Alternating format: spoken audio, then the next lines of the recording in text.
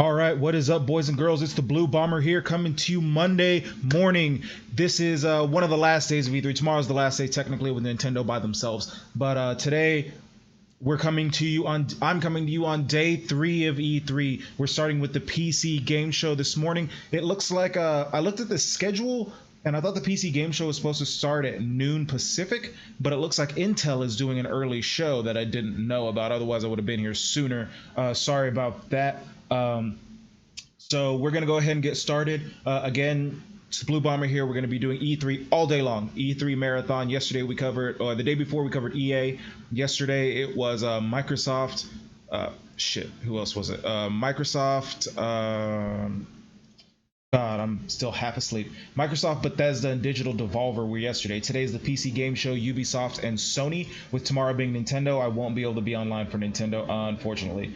So I'm going to go ahead and just jump into this right now, and we're going to go from there. This is the Intel conference that's going on live. If you want to follow me on all the social medias at the bottom of your screen right there, that's blue_bomber with a 0 instead of an O. I'm on Twitter, Facebook, and YouTube. Best place to find me is on Twitter. I always post when I'm going live on Twitter.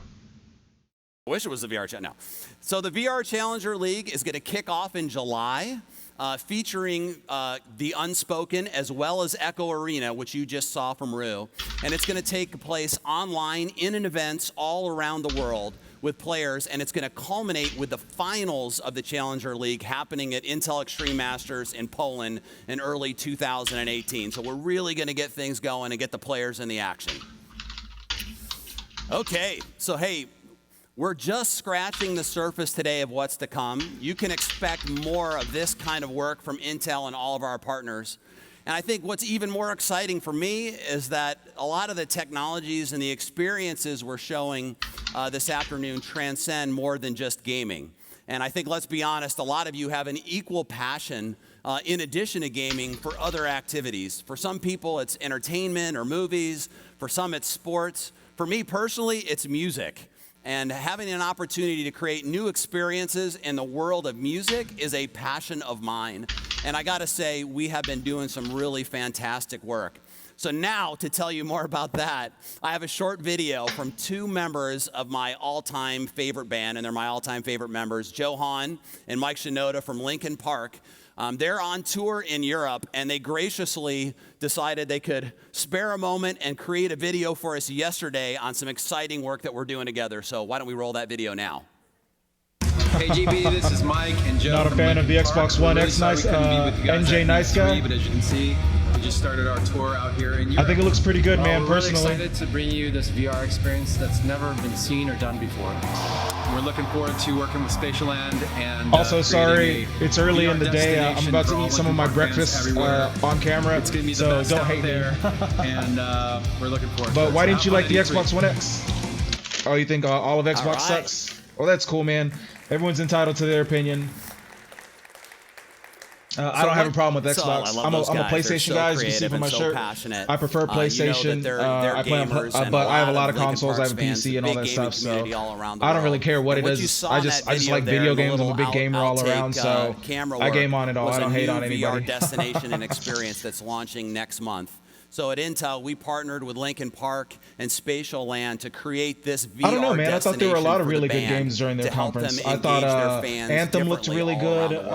So for all you big fans of Linkin Park around the world, they had a lot of really good games. Like I thought. You just grab your VR headset, grab an Intel-based PC. Cuphead looks good, check out the new destination, VR destination, for some great my new thing with experiences, Microsoft including is, music, I guess kind of like you said, they didn't sell it well enough. Anything that's going to be on Xbox One X is also going to be on PC. So if you have a PC that can handle it, then there's no reason to buy an Xbox, and that's kind of lame. Like, I can understand why that would suck, and it is kind of lame. So I mean, that's that. But if you're not a PC gamer and you're into consoles and stuff like that, then it's probably one of your best bets right now. The Xbox One X, 4K gaming at 60 frames per second. It's not bad, man. They had Forza 7 yesterday. That looks good. State of Decay 2, Crackdown 3 looks good. Sea of Thieves looks like a lot of fun. It's been an Super Lucky's action-packed Tale, event man. here today at E3. We're super thrilled and excited to be here. Like I said in my opening, Well, I'm hoping it's your Sony can answer, passion man. I'm that really drives hoping Sony us can to answer innovate because every day, Xbox and I came mean strong that. yesterday, You man. can Like I said, expect I'm a us to Sony fanboy, but I've got to all kinds of innovate and to consoles. I've got bring the Nintendo, best PlayStation, experiences to PC, you. and all that. And So as you continue to bring but I am a your PlayStation A-game, fanboy, we're gonna do the and same. I really So want to that, see stay what tuned for Sony the has to PC say gaming because show. Microsoft came out And real strong, everybody out man. there, let's game on. Woo! Thank you.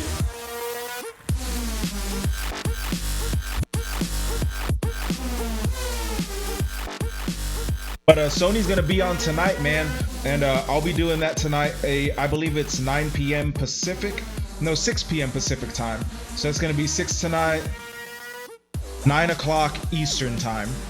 So it's gonna be tonight, and I'll be here doing Sony. I hope Sony shows better games. I really do. I'm expecting Bloodborne 2 at Sony's press conference. I'm expecting to see Spider-Man from Insomniac. Insomniac made Sunset Overdrive on Xbox, and Insomniac also made a lot of good games back in the day, man. So I'm very pumped for Insomniac right now, doing Spider-Man. I think it looks real good. On top of that, I really want to see Sucker Punch's new game. I think Sucker Punch will come with something good. At least I'm hoping they'll come with something pretty good. What are you looking forward to at the Sony press conference, man? Alive, awake, responsive.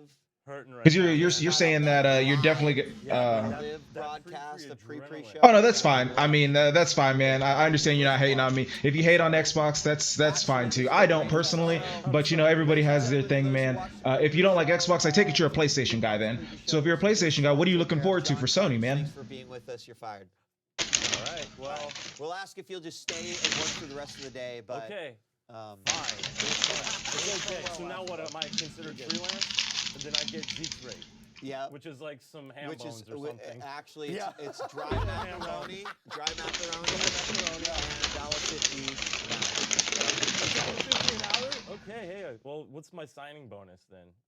a stick of gum. A stick of gum. Oh, Okay. yeah. I'm in. All right. I'm hired. Intel.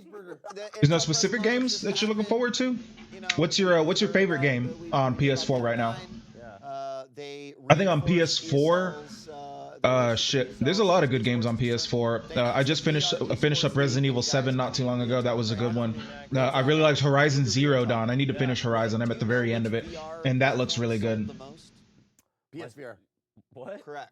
Right. I mean, maybe Samsung Gear. A lot of people liked Bloodborne. I don't like the Souls games personally. I'm not a Souls guy, but I do have Bloodborne. I didn't like it all that much, but a lot of people do like those types of games. So I mean, more power to them if that's something that they like. Sorry, my dog's here sniffing at my breakfast. For esports VR, I'm thinking it's a little early, guys. I think so too.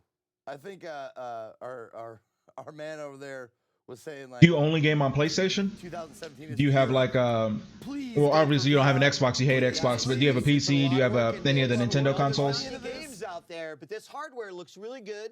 It's got a lot of surface area. I think Destiny has a deal with Sony, if I'm not mistaken. That's why they get the content early. Like they get exclusive strikes and stuff that come out to Sony a year early before Microsoft.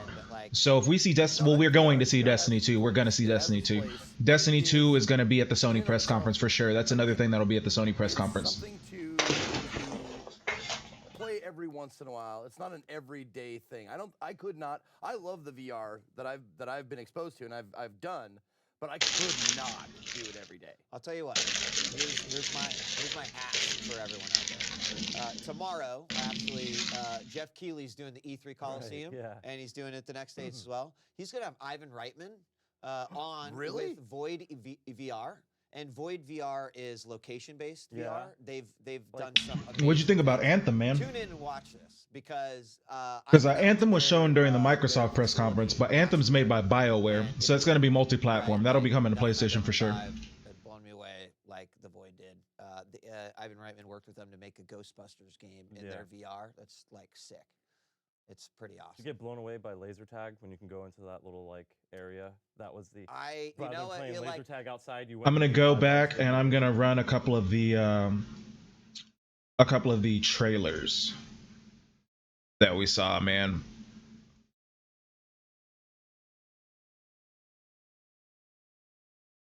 like shit.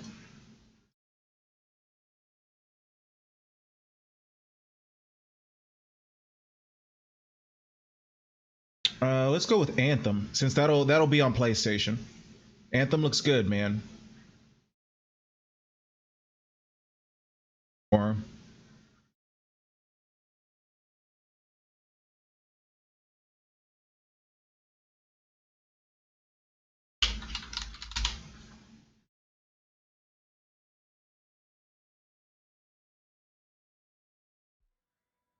Hi, I'm John Warner, game director for Anthem.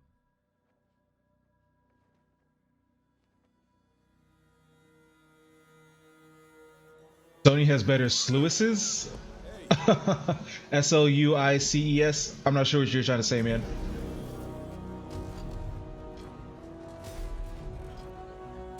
But I'm gonna run through some of the trailers that we've been seeing at E3 so far, and since there's no conference going on, it's just Twitch doing their post show or pre-show.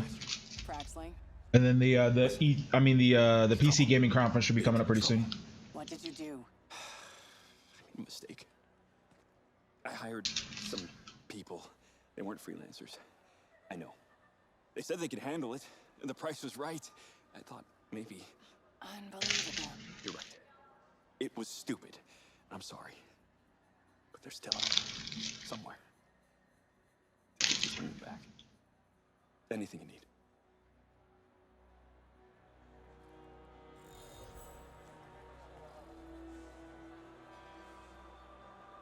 I'll get to it tomorrow. All right. In the world of Anthem, you and your friends are freelancers, the heroes who leave the safety of the walls of Fort Tarsus to explore the unknown and protect humanity. Did you get a chance to see the EA press conference? Expedition. Hey, Paul. You ready to go? I think some of the new sports titles coming out from EA looks good. I decided to go with the Colossus. I'm gonna use my Ranger. Try out some new upgrades. You thought all the games during the Xbox press conference were bad?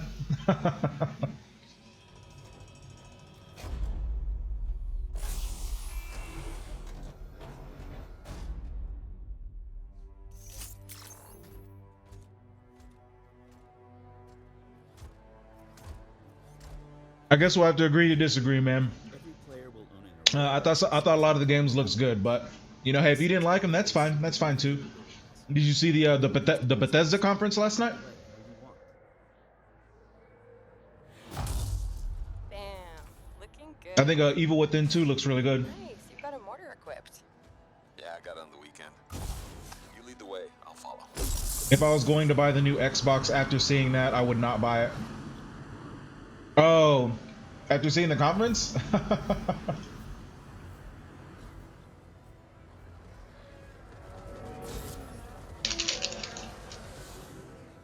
This is a vast open world you explore with your friends. Each Javelin exosuit has its own unique playstyle. The Ranger is balanced and all-purpose, while the Colossus is a tanking powerhouse. All right. Let's see what's up here. The world of Anthem is hostile, and threats can come from any direction. It's a dynamic world where the unexpected is around every corner. I'm not sure we want to use all our supplies on this guy. Yeah, he seems like a problem for another day. So you haven't liked anything from E3? All of E3 sucks? We're getting some fire from up ahead. I'll go low. You flank.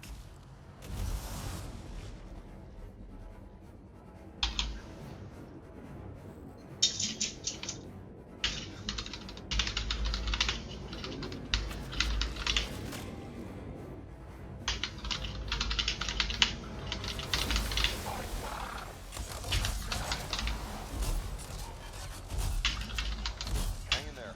Almost there.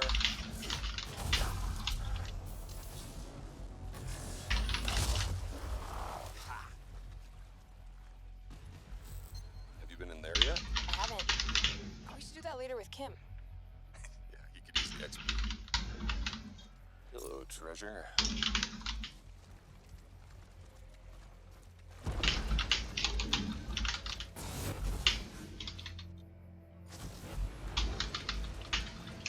I think we got some action a bit.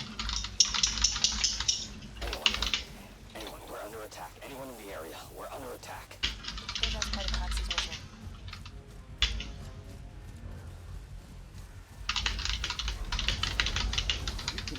Javelin exosuit with gear that brings devastating power to combat.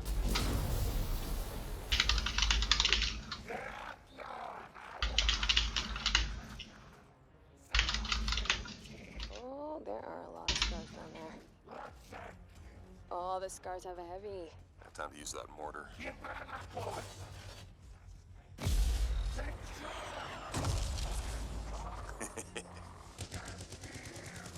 Give me some covering fire. There's a bunch more coming in. Okay, I'll get this round.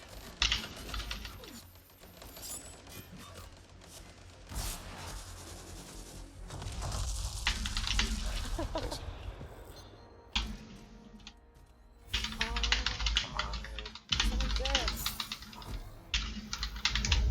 Oh, yes! Jer's Wrath. Oh, nice. Large-scale world events like Shaper Storms. Oh well, I thought the Bethesda conference was cool too, man. Promise of I didn't like everything from everyone, but I thought each conference had some good games. Some not great, some great. I don't know. I liked a lot of them, man. Actually, let's get some more people. Hold on a sec. Hey guys, what's up? Hey, what's happening? I'm right behind you.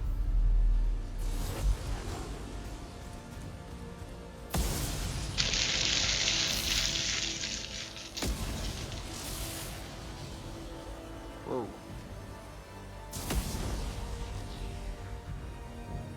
This storm is getting crazy.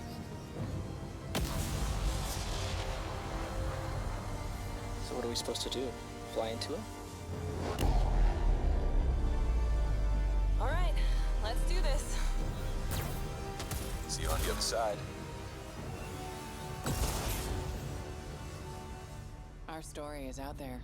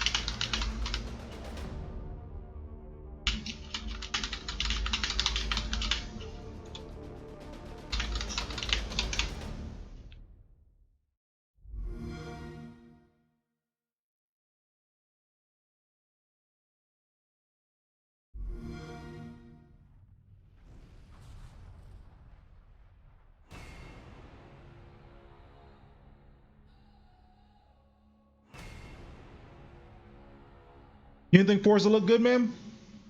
I think Forza looks really good. I mean, it's one of the best looking racing games on the market right now. I want to see Gran Turismo. Gran Turismo Sport should be shown at Sony's press conference tonight, and I want to play. I want to check out Gran Turismo Sport for sure.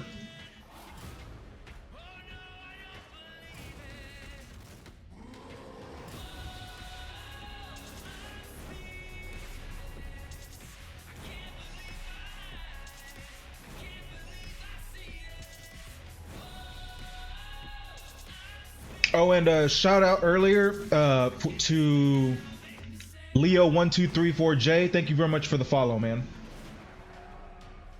I had a VOD up, then I didn't see the follow, and I'm seeing it right now in Stream Elements that I got a new follow. So thank you very much, man. I appreciate it. I'll be here all day, guys. I'll be here all day streaming E3 from beginning to end. We're starting with the PC conference today. That's the first one that's going up. The second one is going to be Ubisoft. And then tonight is going to be Sony. So I'm going to be here all day. In between, I'll be streaming some of the trailers. I'll be streaming some of the interviews and stuff. So keep it locked, man. Please come back. Shoot me a follow. Follow me on my social medias. And yeah, man. Anything you missed, if you want to check it out, I'll be here. And even in between when I'm sitting here watching trailers, I'm taking requests. So if you missed the game and you want to check it out, I'll throw it up on the screen for you. Just let me know. On Xbox One.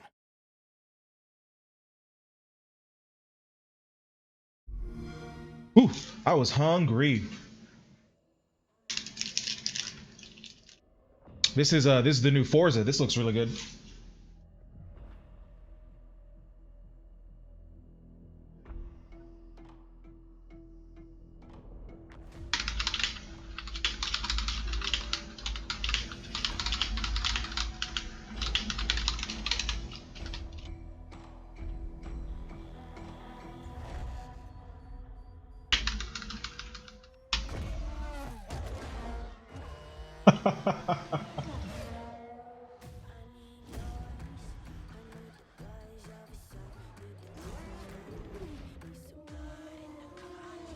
I guess we'll find out, man. We'll find out if Sony can answer. I really want Sony to come back and have a very strong press conference. I definitely do. I just don't know if they can. I won't say I don't think. I just don't know if they're going to be able to beat it. And I say that as a man wearing a PlayStation shirt. So I want them to win. I want them to come back strong. I just don't know if they can beat what Xbox did, man. Microsoft came out real strong.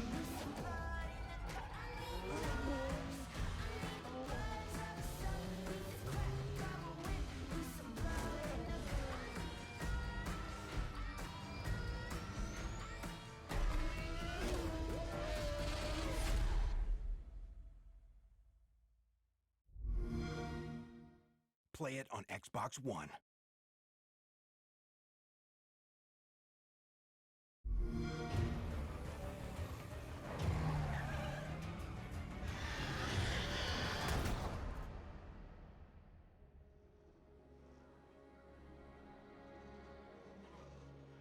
When I what? You just said when you.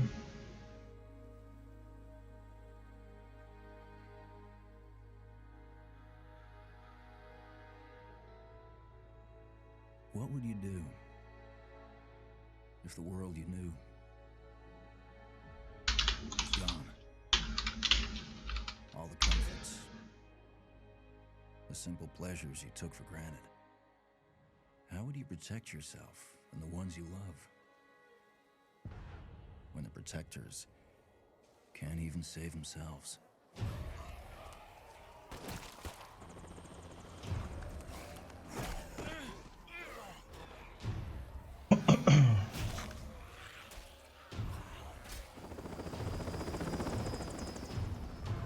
Army's pulling out. Come on.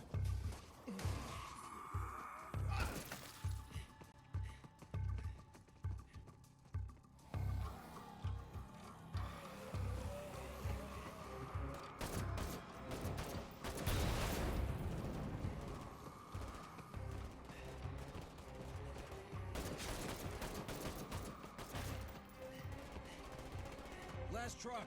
Get in.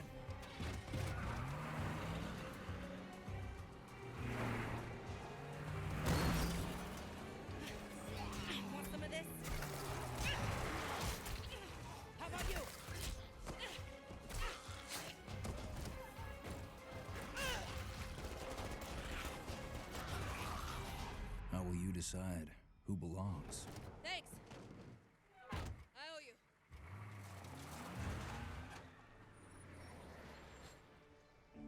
How will you choose a place to call home?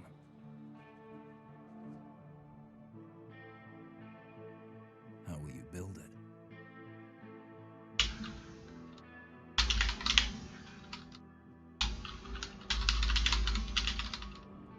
Work together to defend it. From the terror just outside the walls.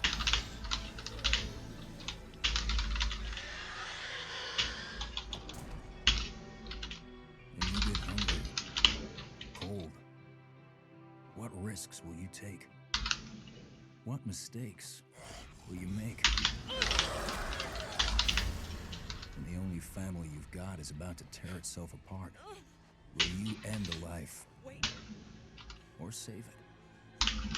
Please. This is our only one, but we need everybody we've got.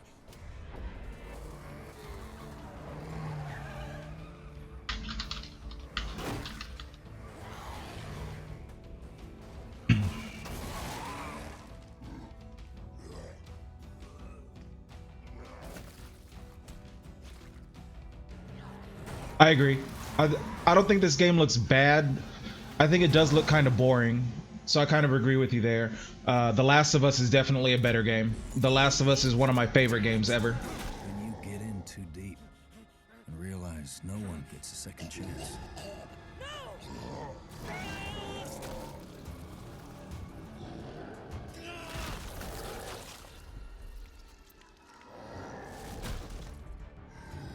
How will you find the strength to carry on?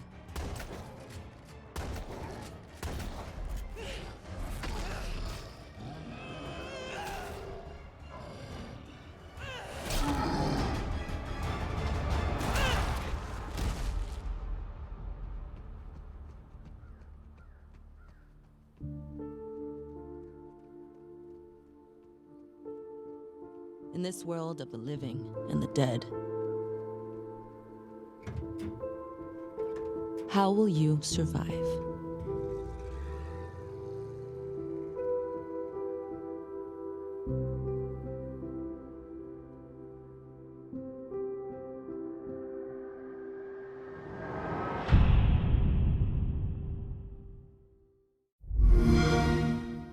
Play it on Xbox One.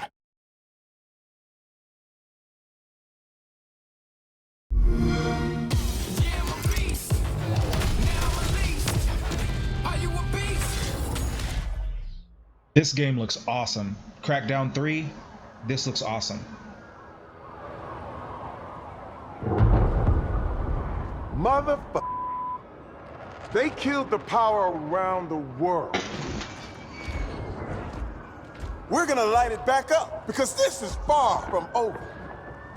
In fact, it's only just begun. That's why we brought in you. You got the talent. Now you need the tech. Big things too far! Today, you throw grenades. Boom! Tomorrow, you'll be throwing cars. Ah! Forget dropping bombs. You're dropping buildings. Now it's time to get to work. Time to step up your boom. Oh, that's my cue. It's go time. Yeah, son! Oh, yeah! Welcome to the agency!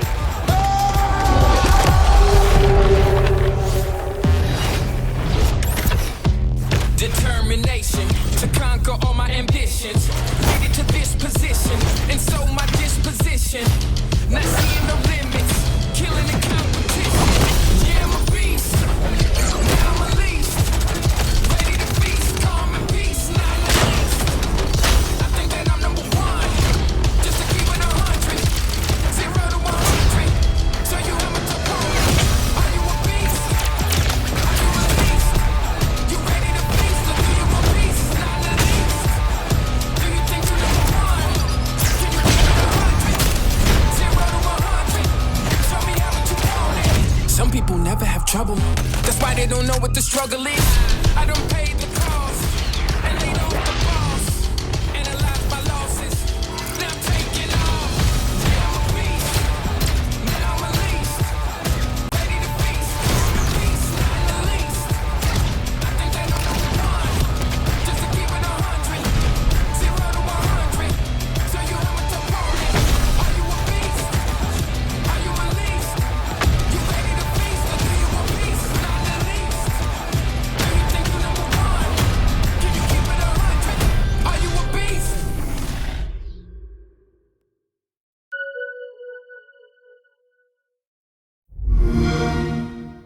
play it on Xbox One.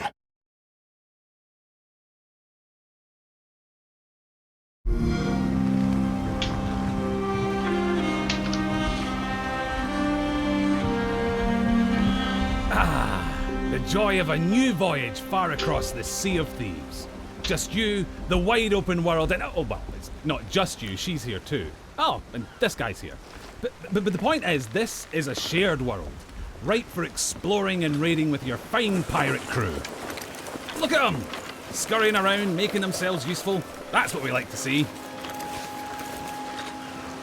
The world of Sea of Thieves seethes with possibilities, with adventures skulking above and below the waves. All you have to do is jump in and oh, there she goes.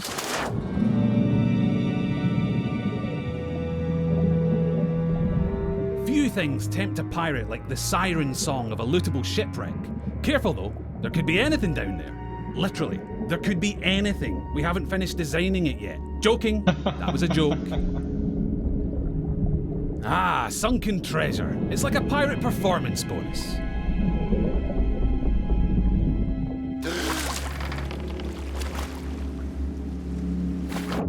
Every player's decisions and discoveries will be different, but however you plan on seeking your fortune, it pays to be prepared.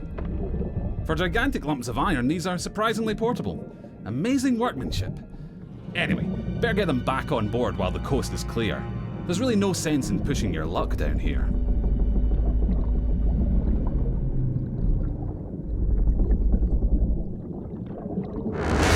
Now that is not a beast you want to pick a fight with.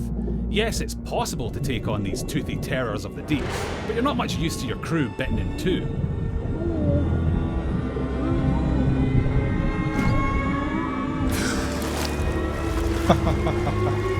This looks good. Sometimes a tactical retreat is perfectly acceptable, in the spirit of that legendary pirate captain, Pathetic Dave. I can't wait to play this game personally.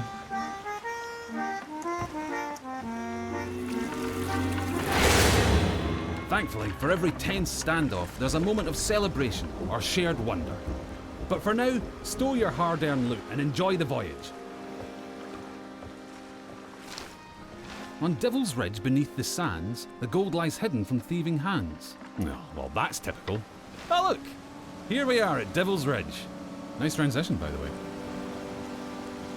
And so you'll shift from the heart of the sea to the island shore, where you'll explore jungles and coves, cliff tops and caverns.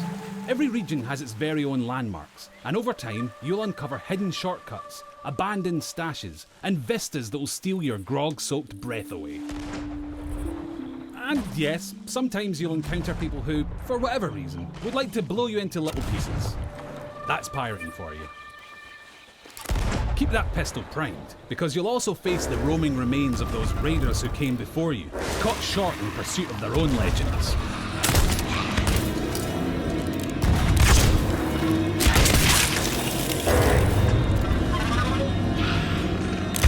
An afterlife of fighting and troublemaking until all your bits fall off.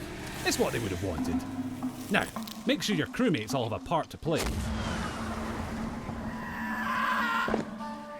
Yep, that works. And look, he brought the riddle map. Seek the cursed boar shrine where there is no sky. It lies in wait for a light held high. Right, well that's got to be around here somewhere. But if you've got a bad feeling, you can always leave someone on board to brace the ship for a speedy getaway. Decisions. Ah, looks like they've sniffed out that place where there is no sky. Time to pool your resources as you plunge into the unknown.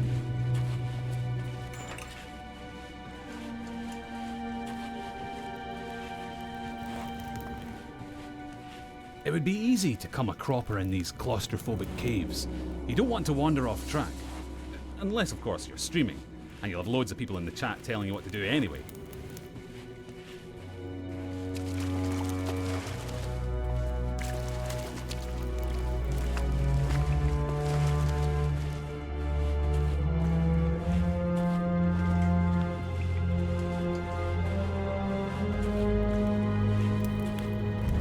Don't mind that, it's probably nothing.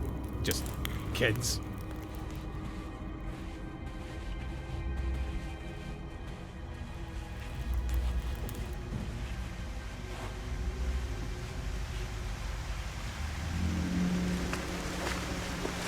Of course, the premier plunder isn't just lying around to be claimed by any old drunken bumbler. You'll need to watch out for likely locations, following your map, clues, and your instincts to make light work of each new mystery. Light work. Little lantern joke there, you're welcome. Anyway, step 11 paces northwest, through the gloom. Dig my chest from its tomb. And with that, we're one step closer to payday. Then again, some of the loot in these parts has lain undisturbed for a long, long time. That has to be the spot. You can practically taste the treasure. Good call on the double duty shovel work too. That storm outside was nipping at your heels.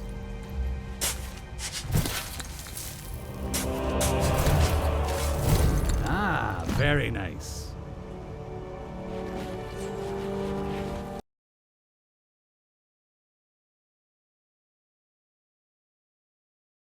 All right, looks like the PC Games Conference started. We're bringing back some familiar elements from earlier games, yes. Yeah. And so, but combat-wise, she's a mix of stealth and close-quarters combat, so she can vanish from sight, and she uses that to get in close on the soldiers and use her blade. So, like the other Chosen, she's very powerful, and she has a sort of unique fighting style that the player hasn't seen before. And we've talked about this new obstacle in the form of the Chosen. You know, mentioned the Assassin. Who are the other two? There's the Hunter, that's more of a long-range sniper. Yeah. And then we have the Warlock, which is, you know, a warlock. So, doesn't he look like a warlock? So yeah, they all have very unique skill sets, and so it's fun to fight each of them. What about the new tools that players have in order to try to overcome this obstacle of the Chosen? Yes, so as you saw in the trailer, XCOM is not the only resistance movement on Earth. So in War of the Chosen, you have these three factions out there, and like the Chosen, they all have distinct philosophies and distinct fighting styles. But for the player to get access to those, first they have to win those factions over. They have to recruit them to the XCOM cause. But when you do, you have access to the most powerful soldiers we've ever created. So and we're taking a look at the Reaper right now. What's the gameplay of the Reaper? That's right, the Reapers. So they are sort of stealth marksmen and saboteurs. Then we have the Skirmishers, which are actually defectors from the alien army. Oh, that makes sense with the art style. Yeah, yeah. Look at those fingers. Yeah, so they're half alien human hybrids, and they're sort of like single soldier wrecking crews. They're really powerful. And then we have the Templars, and they're the most mysterious of the factions. They are psionic wildlings, and they work a little differently because they build up power over multiple attacks that they can then unleash in more devastating abilities. So it's sort of like a mini resource management mechanic specifically for the Templar. It definitely is. There's trade-offs there where as they gain focus, you either want to keep it because it makes them stronger, or you can spend it on these really powerful abilities.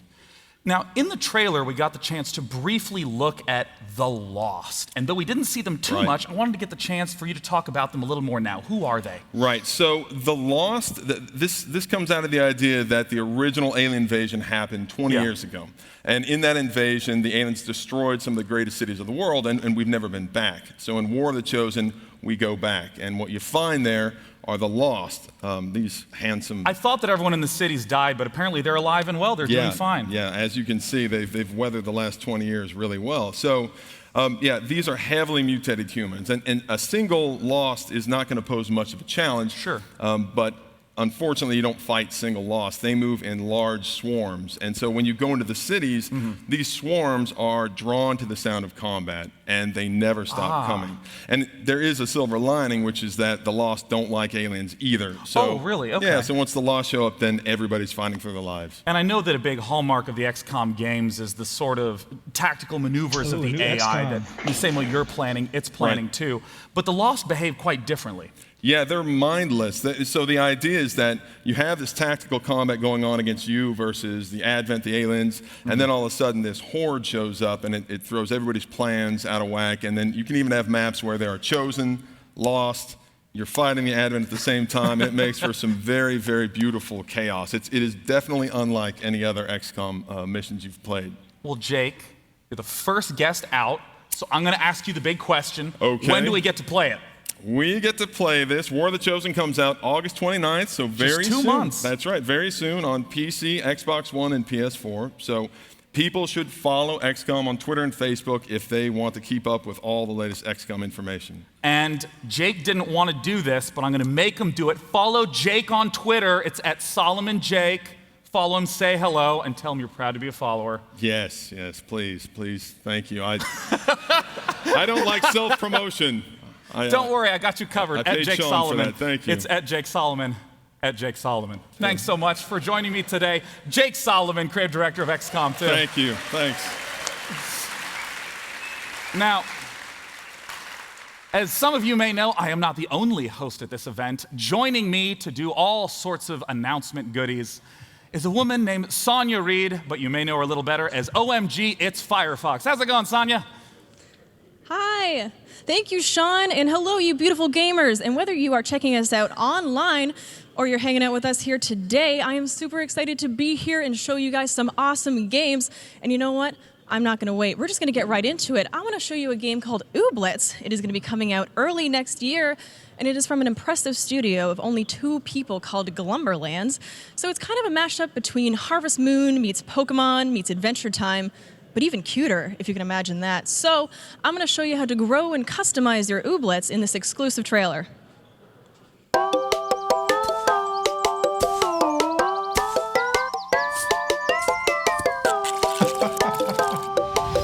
Oh, this looks hella cute.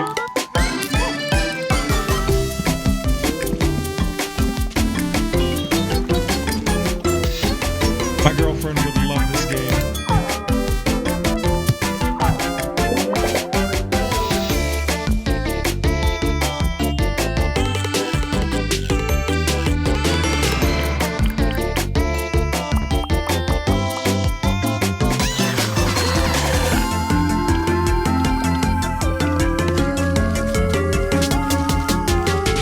Hey, what's up, Scalper? Thanks for stopping by, man. How you doing today? How's work going?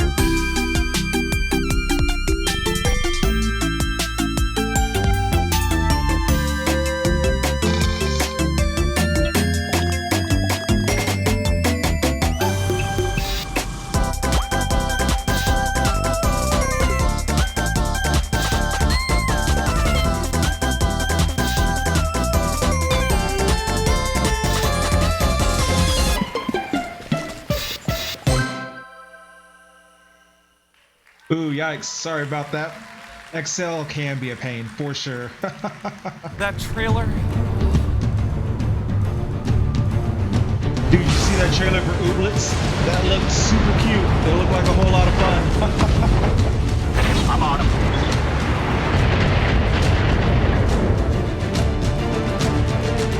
Yes, Commander. Moving to position.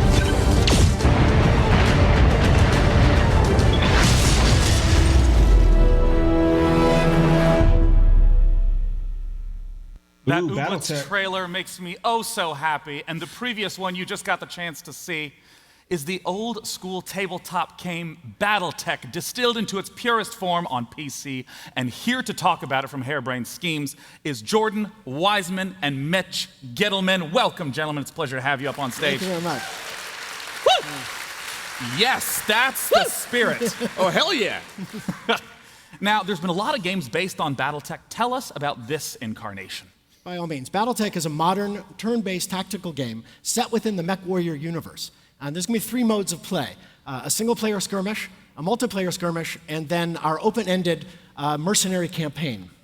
Well, I want to hop straight into some of that single-player content by taking a journey to the Argo. I understand that, there's all sorts of combat goodies that we're going to see in a moment, but the Argo is in between missions. Walk us through what we're seeing Right, so here. the Argo is a broken down hulk of a spaceship from a bygone era, and it is your mercenary command center. You could take it all over space, going from star system to star system, and taking mercenary jobs from all sorts of different people, from petty dictators all the way up to the great lords and ladies of the noble houses. And from there, you can also command your entire mercenary crew. There's Samiri, she's your navigator, it's super and cute. you command I guess her it and is all kind of of your a kid's mech game. warriors It as you kind of take looked your like jobs Animal and upgrade Crossing, your like ship. you took care of I'm curious animals. a little bit you about tended the farms and stuff storyline like in the that. single player. But it looked like a Sure. fun little So game. you're just going to to, see like, in a chill few back and moments play for a little Lady while. Kamea Arano. She's a deposed ruler. Her throne was taken by her uncle, and you are going to jump in and help her regain her throne. Of course. It's been plunged, the whole space has been plunged into a bloody civil war. And these, of course, are the tools of negotiation and diplomacy called battle mechs. And here in the mech bay, which is one of the key components of the Argo, you're able to customize BattleTech the looks mechs, awesome. adding different weapons, changing out weapons and armor, heat sinks, all that kind of stuff. Yang here is your master of ceremonies. He's one of the key crew members because fixing these mechs after you come back from combat, you're a merc. You're supposed to make money. Taking damage, sets you behind, and so that's a really delicate balancing act. I can imagine that trying to get all the parts that you need for your ship can be a little difficult. Absolutely. That's why things like, especially in this time in era where parts are scarce, battlefield salvage is an important part of the game, and that also gets into like when you take out an enemy, try to leave the parts you want. Yeah, you want to hit him just hard enough to take him down. There's Lady Kamea Arano there, and she's going to be the person you work for during the campaign. But of course, when the campaign ends, the single-player story ends, you can still play the open-ended campaign, traveling around doing whatever you want. PC conferences and are now, the but battle Sony mechs. Yes, tonight, now man. we're going to get a chance to Thanks for look at stopping the by, man. combat itself. You're coming down from the Argo, you're descending into battle. Walk me through what we're seeing. By all means. So BattleTech full 3D environment, and like a modern tactical game, the environment counts, right? Line of sight, sensors, cover. Even though you're friggin' 30-foot tall, covered in armor, hiding in a forest still helps. It soaks off damage. And so all of those are kind of core components of any modern game, and especially facing, which is really important in this game. Facing really matters in BattleTech. Battle mechs aren't giant bags of hit points. Instead, they have 11 different armor locations. There's internal structure. They have the internal components, these critical slots filled with all sorts of important pieces. So what you're trying to do is strip off the armor from one location and then keep your facing to try and penetrate it, get to the juicy bits. Yeah, I mean, I see this diagram at the top. It's reminiscent of the original tabletop game, which I indeed. actually played as a kid. And I mean, like... As a kid, huh? Thanks, pal. I mean, I understand it's the same sort of idea where damaging the arm disables that weapon, but Absolutely. the mech can keep going. And you keep going on, you blow that arm off, and they lose those weapons. And the back is really juicy and tasty, too. You get around the back of a battle mech and penetrate. I said that out. We're live, right? We'll allow it. We'll allow there it. you go. What you just saw there is melee. One of the things we're really excited about. I mean, mechs were not only weapon systems; they're giant, armored suits, and so going up and being able to slug and kick and just even put a foot through a cockpit or death from above, jump up and slam down on mechs. All that stuff is supported in this game. And You really want to manage your heat, too. You're walking, these mechs, the pilots are sitting on a giant nuclear reactor, basically. And so you really want to watch your heat, how much like this your, guy here is your overheating. different weapons do, because if you shut down in combat, you are quite vulnerable. It's been really fascinating to watch a lot of the streams because I know you guys just went into beta. Where can the people here go to sign up to play? Why, Sean, they can go to BattleTechGame.com. That's BattleTechGame.com. Come find us on BattleTechGame.com. And if you're interested in a used mech, this is the guy to talk to. That's right. Now, I'd like to state again, BattleTechGame.com. Thank you guys so much for coming out. Jordan, Mitch, it's been a pleasure. Thank you. Cheers. Yeah. Now, our very next game you may recognize from PC Games past. To talk about it, we got Sonia in the mezzanine. Thank you, Sean. Our next game is to come to us from our friends at Tales World Entertainment, and they have been working on an awesome open-ended action medieval RPG game, so I don't want to waste any more time. Let's just get right into it. We're going to check out the trailer for Mountain Blade 2 Bannerlord.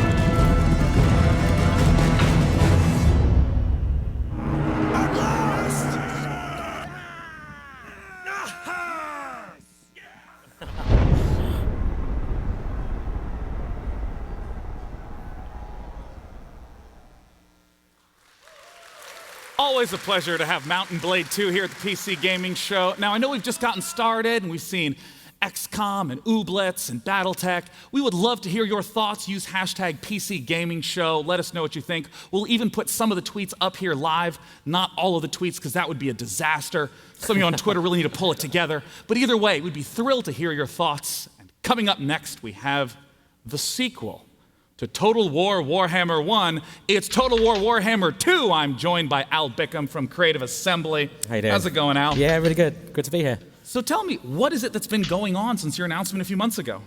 Quite a lot, really. I mean, this is we're working on the second game in our trilogy. It's going to be every bit as big as the first game, but we're layering on. We're sort of doubling down on all the stuff that made the first game so fun, which is real diversification between the factions and a whole range of new kind of gameplay extras in the campaign game as well. So 4 new factions set across 4 new continents. There's 4 new factions, is there? Yep, 4 new factions, yep. I thought there were 2 big ones we were talking about. No, well, we're focusing on the High Elves and the Lizard Men at the moment. Yeah. But there's the Dark Elves as well, and another 4th race, which we have yet to announce. Oh, you tease. I know, terrible, isn't it? Well, Al, talk to us a little bit about the High Elves and the Lizard Men. Right, so they're both essentially working towards the same goal in the campaign game, which is to heal the Great Vortex, which is a sort of unique feature of the campaign map, which ties the whole narrative of the game together. Right. But even those in the Warhammer world with the same aims will inevitably come to blows at some point. So that's what we'll be showing today. And we're going to be looking at what is called a quest battle between the High Elves and the Lizard Men. Walk us through a little bit of what we're about to see. Okay, so this is we're about to show some footage from a quest battle for Krokgar, who's one of the legendary lords for the Lizard Men, and this is one of his quest battles, and it's the battle for the Fallen Gates. So you'll see the massed Lizard Man forces trying to oust the High Elves as they try and they're sort of meddling in an ancient power site of the Lizard Men. Well, I'm very excited to take a look. It's going to be some in-game footage from the Battle of the Fallen Gates.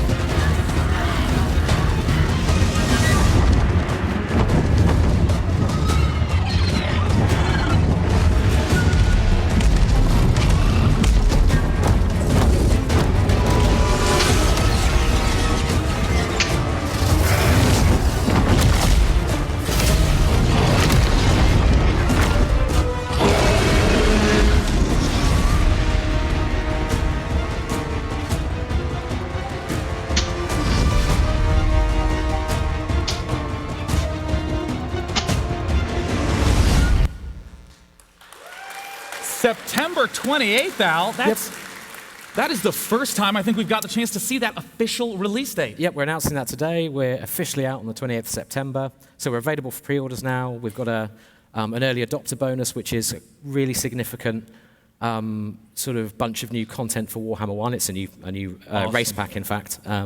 So yeah, we're out this year. Well, I want to take a step back, and I want to have you talk a little bit about what it was that we just saw in the Battle of the Fallen Gates. Right, so as I mentioned, this is a quest battle, and this is the Lizard Men versus the High Elves. Right. And this is what we've got playable here at E3 this week. So you'll be able to take control of the Lizard Men in that battle and experience that immense diversity and all the crazy stuff that's going on in their army, because they're essentially an army of ancient spacefaring dinosaurs. And they, small dinosaurs that ride big dinosaurs with Aztec space lasers, and it's playing with Warhammer. It's just dinosaurs all the way down. All the way up and all the way down. Yeah. So and Warhammer gives us these toys to play with, to make the game with. It's awesome. Well, backing out of the battle, I know that the campaign map in Total War Warhammer was a big hit. What's going on with the campaign level in Warhammer 2? So in Warhammer 2, we've got a ton of new campaign features which lead you to kind of explore and discover and gain new abilities and that kind of stuff. And it's all based around a sort of overarching narrative, so all the races are in tension right until the end. But we're also, shortly after launch, we're also releasing a free update for the game, which will bring the combined campaign map into play, which is the landmass from Warhammer 1 and Warhammer 2 together in a gigantic campaign map where you can play any of the races awesome. that you own from both games, yeah. Well, I understand you have presence here at E3, not just in this show, but also on the floor. What are players going to get the chance to play there? Yep, so they can play the Battle of the Fallen Gates. We've got 2 difficulty modes, so a kind of starter difficulty mode and a veterans difficulty mode. And they'll also get to see, we're also rolling, when you play it, you'll see the actual campaign map as well. We've put a video together that details loads of the new features in the campaign map, so you can actually see that in action as well. So if you get a chance, go play. It's really good fun. Well, Al, I want to thank you for coming out and talking to us today about My pleasure. Total War Warhammer 2. Once again, feel free to check it out on the E3 floor, or if you're at home, there'll be tons of footage and updates about the Battle of the Fallen Gates. Now, our next game is in the card game genre, a genre where no matter how hard I try, I wind up playing bad decks and having fun. Here to talk about the upcoming expansion for Shadowverse is Kriparian. Hey guys, how's it going? Kriparian here. Today I want to talk to you guys about Shadowverse. Shadowverse is one of the best card games out there because it basically just does everything right. Every time I log into Shadowverse, I have an amazing experience. I can play whatever deck type, whatever deck, whatever cards, anything I want to do. And of course, every time there's new cards added to the game, this whole thing gets forwarded and really the game gets so much richer. And with that, ladies and gentlemen, I give you the worldwide debut of the Wonderland Dreams trailer.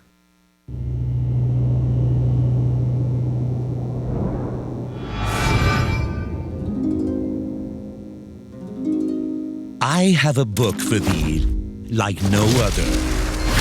Each page a window to a long-lost land, where fairy tales dovetail with myths, and wishes give birth to legends grand. Knights and dragons, or wistful love. Within this book, all ambitions bloom. But be warned, my fickle friend. A dark abyss awaits us all. For blood-pricked roses wishes be. But fear not to bite life's fruit, for in this land, courage is key. With bated breath, the door sweeps open, glory-bound or purged in flame. The hand you choose defines your fate. So I ask you, is this really just a game?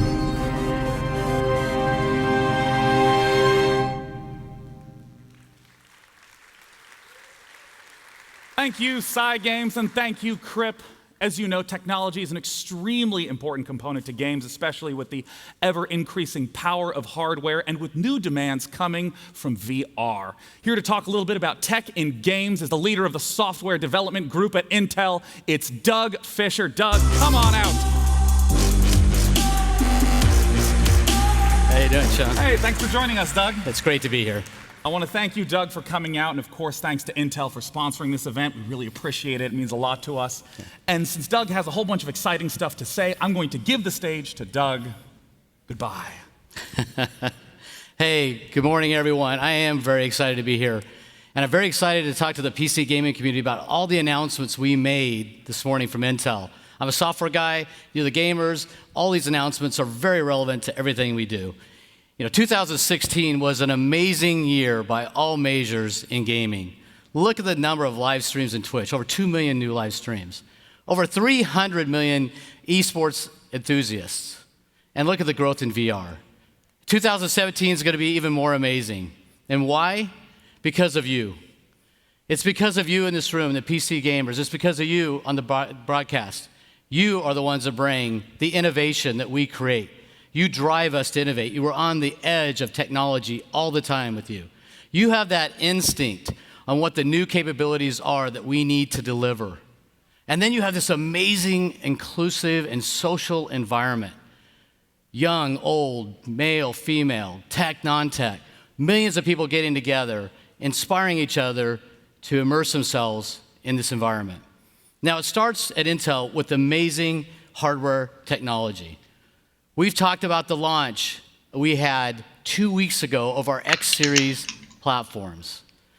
Now, you gaming enthusiasts will love the Core i7X overclocking capability. It's an amazing system. And you megatasters who want to game, create, stream will love the beast of them all, the Core i9 Extreme Edition, an amazing system for this environment. Now, as a software person, I love this environment. I love this hardware. Because why? It gives software people less time waiting, more time creating that amazing content. I work with over 1 million gaming developers to ensure they take full advantage of all that innovation we put on our platforms. Whether it's working on the caching algorithms or the high-density graphics or multi-core, it doesn't matter, all the different areas, the best-known methods. We ensure these millions of developers are making the most out of that platform, delivering the best content. Then we work to market that so that all the gamers out here, the billions of gamers, know the new compelling content that's available.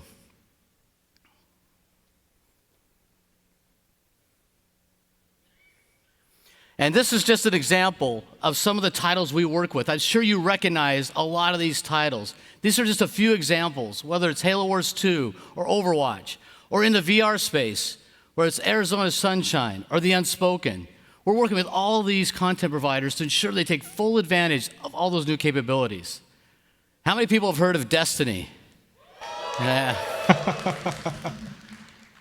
I couldn't be more excited to tell you that we work with Bungie and Activision to bring Destiny 2 to the PC.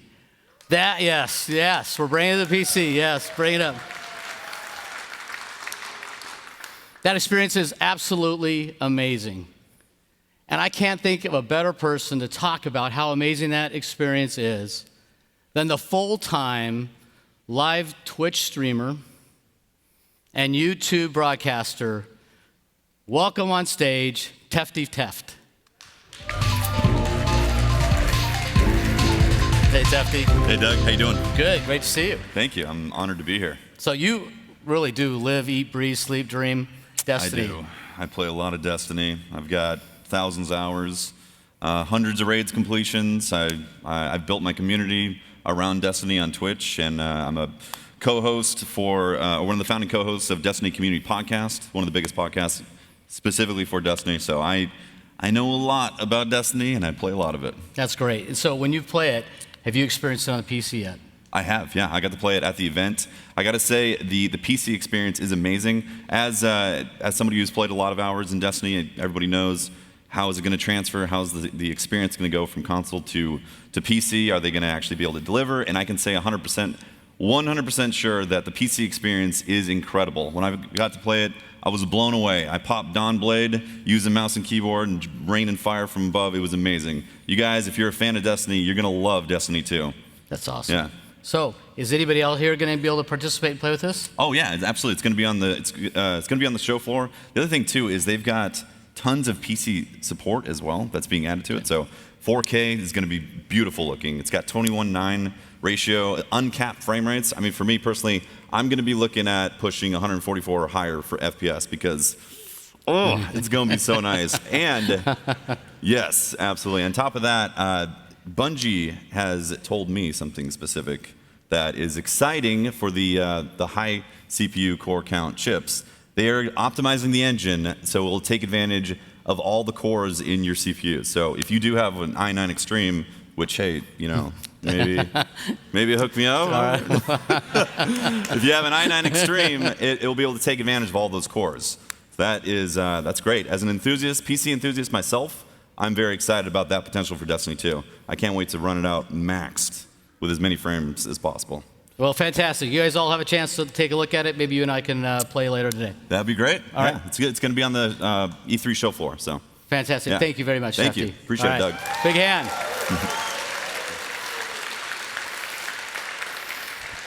I love that. That experience. Nothing says it like that, right?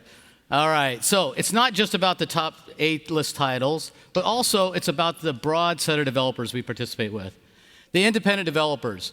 You can see examples Hey, what's of up, Swag? properties that Thanks for they've stopping by, developed. man. We want to make This sure is, the everybody's PC Game developing Show. and creating content on the PC I also to create don't, more and I more don't know if you opportunity noticed, to but participate I got in lucky that. enough to get transcoding this morning. We're inspiring these So if you look at developers your through a quality contest options in called video, Level Up. you Take a can look at do the sponsors 1080p, between 60 Intel. frames a second You got right now. Green Man If Gaming, your internet's- Epic, if your internet can't and do Razer 1080, you can do sponsoring this 720, event. 480 and all that. But We I'm doing have full 1080p, real 60 frames a second luminaries right now. judging, like Tim And Schafer. This is the PC Gaming yes, Tim Conference. Schafer's going to be We've seen a judging lot this of cool games contest. so far, man. The winner will be announced at PAX West in Seattle in September. I encourage you to participate. It's a great event. It's a great opportunity for independent developers to get involved and participate. And why do we care?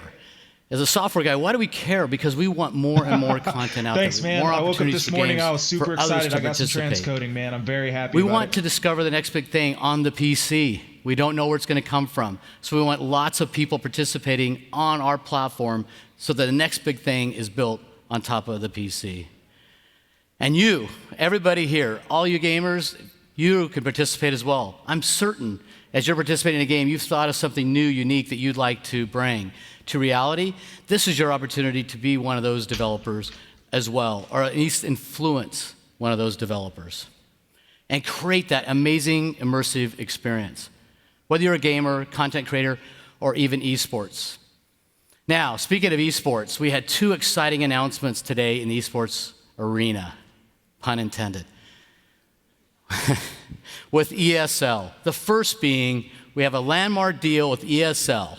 Intel is now the global technology provider for esports for ESL. That's great news for everybody in the gaming community because the latest technology will be used for the events, for the studios, the back-end operations, and the streaming capabilities during the event. You'll have the latest technology at those events. Now, the thing I love about sports, and I'm a traditional sports admirer as well, is they have this tradition around these things called a Grand Slam, whether it's tennis, golf, rugby. They have a Grand Slam. And there's no reason we can't have that in esports. And that's why we're excited with Oculus, ESL, and Intel are sponsoring the Grand Slam event, Intel Grand Slam. And all these leagues getting together, and the first Ubisoft team is to win going 4 be of the at 10 events 1 p.m. Pacific, will be the so it's gonna Grand be 1 Slam Pacific, winner.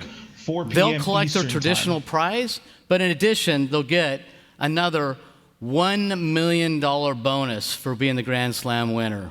$1 million. All right.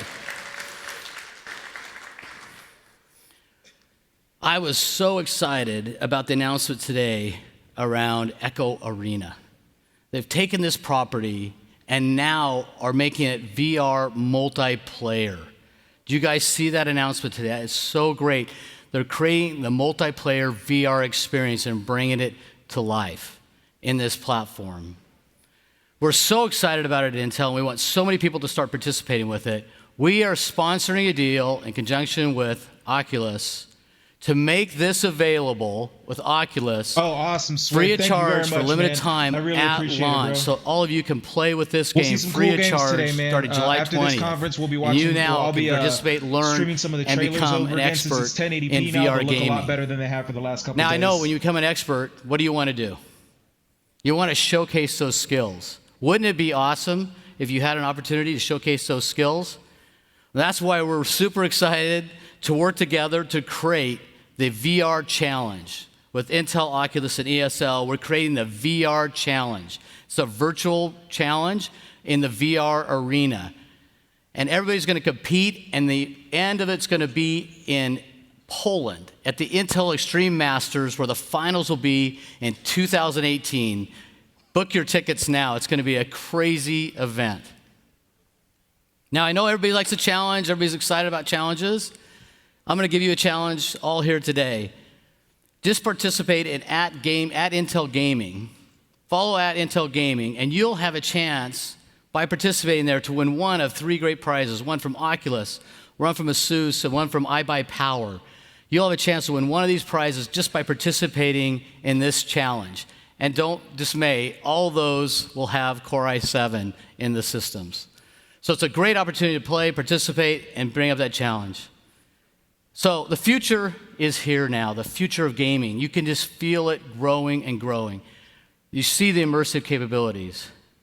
And why is that happening? Because we have amazing Intel hardware. As a software person, that helps me participate in creating amazing and compelling content and those new immersive experiences we all want to have. So the realm of possibilities are here now. An example of that is VR. So I'm stepping away now. I'm going to go up and look at the Echo platform, Echo Arena, and see how it goes, and I'll be back in a minute. So Sean? Thank you, Doug. It was a pleasure to have you. Thanks for all the great announcements. And of course, thanks again to Intel for sponsoring this event. Keep in mind, if you look at the time, we're not even halfway done yet. We have all sorts of games still yet to be announced. So let's go ahead and look at what's to come. You're watching the PC Gaming Show. Coming up, Brendan Green joins us to talk about the future of his smash hit, PlayerUnknown's Battlegrounds. And a new game from Clay Entertainment. Back to you, Sean. No, it should be to Sonya. It's time to take a look at an upcoming game up in the mezzanine with Sonya. How's it going, Sonya? Thank you, Sean. So, as a Firefox, this is a game that pulls on my heartstrings and does not let go. And I just want to hear more about it. And luckily, I've got the perfect person to talk to today. I am joined by Felix Kramer on the game formerly known as Secret Legend. But you've got some special announcements. I saw some secretive tweets from the Dicey Twitter account. You did. Do you want to talk about that? Well, you're exactly right. We were known as Secret Legend, but today we're announcing our new name, Tunic. So you can head to tunicgame.com to find out more about that.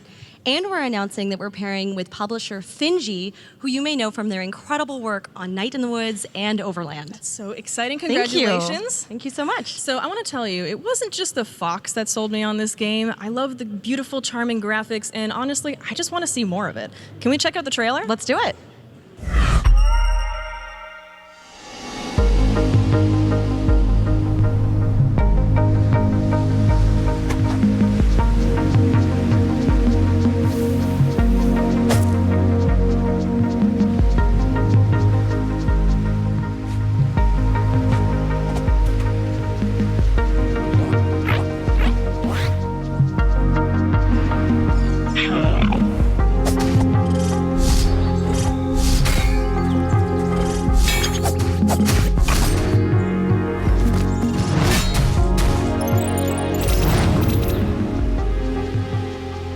This game looks like a lot of fun so far.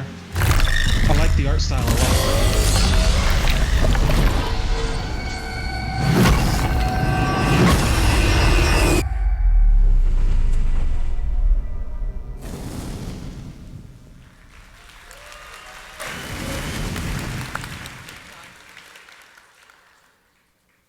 Thank you, Sonya. Now, our next title that we'll be talking about is honestly a huge surprise hit, having just surpassed 3 million sales. You may recognize it as one of the 3 most played and broadcasted games on Twitch right now. It's PlayerUnknown's Battlegrounds, and I'm literally next to PlayerUnknown right now. Brendan Green, welcome. Thank you. Good morning, everyone. Oh yeah, the lighting effects on the stage, the way it looks like a circuit board. It looks very cool. I gotta man. say, it has been amazing to see the runaway success of your game. What's it been like They've for had you? a few cool games showing up too. Really, the reaction we've got Do you, from do you players PC and game? content creators has been tremendous. I can't remember. I want to say thank you. I'm sure you probably mentioned it in the chat already. And thank you for the experiences, both of the joy of winning and the, well, I guess the joy of a bullet flying through my head out of nowhere, and I'll never know why. You gotta learn to love the salt. Love it. Well, I understand that even though a lot of people treat the game almost as a full release right now, it's still technically not released yet, and there's a whole lot more to come. Talk to us a little bit about what's in store. So we have, our focus at the moment is to sort of stabilize the game, get the servers up to spec, but also we have, 2D, 3D replays planned for in-game replays. We have new weapons coming every month. So yeah, but our current focus is really just get the game competitive and stable. So suddenly fences are no longer the most impossible object in the game. You can climb over them. Yeah. So our content programmer Marek, he's done a really great job getting this system to be dynamic. So it doesn't matter what object you're in front of, you'll jump or vault over it. Yeah, so in terms of jumping and vaulting, is it? Yeah, vaulting. Is it sort of, when you say that it's dynamic, does this mean that the taller the obstacle, the more difficult it is to climb over? Yeah, exactly. And it has different December? animations for each I different feel like thing. we talked so about vaulting, this a little climbing. bit. And we also have weather. What kind of specs are you going for? One of my man? favorite aspects, of course, You is gonna the build like rain an map in the AMD game. Walk me system, or through you what gonna we're seeing build here. So this is an our NVIDIA new system weather with settings. This is Intel? fog. You just saw clear day. Our rain has been tweaked a little bit as well. And we also have our sunset coming in. So this really, I'm really happy with how this turned out. It's quite beautiful. Yeah. And what is the impact on gameplay of these types of things with weather? It just changed dynamic. Oh, so this is... Oh, a new gun. Yes. This is the OTS Groza. It's a 7.62 bullpup. Super powerful, crate only. Yeah, it's going to be a beast. Is it a short range, long range? Where's Short to medium, it's going to be a beast. It's going to be super powerful. Yeah. And then long range, it'll work as well. And I remember before you came on the show, I asked, why did you put that gun in? And I think your answer was... Just looks cool. It looks cool. Yeah, it's like That's a good answer. we wanted to add Looks a cool. bullpup and we wanted to add something else to the 7.62 class, and this is a Spetsnaz weapon. It just looks great. It looks cool, as good as a reason as any, honestly. I want to come back to the weather effects. Obviously, they look beautiful. What are some of the impacts that you've seen on the gameplay with the new weather effects? Well, it's just going to change the way you play. So it's not necessarily going to be, you're going to be sniping all the time. You know, with the foggy weather, you're going to have to choose a more kind of CBQ type play style. But it's just, again, to give you a bit of variety and make every game kind of different. You've talked a little bit about what we've seen in the video, but talk to me about long term. What's far down the line for PlayerUnknown's Battlegrounds? So again, we want to finish out the platform and make it a good platform for all kind of game modes. You know, we will have modding down the line as well. Yeah, and it's again, it's just creating a stable platform. That's our aim here. I understand that you're also working on new maps. Yeah, so we have 2 new maps coming, one based in Peru, a desert map with sort of ruined cities with sandstorms and stuff. That's awesome. Yeah, and then this other one in the Adriatic, so it has even a ruined cosmodrome in the center of the map with like snowfall, and I'm excited. That's awesome. Yeah. And I know that someone's you've been building it super for you. involved Okay. with the community of regular players. What's in store for 'Cause I those know, people playing the game right now? Before I built So as I this said, we PC, have our this is my custom first games. PC I've ever built. We have the 3D Before I replays, which built I'm this really PC, excited about. I did a because whole it lot of allows you to homework, watch your man. match back I was constantly in the engine reading with the forums free and cam articles, trying to learn as much as I could. And it took me months, So you months can and just- months of just reading and learning before I felt confident enough to actually build it. like machinimas and stuff like that. But I'm happy with it. I mean, And it's the cool. last I thing still I love wanna my bring up, consoles, because you were but mentioning this a it's lot I'm definitely before you digging this came PC, on. man. It's You have cool. all sorts of stability and performance fixes incoming. Yeah, so like our focus this month is on our server performance and really getting that stable, because at the moment the servers aren't performing the best they could. But you know, so last month our team's focus was on client performance, and we improved that broadly for a lot of people. And this month it's on server, so they've already found a lot of things to fix, and I'm excited. That's great. I'm sure players will completely stop blaming anything on the game at that point. Right. They will accept responsibility for those losses then. Well, to PlayerUnknown himself, Brendan, thank you so much for coming out Thank to you so talk much, about Sean. it. It's a pleasure. Thank you, everyone. As we get ourselves set up for the next game, we're going to head to the mezzanine with Sonia for a little bit of a giveaway. Thank you, Sean. Sean is pretty cool, right? But you know what's a little bit cooler? A free PC. We're going to be giving away a badass PC from our friends at Intel. This bad boy is going to be rocking an i7 7700K processor. There's a lot of sevens in there, and it's going to be running a NVIDIA GTX 1080. It is worth more than Ooh, I wish I had a GTX $2,500. So if you want a chance to win, head over to PCGamingShow.com/giveaway and put in your information. Good luck, and back to you, Sean. Thank you, Sonia. And I am pretty cool, right? Jesus, thanks, audience. Woo! I didn't realize you could pinpoint the exact time and date a career died, but we still have all sorts of great stuff in store for you. Our next guest you may recognize from PC gaming shows past. Tripwire Interactive is back with a slew of games to talk about, and I'm joined by creative director Bill Monk. Pleasure to have you, Bill. Hey, thanks for having me, man. Good to have you back. Thank you. Thank you. As always. All right. You guys have been busy. Congratulations on the recent release of Rising Storm 2. Yeah, absolutely. It's a realism FPS. We just released it 2 weeks ago, and the fan reaction's been really positive. Really happy about that, and we want to thank everyone who was part of the beta phases that helped shape the game in a real positive way. And be sure to check out the Trello boards, see what we're up to, and we're actually already really busy working on some new content, so stay tuned. That's amazing. I mean, I know so many people know you from Killing Floor 2, but especially this year, there's so much to talk about. I mean, last year you announced Killing Floor, Incursion, the VR Killing Floor. How's that been going? Oh, that's been going awesome. You know, Incursion's one of the second phase, game or second wave games to come out for VR, and we've learned a lot. And we're really, really excited. We think we have one of the best products that's going to come out later this year. It's scary as hell. You can play it I don't know if I could handle single it. player and co-op. And Dude, we're really excited to release it. So stay tuned on that. That's awesome. Now, the big thing I know you wanted to talk about today was a little bit of content coming down the line for your big game, Killing Floor 2. Tell us a little bit about that. Yeah, absolutely. So, you know, when we released Killing Floor 1, one of the things that really put us on the map was our time seasonal events. Right. And when we released Killing Floor 2, people were always clamoring and asking, you know, well, when are you guys going to do that for Killing Floor 2? Reasonable enough. Well, we're super happy to announce the Summer Sideshow coming out this year. Well, I'm eager to show everyone this footage. This trailer makes me laugh every time. Let's go ahead and take a look at Killing Floor 2's Summer Sideshow. Ladies and gentlemen, welcome to the Tragic Kingdom Amusement Park.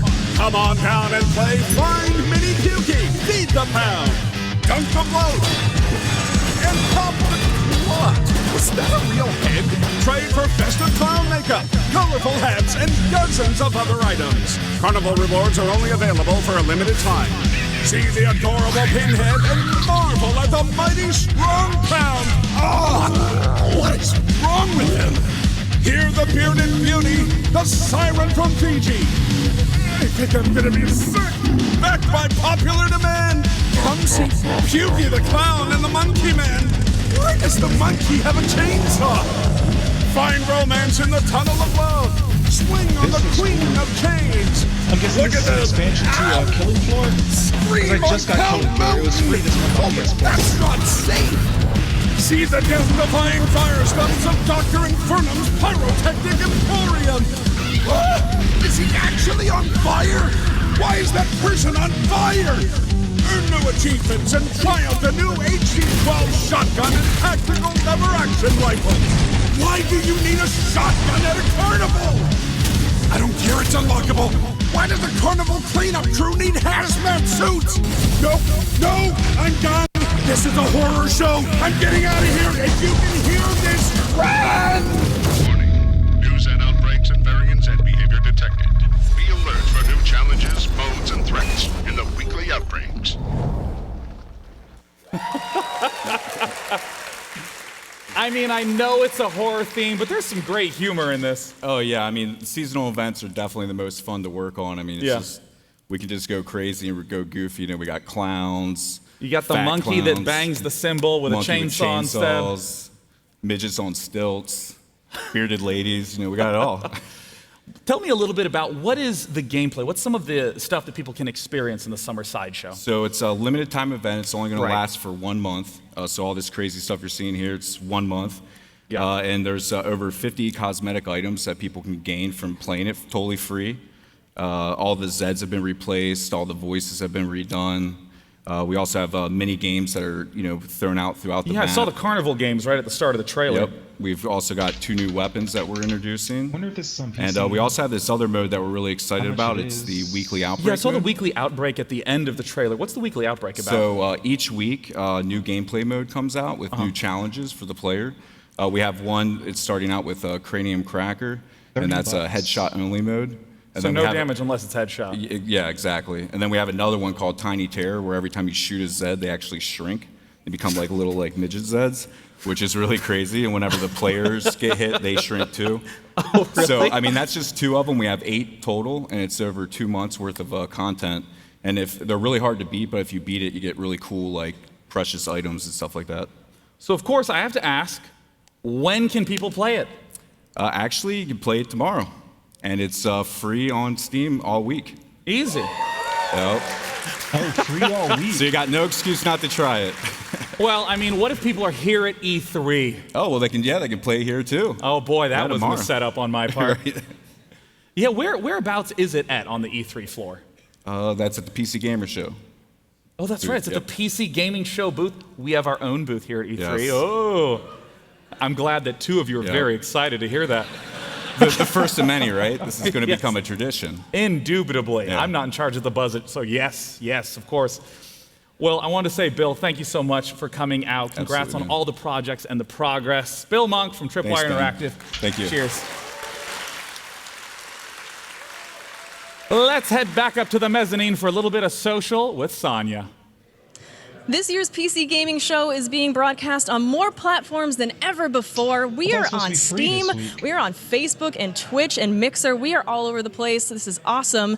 And guys, if you're on Mixer, you gotta sweet talk the mods a little bit. Be kind of nice to them because they're going to be giving away games throughout the entire show. Unfortunately, no free games for day 9. But sorry. Back to you, Sean. I'll happily buy them. Yay, video games! Now, if any of you got the chance to see the conferences leading up to today, there's a lot of exciting stuff going on. In particular, Microsoft has had a whole slew of games people are pumped Yeah, for, including Microsoft some killed it. that are going to be at this show, starting with the first ever incarnation of Forza Motorsport coming straight to PC. It's Forza Motorsport 7. Joining me to talk about it is the creative director of Forza Motorsport from Turn 10, Bill Giese. Come here, Bill. How's it going? Yeah, Bill, congratulations. Thank you. The announcement yesterday must have been really exciting for you guys. Huge announcements. We revealed a car to the world. Not an in-game car, No, car. an actual car. That's normally saved for car shows like Geneva and Paris. Yeah. We revealed a car here at E3, the Porsche 911 GT2 RS, to the world yesterday. It was awesome. You know, I've gotten the chance to play the previous Forza Motorsport games, and they always struck me as a racing game not focused on being cartoonish or strapping guns to the car. It's about hyper-realistic racing.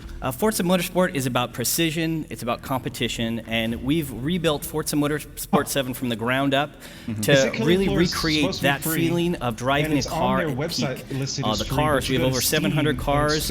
Every single one of them, they're going to rattle and shake. It's going to scare the crap out of you. What are some of the things that you've done to bring that experience to PC?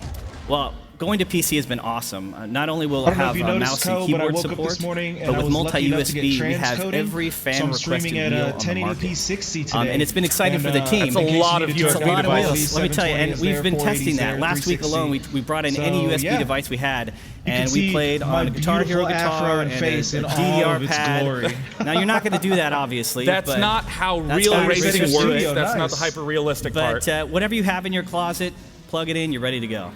Now, what about for low-end PCs? There's obviously a lot of people I want who a are on Chroma budget keyboard devices. so I mean, what bad. about for them? What's I've the got optimization? I've got a Cooler Well, it's Master been great keyboard. It was going pretty to cheap. the I high skipped end of out on it a 4K, little bit. unlock frame rate, So I 21 can by get a better 9. graphics But card, we've also processor, and lowered all our that. min spec as well to include i5. Yeah, I need and no to, matter I need where to you upgrade play, my monitor it too. looks My and plays monitor's great. only 1080p And speaking of looking and 60, playing great, and, you're here at E3, and I understand you have some out-of-control rigs that people can actually play the they're games definitely on. expensive. Absolutely. But if you Come can by the afford it, show. get We've a got two 1440p hydraulic monitor, rigs man, in at 4K 144 on hertz. 4K PCs. Hydraulic rigs? You didn't tell me what I that. want. Yeah, bring the But vomit the cheapest back. one I found for my come on, setup check is it out. like It looks awesome. $500-$600. Well, awesome. Bill, thanks so much for sharing with us. Thank you. Thank you, everybody. So I'm saving up right now so I can hopefully get I'm one in a few months. incredibly excited of all the stuff Microsoft's doing. You just got the chance to look at Forza, and now coming onto the stage. Oh, sorry, man. I had the conference audio up because this is the PC gaming conference, and it's all live, so I just didn't want to like talk over it. But if you notice, I woke up this morning and I was lucky enough to get transcoding, so I'm streaming at 1080p 60 frames a second right now, and there's quality options for 720p 480 and stuff if you want to turn it down a little bit. So I'm pretty excited about that. So my quality should look a little better, and you can see my beautiful face, my beard, and my afro in all of its glory, all of its high definition glory. For anyone who didn't see the briefing yesterday, we showed off great new features like riddle map storms and firing yourself out of cannons. A common pirate pastime. Yeah, pretty known. Now, I had to ask the same question to Forza Motorsport. It's called transcoding, like the quality options when you hit quality and it says like 1080, 720 and all that.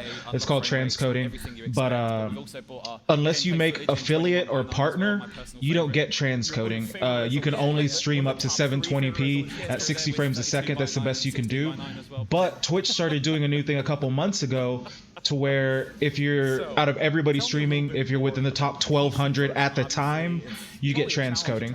So I jumped on super early today, earlier than I've been doing, and I was lucky enough to grab transcoding before, you know, a bunch of people started jumping on to do the PC game conference.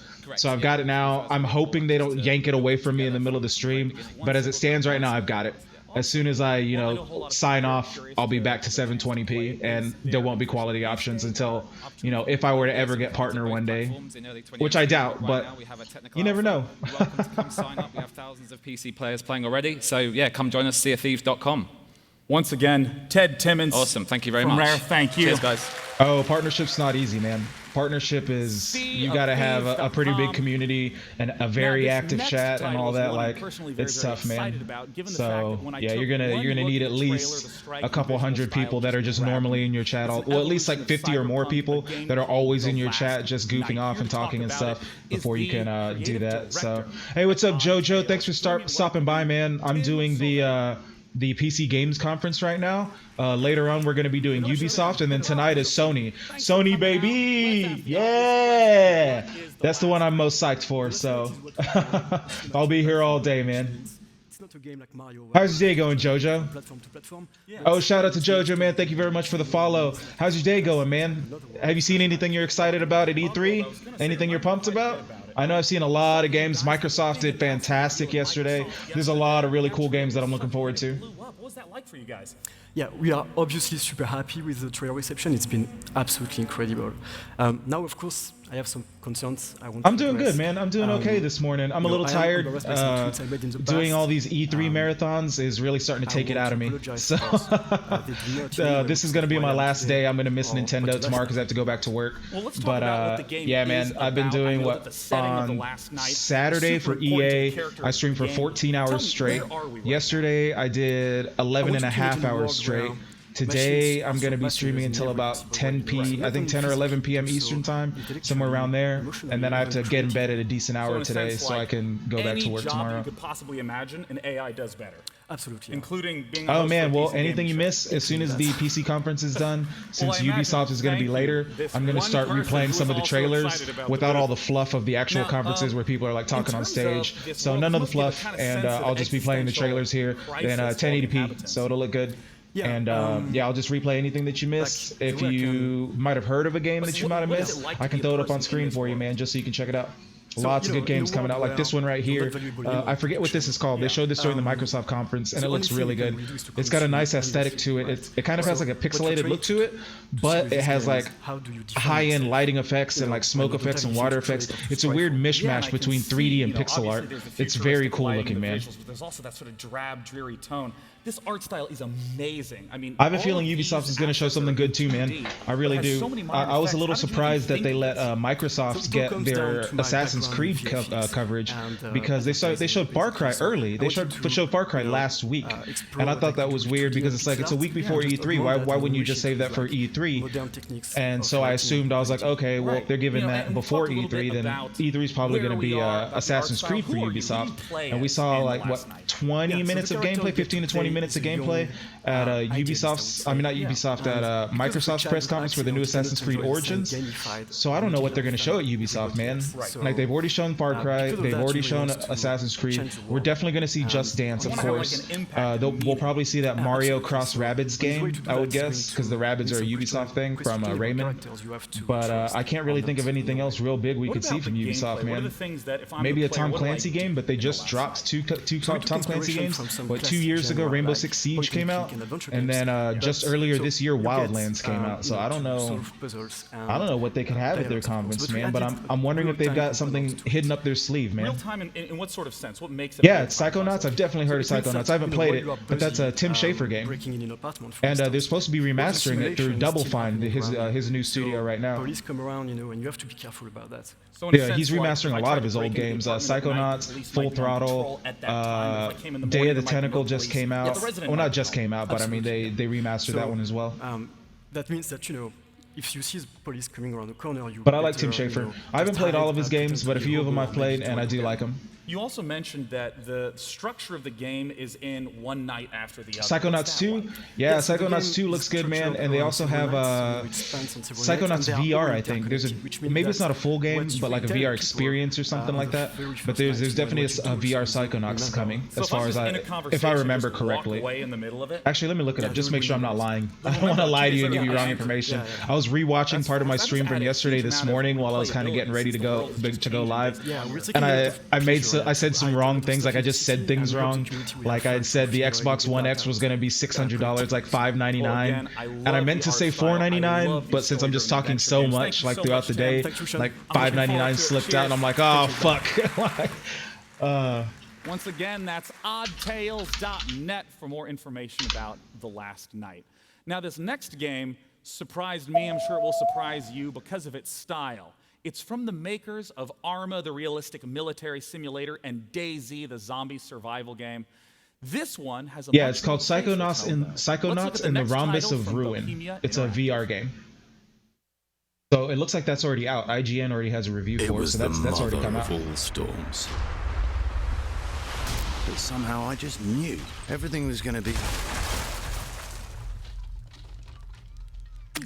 Well, being stranded on a desert island is a lot of fun. You get to meet new friends. You get in shape. And you learn how to craft. And because it's your land, it won't take long before you call that place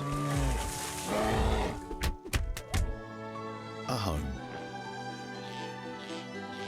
But that's just the beginning, because here, you can do anything.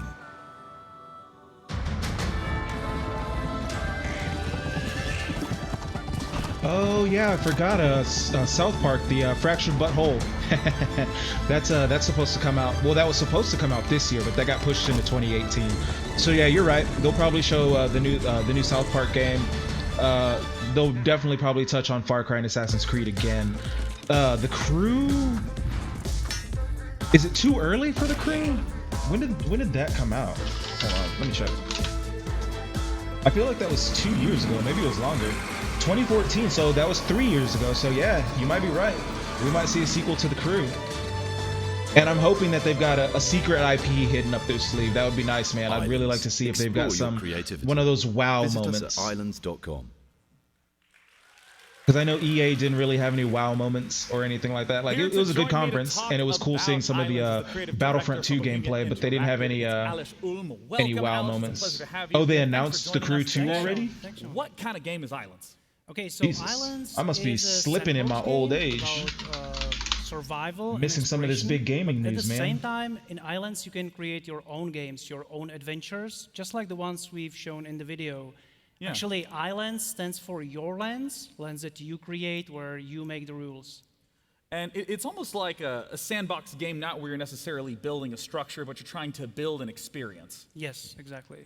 And I have to ask, given the fact that the style contrasts so sharply with Arma and DayZ, what is it about It looks like it's expected to launch at the beginning of 2018. So they're saying before March 31st. There's no official date, but it's going to be at the beginning of 2018, it looks like. I didn't know that. How things work, about creativity and imagination. And okay, man, thanks a lot. Once E3's done, I'm going to be going back to my regular games and stuff, man. You'll see a list on my page right there of all the different games that I stream, but that's not everything that I've got. It's just what I'm playing currently. I've got probably over 100 games. Like I've got so many games, it's stupid. I've got a real problem. But yeah, I'll be going back to regular streams, and I'd really love to have you come back, man. This will be my last day on E3, though. But thank you very much, man. Thanks for stopping by. Thanks for the follow again, man. I hope to see you soon. It's a part of the game. Oh, really? I mean, I'd assume that it was just outside all other editors. No, we would like players to be able to prototype their creations really quickly. Yeah. And so in the editor, the players can obviously create something new, but they can also decide to open and modify existing games, ones that we created or ones that other players made for them. Yeah, I mean, we got the chance to see some scenarios in the initial trailer. Like, those are the ones that you're referring to. Yep. That is fantastic. I mean, tell me a little bit about what it is that we're seeing right here on screen. Well, this is just some random multiplayer game. there are two guys. Initially, there were three. I think one just like fell down the bridge. They are trying to get some kind of treasure, and yeah, they are setting the explosives. Mm-hmm. I mean, I want to ask about, I know you guys are here at E3. Hey, look, it's the treasure. I know you guys are here at E3. What are some of the things that players can get their hands on at this event? Well, we'll be showing some of the games that we created with the Trying to Islands check some game tweets editor. real quick, see if there's anything I'm but at the missing same from time, E3 we'll so be far. showing how they can use the editor to create those games. That's awesome. And I mean, I know there's a way for people to play right now, is that right? Yeah, actually, they can already play the alpha version of the game. It's available as a part of our Bohemia incubator program. They can find more information on our website, islands.com. And later this year, we are coming to Steam Early Access. That's awesome. And remember, that's islands.com with a Y. We're good. You can remember that. So I want to say, Alish, thank you so much for coming out to Thanks talk for about having us. Islands. It's been a pleasure. And of What? course, I hope Holy you're as shit, guys. excited as I am to come up with some total nonsense when All I right, sit down Swig. to play. I'll see you. I'll Our see you in a next bit. world exclusive But is going to be up anybody in else the who's still mezzanine with hanging out, Sonya. I don't know. I don't know if this is a joke or not, but it looks like there was a leak that during Ubisoft's press conference, they're going to be making a new Cool Spot game. I don't know if any of you guys remember Cool Spot from back in the day. He used to be a 7-Up mascot. He had like sunglasses. He was a little red dot with arms and legs. But it looks like they're making a Cool Spot game. And this year they are back. And they are back with a bang. And I am so excited to reveal their upcoming sci-fi RPG game. It is called Griffland.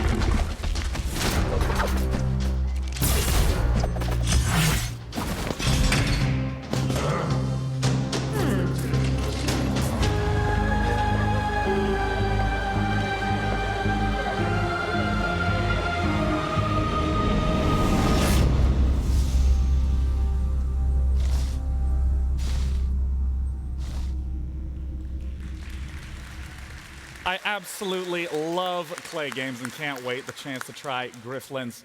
Now, this next title is an interesting one because I'm not someone who plays many VR games, but I got a chance to check this one out several months ago, and I was immediately hooked, so I can't wait to talk about it with the creative director from Ready at Dawn. It's Rue Virasuria to talk about Lone Echo. Welcome, Hey, Rue. Sean. Thank you It's good for to having have me. you here.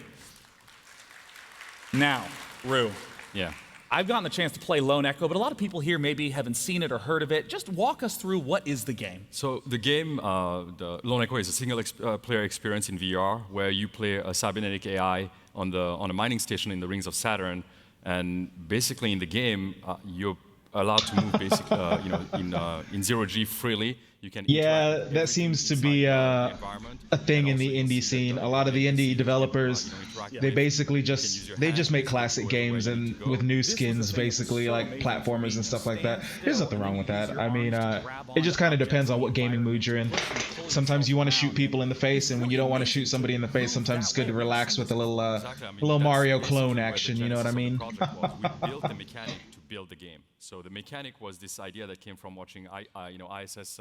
Space station astronauts, moving around, and we just basically made this motion that allows you to navigate using your hands just like you would use your legs. So it's been a few months since I got the chance to play. What's been happening in terms of the single player? Here you got some fancy new voice actors lined up. Yeah, we did actually. When we wrote the story for it, we actually had an actor in mind, somebody that a lot of people out there know, Troy Baker, and Troy decided to take on the role for the awesome. AI.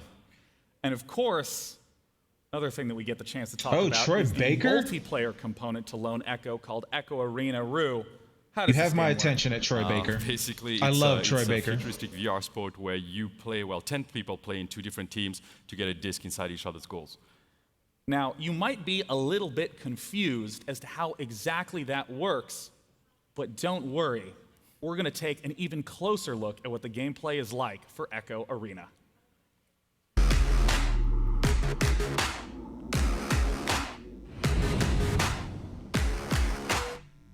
In zero gravity. Yeah, Players I could agree fly with you on that, faster. man. Like you said, there's nothing wrong with them. I never played Ori and the Blind Forest, but I heard nothing but good things about it. And during the Microsoft conference, they showed a sequel that's coming out for it. I forget what it's called. But yeah, I agree with you that these indie titles, they shouldn't be focal points at an EA press conference. They should be in like a sizzle reel. Like, at the end of your show, you're like, and plus we've got like these 30 games coming, and you like show quick clips of them. You don't do like a stage presence press conference about them. Like, that's where your AAA titles should be taking the stage and under the spotlight. So I agree with you with that, man. Definitely. Jack, are you seeing? Jack, cut the panel. That's it. Jack. We are up here with Echo Arena in action as some of the Ready at Dawn developers are playing against each other. So, Doug, welcome back. Hello. Thank you.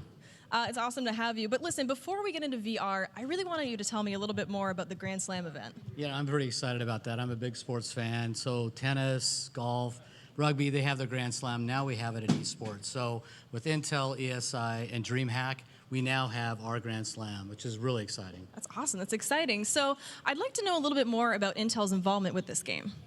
We've been involved working closely with the best VR developers for a long time, and I'm excited to work with Ready at Dawn as they're delivering the next second-generation VR game.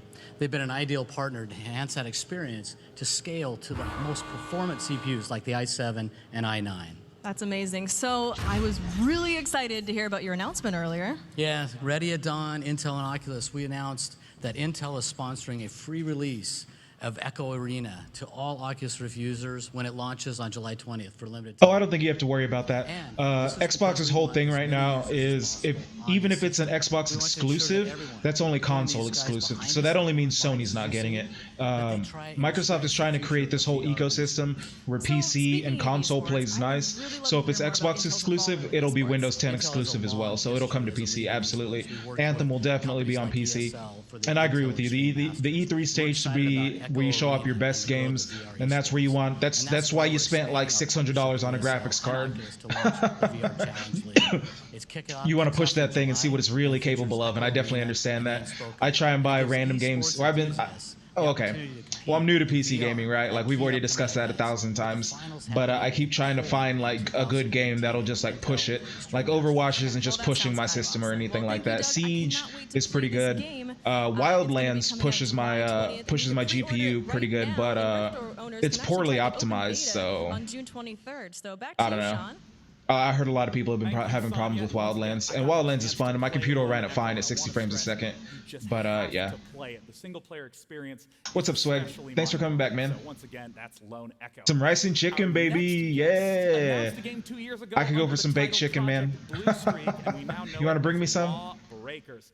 Here to talk about not just gameplay, but cold hard dates is the CEO of Boss Key Productions himself, Cliff Blazinski. Yeah, man. Welcome to the stage. VR is really expensive, man. I've got one friend who has VR. That's it. That's the only person I know with a real VR headset. I have a Gear VR for my phone, but like as far as real VR, like I've got one buddy with an HTC Vive, and that's it. And then the first beta was good. The second beta was great. We're doing our final closed beta June 28th. If you have a key, sign on to Steam, download the That Cliffy B? And then we're doing our Rise Up event, which is a full open beta June 30th. Hop online, play the game, let us know what you think. And I got to ask what it has been like to have people play the game, to give feedback in those betas. How has that shaped the experience? That loves me some grilled chicken, man. Some grilled and baked chicken. That's the way to go, man. Love it. Outside of a fat steak, a fat juicy steak cooked medium. Yes, sir. Sop up all those juices with a nice little roll. Yeah, man. I'm a red meat boy. We took actual feedback and we're integrating it into the game. And these are more than just balance changes. I imagine that speeding up the pace of things creates a pretty different balance dynamic across the board. Yeah, I mean, you change one thing, it's the butterfly effect. It affects everything else. And is the game going to be balanced on launch? No. That's why we need people's feedback. Play the game, see what characters are overpowered, underpowered, and then we'll introduce new characters and reshuffle the deck. And I know that it can't be in beta forever, so Cliff, tell us when it's out. Can I get a drum roll? Audience, go! Do a thing! So the game is finally dropping on August 8th on PC and PlayStation 4. Oh, that's soon. $29.99, none of that $60 multiplayer only bullshit. Nice, nice. So this is Lawbreakers, right? And if you didn't see it online, Cliff took a bow. Yes, $29.99. Curtsy. Well, if you haven't gotten the chance to see the game and follow it throughout the recent PC gaming shows, let's take a look at some people who got the opportunity to play Lawbreakers. Yeah, it's Lawbreakers. Lawbreakers coming to PC, man, for $30. PC, PlayStation, and Xbox. Good shit, since it's a multiplayer only game, man. Because, I mean, like you said on stage, I think it's kind of bullshit that a lot of companies are selling multiplayer only games for a full $60. It's kind of lame. It was like a high. Like Overwatch tried to do a little better on PC anyway. You can get it for like $40. Well, for on sale, you can get the original edition for $40. But I mean, even on PC, if you want to get like the Game of the Year Origins Edition or whatever, it's $60 fucking for multiplayer only. That's just kind of lame, man.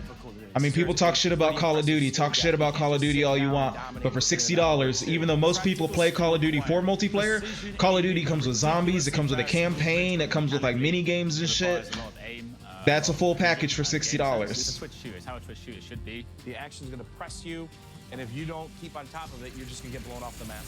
I think team comp is definitely a huge thing for this game. As we're flying around in zero gravity, kind of a new situation. Yeah, man, I know what you mean. Anytime I go to my parents' house, man, I'll go over there and I just load up on food. Like, all right, mom and dad, what do you got for me? I'm gonna eat it all. I'm gonna eat everything, and then I'm just gonna bounce. The gravity is the biggest thing because that adds so much verticality, and you combine the different movement systems of each character, where some characters have teleports and some characters have dashes. This gets really wild and insane. Now, literally anywhere you look is potentially an attack point. I am literally under the map, saving myself from a grappling hook, whipping myself into the air, shooting at anyone below. You need to check every possible corner. People are gonna fly you with jetpacks, they're gonna fly at you with double swords. You're gonna have someone that could just jet up in the sky, and all of a sudden now you have to worry about getting up there. There's some abilities that I just haven't seen before.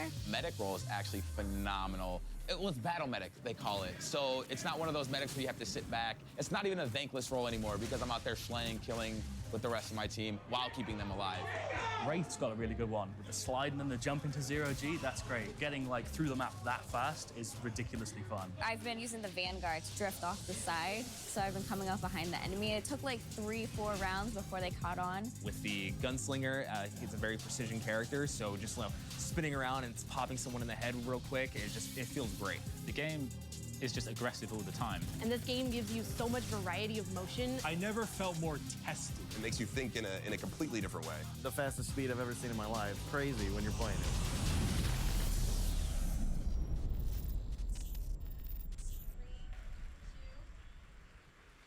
Just as a reminder, that Ballin' Intel PC is still up for grabs. Don't miss out if you forgot. This bad boy is running an i7 7700K processors, a lot of 7s in there, and an NVIDIA GTX 1080. It's worth more than $2,500. You do not want to miss out. Head over to PCGamingShow.com/giveaway and put in your information. I think it could run Crysis at max settings. What do you think, Sean? I think it can, Sonya. And I also think that it can run our next title. I am a master of transition. Yeah, dude, Lawbreakers looks really good. I've been paying attention to it for the past couple of weeks when I first heard about it. Because I know they mentioned it last year at E3, but I didn't really pay a whole lot of attention to it. But a couple weeks ago, they grabbed my attention, and I started paying attention. It looks really fucking good. It's basically a slightly more realistic, not realistic, a slightly more gritty and real Overwatch, basically. Like, Overwatch is real cartoony and bright and colorful and fun, and I like Overwatch, don't get me wrong, but this is more like a down-to-earth Overwatch. It's going to be futuristic, you still got your jetpacks and crazy powers, but, you know, it's going to be violent with blood and all that shit, stuff that, you know, Overwatch is missing.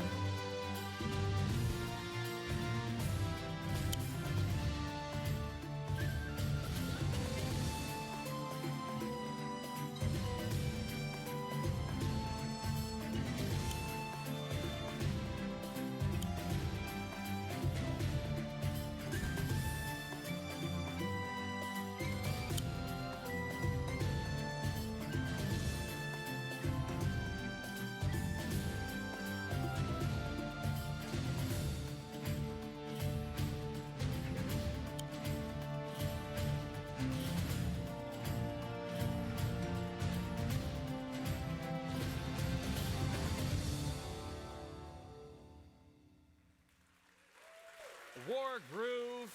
Today, we're not just going to get a chance to talk about the game, but we will be seeing the editor in action, a live demo on stage. I'm joined by Jay Bayless and Doris Karaskotza from Chucklefish. Welcome. It's so great to have you. Thanks. Well, I want to say right away, the gameplay reminded me quite a bit of Fire Emblem on Advance Wars. Yeah, Fire Emblem and Advance Wars. There's nothing wrong with that aesthetic, man. Of ours, you know, I dig me some 8-bit and 16-bit aesthetic games. I'm fine with it.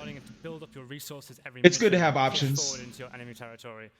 But that's kind of what the PC gaming show is, to be honest. I mean, on Friday I did a recap of E3 2016, and you know, we started with the PC gaming show, and the PC gaming show isn't that great, man. We're going to get the chance to look at today. Doris, who's operating the PC right now, tell us what it is we're looking at. So what we're looking at today is the world map of Wargroove, and this is our campaign editor. So these are the tools we use in-house to create Wargroove campaigns, and we're shipping them with the game so players can create their own scenarios. So I've been placing down map markers, and each of those represent a mission, and then you link them together to create the path through your campaign. And I know that one of the things you wanted to talk about was the branching path element. Yeah, so you can have branching path, obviously, and the cool thing with that is every branch can have conditions.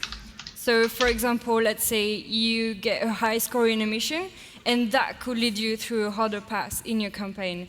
Or you could have a secret path that triggers based on some event in the mission. Yeah, exactly. Well, let's hop into one of the missions and get that one started. And Jay, walk me through what it is that we're taking a look at. So yeah, this is our map editor. This is like straight drawing tiles straight into the battle screen. You know, it's really simple to use, really understandable immediately. You can just kind of draw those tiles straight in there and drop in the full range of units. Doris is dropping in a commander right now. What are the commander units about? Talk to me about that. So the commanders are kind of integral to the strategy of Wargroove. You have this unit that kind of represents like the king and queen in chess at the same time. They have unique abilities and act as your avatar in battle, and they're really powerful, so you can kind of push forward really heavily with them. But there's a lot of risk reward in there as well, because if you actually lose that unit, then you actually lose the game. Oh, that's what you mean by the king comparison. Absolutely, it's both your power unit and the queen, but your loss condition is the king. Yeah, and other tools include you can drop down buildings right now. We've dropped in some HQs. Those are kind of like your base of operations, and to take the opponent's HQ is to win the match. Yeah. But on top of like kind of simple and easy to use tools, we've also got more advanced tools. So you can use this zone tool right here, and you can highlight an area and assign like a scripted encounter or sequence to that. Okay, so, you know, if I step into that forest, someone can pop out and attack me. Yeah, you could have bandits jump out and attack you from the woods. And the really cool thing about that is that that actually ties back into the campaign map we saw earlier. So maybe that will trigger a condition. Maybe after encountering those bandits, your story takes a different turn and you decide to go into the forest to fight more of them, and so on. Now, Doris, what is the process to go from this map to a playable game? So it's very simple, like as simple as sharing the map, actually. So you can just share your map. And if you want more content, just go online and download map. And everything is just one click, basically. And there it is. So let me actually take a step over to this timer here. It has been 3 minutes, and we have gotten the chance to design a campaign map and a mission. and get it playable. That is incredibly fast. Jay, Doris, I want to thank you both so much for coming out to talk about this game today. Cheers, guys, and thanks for coming. Thank you.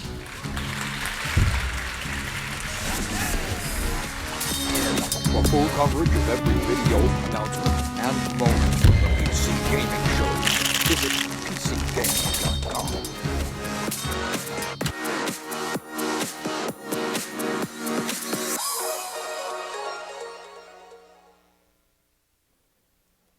The next game that we get the opportunity to talk about is the sequel to Middle-earth: Shadow of Mordor. It's Middle-earth: Shadow of War that has an officially announced release date. Guys, it's October 10th. Here to talk to me about it is Michael DePlater, the Vice President of Creative at Monolith. What is up, Michael? Hey, thank you very much. Thanks for the chair. Hell yeah. Well, the chair is a nice break from all that grueling standing. Yeah. And it gives us to do one of the most iconic things in PC gaming, this posture. Yeah.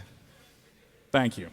Now, we've heard about the October 10th release date. What are some of the things that have been changing and building upon Shadow of Mordor in terms of Shadow of War? I think what we've tried really hard to do, although it seems pretty obvious, is take the things that were good, that worked in the first game, so our combat and the Nemesis system and this world that we'd created, and to build on that, but also to take the lessons we learned in the first game and really improve those. So really make this into a truly epic fantasy that's kind of up there with if you go and see Return of the King or Lord of the Rings, and really focusing on the story and the characters as well. I mean, you've been talking all throughout about how important story is in Shadow of War. What does that mean in terms of the work that you're doing? It means paying off the epic scale, so having these titanic full-scale battles. It means the stakes of the story, so we're facing the most iconic and powerful villains, you know, Sauron and the Witch King and the Nazgul. And it means having these incredibly memorable and personal characters, so allies and enemies that you're working with. And in terms of E3, what are the types of things that you're showcasing here that people can see? Oh, the reason we're really excited for E3 is two things. People being able to get their hands on the game and play it. And also that we're going to be giving demos of the game, but because of the Nemesis system, every single demo we give, we have no idea what's going to happen. That's awesome. We don't know which orcs or which characters are going to turn up, which stories are going to happen. So every single time people go and see the demo, they're going to see something new, and so are we. And because of that, we really wanted to share that, not just at E3, but for anyone who wants to tune in and watch those demos as well. Yeah, and of course, you see all the information for how to watch those online throughout the entire duration of E3. I know that in a moment we're going to get a chance to delve a little bit more into those story bits with a unique cinematic based on one of the characters that was in the trailer. Can you introduce her for us, Eltariel? Yeah, so she's one of the new characters we're introducing into the world and into our story, Eltariel. She's the Blade of Galadriel. So she's essentially an assassin that's been sent to Mordor to hunt down the Nazgul and to hunt down anyone corrupted by a ring of power. And you, as Talion, are running around Mordor wielding a ring of power. So there's some interesting tension in that relationship with her. But she's this awesome character, and as well as that, she gets her own fully playable campaign in our first major story DLC as well, which is the Blade of Galadriel. Well, before we hop into that, I just want to say, Michael, thanks so much for coming on to talk about Shadow of War. We talked about how important story is to Shadow of War, so let's take a little bit of a look at 2 minutes of the cinematic, Eltariel meeting Talion.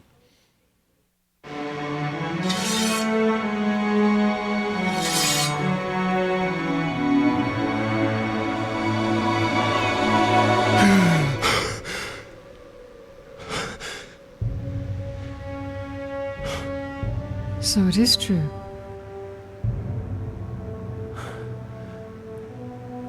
You killed me.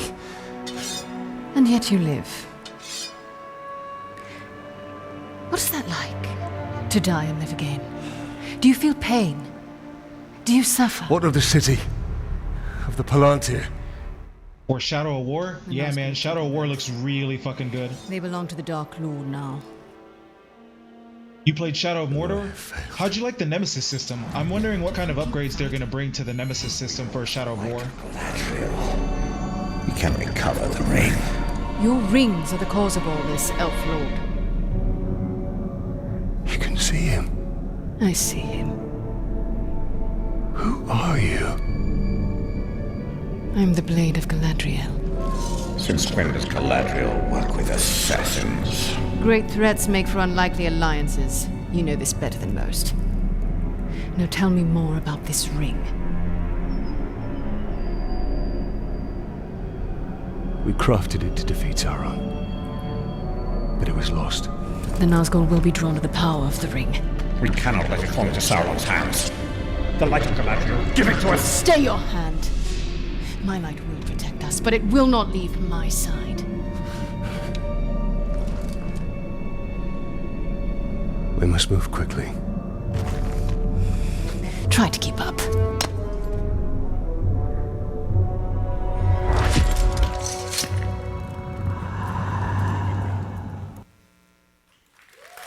Shadow of War. As a huge fan of Shadow of Mordor, I'm really excited to see where the story goes in the sequel. And I'm pleased to say we have one final game to announce. It's from Microsoft, and I'm not even allowed to say the name yet. So joining me to talk about said unnamed game is a creative director from Microsoft Studios, Adam Eisgreen. Welcome, Adam. Thank you so much for having me on the show. Love being here. Now, Adam, I understand that you've been in games for a long time. I have. I am coming up on my 25th year making video games. So yes, you can actually make a career out of being in games. And, you know, I got my start in the DOS days. Remember DOS? Like, oh, yeah, dude, I played Zork all day. So I got my start in the DOS days doing role-playing games, D&D games, but I spent a heck of a lot of time making real-time strategy games. I was at Westwood Studios for years working on the Command & Conquer series. Earth and Beyond, a whole bunch of great games there. Petroglyph, Universe of War, Empire at War. So a lot. What makes you feel like Shadow of Mordor started getting shallow? Well, because everything I've heard about Shadow of Mordor has been praised. I haven't played it myself, but you know, from reviews, friends that have played it and stuff, everybody I know seems to like it quite a bit. So what makes you think that it starts to get shallow? And I'm very excited for PlayStation, man. That's the conference I'm waiting for today. I made sure to put on my PlayStation shirt and everything, and I'm ready to go today, man. I'm just wondering if they can beat Microsoft. Microsoft had a strong showing yesterday.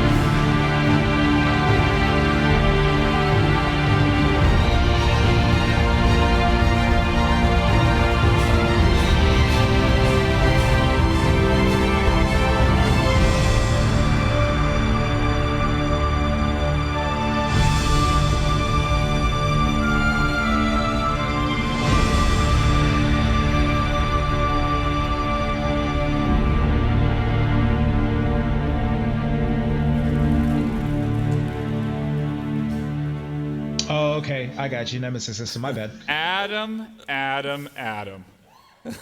Age of Empires was the first game I ever saved up my allowance to play as a kid. I remember Age of Empires back in the day. One of my friends is really stuck on Age of Empires. He loves that game. Dedicated.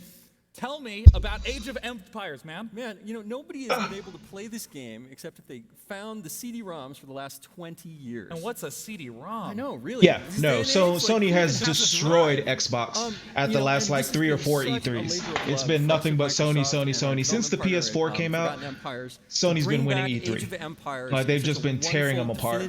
So I'm wondering, I mean, Microsoft came strong this year, stronger than they've ever come before. I mean, when they started getting eaten alive was was when the Xbox One was announced, and they spent all their time talking about TV shows and shit like that. Like, you're at a gaming conference, we don't give a fuck about your TV shows. Like, we want to talk about games, and that's when Sony started eating them alive. So this time they came with the games. They came strong with the new console, games. So I want to see what Sony's gonna do. Sony's obviously not gonna have new hardware, so Sony's gonna have to come with a lot of new games. We'll see God of War. Off the top of my head, at Sony's press conference, we're definitely going to see God of War. We're definitely going to see Spider-Man. We're definitely going to see Bloodborne 2, I think. We're also going to hopefully see Sucker Punch's new game. We're probably going to see more of Days Gone with the release date, I would think. Gran Turismo Sport should be coming out soon, so we'll hear about that a little bit more. I think Dreams from Media Molecule, I think Dreams is dead. So I don't think we'll hear about that, because they've been radio silent for a long time. And if they do bring it back, it better have a release date like tomorrow or something, because that game has been, as far as I'm concerned, that game's dead. So what else? Who are the other big studios? Santa Monica's working on God of War, Sucker Punch, Insomniac's working on Spider-Man. You know, speaking of modernization, I saw that FromSoft would be working on Bloodborne. That is the online matchmaking. I think those would be all the big ones off the top of my head. You know, I'm sure they'll have others. We'll also see Destiny over on the PlayStation stage for sure. I don't know if we'll see The Last of Us 2. Naughty Dog, I think, is probably going to focus on the Uncharted DLC that's coming out with Elena, the new Elena and the girl from Uncharted 2. I forget her name. The girl with the woman with the black hair. So I think Naughty Dog will want to focus on that. Last year, after the Last of Us thing, Neil Druckmann, the director for the Last of Us, Neil had said in an interview later on with IGN that game is in very early stages. So I would guess it's probably at least 2 years out. I don't think we'll see Last of Us 2 until probably late 2018, early 2019 is what I think personally. So if it's that far out, I don't think they want to show any more of it. Age of Empires, the whole franchise will be it's hitting its 20 mark October of this year. You know, and this is the start here at E3 with you. Is the start of the celebration. Yeah, well, we'll definitely see Call of Duty World at War 2 for sure, because you know they also have a contract with Sony since they're getting all the exclusive content, early content. Destiny and Call of Duty both have deals with Sony, so we'll definitely see those two at Sony's conference for sure. Detroit Become Human, yeah. I don't know if that's going to be coming soon. I would bet that we get a 2018 release date for Detroit. If they say 2017 this year, I'll be shocked. I hope we don't see Death Stranding, because I love and respect Hideo Kojima as much as the next guy, but last year when they first showed Death Stranding and everybody was like super hype about it and shit, they didn't even have an engine. Like Kojima had said in an interview, they didn't even have an engine. It was just a rendered CGI trailer, basically a concept. So he knows what he wants to make, but they didn't even have a game engine. They hadn't started development. So if they hadn't even started on it last year, they should really be quiet about that game. Just stop, because we saw what happened with like Watch Dogs. Watch Dogs got overhyped for too long, and then when it came out, it landed with a thud. And Hideo Kojima might be highly respected in the gaming industry, but his name is only going to take him so far. And if it's going to take at least especially being Kojima, probably 3 to 4 years to develop that game. I bet we don't see that game until 2019. And if they show it every single year for 4 years, that'll be too much. I think they should probably just be quiet about that game and just get to work, basically. But that's just my opinion, man. That's just what I think. Like I said, I'm a big Sony guy, so I follow a lot of Sony stuff. I follow pretty closely. So we hope that you get the chance to get your hands on. No, it was a crazy ass trailer. Did you see how the two trailers lined up together? Did you know about that? Like the first trailer from Death Stranding showed Norman Reedus where he was holding that little baby, right?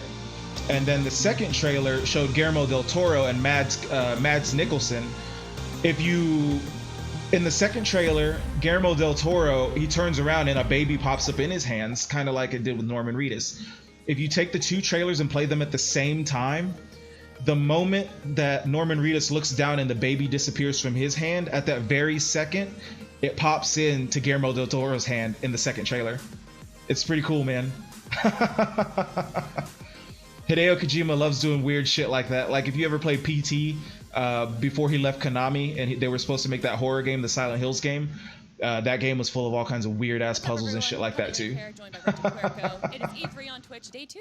I'm so excited. We had a long night of content, a whole bunch of conferences yesterday. What was your favorite so far? I think the best conference out of the entire show, and maybe for the rest of the remaining days, is definitely Devolver.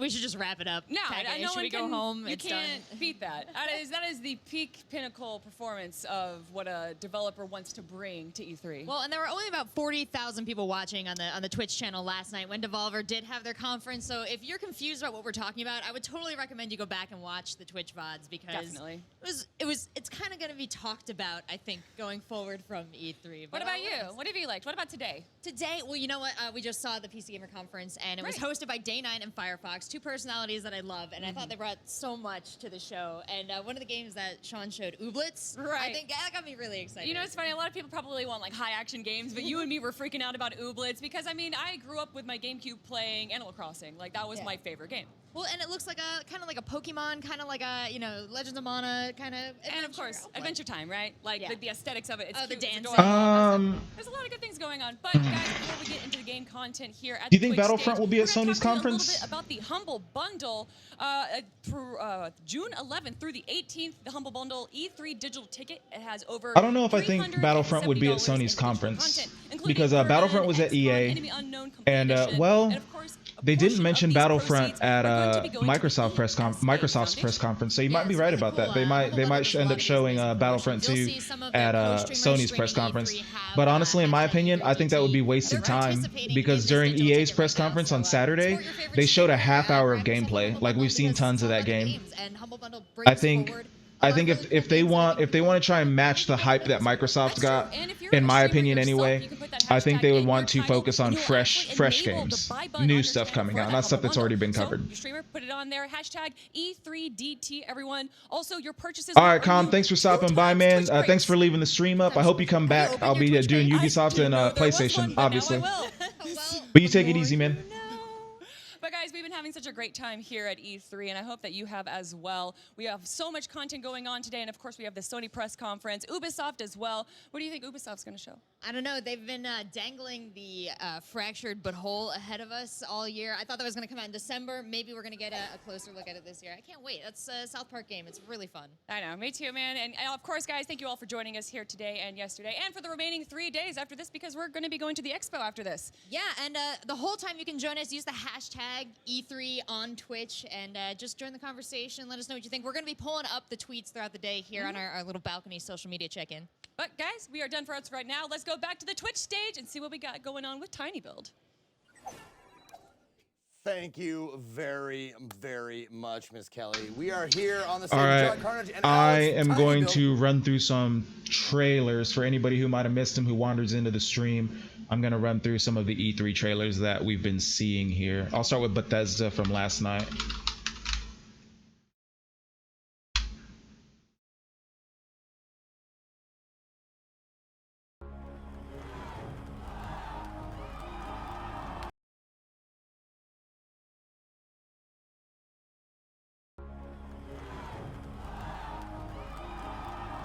This game is coming out in the App Store tonight. Ladies and gentlemen, this is Doom. Quake is back. Tonight, we're announcing one Tamriel. Go your first look at Dishonored 2. We put the show on for you to show the whole world what we're That's up to true. and what should be a Yeah, Battlefront did have a hype trailer at Sony's conference, so yeah, you're probably right about that, man. We'll probably end up seeing Battlefront 2 at the Sony press conference. I just hope they don't spend too much time on it, because they've got like 2 hours on stage. Of those 2 hours, I hope we see some new games. I'd rather see new games personally. Ordered and a ration card. And here's a Lakritz Schnecker just for you. Wow. Gee, thanks, Mr. Wilson. Hey, Biggie. Hi, Bill.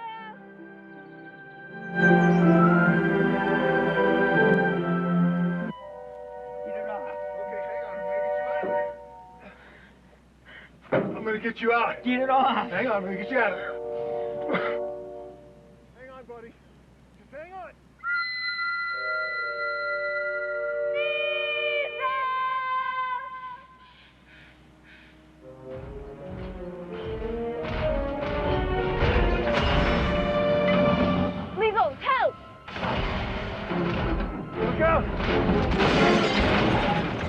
Good girl, Liesel. Bravo Hund.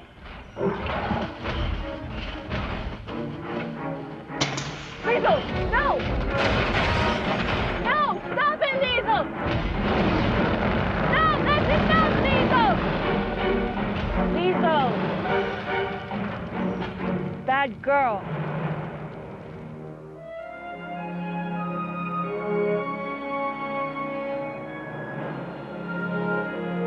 Good nutrition is a matter of security.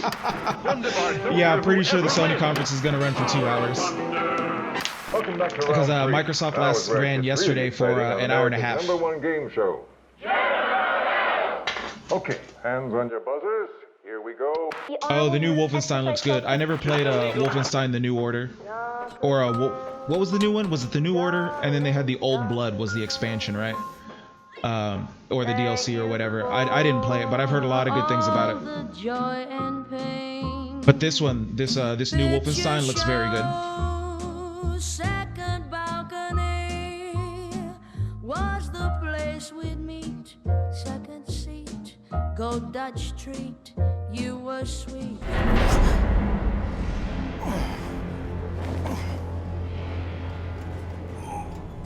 The old and the weak are doomed.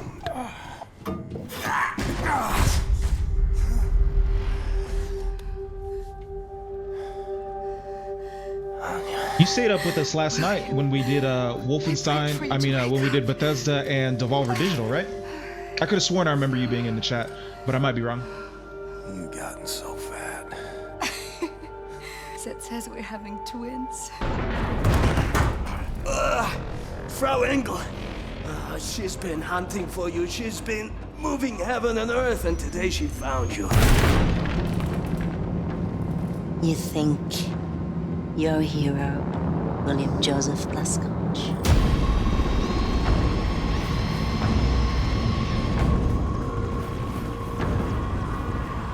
Monsters did this. Not monsters. Man, have you taken your German lessons?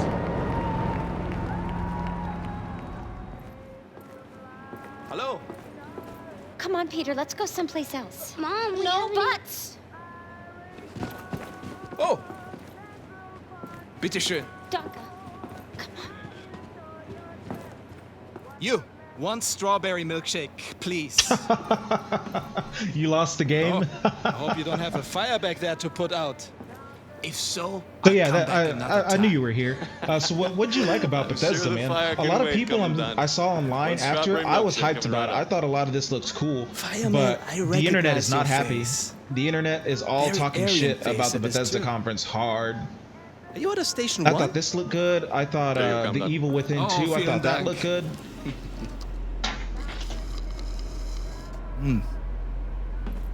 Now you.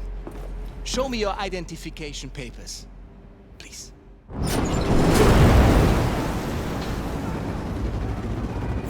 We gotta put the fighting spirit back in the American people. You shoot good, Max. Smile.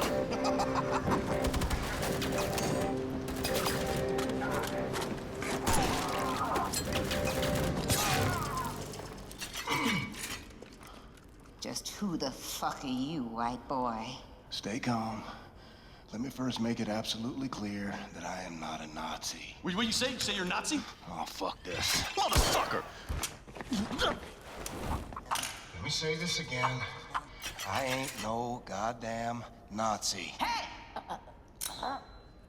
Now you bring Super Spesh back in and you put him down right now, or I will shove this grenade so far up your ass.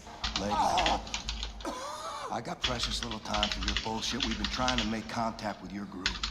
We're organizing for a revolution in America.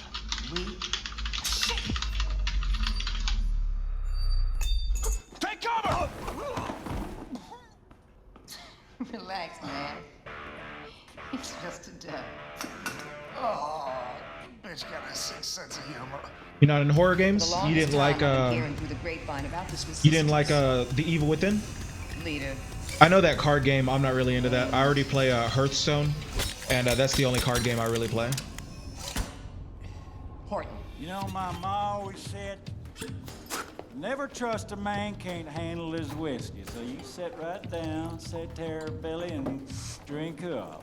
Oh, goddamn. Now listen, Terror-Billy, I respect Yeah, it looks your like he's probably a ambition, rebel, I would think. but there's nothing can be done no more. The world has sank into the crapper, and all we can do now is drink this whiskey and watch the vortex suck it all down. I would guess he probably used to work with the Nazis, and he decided he didn't want to do it anymore. Against the imperialist war machine of the United States of America and the greedy money men of Wall Street, who was itching to send the children of the proletariat off to die in foreign lands so that they could be filling their coffers. It weren't their sons bleeding on the beaches. I got kids on the way. I'm the same way, man. I'll play some horror games, but some horror games are just too much for me. It took me forever to finish Resident Evil 7. Like, I got Resident Evil 7 at release at like 11 p.m. the night it came out. It was midnight release on my GameStop, and they gave it out at 11 instead of midnight. So I got it, came home, I was like, I'm gonna turn off all the lights and play it in the dark, yeah! And then I jumped on, I got 20 minutes in, I didn't even make it very far in the game. I just made it in the kitchen, it went dark in the house, and I was like, nope, fuck this. And I noped the fuck out of there. I stopped the game, loaded up the Netflix app, and started watching TV after that. And then like an hour later, I was just like, okay, I think I'm man enough to go back. And I played for another 10 minutes, and I was like, nope. And I stopped playing until the next day when the sun was up. For the main character? Yeah, shoot. What's the main character's story? I mean, I don't care about spoilers or anything. I just heard it's a fun game. Like, the story shouldn't be that big of a deal. What is she gonna cut open? Oh, she's gonna cut off his head.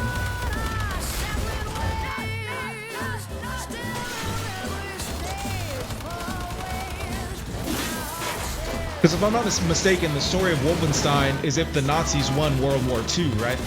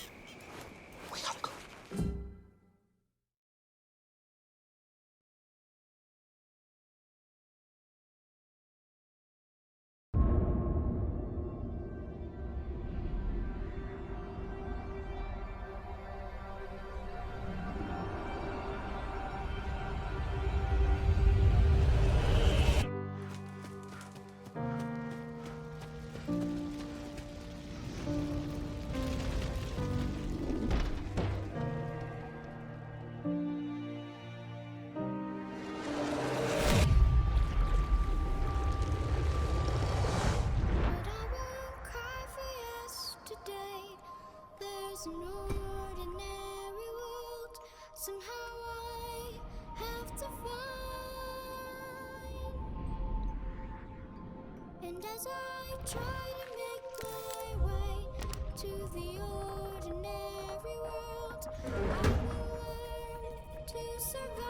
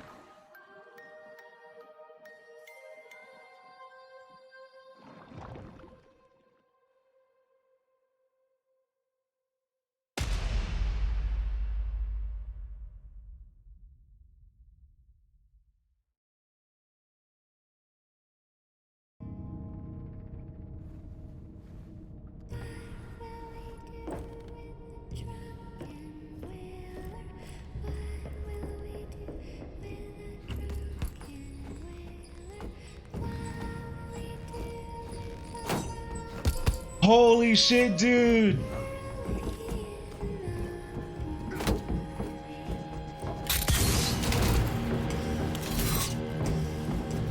Oh shit, I'm sorry, dude.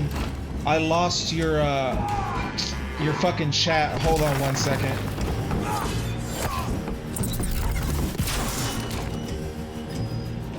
Hold on one second. God fucking damn it.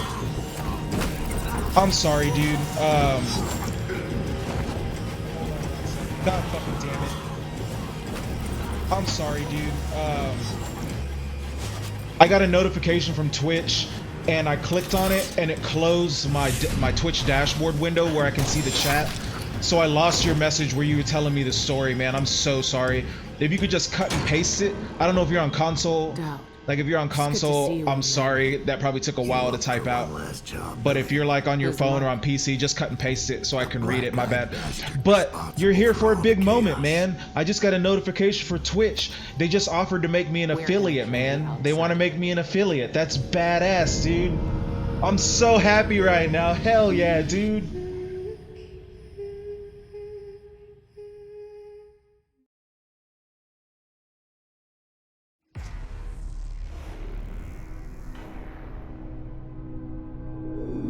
Welcome to the UAC. Hell yeah, man. Oh, you're on PS4. I'm so sorry, dude. Dude, yeah, you're here for the moment I got that notification, dude. That's what made me lose your message, man. It said you're invited to be a Twitch affiliate, and I clicked on it and it closed the window. I thought it would make a new tab, but it just closed the window. Thank you so much, man. It all goes out to you guys that fucking come by and hang out, man. Oh, I'm so psyched right now. Hell yeah, dude. Oh shit. Hold on one second. I'm gonna set this all up. Hold on one second.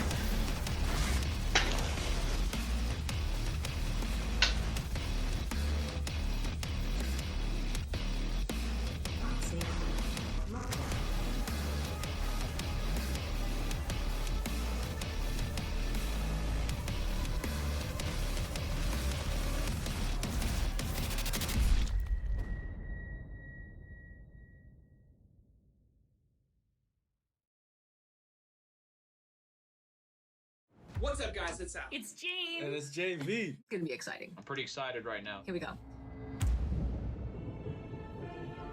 Oh my god, look at the mushrooms. What the heck? My heart's rate racing right now. They shot the bear. Who's shooting arrows into that bear? Better not have killed the bear.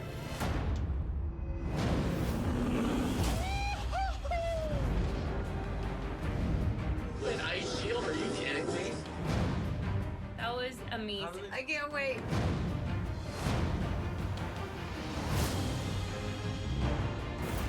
Everybody has said this is what we've been wanting.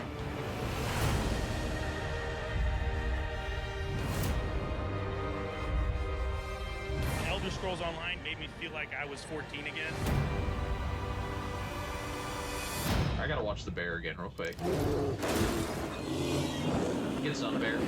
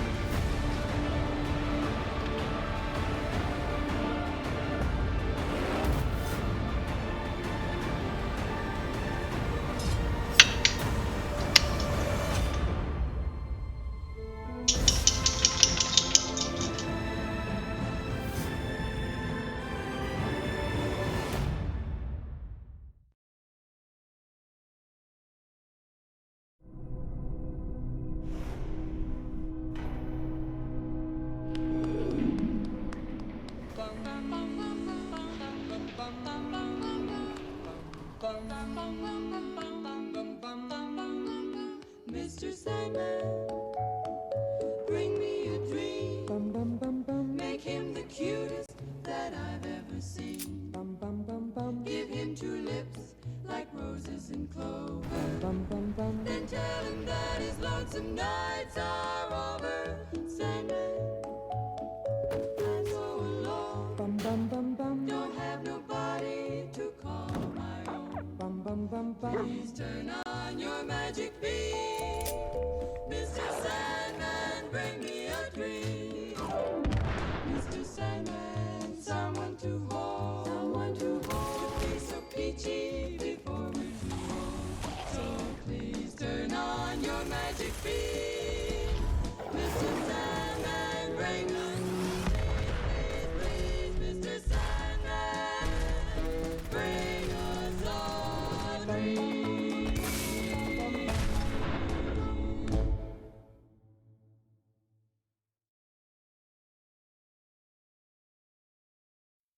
Bethesda Game Studios is known for creating open living worlds with seemingly limitless gameplay content. But what if there was another way to experience even more, something all new?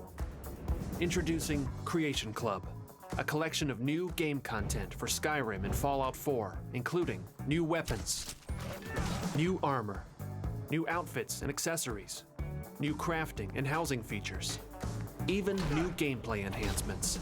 Using Creation Club is easy. Browse the selection in-game by category and use credits to download right there. Your new content will appear automatically.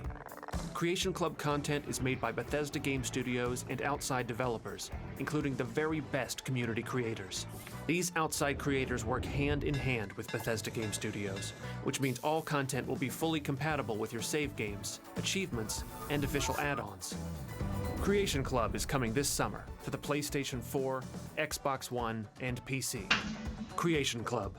The worlds of Fallout 4 and Skyrim just got a little bit bigger.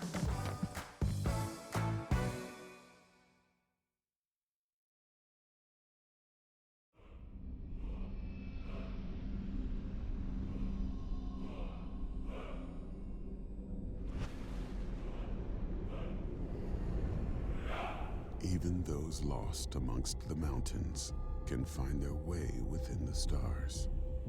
Oh, dude, I can't stop smiling. I had to stop and go text my girlfriend. She's at work right now. I was like, oh my god. The path to warriors destined for Sovngarde. To beasts cursed by an unquenchable hunger. To scholars of ancient and ferocious magic. Oh, okay. So yeah, it is about the Nazis winning World War II.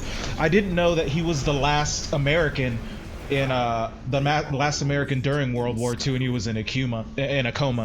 But so is this the same guy? Since you've played it before? Because when I saw it, I was thinking it might have been a new character, but I guess it's the same dude.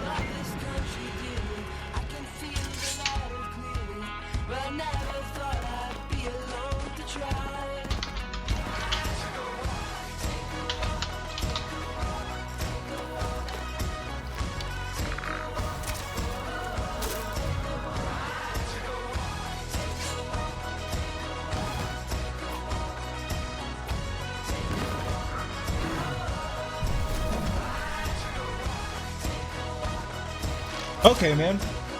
That's badass, actually. I think I might pick this one up. It looks good, man. And I definitely think since it's a story-focused game, a story-focused shooter, and I've heard it's a lot of fun, it might be a good streaming game, I think. Because I've been trying to think of good games to stream. Like games like Overwatch and, you know, Call of Duty, those are fun to play. But unless you're like super badass, like, you know, MLG quality, a lot of people don't like watching that stuff. But I noticed... especially like when I first started streaming like a month ago, like when I started streaming Uncharted, like a lot of people seem to come by and they like seeing like story-based games and watch it unfold. So that seems like it might be a good game to stream, man. So once E3 is over, I'm gonna go back to my regular gaming schedule. What would you hang out and watch if I were streaming?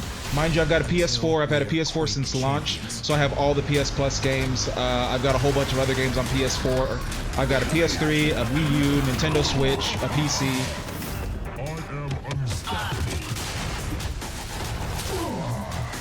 Hell yeah, man! 45 minutes, almost less than an hour. I'm high. Sit up, baby. Did you see that? What's the matter? Lose something? You'll regret that. Shields on. Give 'em hell. Try to keep up. Who's next? You done messed up now. I'm coming for you, goddamn weirdos. None of you gets out alive.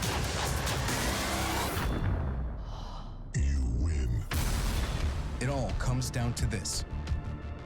Nice. So if I'm an affiliate now, every frag, I won't get it all the time, but I should get priority for quality options. So hopefully I can keep streaming in 1080p for you guys, man.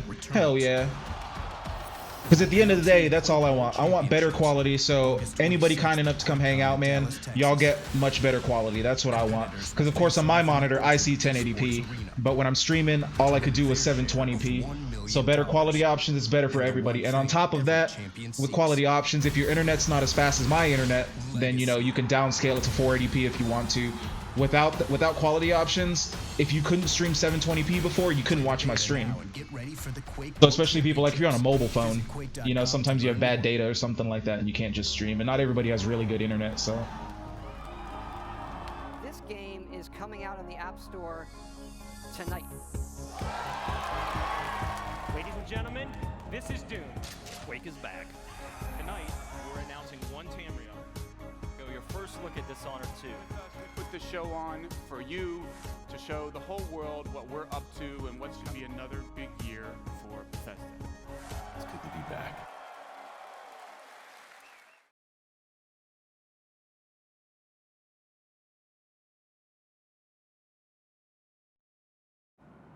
Here you go, Peggy. There's everything your mother ordered and a ration card. And here's a lakritschnecker just for you. Wow. Gee, thanks, Mr. Wilson. Hey, Peggy. Hi, Bill. Okay, cool, man. Yeah, I'm a hardcore gamer, man. You know, like I've been saying on and off throughout all these streams, I just like video games. I don't care what console there are. So I usually, like, if I can afford it, I usually try and stay on top of all the new games. I have Rainbow Six Siege on PC. I have Overwatch on PC. I've got the Nathan Drake collection. Obviously, those are all listed. I've got The Last of Us Remastered and the original Last of Us on PS3 and PS4. I've got Call of Duty. I've been thinking of doing the Call of Duty campaigns. I think that might be kind of cool because not everybody plays the Call of Duty campaigns. They usually just watch. They just play the multiplayer. And some of the Call of Duty campaigns are pretty good. Like Modern Warfare is a badass campaign. So I think those would be cool to stream. Diesel, no! No! Stop it, Diesel! No, that's enough, Diesel! Diesel! Bad girl.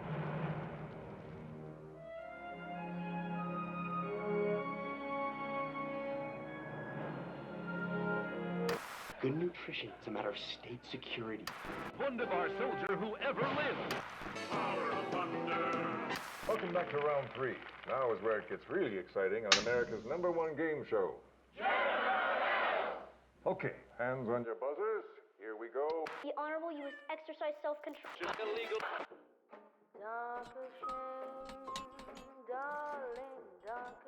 Didn't we just watch this trailer?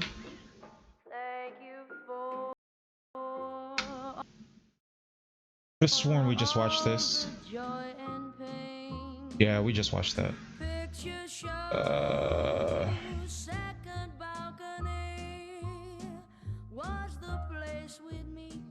Oh, they must have played all of them while I got up. Sorry about that. We'll switch over then. I don't want to play the same things over and over. Go back to some of what was shown at Xbox. Actually, let's go to EA trailers. I know we did the EA press conference like 5,000 times, but just the trailers with none of the fluff. Oh, shut up.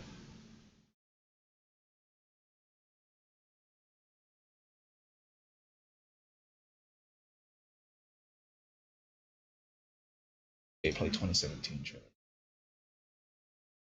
Here we go. Yeah, we just watched Anthem.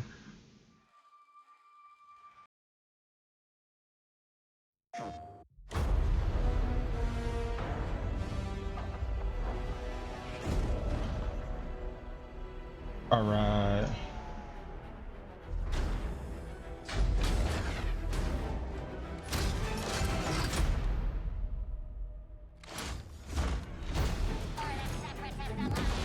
Dude, I said the same fucking thing, man.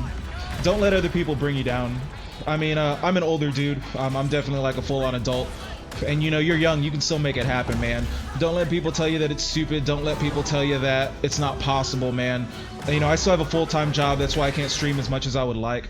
But ever since I was real young, I wanted to be in the video games industry. I wanted to do like maybe video games reporting, or you know, like work for IGN or GameSpot, or do when I was like 21, I think 20 or 21, I wanted to start podcasting before podcasting was real big.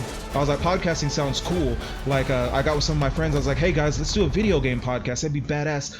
But you know, they all had their own things going on and they just weren't as into it as I am. You know what I mean? I mean, if you want to be a content creator, you probably you know what I mean by you have that kind of passion for it, and my friends just didn't have that same type of passion, man. So I was always afraid to do it by myself. And then recently I just said fuck it, I'm gonna try. Like, podcasting became real big, YouTube became real big, and Twitch is big, but Twitch is growing. Like, Twitch isn't nearly as big as YouTube. So I was like, okay, I might be able to do what I've always wanted to do, and I could probably do it to Twitch. So I just gave it a shot. I started a month and a half ago. I built this PC with streaming in mind. Like, the whole way I was just like, I want to stream. So that was my whole idea. And so I built it and I just started working at it. I had a lot of problems when I first started trying to stream, and then I officially started streaming about a month ago is when I started going live. And I just got my camera and my green screen on Thursday, just before E3. You could ask my girlfriend, like, if she were here. Like, I kept talking about it. I was like, I gotta have my camera and green screen for E3 so I could have my face on camera. People like to see, you know, a streamer's face and their reactions when they talk to them and stuff. I mean, some people don't have a problem with just hearing voice, but a lot of people like to see somebody when talk with them. It feels more personal that way. So, man, don't let anybody tell you no, is basically. Like, it's totally possible, especially today, to make a living off of content creation, off of YouTube, off of Twitch and stuff like that. It's totally possible. But at the same time, be smart about it. Like, don't put all your eggs into one basket. You know, you're still young, but like, you know, whenever you start working and shit like that, man, like, you're gonna need a job so that you can eat and you can feed yourself. You know, I've got bills to pay. I live in an apartment with my girlfriend, so we've got our bills, cars we have to pay for and all that shit. So I couldn't just quit tomorrow and start streaming 24/7. It's just not feasible. So being smart about it, you know, if I could continue to grow, man, you know, I would like to do what you're talking about, man. I would really like to just be a content creator, because, you know, like listed at the bottom of the screen, I have a YouTube too, but it's hard trying to find a balance between working full-time, streaming on Twitch, and then trying to edit video on top of that for YouTube. It's a lot. And then on top of that, trying to have friends and family and, you know, hang out in real life with people and stuff. It's a lot to take on. So I'm focusing on Twitch right now. Then I want to start doing YouTube stuff too. But yeah, don't let your dreams be dreams, like that fucking Shia LaBeouf meme, man. Don't let your dreams be dreams. Go out there, make it happen. Just be smart about it, man. Don't be stupid. I've seen like in forums and stuff, younger kids, like they'll be like 15, 16, 18, 19 even, and they focus purely on this. They just live in mom's basement. They don't have jobs or anything. It's like, I'm gonna make it. Like, I mean, I made affiliate just now, but I mean, even that's not partnership. Partnership is the next step, and that's really hard to get, and not everybody's gonna make it, man. So you got to have a backup plan. You got to be able to take care of yourself, man. But yeah, man, go and do it. Go and do it, man. I wish I would have had more people telling me, like, go fucking do what you want, man.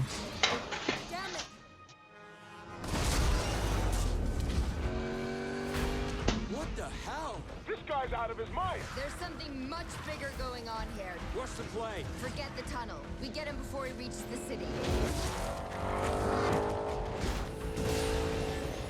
Guys, more house cars headed your way.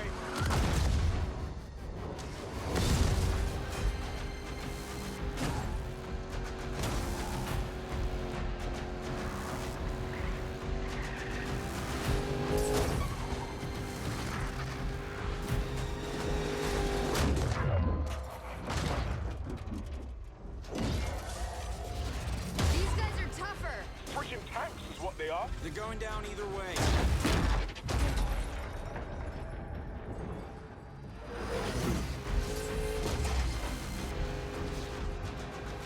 Take him out, Ty.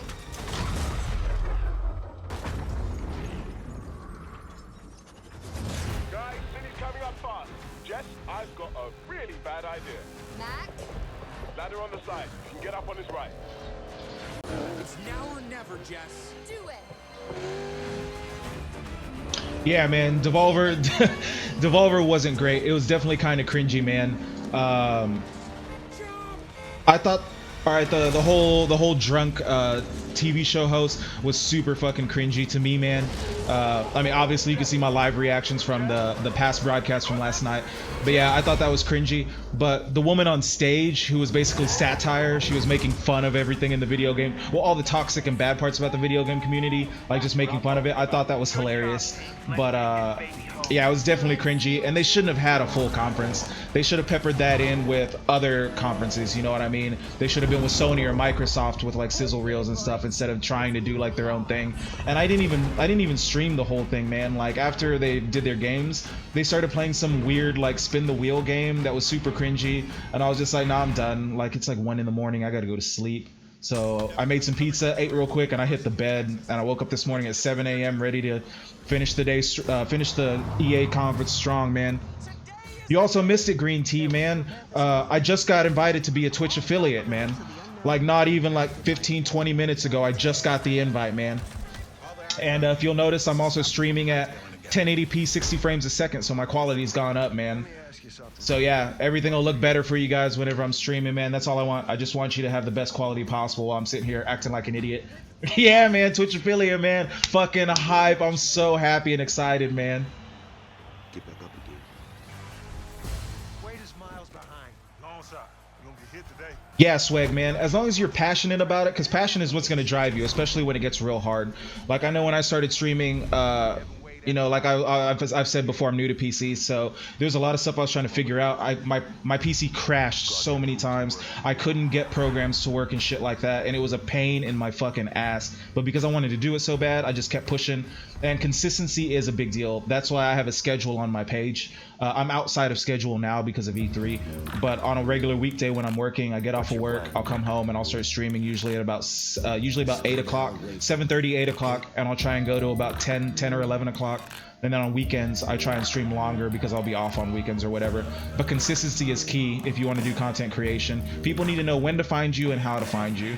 So, I mean, if they know you're going to be on at 2 o'clock on Twitch, you know, then they know they can find you there. If you're on YouTube, they know you're going to upload a new video on Tuesdays, then they know to look for it on Tuesdays. Because I know, especially with people I subscribe to on YouTube, like I'm like, oh shit, they've got a new video today. Let me go check it out. I'm gonna watch as many bit ads as I can, man. I'd appreciate that if you could, man. I'm not gonna be the type to I don't want to be the type to like force monetization down people's throats or anything, but it'll definitely be there. Like if people want to cheer bits and stuff like that, once I get it set up. I haven't set it all up yet, but once I set it up, if people want to do that, if people want to, you know, help contribute, man, that'd be badass, because I'd use all that to just make the stream better. Like, I need a better processor. I've got an i5, and an i7 would be better for streaming. My graphics card is fine. I'd like to get like a better mic so I sound clearer, because I know my audio is a little echoey, so I need to get like soundproofing on the wall in front of me so my voice sounds better and stuff. So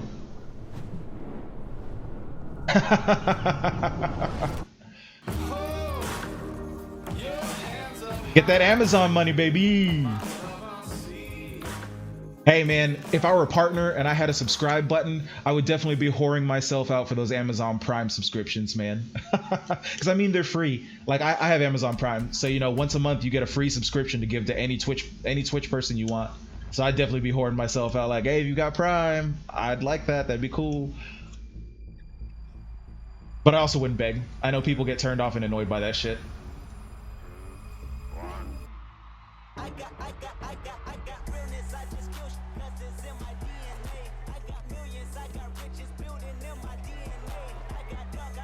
And we got Ubisoft coming up in 30 minutes, boys and girls. 30 minutes. Get hype.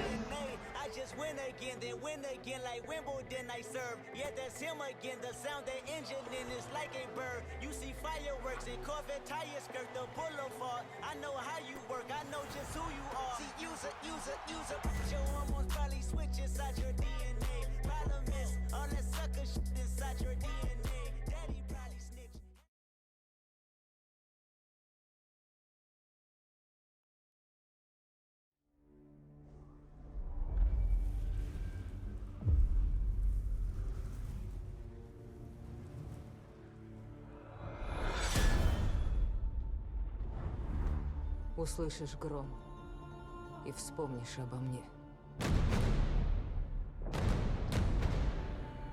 Полоска неба будет твердо алой, а сердце будет, как тогда.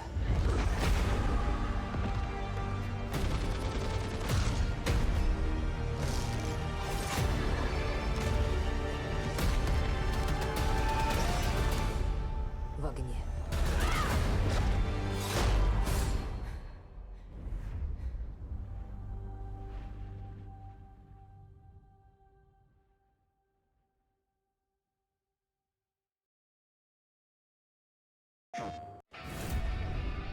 There is one question on everybody's lips. What next for Hunter? Everyone's hunting Hunter. Alex Hunter has been talked about. I think all this Alex Hunter talk, I think that's just paper talk, if I'm honest. Sehen wir Alex Hunter bald in der Bundesliga? Seine Spielweise ist atemberaubend. Yeah, every bit is basically a penny, right? Because I know about bits and stuff. I mean, I've never used them before or anything like that. I've never bought bits, and you know, I've never been able to receive bits until now. So yeah. Let Alex Hunter go. I'm not really sure that a move is the right thing for him. Oh, nice, man. You're gonna get $300 working for your dad. I remember doing that shit, man, during the summer. Yeah, my dad would put me to work for sure. I know, especially when you're younger, like 14, 15. I used to hate that fucking shit, but I'm like, hey, man, if my dad's gonna pay me, you know, I could use money. Put that towards your PC, man. Don't spend it on something stupid.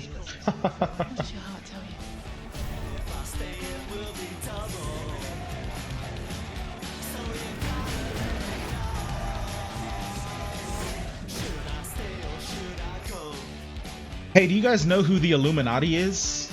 It's like a group chat that I keep getting invitations to.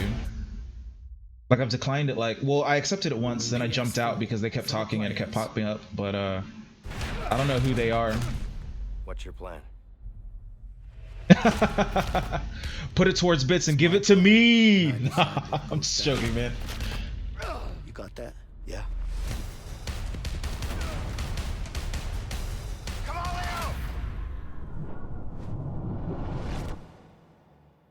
My name is Joseph Fares, and I'm the writer-director of A Way Out. A Way Out is a story-driven co-op game. It is designed, played, and experienced only in split-screen co-op, which means you have to play the game with a friend, either online or on your couch.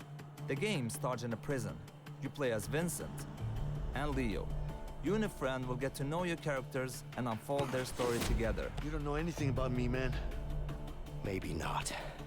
But Harvey killed someone very close to me.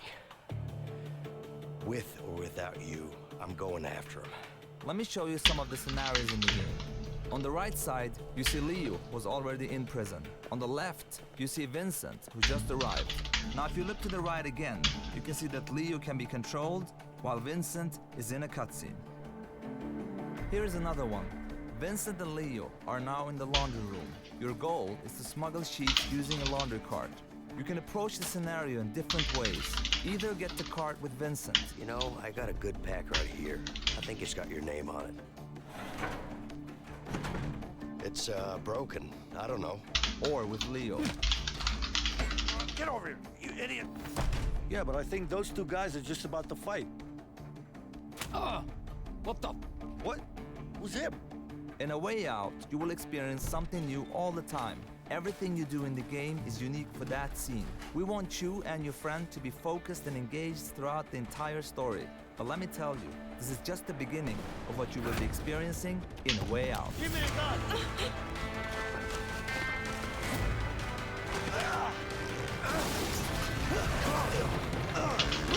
Get him! Run, run, run! Relax, man. I got this.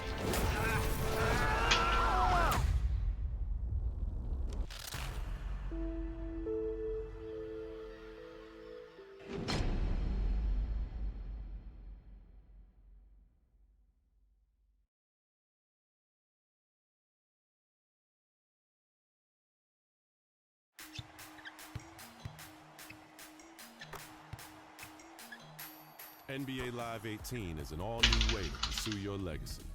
Centered on you, your journey is defined by the choices you make. Welcome to The One. The One unleashes the freedom to play how and with whom you want. Here, the respect you earn on the streets matters just as much as the rings you earn in the league. Rise through the ranks in the league, an authentic NBA experience where you dominate the hardwood on your way to winning championships. But the new NBA Live goes beyond the league, taking you into the streets, where the rules and how you earn respect are different. Team up with friends to take down NBA legends at historic courts like Venice Beach. Throughout your journey, your on-court performance leads to increased skills and new gear, as your hype builds in both the streets and the league, from Venice to Rucker Park and everywhere in between.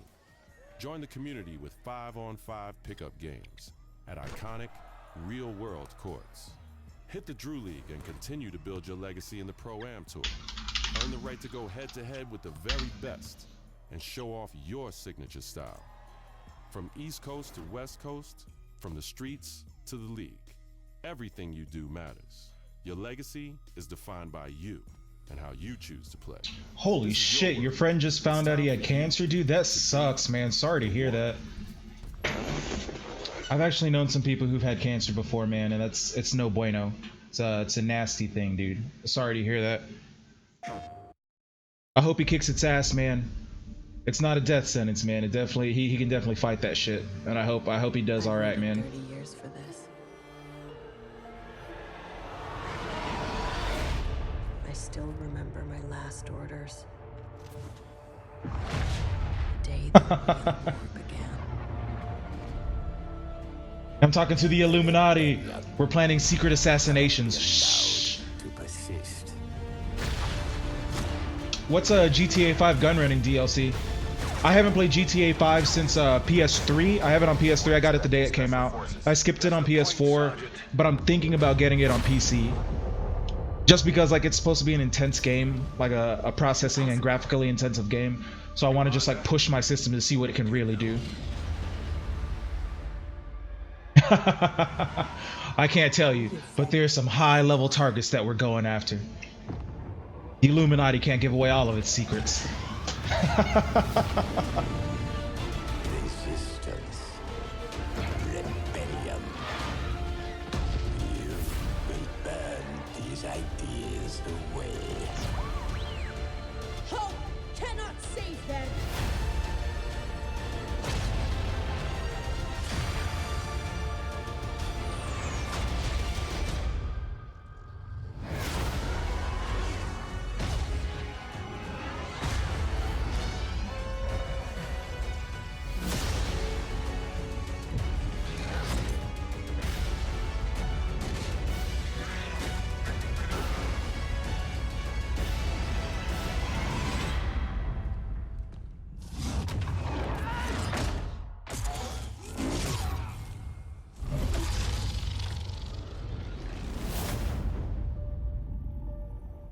on Battlefront, dude, hell yeah. I'm hella hyped for Battlefront, especially since it goes across all 3 eras, man. Hell fucking yeah. So we can have some Darth Maul, we can have Kylo Ren, we can have Rey. Yeah, man. Captain Phasma, all about this life.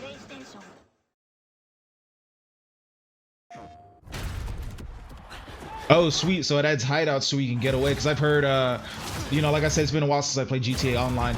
But I heard it's fucking chaos right now. Especially people who've been playing for a long time. They have a lot of powerful ass shit. So if I jumped in now, I'd get fucking destroyed. I'd get eaten alive in GTA Online. Didn't we just watch this? If we're already done with this... Oh no, it's another one of the same thing. Alright, once this is done, then we'll move over to Xbox trailers.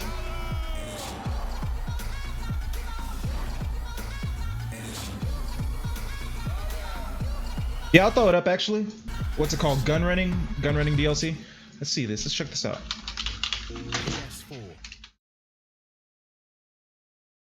I want to see the official trailer, not some YouTube breakdown of it.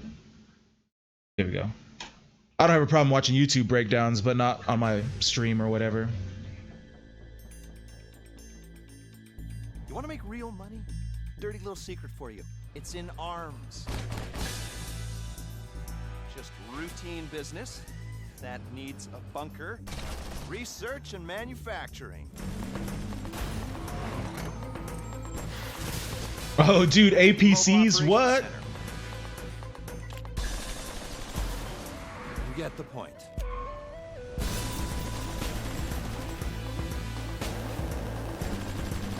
Cook up new, exciting ways of terminating people. Then make a tidy profit and do the country proud. Rated M for mature. Dude, that does look badass. That looks cool as shit. But let me jump back to E3 stuff before somebody comes in and gets pissed off.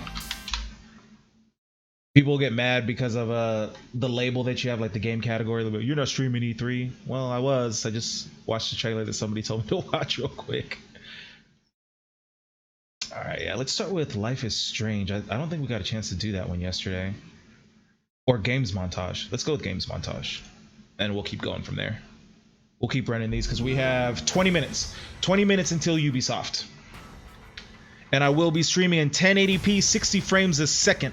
So you guys don't have to worry about that 720 garbage. Full high def, boys.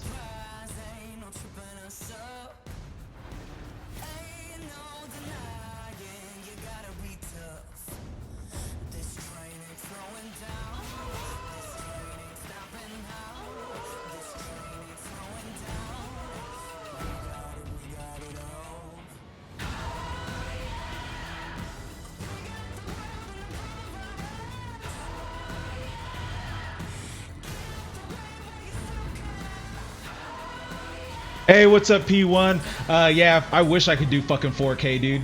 I don't even think you can stream at 4K on Twitch. But if I had a 4K monitor, my PC can handle 4K, but I don't even have a fucking 4K monitor. But P1, dude, check it out. I just got Twitch affiliate, bro. Yeah, like an hour ago, I got my invite. So I'm officially a Twitch affiliate, man. Yo! Shout out to everybody who stops by every day, man. Shout out to everybody who's followed me. You guys are what make it possible, man. Thank you very much. As you can see at the bottom of your screen, since I haven't done it in 2 hours, I got to do the pimp thing. I'm going to go ahead and pimp myself out real quick. It's the Blue Bomber here. Look at the bottom of your screen right there. I'm on all the social medias, Twitter, Facebook, YouTube, at blue_bomber with a 0 instead of an O. If you like what you see, man, hit that purple heart, shoot me a follow. I'd really appreciate that. And if not, you know, that's cool too. A lot of lurkers stop by and they hang out. I appreciate you guys too. I'm not gonna call you out by name or anything, but thank you very much for stopping by. And I'm gonna continue E3 coverage into the Sony press conference tonight. Ubisoft is coming up in 20 minutes, so I'm gonna be doing that. And then I'm gonna miss Nintendo tomorrow because I have to go back to work, so that kind of sucks. I did get, since I hit affiliate today, I've got better quality. Usually I stream in 720p because that's all you can do as a regular Twitch streamer.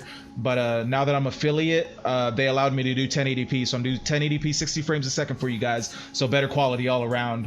And yeah, E3, once I'm done with E3 here, I'm going to go back to my regular streaming schedule. You can see the games listed on my page. I have way more games than that, but that's just what I'm playing right now. So if you have an idea of something you might want to see, I might have it, and I have no problem streaming it for you guys and just hanging out. So I'll turn this back up and stop doing the shitty self-promotion that everybody hates.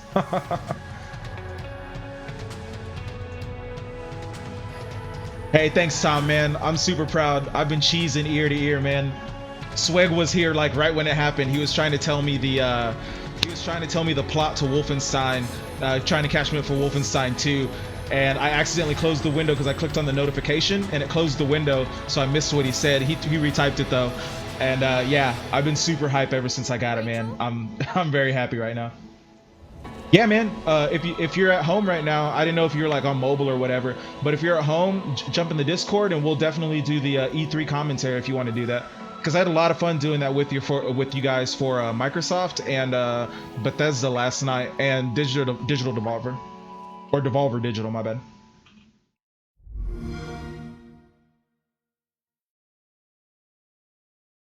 Oh, thanks, Tom.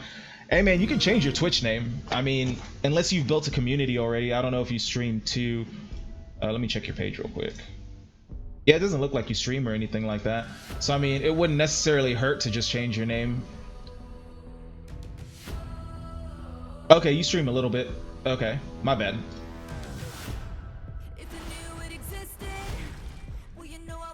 Yeah, I tried to think ahead before I made my Twitch name. I tried to make sure I had a Facebook, YouTube, and Twitter that all lined up. That way it made me easy to find. Because if I'm trying to tell y'all to go to different places and my name is different everywhere, it makes it a pain in the ass. So I made sure to be like, hey, I'm gonna be Blue Bomber, so I know what I am. Hey, thanks for the host, Tom. Thank you very much, man.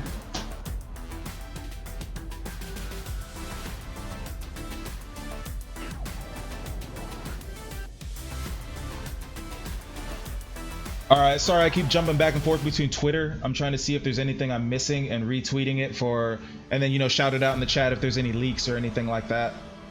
Even though the leak I got yesterday was fucking wrong.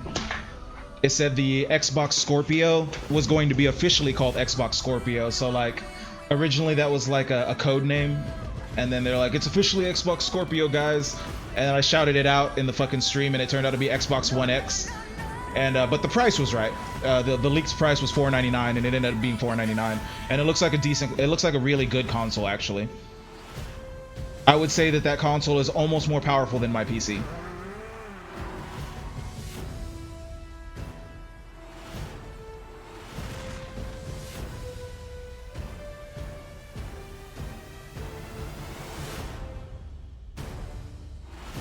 And anybody hanging out in the chat, we got 15 minutes until Ubisoft. Before Ubisoft starts, if you missed a trailer from E3, I'll throw it up here for you to watch. We're just going over some of the trailers that have been released this weekend. So if you missed something, let me know, and I'll throw it up for you. It's got to be E3 related, though.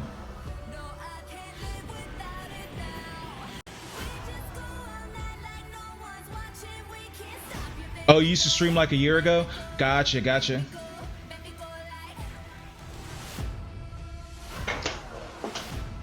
Yeah, that's how I started actually.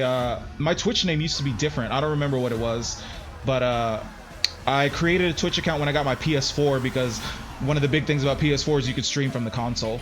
So I was like, hell yeah. So I tried to start streaming from there, and I had a couple people that would drop by, but you know, I didn't get any followers or anything like that. And then so I was like, fuck it. When I wanted to take streaming seriously, I decided to put some thought into my name and made sure I did all the social medias and shit. And then I changed it. So I think you can change your Twitch name. I'm pretty sure you can change your Twitch name without losing your account. Because I didn't create a new account. This is the same account I had. I just changed my name.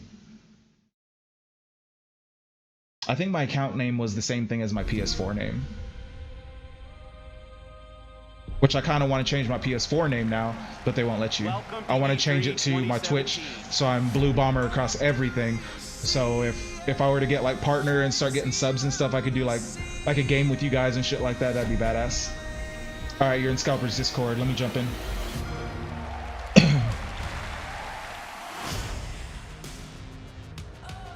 What is up, Tom? What's going on, my main man? Man, I am over here hanging out, doing my best, and apparently it's paying off a little bit. Xbox One X That's awesome. joins the Xbox Dude, I'm so hyped. One I'm so hyped and the right now. I'm so Xbox happy. One S when it Yeah, launches dude. worldwide. So there's one game that I forgot that I'm excited for, really excited for, at the Ubisoft press conference. It What's is that? Fortnite. I played the alpha. Fortnite? I What's love it. Fortnite? It's an amazing game.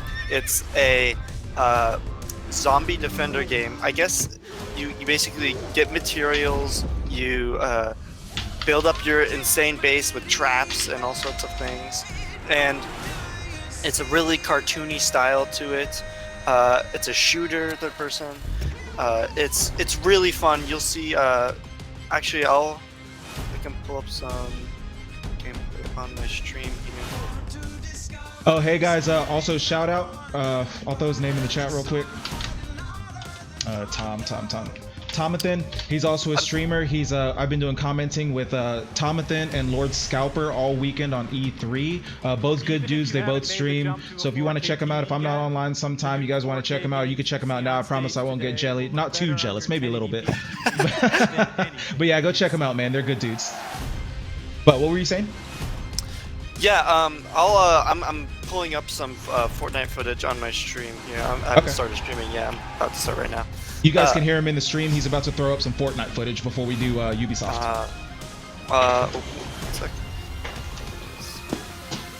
Fortnite game I'm very excited for. I played the beta. I believe I can still get it. I haven't played it on this computer.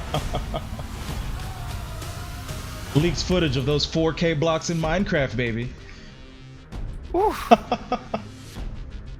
You know, all bullshit aside, I understand Minecraft doesn't look that great, but the lighting effects and the water in that game look fucking amazing. It looks good. Yeah, outside of just the blocky aspect. I'll send you the link of the trailer that I'm. Okay, and I'll throw it up on my stream. I'm just gonna DM it to you. We got 10 minutes. There you go. Yeah, this is just a 1 minute quick trailer to give you a feel of what Fortnite is and what we should be expecting. Okay. Open this up real quick. He sent me a trailer for Fortnite, what he's talking about. He said it might be at E3. Open that up real quick. He said it might be at Ubisoft's conference. I'd be surprised if they didn't mention it.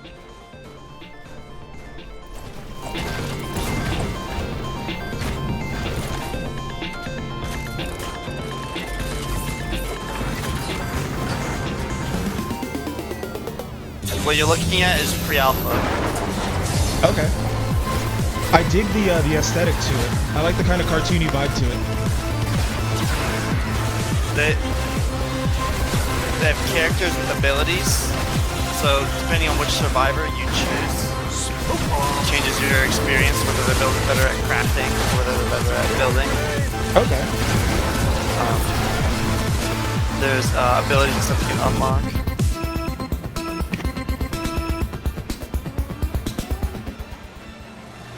Huh, that was pretty cool. I've never seen that before. Yeah, it looks really interesting. I mean, you can go wild with it. I mean, just completely off the rails. Oh, there's an E3 2017 gameplay trailer? Well, I'm sure Oh, then wow. they'll probably be showing that during Ubisoft then, I would guess. If there's an E3 2017 trailer, I bet it's at Ubisoft. This which was is coming up I'm in sending 9 you minutes. 9 minutes. Yep. I just wanted to shout that out. This is the You've been E3 asking, or some people have been 2017 asking, but trailer. is it a fan So base this like, came we're out gonna make 4 everyone days ago. happy in one sweep. So Okay. I think the gameplay will speak for itself. Minecraft rated M for As mature. franchise is concerned, and here you're kind of seeing some of the footage that we saw earlier. They did adopt the eagle. We were talking about from Eagle Flight. Well, right? that was they spent all that time rendering Paris for the last Assassin's Creed that they I think booted up their. I really dig into the this other aesthetic, game, Eagle though. Flight, and now they've sort of combined. Yeah, both man, elements, like which makes me wonder there perhaps, are so many games going for the we saw hyper realism, photorealistic thing. Interesting aesthetics, like kind of the cartoony vibe. Well, not necessarily just cartoony, but people who kind of experiment and do something interesting. Those are things that I'm starting to lean towards recently. Yeah. I think that's one of the reasons I got into Overwatch so much, because I'm starting to get tired of, you know, your hyper realistic shooters, and it's just It like has its Overwatch is fun. It has its place. You know, those Exactly. hyper-realistic shooters. Yeah. They shouldn't be everything. They did some. I mean, when the last. Oh, green tea. I'm starting to understand your name more. Our animal fighting ring. Yes, so He's got that green tea, baby. I sent you another video, by the way, if you haven't showed it yet. Okay, let me throw that up real This quick. one's a lot better. Okay, how long is it? We 4 got 7 minutes. minutes. You Okay. got time. All So, right. like I said, gameplay probably. All right, so I'm gonna throw up this trailer that Tomathan just sent me. This is also a Fortnite. If you're Apparently, out this there, is we E3 need your help. This is an E3 2017 gameplay trailer. So this just came out, and we'll probably see this during Ubisoft.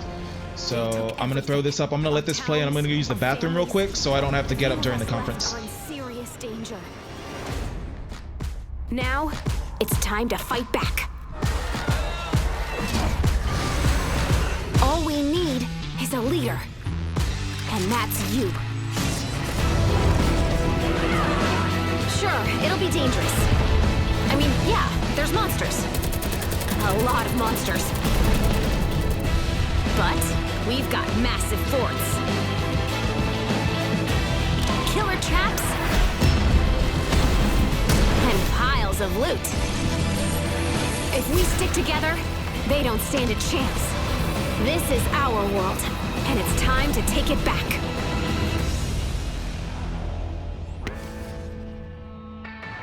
The world of Fortnite is filled with places to explore and loot to scavenge.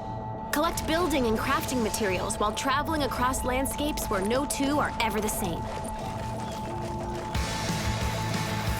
You never know what you'll find, or where you'll find it. Make sure to go inside buildings. Searching can pay off. Everything you collect can be used to protect yourself or help the survivors out there who need you. For protection from the storm, you and your friends will need to build forts. Use a variety of building pieces to keep enemies at bay and make a strong defense. Edit mode lets you customize pieces to fit your needs. Make doors or windows, or get more creative. Stronger materials like stone or metal will give your fort more staying power. Being able to build on the fly lets you respond to threats quickly and adapt when you need to. You didn't make all this just to watch it get knocked down. Defend your fort the way you want. Build sniper towers if that's your style. Or use all of the powerful traps you've crafted to make a maze of death that'll do the dirty work for you. When monsters do take a bite out of your defenses, you can repair and reinforce them during the heat of battle. Keep an eye out for weak spots, because the enemy sees them too. Use your imagination. Build the ultimate fort and use it to withstand all the bad things the storm will throw at you. With what you've harvested, you can craft hundreds of weapons, from melee to heavy arms. Make traps to set up the perfect surprise attack. Or use gadgets that will help you and your team. Manage your resources well, and you can be fully prepared for whatever is headed your way. Your friends will help you succeed. Each hero is a specialized version of one of the basic types. I wonder how much it'll cost. Soldiers, outlanders, and ninjas. Each hero you collect comes with individual advantages that fulfill different roles on your team. Of course, constructors are skilled at building forts, but they also provide valuable crowd control. You still there? Primed for combat, soldiers bring grenades, as well as the big guns, and sometimes the biggest guns. Outlanders are the best at harvesting, and have some unique tools at their disposal. All that and a mean right hook. Finally, there are ninjas. Great for melee, and really into throwing stars. They're good for getting into and out of trouble quickly. Collect cards to get heroes with different skills. More heroes equals more abilities at your disposal. Get your friends together for a well-rounded team. Cooperation can make all the difference. Sorry, I also had to throw some towels in the dryer. I'm trying to do laundry and chores before I have to go back to work tomorrow. Defend them with everything you've got. Don't seek shelter. Make it. This game looks pretty crazy. I definitely want to see how much they sell for. A full price tag, $60 might be a little bit much. Plants vs. Zombies is... Oh, well, he was saying did this game, Plants vs. Zombies. Okay, we got 3 minutes. I was going to say the actual Plants vs. Zombies is EA, but he's obviously fucking with me. I'm going to go grab a snack. Be right back. Okay, man. I mean, we've seen the tweets from Ubisoft as well. They're saying, hey, this is going to be a big one this year. Will we know all the things going into it? All right, guys, we're 3 minutes away from the Ubisoft conference. I'm going to be streaming it live. Afterwards, I'm going to be doing we're going to do a wrap up with Tomathan. I'm streaming with him right now. We're in a Discord call. During the conference, I'm going to try not to talk as much, but I will be doing reacts during the conference. So if something crazy happens, don't be surprised if I freak out. But I'm gonna turn down my volume a little bit. I'm gonna turn up the conference volume so you guys can focus on that instead of focusing on this. And then once it's over, then we're gonna talk about everything, and then I'll turn down the conference again. But we'll focus on the conference when it's happening, so I can give you guys what you want. The Sony press conference, which I believe begins at. Because at the end of the day, we're all here to see the new games, right? Right? Get hype! Sony Woo! always likes to kind of be the cherry on top of things. They've done that for quite a while. And yeah, last year they sort of put their foot down and say, okay, we get it. They put their foot down and the square lit up, Marcus. And the Kojima walked down, but they showed us a lot of games. And we loved it because Microsoft then was like, okay, cool, we can do that too. Boom, here's all our games. Getting another year of that would just be phenomenal. I expect some VR news out of them because they've been having, great PSVR sales. But anything you're super stoked about, maybe as far as coming up for Sony? Yeah. Ooh, you know what? They've really been doing some expansions for. I'm really wondering if Sony's going to be able to take on what Microsoft did at their conference. Microsoft put on a good show. The stories there with Ignis prompt. And I'm even a PlayStation fanboy. I've said it a million times this weekend, but I'm a PlayStation fanboy. I'm wearing my PlayStation shirt today because I'm ready. I'm hyped. There's also a lot of, I haven't seen it mentioned over the last couple days. But yeah, Sony's got a fight on their hands. Microsoft came with it. They came strong. Microsoft got tired of getting whooped by Sony during the conferences. But do you think they set a date when they said that trailer, right? So do you think we're going to see anything ahead of time, or maybe perhaps the same trailer but in English teasing the same date? Right. So we don't Make sure I don't have anything else up. Hold on 1 second. Still going. I'm about to open it back up because they're about to go live. Sometimes my thing screws around, so I want to make sure it doesn't fuck up during the actual stream. Restart that real quick for you guys. All right, EA is going to be starting any minute now. I mean, EA. Ubisoft is going to be starting any minute. Here we go. Oh, here we go. Yeah, we're in. All right, Tom, I'm going to turn you down, man. Yep. Eve, I believe the honor is yours. Would you do the honors, please? Sure. Let the games begin. All right.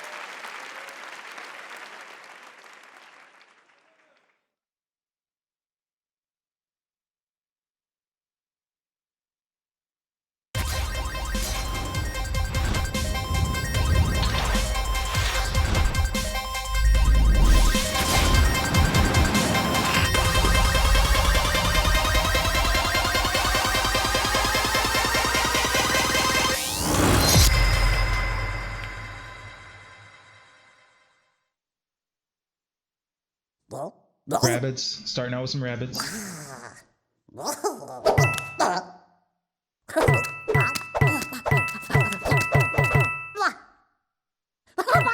Mario Kart rabbits.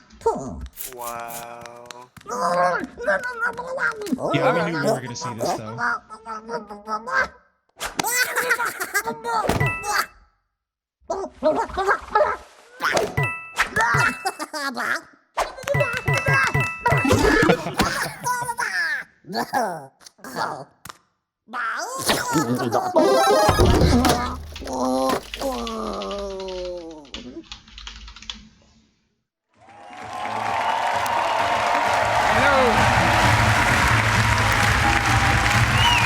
Hello, everyone, and thank you.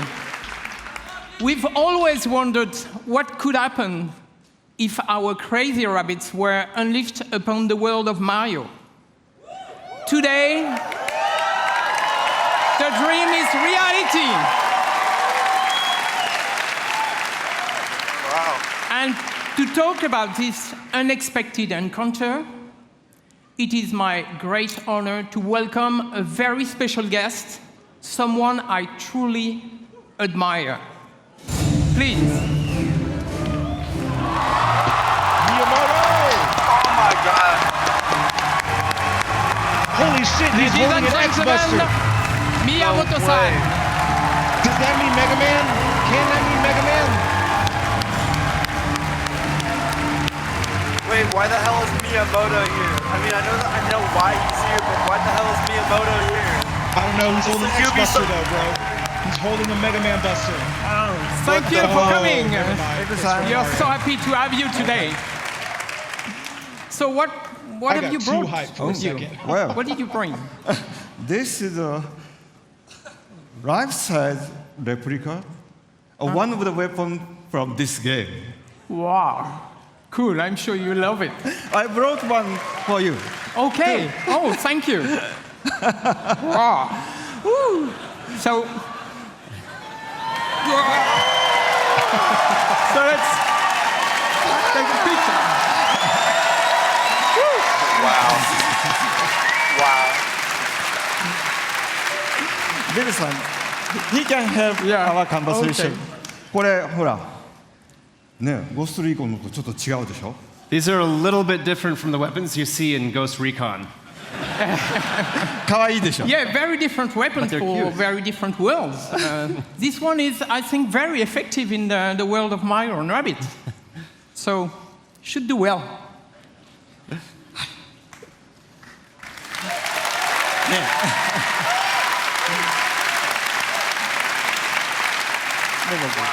I'm so proud I'm still of amazed. they got Ubisoft's Miyamoto. long-standing collaboration with Nintendo. You know, from the DS to the Wii, and more recently for the impressive launch of the Switch.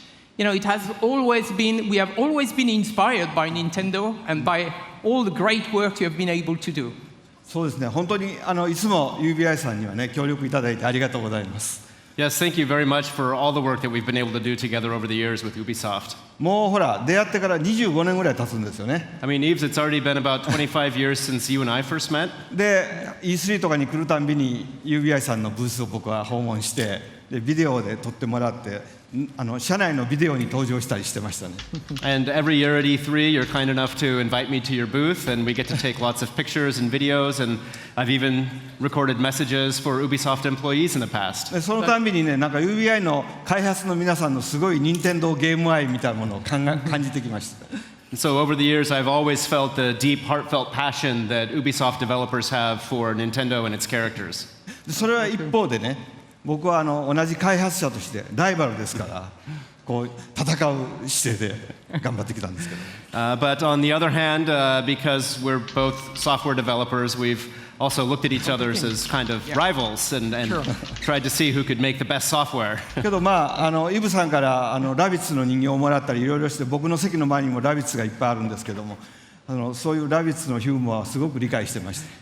But of course, I've known the Rabbids characters for many years, and I have many Rabbids figures decorating my desk. And so I've always been a fan of the characters and their humor. だから今回の話があった時にラビッツがどんなユーモアをこうゲームの中で見せてくれるかすごい楽しみにしてたんですね。So since this project first started, I've been very excited to see what kind of humor the Rabbids could bring to the Mario world. でただダビデさんに会った時にね、ダビデさんに一つだけお願いしたんです。And so when I met Davide-san, who is the creative director of this game, yes. When I met Davide-san, I had just one condition for this project. 絶対こうジャンプするゲームとかそういうプラットフォームゲームじゃなくて。マリオで今まで作ったことのないジャンルのゲームを作ってほしいとお願いしました。I said, whatever you do, don't try to make a jump game or a Mario platformer. Try to make a Mario game that has never been made before. よかったですね。And it's great. And I can tell you, it was an exciting, very exciting challenge for all our teams. And I think we have done something you will love. So, thank you very much for giving us the chance to perform on this game. はい、本当にこうヨーロッパで作るとこんなものができるのかとかね。それからUBI さんやっぱりアクションゲームをちゃんと作ってる会社なんで、こう単性のストラテジーゲームというもののちゃんとこうテンポのいいゲームが出来上がりました。And so, of course, because the game is being made in Europe, it has a very unique flavor to it. And of course, Ubisoft is very good at making action games, but this game in particular has a great layer of strategy and tactics to it, but with a very good pace. Yeah, no, it's going to be fresh, actually. So now let's welcome Xavier, you know, the producer of the game, and he will show us the game. So thanks again. Thanks again, Miyamoto. Thank you.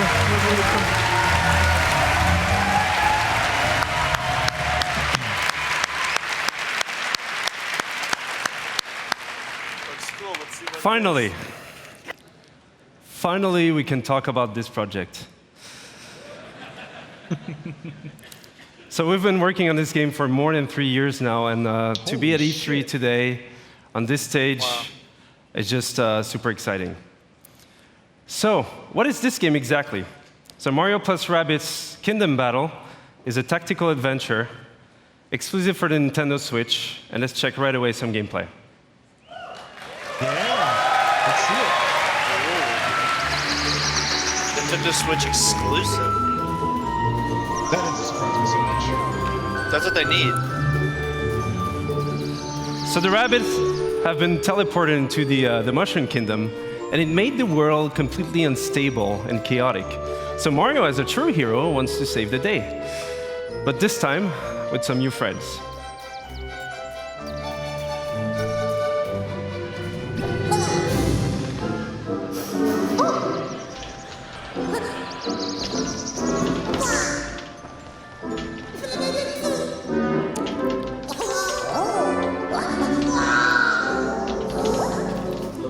And at first, they don't really know each other, but in the end, they will form this dream team that will potentially save the Mushroom Kingdom.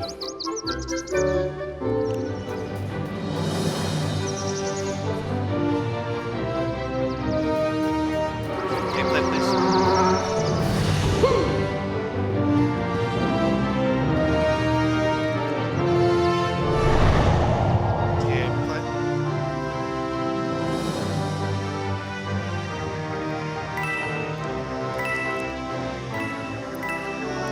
And as the game is a turn-based tactical adventure game, combat is a really big part of the concept. So you'll fight wave after wave of Rabbid that somehow turn bad, and what we see here is just the very beginning of the game, so it will be perfect to talk about the combat basics. So the two flags you see on the screen here is to tell you that this is a battlefield zone. So you'll switch from exploration mode to battle mode. The blue zone is your zone of movement, so you move anywhere you want in that zone. But you can also use battlefield ingredients, such as covers for protection. So Rabbid Luigi here using half cover or full cover. And we also have what we call team jump. So by jumping on your teammates, you can expand your zone of movement. So here, Rabbid Peach, using Mario, she's able to flank the enemy. So you can also attack the enemy behind that cover and expose them by destroying that cover, which is really interesting in terms of strategy because for the next turns, you'll be open for attacks. And last but not least, techniques. So from defensive ones like Rabbid Peach shield boost, or offensive ones like Mario's Hero Sight. He's able to attack the enemy even if it's not his turn, as soon as the enemy moves.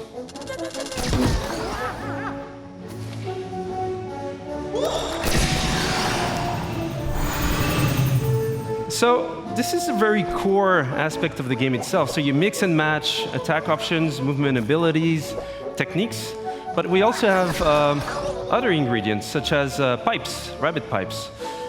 So those give you a good move to flank the enemy. So here, for example, Rabbid Luigi goes into the pipe, out of the pipe, dash the enemy, goes for Mario, team jump, land behind the enemy in one single movement sequence, and then finish off the enemy.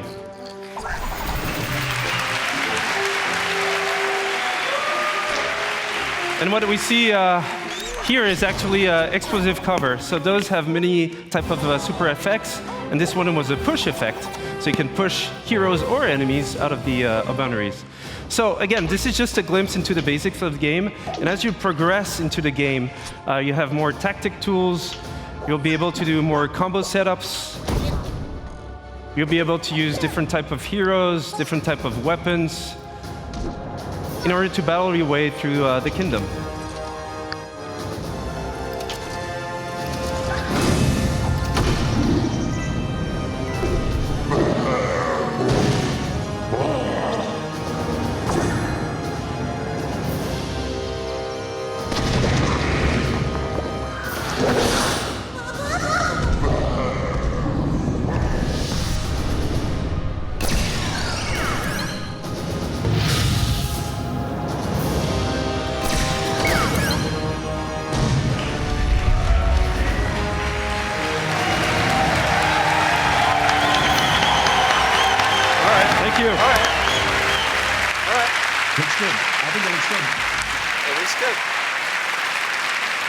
Thank you.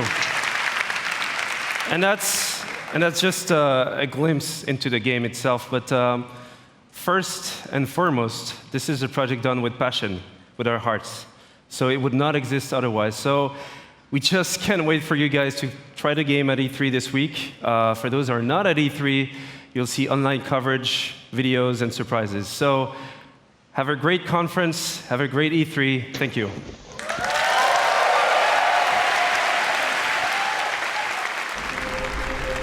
What else you got, Ubisoft? That was pretty good. That was a good start. That was a good start. I'll give it to you. Oh!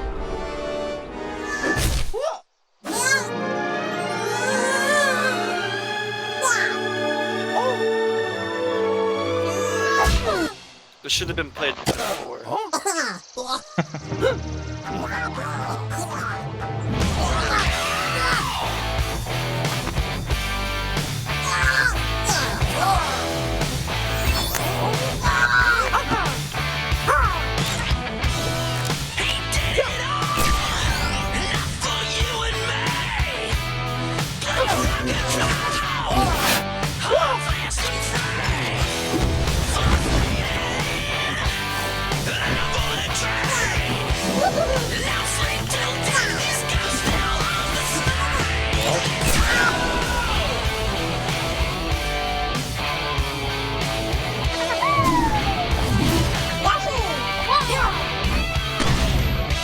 I'm worried it's going to be too linear and the exploration won't be there.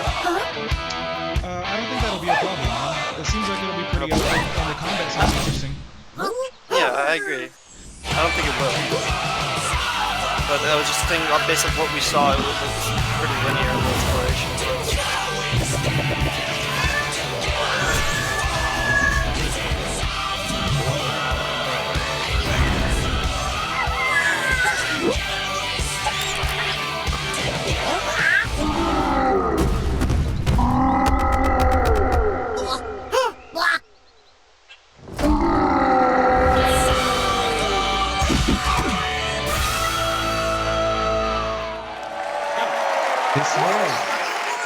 Good job. August 29th. That's soon. What, 3 months? No, 2 months. 2 months.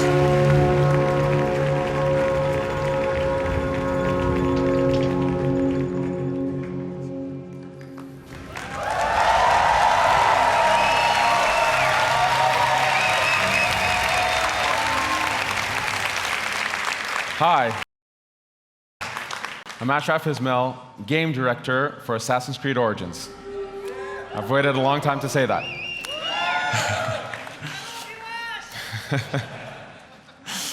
Almost 10 years ago, I, as many of you, fell in love with a game. That game took us to the Third Crusade. And we fell in love again when it took us to the Italian Renaissance. Over the years, this amazing series has taken us to the American Revolution, the French Revolution, Victorian London, and of course, to the Republic of Pirates. For the 10-year anniversary of Assassin's Creed, for our fans, for ourselves, and for all newcomers, we wanted to go back. very far back to show how it all began. Since Black Flag, over the last 3.5 years, we have poured our energy, our talent, our passion into bringing the land of pyramids, pharaohs, and mummies to life, to bring ancient Egypt to life. Now, Egypt challenged us. It fundamentally challenged us to reinvent what it means to be Assassin's Creed. And over the next few days, you will see, play, and feel this reinvented experience. I am deeply honored and proud to be here representing the amazing work of a phenomenal team, and thrilled to finally be able to show you this beast we have been building. Without further ado, here is a taste of Egypt. I've already had it. I don't want to see it. Yeah, that's what I'm saying. There better be something mind-blowing they didn't show us at Microsoft. I swear to God.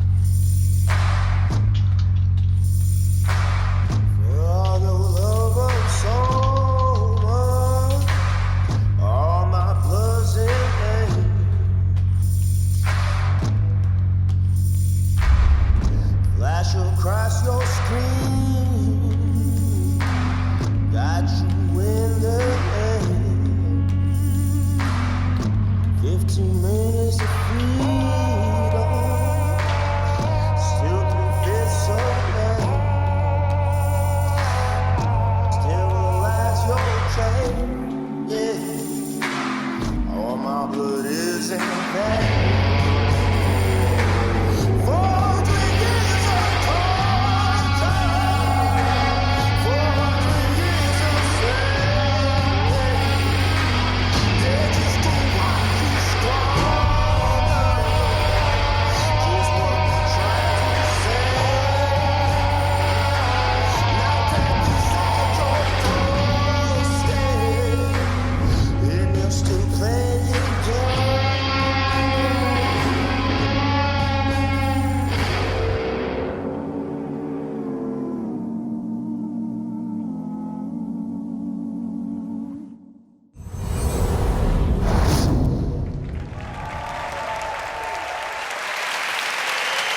Thank you. Thank you, thank you, thank you. As an extra treat, let's check in with home base, where we're going to get a glimpse of what you'll see right after the UB conference.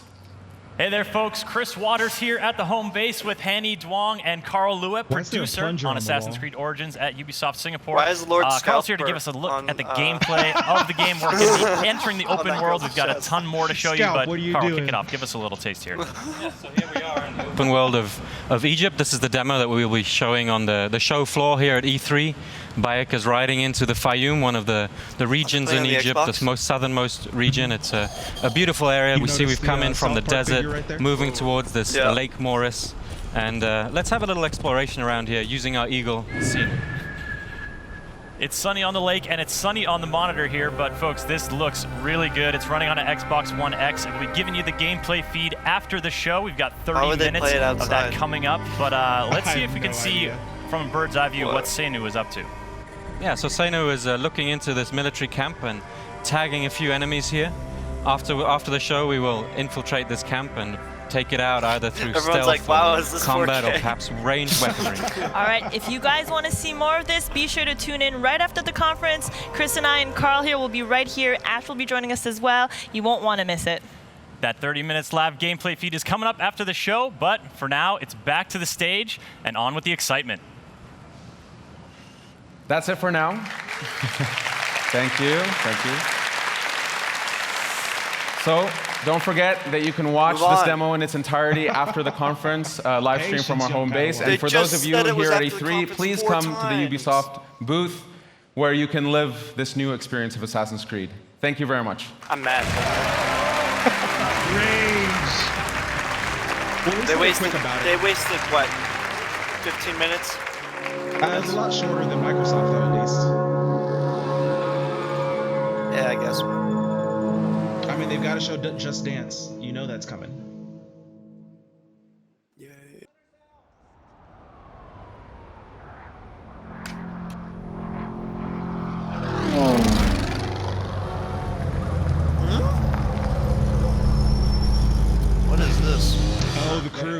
This is the crew too. Swag in the chat mentioned it earlier. The crew too. Yep. Never played it. Because it's a racing game. Yeah. Is it good? I haven't done it.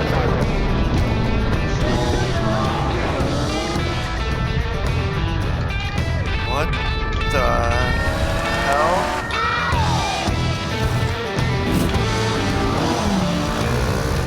Get our new hotshot driver with a promising career dominate off-road racing on his way to the top. Can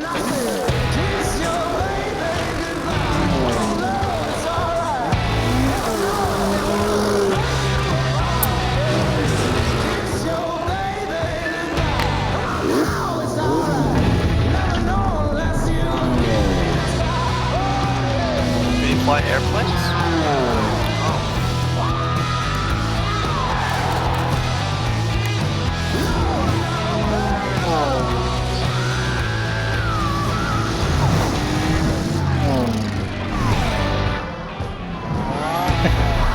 Swag is high. I mean, it looks pretty high, there's a but... skid. Oh, and there's a wreck. The cars are piling up. Our champion swerves around it brilliantly. Now that's the skill that wins no matter what the engine, no matter what the track.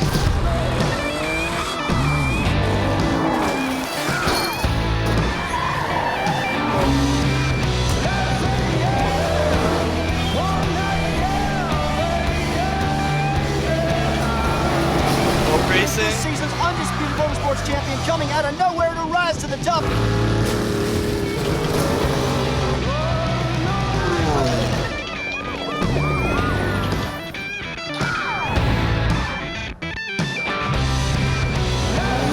That's a damn cool trailer, I'll give them that.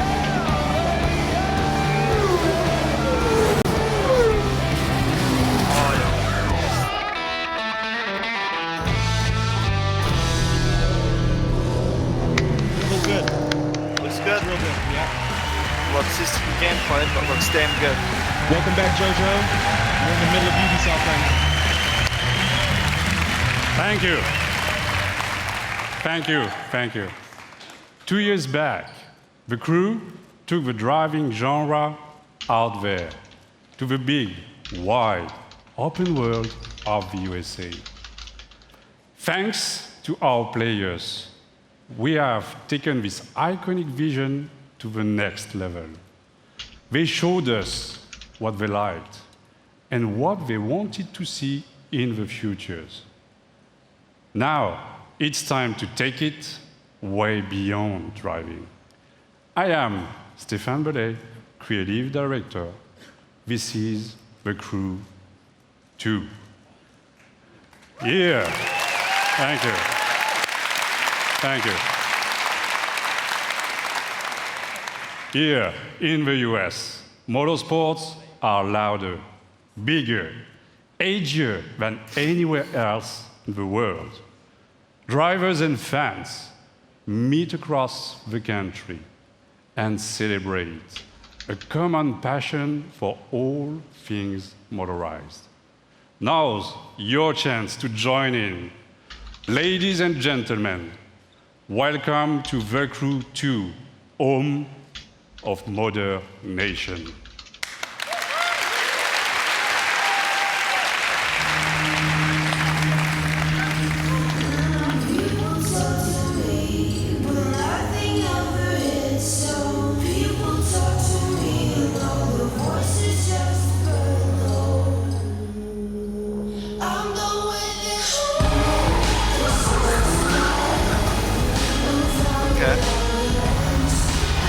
Got some mid-engine.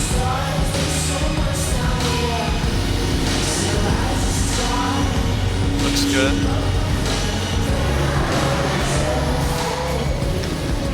I mean, it's hard to compare when you see Forza. Yeah. When you see this. In the heart of the city, street racers prove their skills, skidding on rooftops, burning asphalt, and tuning their ride.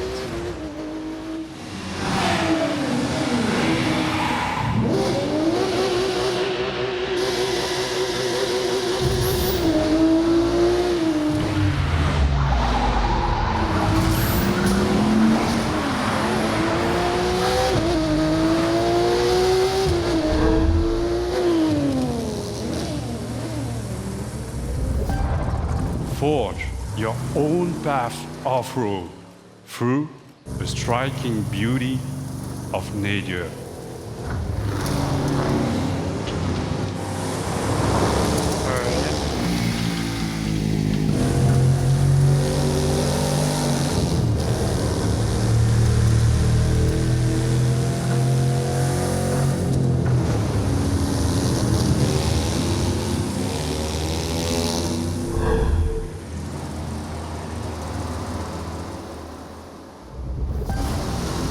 Tame, unpredictable waves on the open ocean, rapid waters, or narrow rivers.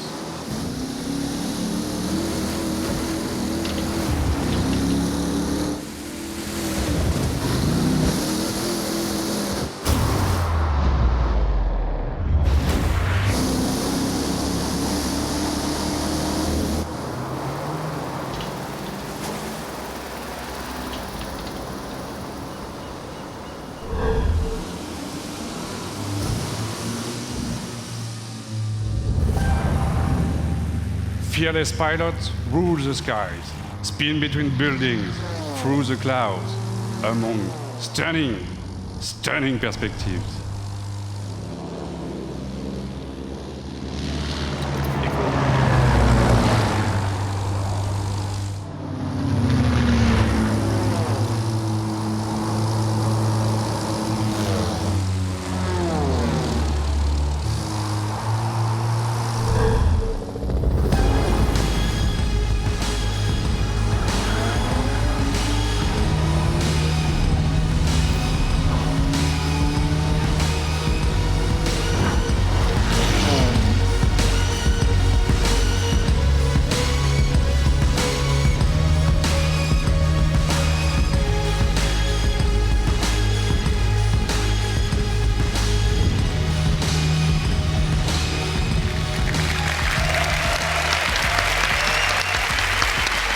Thank you. Cool game.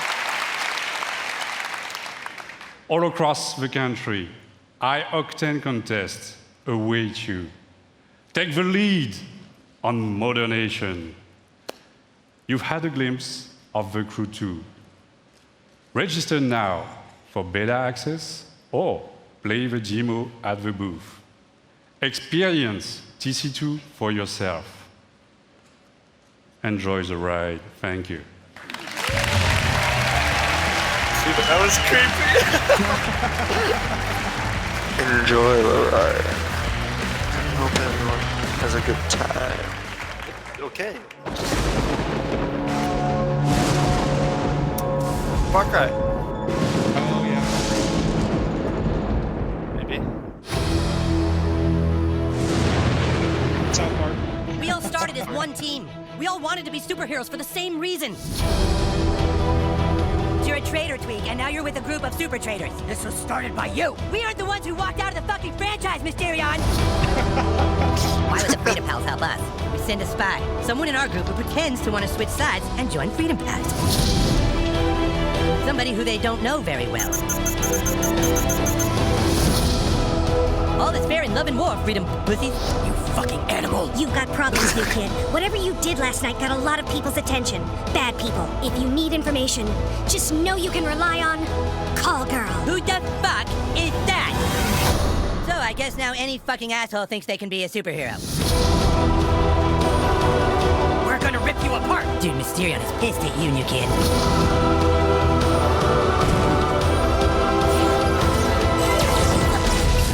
The last one. Hello, Toolshed. Toolshed is a Gadgeteer class visionary archetype. And a butt-fucking traitor.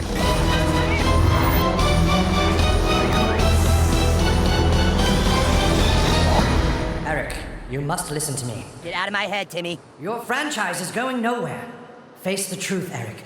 You guys are kind of douchebags. He just called us douchebags in my mind. He did? Southpaw, the fractured butthole. Available October 17th. The fractured. No. There's no way they're making that. The fractured butthole. Amazing game. 10 out of 10. Thank you, Ubisoft. Next game. Let's go.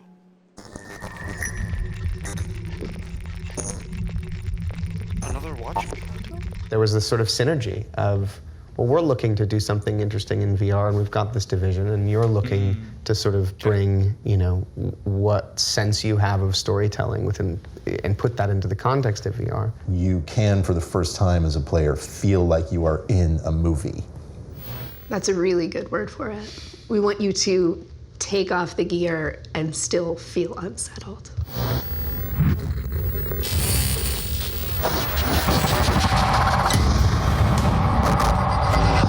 Whilst working with Ubisoft, we stumbled across some fascinating research that had begun in the late 90s. Essentially, neuroscientists had figured out a way to upload brain data, trauma, emotions, memories, to the digital space. Now, we've gone and taken the next logical step, and with Ubisoft, we've recreated in virtual reality one such test subject. So we'd like you to come and join us and experience the Walter test case for yourself. Not as another character, but for me again.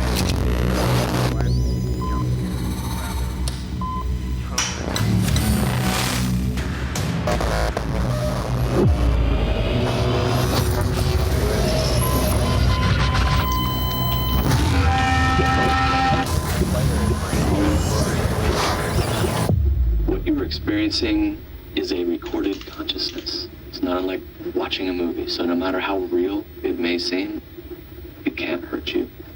You are completely safe. Dude, this is like Black Mirror. You're completely safe. Yeah, fantastic show, by the way. Yeah.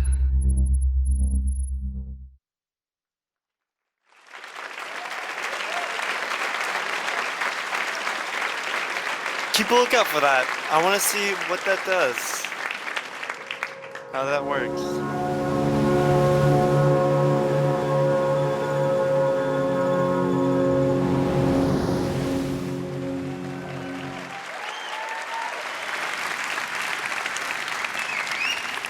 And now, I'm happy to share a new surprise with you. Building on the legacy of one of our most popular worlds, the super talented teams of Ubisoft Singapore came up with something really, really unique. So I want you to see that and enjoy. Thank you.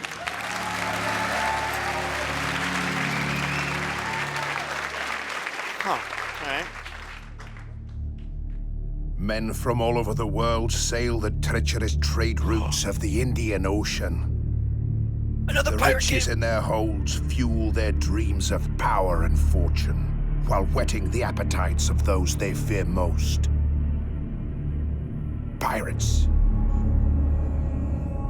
That's it. It's just called Pirates.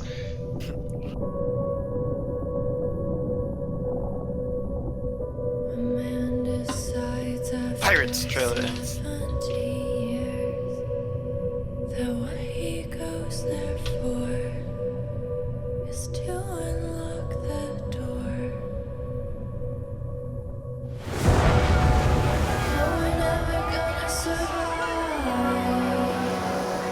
Sea of Thieves realistic graphic version. 6 knots, sir! 6 knots! Too damn slow!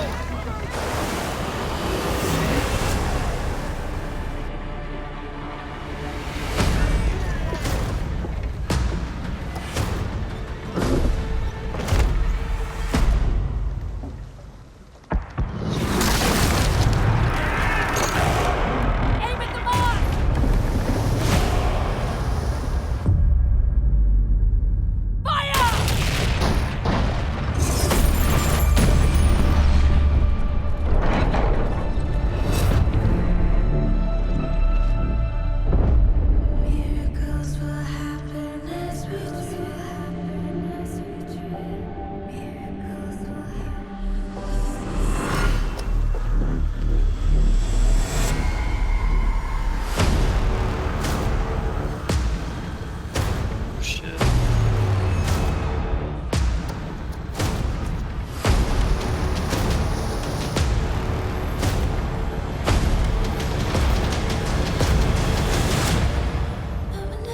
shit, is this Prince of Persia? No. Really? That sash looks like Prince of Persia.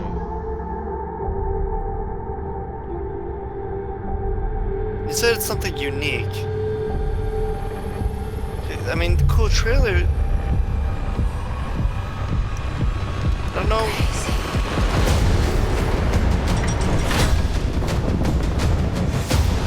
Skull and Bones. Okay. Skull and Bones. I was like, no, there's no way this is Prince of Persia. Are they gonna talk about it? I would assume so. Thank God. Because I didn't get much from that. I mean, I got a cool pirate movie. 120 days. That's how long the average pirate survived a lawless life on the seas during the golden age of piracy. I'm Justin Farron, the creative director for Skull and Bones. And this is your chance to not just survive, but to climb the food chain and surpass the legend of every pirate who ever sailed the high seas. Oh, Since bringing innovative naval combat to Assassin's Creed, we at Ubisoft Singapore have set out to bring you the ultimate pirate experience. A tactical action game where we take that naval combat to the next level, mastering the ocean and its winds at the helm of ships armed to the teeth. Skull and Bones takes place in a shared systemic world where you can sail solo or form a gang of pirates with your friends and together terrorize the trade routes of the Indian Ocean. Oh my God. Season after season, you'll collaborate and compete with other bloodthirsty players, even execute ruthless betrayals, in order to become the ultimate pirate kingpin. Now I'm proud to share with you the Loot Hunt, one of Skull and Bones' 5 versus 5 team-based PvP modes. Right on, right? Oh, We've just received intel too, that merchant convoys rich with treasure are sailing just off the coast of Madagascar. But beware, there are other pirates also looking to plunder the PvP disputed waters of the Indian Ocean.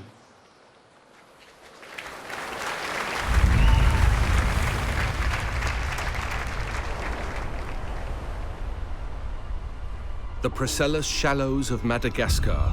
Located on the cusp of a bustling trade route, it is the perfect place for an ambush. Here is our gang of pirates, the Raiders, going head-to-head with a gang of rival players, the Cutthroats. Victory goes to the team with the most loot at the end of the hunt.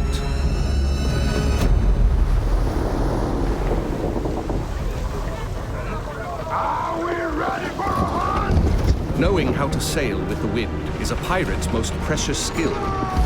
Use the winds to increase your speed or to position yourself for tactical advantage in battle. To reap the most rewards, it is best to split up, some going inland, others keeping to the open sea. Each warship has unique strengths. The frigate's hull is reinforced, its arsenal equipped with numerous culverin cannons. The brigantine is devastating up close, with a battering ram designed to break any resistance. The sloop of war kills from afar, with its crippling long-ranged mortars and precise long 9 cannons. Sail! Flying hostile colors! All sail! Ride the wind! All hands on deck! Position fixed! Open fire! Nothing will save you now! Oh my God. Brace for impact! Woo! Drown, you soggy nutmegs! Don't let bloodlust cloud your purpose. You're here for the loot, and so are your rivals. Store the goods, then back to your station. The team that escapes with the most loot claims victory.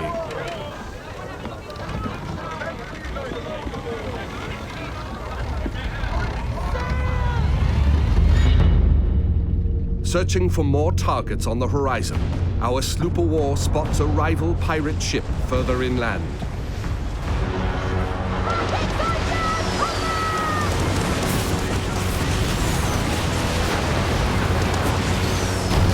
Piracy bad! heavily reinforced hull, our frigate swoops in to save the day, bearing the brunt of the damage.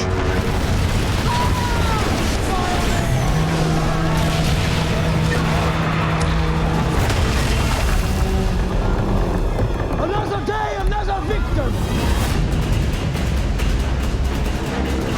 Speed, Mr. Mercy! Vamos con todo! Our gang of pirates is now taking aim at the frigate, and it will take team coordination to take her down. Fuego! Hold tight now! That ship's badly damaged! They are killing! We can take their ship! With the enemy ship's broadside now vulnerable, our frigate rushes in to board her. No water! Yes! Scalp is gonna lose his shit. Taste of blackened silver! Oh, what? Fancy snorting some fish, miss! Wait, it's just like a little yes or no.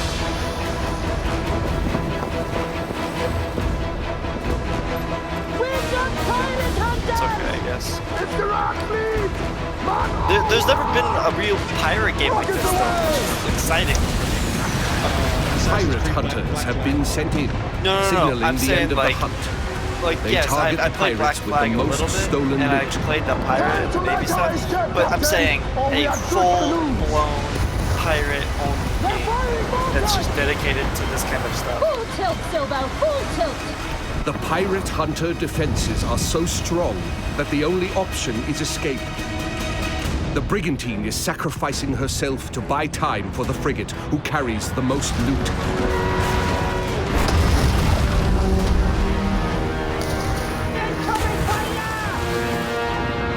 The frigate now needs to make its escape through the reefs. Captain, that's back for the reefs! Successful pirates know when to run, with their hulls full and the wind at their backs.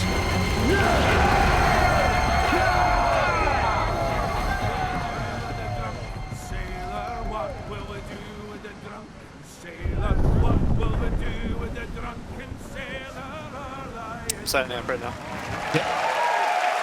Signing up right this second. Thank you all very much. It's probably gonna crash. I'd like to invite you to play the loot hunt at the Ubisoft booth at E3. And Yeah, please it's crashed. register for our live phases online. Oh, and one thing I forgot to mention. The world of Skull and Bones is one that evolves. When you act, it reacts. I think Ubisoft is down. The entire website. That if I did not entire kiss website. the girls, my lips would grow a moldy. Way, ho, away, we'll haul away.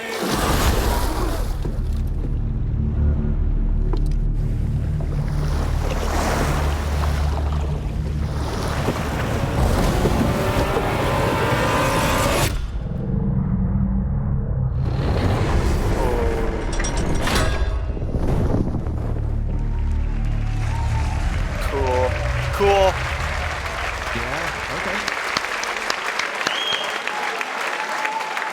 It's a long ways out there.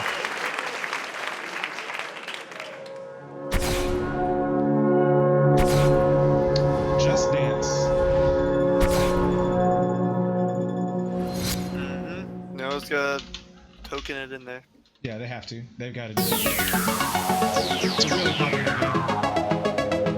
Really? Yeah. I don't play it, but what makes them shit. Every heart is beating. I'm all love. Can't you feel me feeling? Why am I crying for you?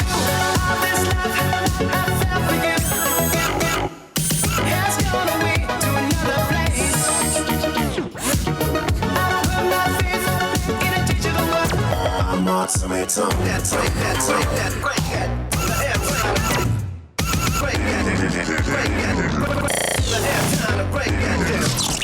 너에게 날 맞추지 마. 나에게 더 바라지 마. 거울처럼 커진 맘을 버블 버블 버블 팝 버블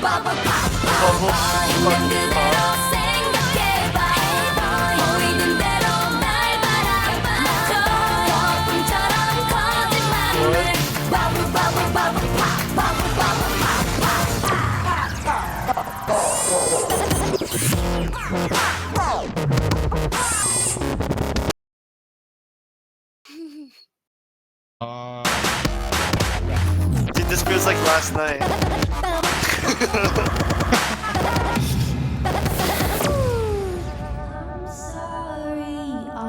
Not the most pretty.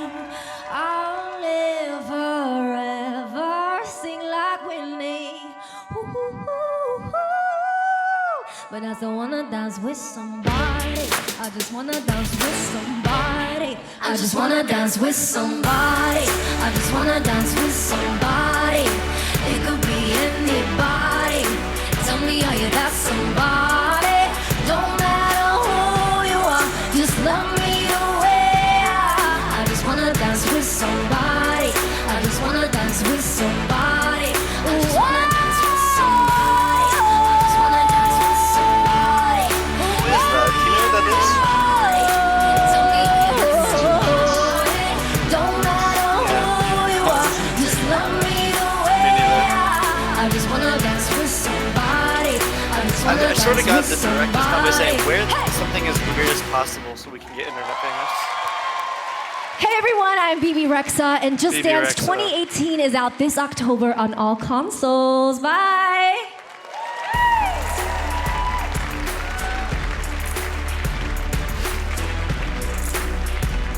Alright, good. Got it in, kept it good, didn't go crazy. You use it as a telephone. You use it as a camera.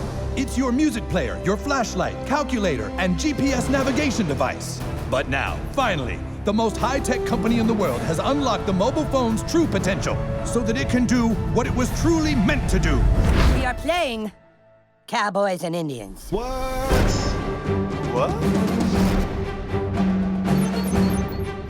Hey, new kid, we need you to come play with us. Put on some cowboy shit and meet us outside. And bring your phone.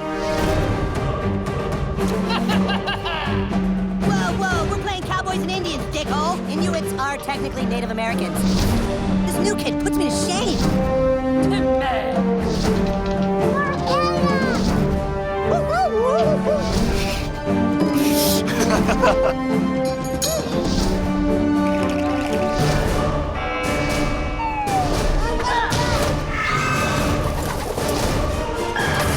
Rip these guys a new asshole, new kid. Phone destroyer!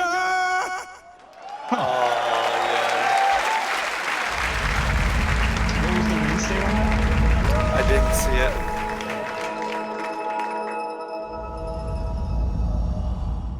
Didn't see it. They flashed it on for like a second. Coming 2017. Yeah. No date, no exact date though. Ubisoft Toronto. Powered by Snowdrop. Atlas. It's an Jewel of the Pleiades. Oh, this is oh my god. How do I not know this? Nova took us to the stars. Each new world more incredible than the last. No Man's We Sky had no idea what was No waiting Man's for Sky. us. This is Legion.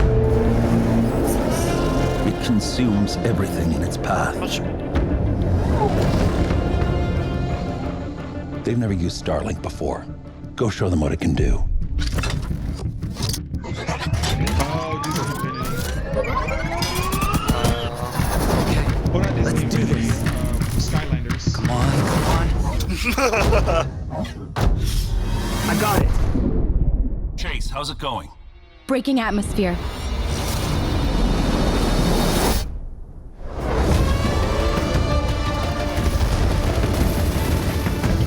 Let's even the odds.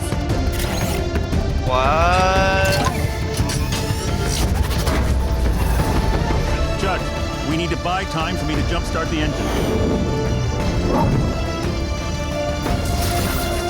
They are resisting ice barrage. Linking fire loadout.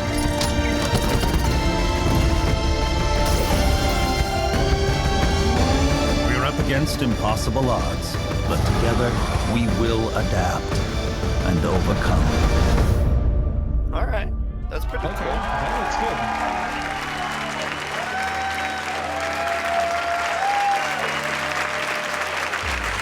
Don't tell your kids.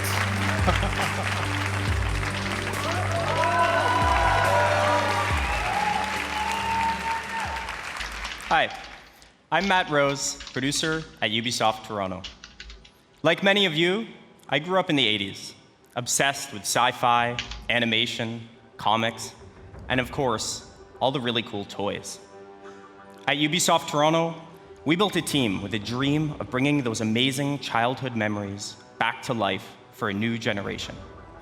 Starlink Battle for Atlas allows you to take control of a team of star pilots in a massive, open, living star system, fighting to save Atlas from the Forgotten Legion. Build your custom starship, and then adapt to new challenges on the fly.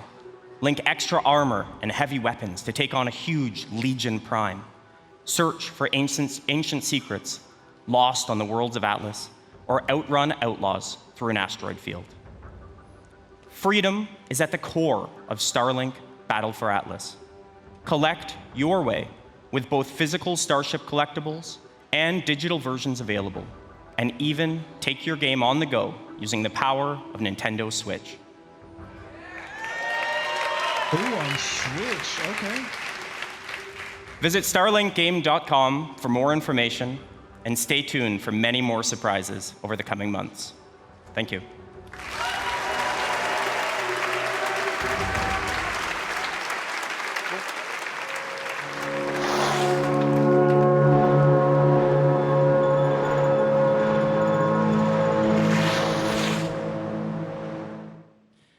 Hi, I'm Rebecca Coutaz.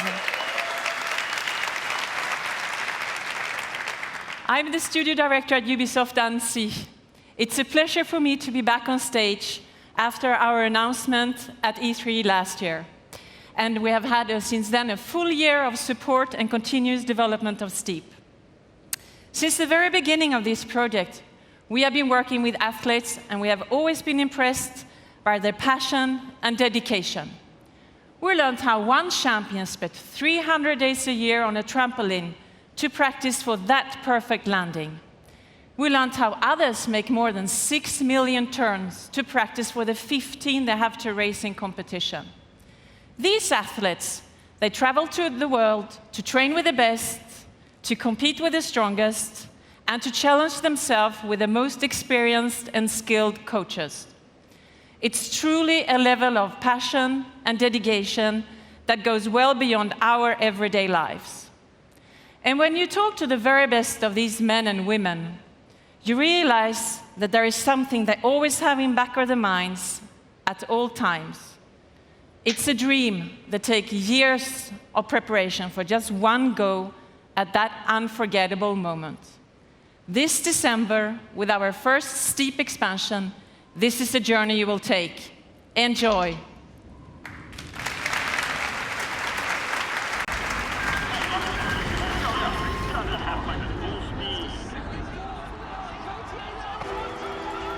Oh, they're playing Warriors. As a child, you would wait. It's the song. Yeah, this is the song that they made for League of Legends. But you always knew that you'd be the one to work while they all play. You lay a scheme of all the things that you would change, but it would just.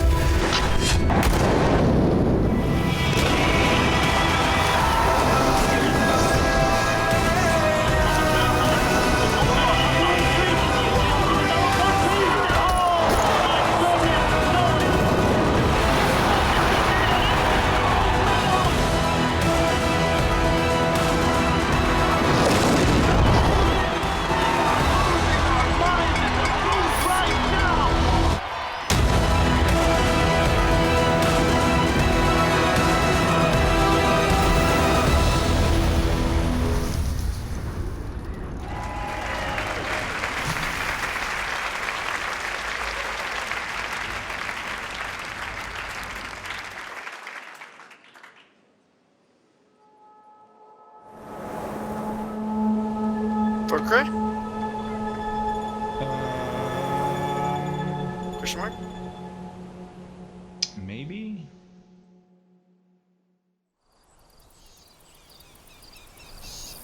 Yep. Definitely Far Cry. As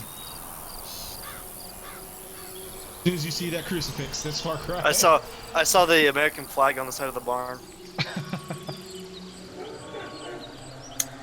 You ever played a Far Cry? I have yet. This one has my interest though. Yeah. Makes me think almost Bioshock Infinite. I once was lost, but now I'm found. Was blind, but now I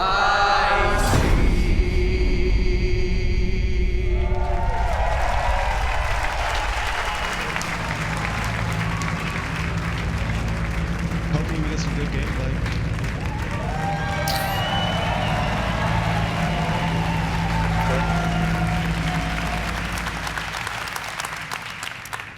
Hi, my name is Dan Hay, and I'm the executive producer of Far Cry the brand, as well as the creative director of Far Cry 5. I'd like to introduce you to Hope County, Montana. Vast, I gotta use the bathroom beautiful, real quick. I'll be right back. rugged. A place where people don't even lock their front door anymore. But that's how it used to be. Today, Hope County's been overrun by a fanatical cult. You find yourself trapped deep in cult territory, cut off from the rest of the world. They've closed the roads. There's no cell phone signal, no 911. People are fucking scared. I had to say it.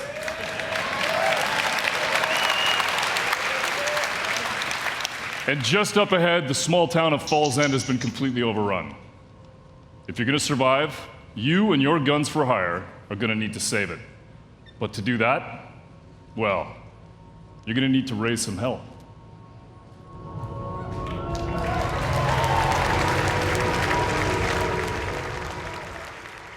Actual gameplay.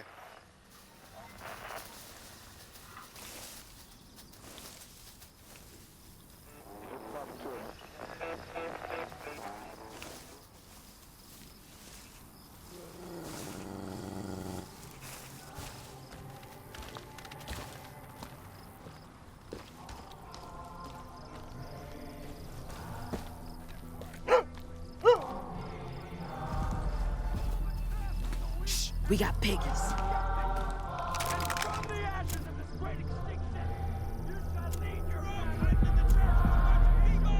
Town looks like a war zone. Where do you want me?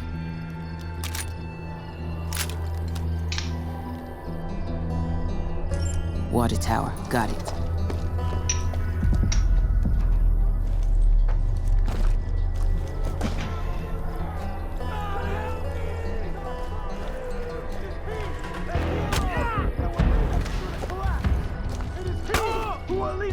This looks good.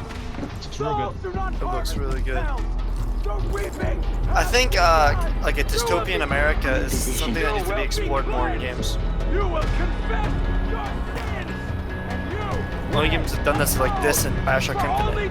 I don't think this is dystopian. I think this is just like a cult. Boom, boom, motherfucker. No, I know, but like in general. Bang, bang, bang. Boom, boom, boom, boom. Behind you. Like kind of like a messed up wasteland America. Need more help. I love the way you walk, and I love the way you talk. When you walk that walk, and you talk that talk, you knocks me out off my feet. Looks like you need some help. Boom, boom, boom, boom. Target up fucking quad. Boom, boom, boom, boom.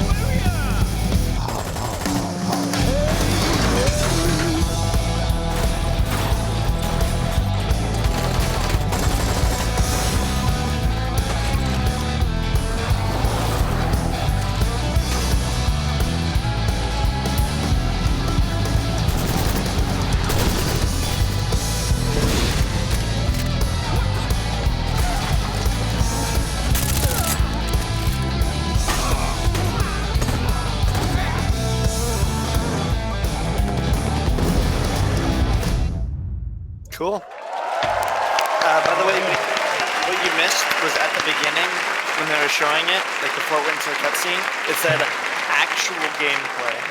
Okay. I caught some of it because I've got the conference on the TV behind me actually too. That way when I walk away I can still see it. I didn't see the actual gameplay part though. Other one.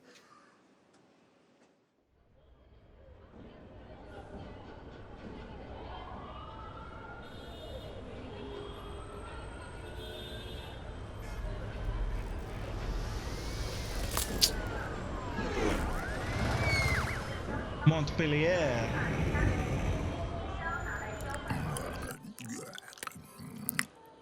Where's your master? I don't deal with domesticated. Hey, the fuck? I ain't got no master, but I do have your little toy. Show me the idol. Show me the Redeemer. Here you go, mate. Yo, hand it over. I got a hot date who don't do late. So what'll make Monkey's got a date. Nah. Mwah. What? What? What? That's Swiss fucking chocolate, pig. Bon appetito.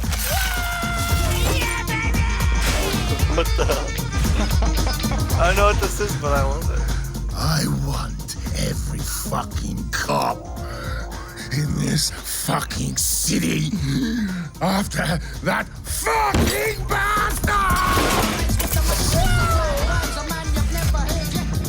Grab my chassis, Noxie!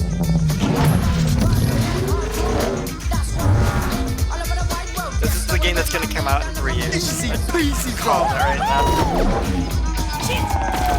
There's no way this isn't this year release, or whatever this is. Bang, bang, motherfuckers!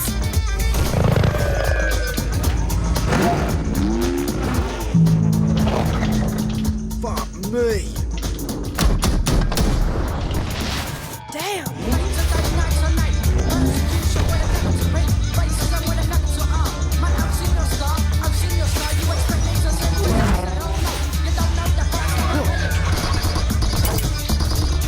Do it!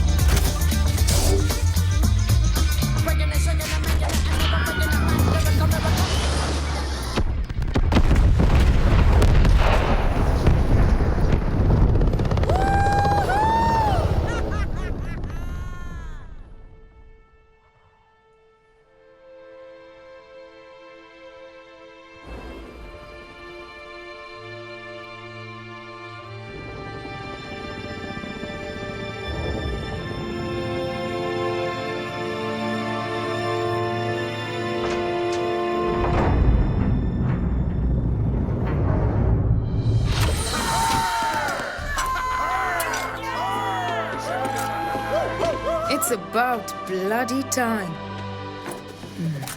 Let's see what we've got.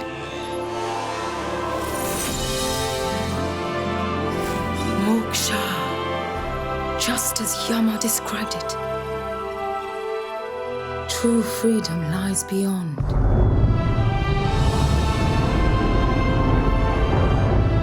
This is interesting.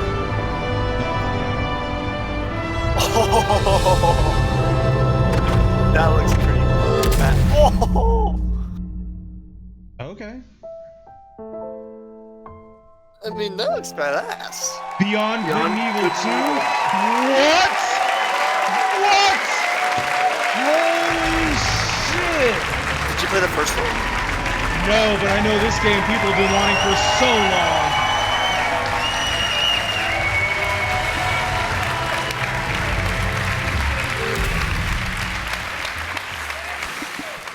Thank you. Thank you very much.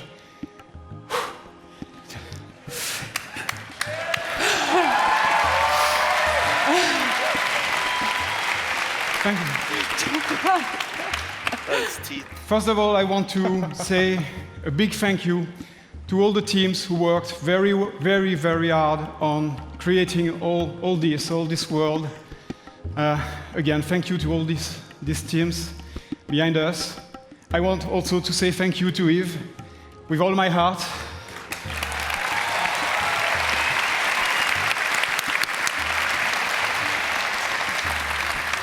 Thanks, Yves, for making this happen. This is just amazing. And also a special thanks to the fans of Beyond Good and Evil for sticking with us for so long.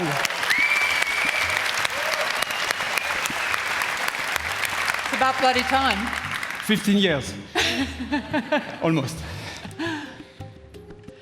So welcome to System 3. Our story takes place before the birth of Jade, in a multi-ethnic, multicultural human society in a distant solar system. It is a time when corporations create hybrids in their labs and enslave them to colonize the stars in order to compete for power and cosmic resources. With our crew of crazy and unforgettable characters, we fight in the name of freedom and the right to determine our own fate among the stars. And we will helm massive star-faring vessels through territories as spectacular as they are dangerous. We've been working very hard just on the technology during 3 years. And today, we have a seamless online playground where we can travel across space at the speed of light. We can explore mysterious cities and discover unknown lands by ourselves or with friends. And we want you to participate in the making of this great adventure. Join our Space Monkey program.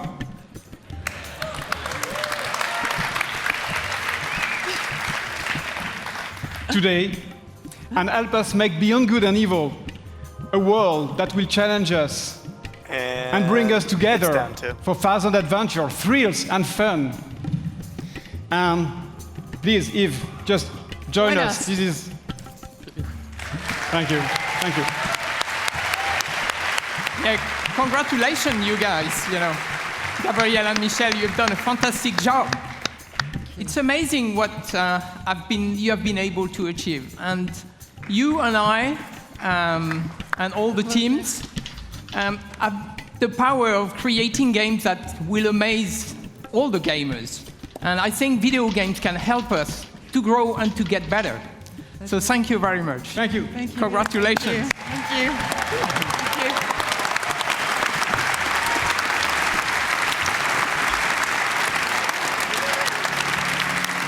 So now, I would like to thank everyone here in the room and those who are watching us from home.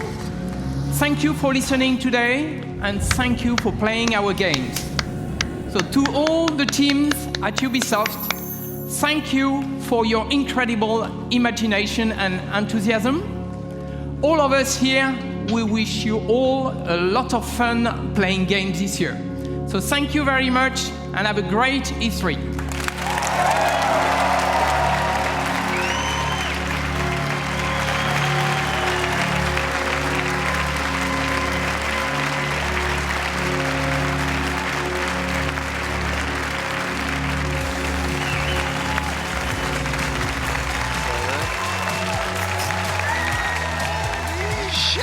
Okay, wait, look, most importantly, it's not over. The show is not over, folks. We're gonna send you back to the home base behind the theater. We have 30 minutes of an exclusive, what is it? I lost it. Assassin's Creed Origins.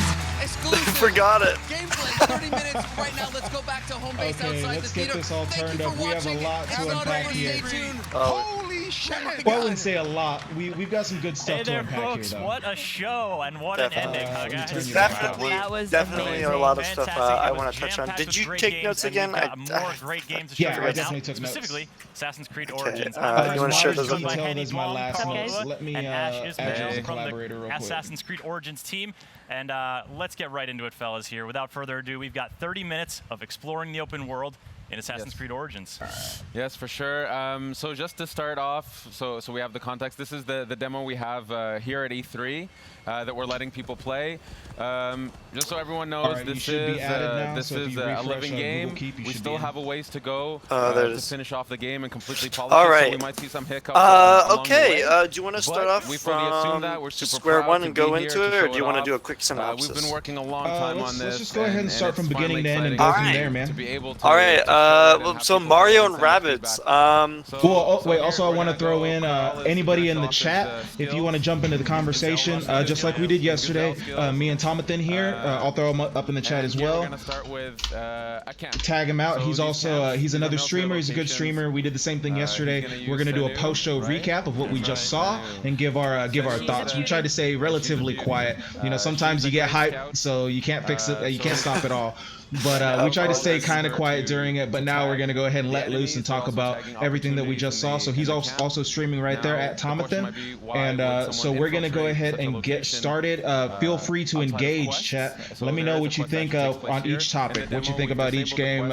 If you think we're complete idiots for what we think, if you feel differently, let us know, man. I'm not above criticism.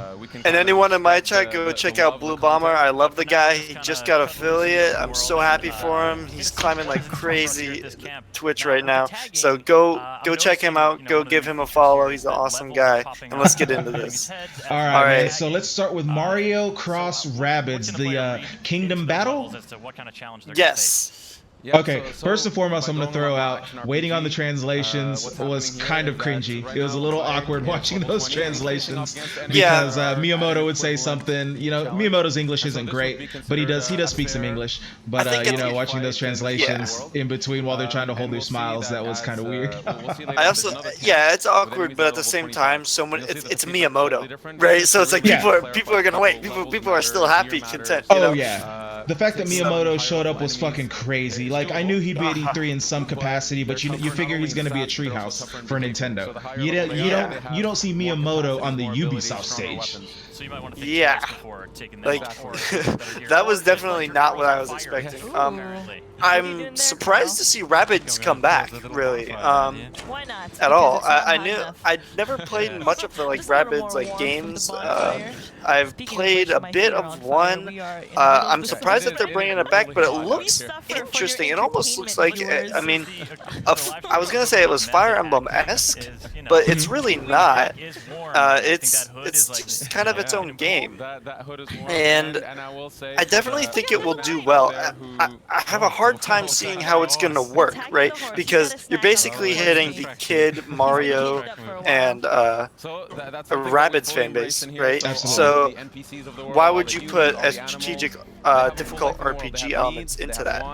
Right, and so it's kind of conflicting right there. You know what I mean? I could see it succeed as well, right? I could see people, you know, while they have their Switch, they want a strategic, fun game like that. But for the kids, it's also a, you know, really entertaining game as well. So I definitely think it can do well. For being a Switch exclusive, I don't see how it won't do well. But it'll, again, it's only Twitch, it's only Switch, so. Right. Well, first and foremost, I want to shout out, hey T15, thanks for stopping by, man. We just finished up Ubisoft. I'm gonna keep it playing in the background, but we're doing a post-show recap to kind of talk about what we saw here today. As far as the Rabbids, man, Rayman came out not too long ago. Was it Rayman Legends? I think it was a launch title for PS4, so it was about 4 years ago. It was a good whiles back, and during the conference they said that this has been in development for 3 years, so that makes sense. As soon as they got done with Rayman Legends, it seems like they got the Nintendo IP maybe like a year later, it looks like, and they went into development with this. It looks like, as far as the Rabbids are concerned in general, Ubisoft is a French developer. Like that's where its home base of operations is. They're of course all over the world, but you know their home base is going to be France. And apparently in France, the Rabbids are huge, as far as I understand it. Yeah, like you know, just listening to. Raymond is huge, but especially the Rabbids. They just think they're super cute, and they're a real big deal apparently over in France. So it doesn't necessarily surprise me that Ubisoft keeps trying to bring back the Rabbids. It's not a big thing in America or the UK, well, parts of the UK as far as I understand, but especially in France where Ubisoft headquarters is located. Apparently, you walk around there and they've got plush animals everywhere and all kinds of shit of the Rabbids. So apparently that's a big thing. I thought that this looked really good. You know, like we've discussed ad nauseum already over the past couple of days. I think it's good that you've got the fun, colorful games to contrast with some of the more mature, violent games that you got out there. Nothing against violence. You know, I love shooting people in the face as much as the next guy, but it's also fun to relax with a good chill game, a bright, colorful game with a different aesthetic. And so I definitely like that. I dug that a lot about it. I really like the RPG elements. I feel like the RPG elements, it was very reminiscent of Super Mario RPG on the SNES back in the day, but the combat looks a lot more fluid and interesting this time around with the cover based and everything like that. It looks like it's going to be turn based, but you know, as soon as you put in your turn, you're going to see the animation going on. You had mentioned that you were concerned about some of the exploration in the world. I don't necessarily think that will be a huge problem, but I can see it being limited. I can understand where some of that concern comes from. Yeah. All right. Anything else on that? Other than the points of it looks good. We both like the nice cartoony game coming out. I'm a bit worried of the conflicting like skill gap, I guess. I don't know how I should put it. You know, basically you're making a kid game and then putting advanced RPG elements into it. Is it a simple RPG where with something you can go wild off, or you know, will kids be able to really wrap their head around it and have fun with it if you're 8? Assuming they're using the Rabbids IP and they couple with Mario, which you know, Mario. That's not to say Mario doesn't have some deep elements to it, but it's generally going to be a more simplistic game for sure. So I don't think we're going to see Final Fantasy 15 depth here. We're not going to see Horizon depth here. So I think it'll be your basic RPG. It'll be enough to satisfy people, especially on the Switch. If you're looking for something to take on the go, I know especially my girlfriend would love it. Like if she's sitting in the passenger seat and we're like going somewhere, she can pop out her Switch and just play some Mario Rabbids, and I'm sure she'd really dig something like that, especially as a Pokemon fan. For her, she likes more simplistic RPGs, so that's something that she would definitely be into. Moving on to the next one, Assassin's Creed. We kind of beat this one to death yesterday during the Microsoft press conference. So did you have anything you wanted to add to that? It looks like somebody in my chat, T15, he's real into the AC gameplay. I'm gonna keep it going for him and let it play in the background, but we are gonna keep talking over it. So sorry about that, but I'll keep it playing for you, man.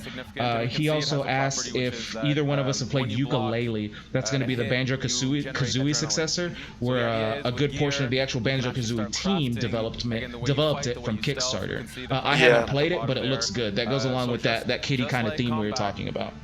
I haven't played it. I've watched some reviews for it. It's gotten pretty subpar reviews, I've heard. I've watched a bunch of gameplay. It looks like a fun game. I wouldn't give it too hard of a time, especially for a Kickstarter game. It does its job well. It doesn't blow anything out of the water. It's not the next Banjo-Kazooie, but it's good. So definitely, yeah. But going back to Assassin's Creed. Yeah, did you have anything new that you noticed or you wanted to touch on?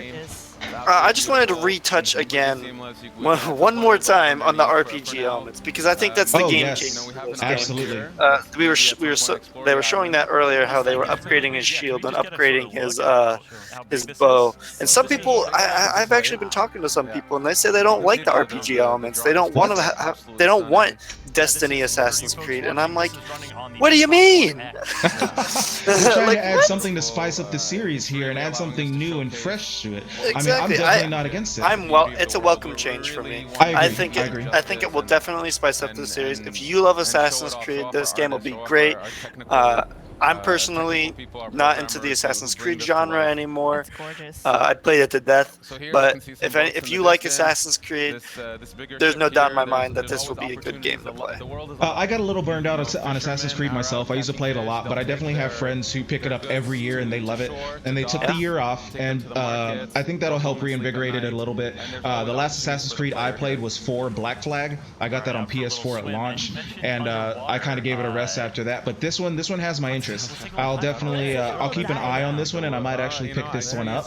I think it's also interesting. I think it was Sweg that mentioned it in the chat yesterday when we were talking about it, that bows and arrows are new to Assassin's Creed, if I'm not mistaken. Bows and arrows and shields. Like, they've had guns with Black Flag and stuff like that, and of course the sword play that's gone back to the original Assassin's Didn't they Creed. have bows and arrows in 3? I'm like 90% sure they had bows and arrows. Oh, they might have. I didn't play 3. That was one that I skipped. I played Assassin's Creed 1, 2, I think it was Revelations or Brotherhood, one of those, because there were 3 of the Ezio I'm like, series. they definitely had bows and arrows because you're a Native American.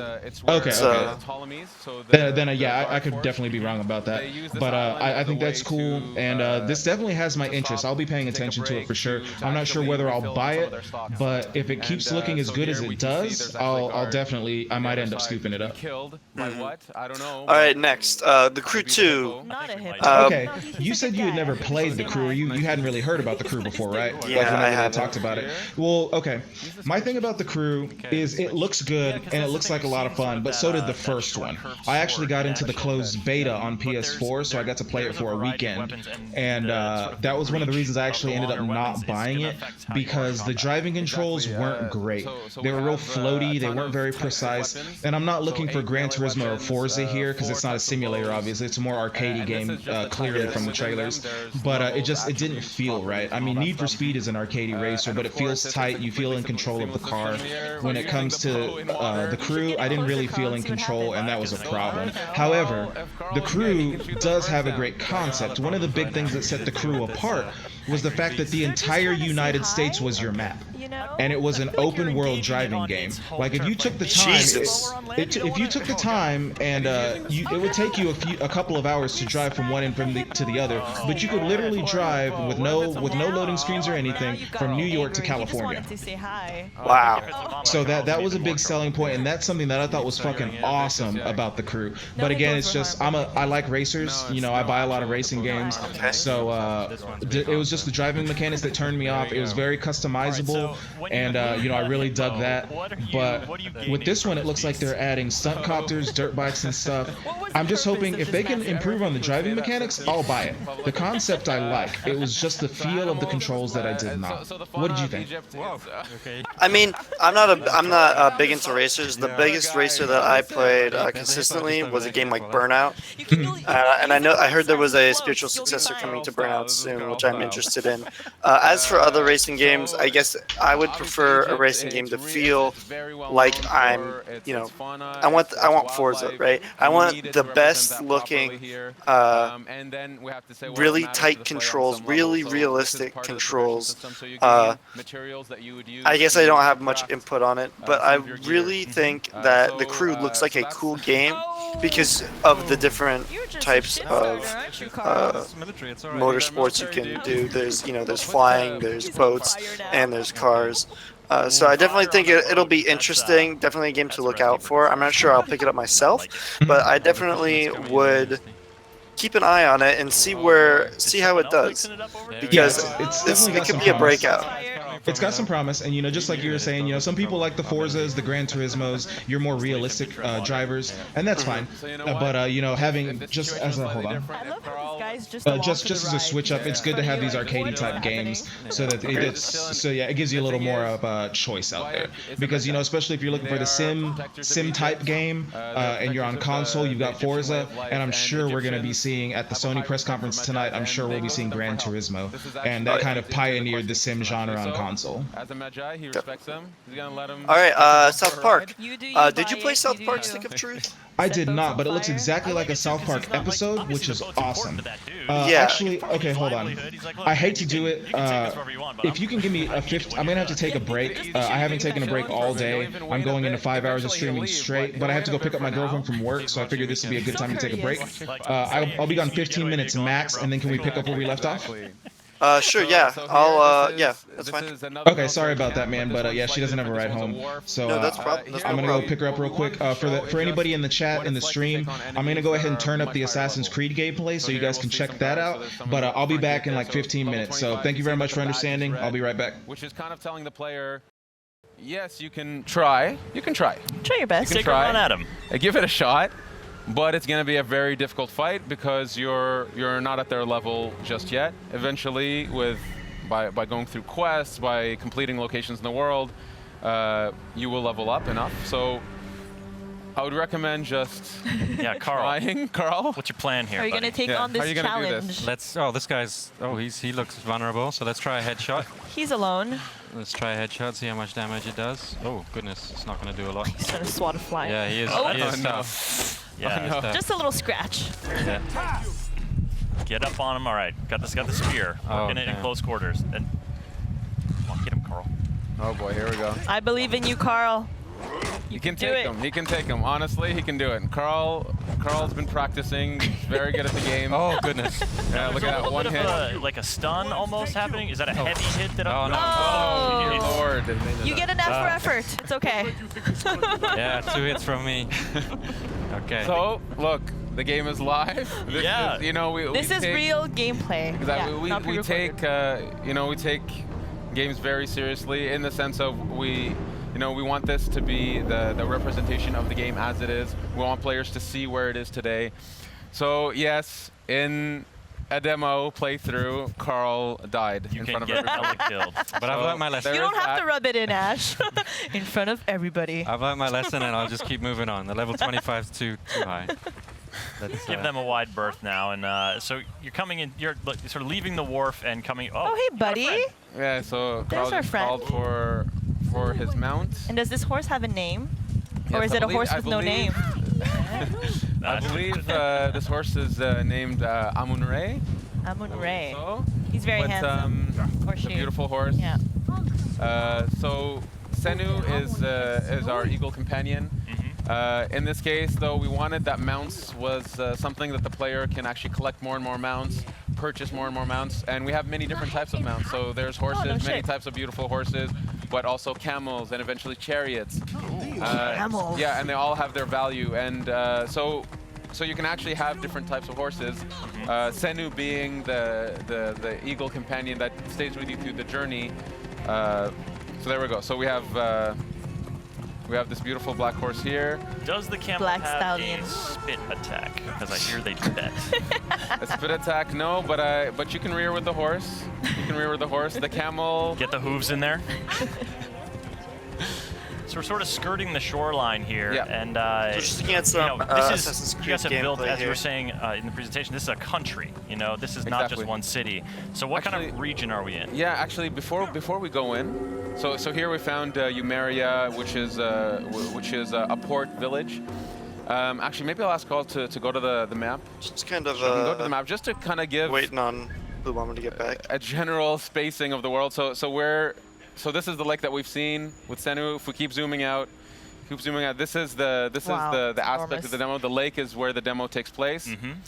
Since we were riding a bit north of it earlier, we started around here. Yeah, that's how we unfog the world, by visiting the world. You unfog it, but just to give a breadth of this country that we've built. Oh my goodness. Move around just to show it's. Whoa. Yeah, That's it keeps ginormous. going. It's absolutely massive. Up to Alexandria in the north. Yeah, Alexandria. Nice. There's the Nile Giza Delta. Desert, the Nile Delta, the Giza Plateau, Memphis, the ancient city of Memphis, and it goes on. Then there's Fayum, Crocodilopolis down in the south. The world. Crocodilopolis. Yes. Real city. I like that place, Thieves Land. What's going on? Does anybody ever go there? Really honest It's people just are like, there. I think No, you don't want to go down. daring players should go there. There's a lot of cool stuff in it for them. So just to give an idea that we, this is a country. Egypt is, it's such a majestic setting, and we've dreamed of going to this place. And so when we started, and we decided we're going to Egypt, we understood that it was going to be, a labor of love. It was gonna push us to develop new technologies, to build such a crazy big world. And then to even populate the world with all these people that actually have agendas and purpose. For example, these people over here are being attracted by an event, if Carl would look at it. Oh, God. Oh, my goodness. Oh, Egypt is hard. Egypt, it was a tough life. Place. Let's investigate. Priest, what has the boy done to deserve this? This has nothing to do with you. Back away. The boy will get what he deserves. I serve Sobek. I serve Sobek. I am a slave. Boy, what are you accused of? I was charged with ferrying 2 gold Sobeks to Crocodilopolis. Just out of port, my ship sank by the lighthouse. I almost drowned. The statues were lost. I didn't steal them. Silence! And you, Step back, Saedi. Wait. Do not threaten me, Neb. I am a Magi. If the boy speaks the truth, I will find your gold Sorbex. If he lies, he is yours to deal with. So here we got a little bit of a taste of Bayek's personality and his attitude towards these masked priests that abuse their power. And this is a side quest. So our players can expect this type of quality, you know, cinematics, great characters, in the optional content in the side quest. And we have hundreds of stories to tell. Egypt was a really wonderful place. Then we found so much amazing stories that we wanted a way to be able to tell them, and the quest structure allowed us to do that. But again, we're saving the quest stuff for other streams, for YouTubers out there. So so for now, we'll continue with playing through the world. Shenanigans. Yeah, if you folks are just joining us, we're playing Assassin's Creed Origins on the Xbox One X with Ash and Carl from the Assassin's Creed Origins dev team. I'm Chris, this is Hanny, and we'll be doing this for about 10 more minutes, so stick around. We've got plenty of open world stuff to show you and some explorations here as Senu scouts out some more locations. So, she's a good girl. So here, actually, I'm going to ask Carl to not stealth this one. The reason we're showing these different locations, different camps and warps is actually we wanted to show a bit of stealth, we want to show a bit of fight, so I'm going to ask Carl. All right, well, what do we got in our arsenal here? He needs to earn some redemption. Oh, yeah, okay. He needs to earn redemption. This time win this one, Carl. Okay, let's give it a try. For the Okay, last. here I come, out the bushes. Are you going in with the spear? I'll just shoot him in the chest first to wake them up. Good wake-up call. There we go. Nice. Okay, all right, all right. Nice dodge. Come on, Carl. Redeem yourself. Boom. Nice job so far. At some point, just to show the one more hit and he's dead. We're gonna play some Warframe while we're we waiting can, for our buddy. You can take out your bow. There, go dynamically in the fight. And, Oh my God, headshot. Bravo, bravo. All right, now is he close to filling up his adrenaline meter here? Yes. He seems like that might be helpful. It's getting there. This dude. It's getting there. I'll try and use it on the big dude. He is humongous. There we go. Okay, just get in there. Unleash. There we go. Okay. Oh boy. Oh boy. Okay, here we go. We're gonna see Carl. Uh-oh. Oh yeah. Fish. Nice. Fish is Impaled. very good. Very good. That was Oh, you beautiful. done good, Carl. Oh, no. Through the boy. throat that time. Nice. Nice job, Carl. You killed it. Thank you, thank you. All right, now give us a little broader context. Who are these dudes that Bayek is dispatching with such panache? So this is we're in the era of the Ptolemies. So these are Ptolemaic guards.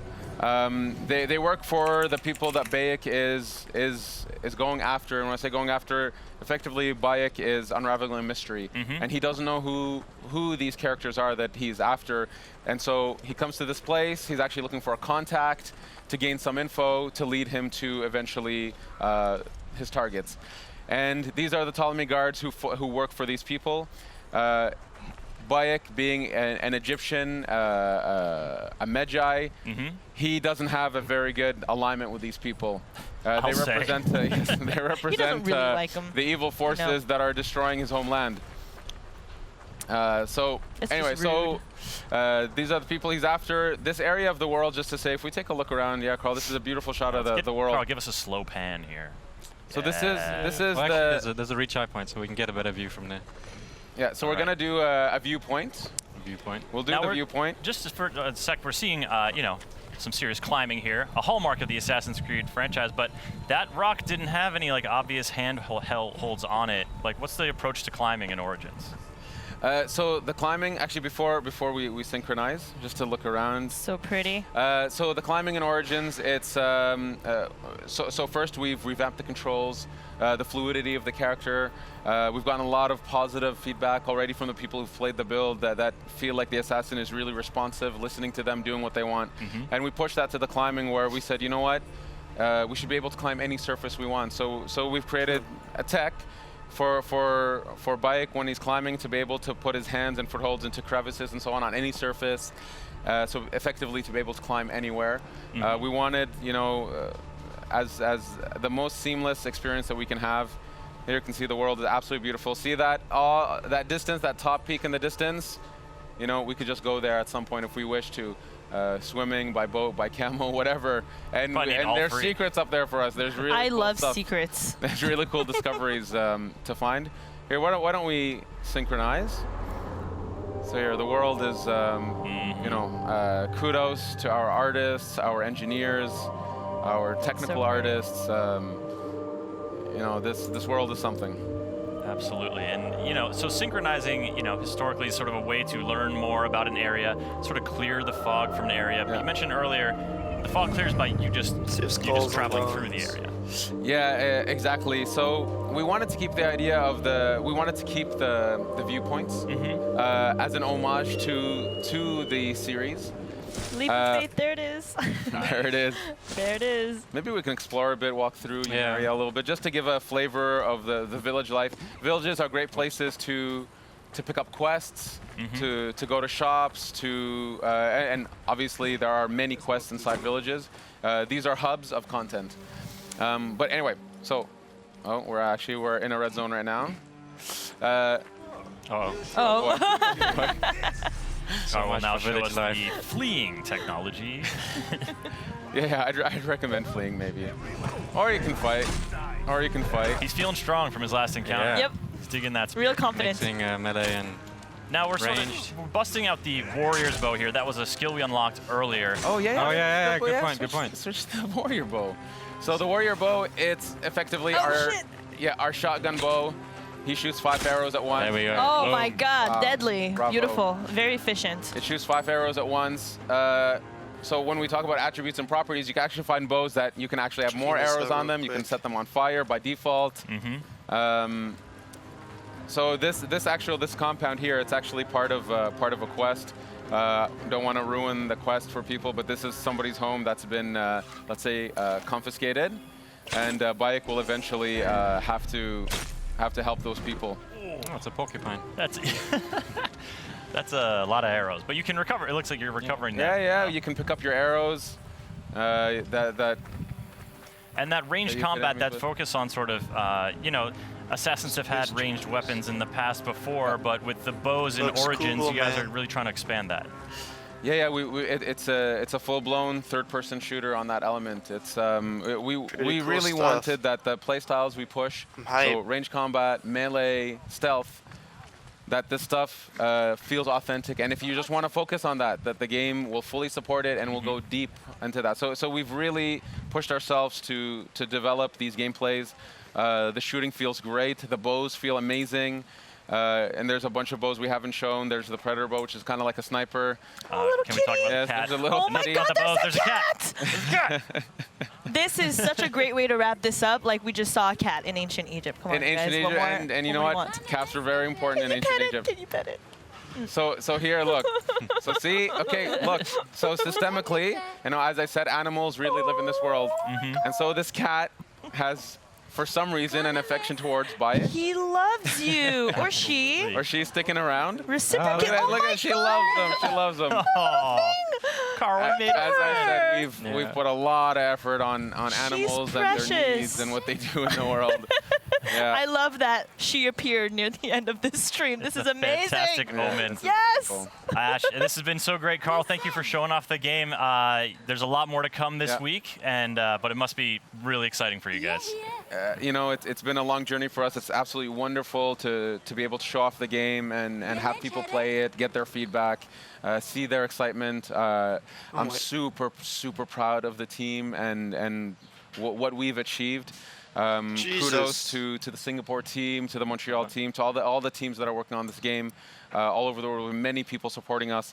It's a really wonderful, exciting time for us, and I can't wait for our fans to play this. Absolutely, and they'll get to play it at E3 here, but later this year, October 27th is the release date. Yes, October 27th. So October 27th on PS4 Pro, PS4, Xbox, PC, and of course a launch title for Xbox One X. Fantastic. Well, if you folks want more Assassin's Creed Origins here at E3, there's going to be streams.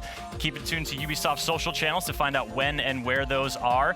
If you want more Assassin's Creed right now, you can head to the Ubisoft YouTube channel and check out the behind-the-scenes video from the Ubi blog. And for all the awesome games here revealed during that incredible conference, Ubisoft.com, that's where it's at.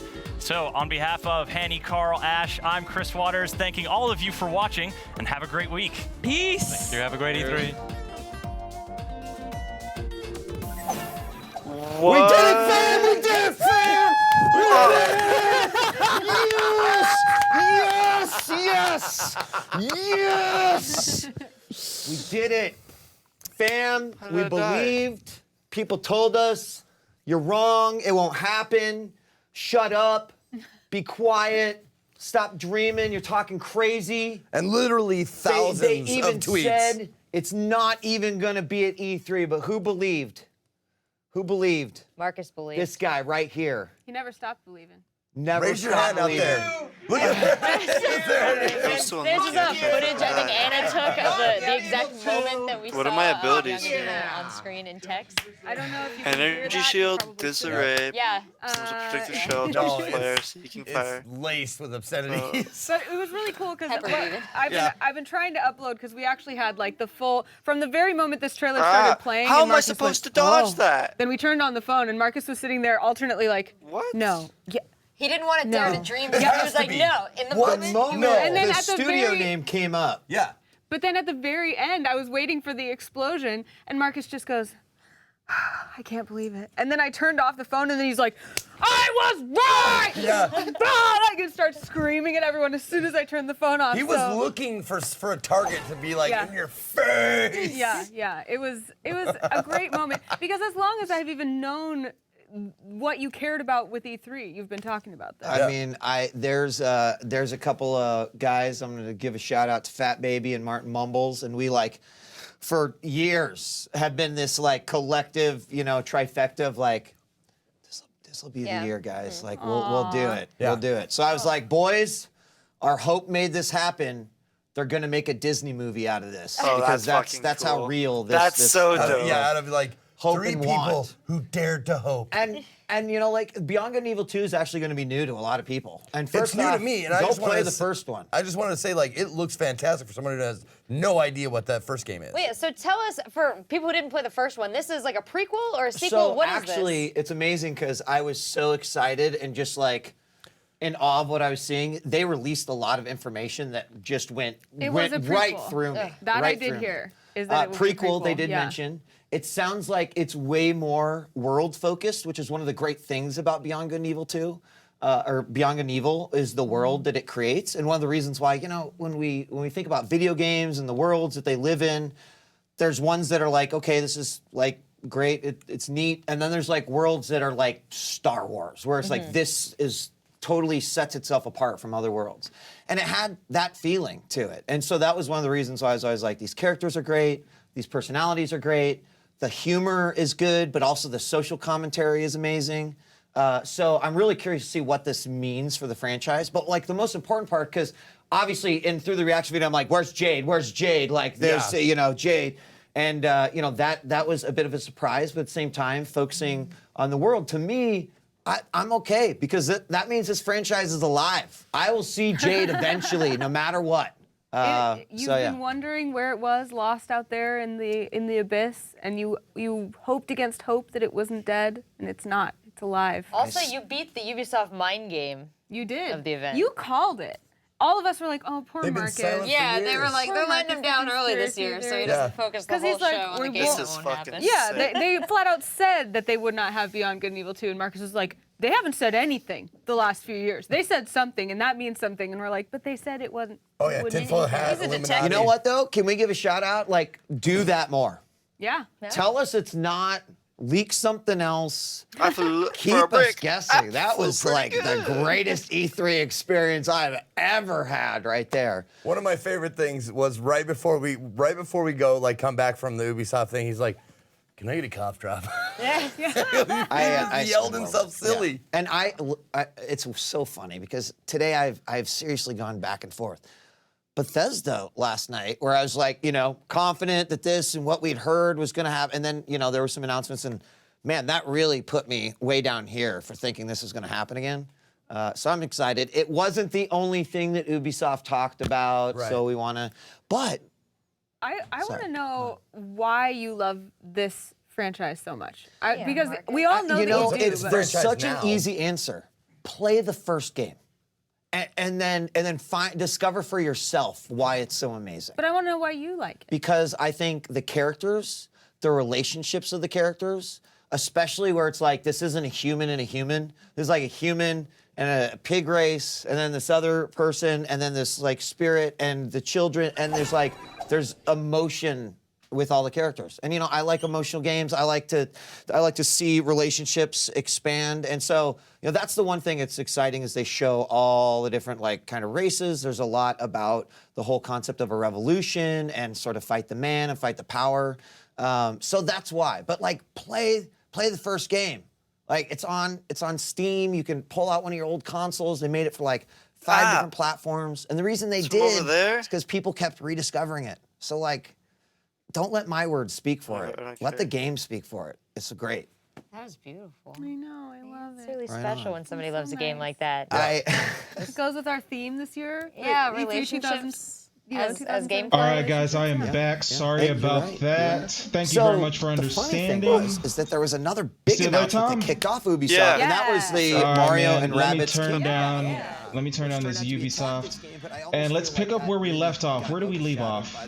Was it South Park? I believe we left off right before we started talking about South Park. What do you guys think of this? Okay, so South Park, it's coming out in October. There's no way they make that release date.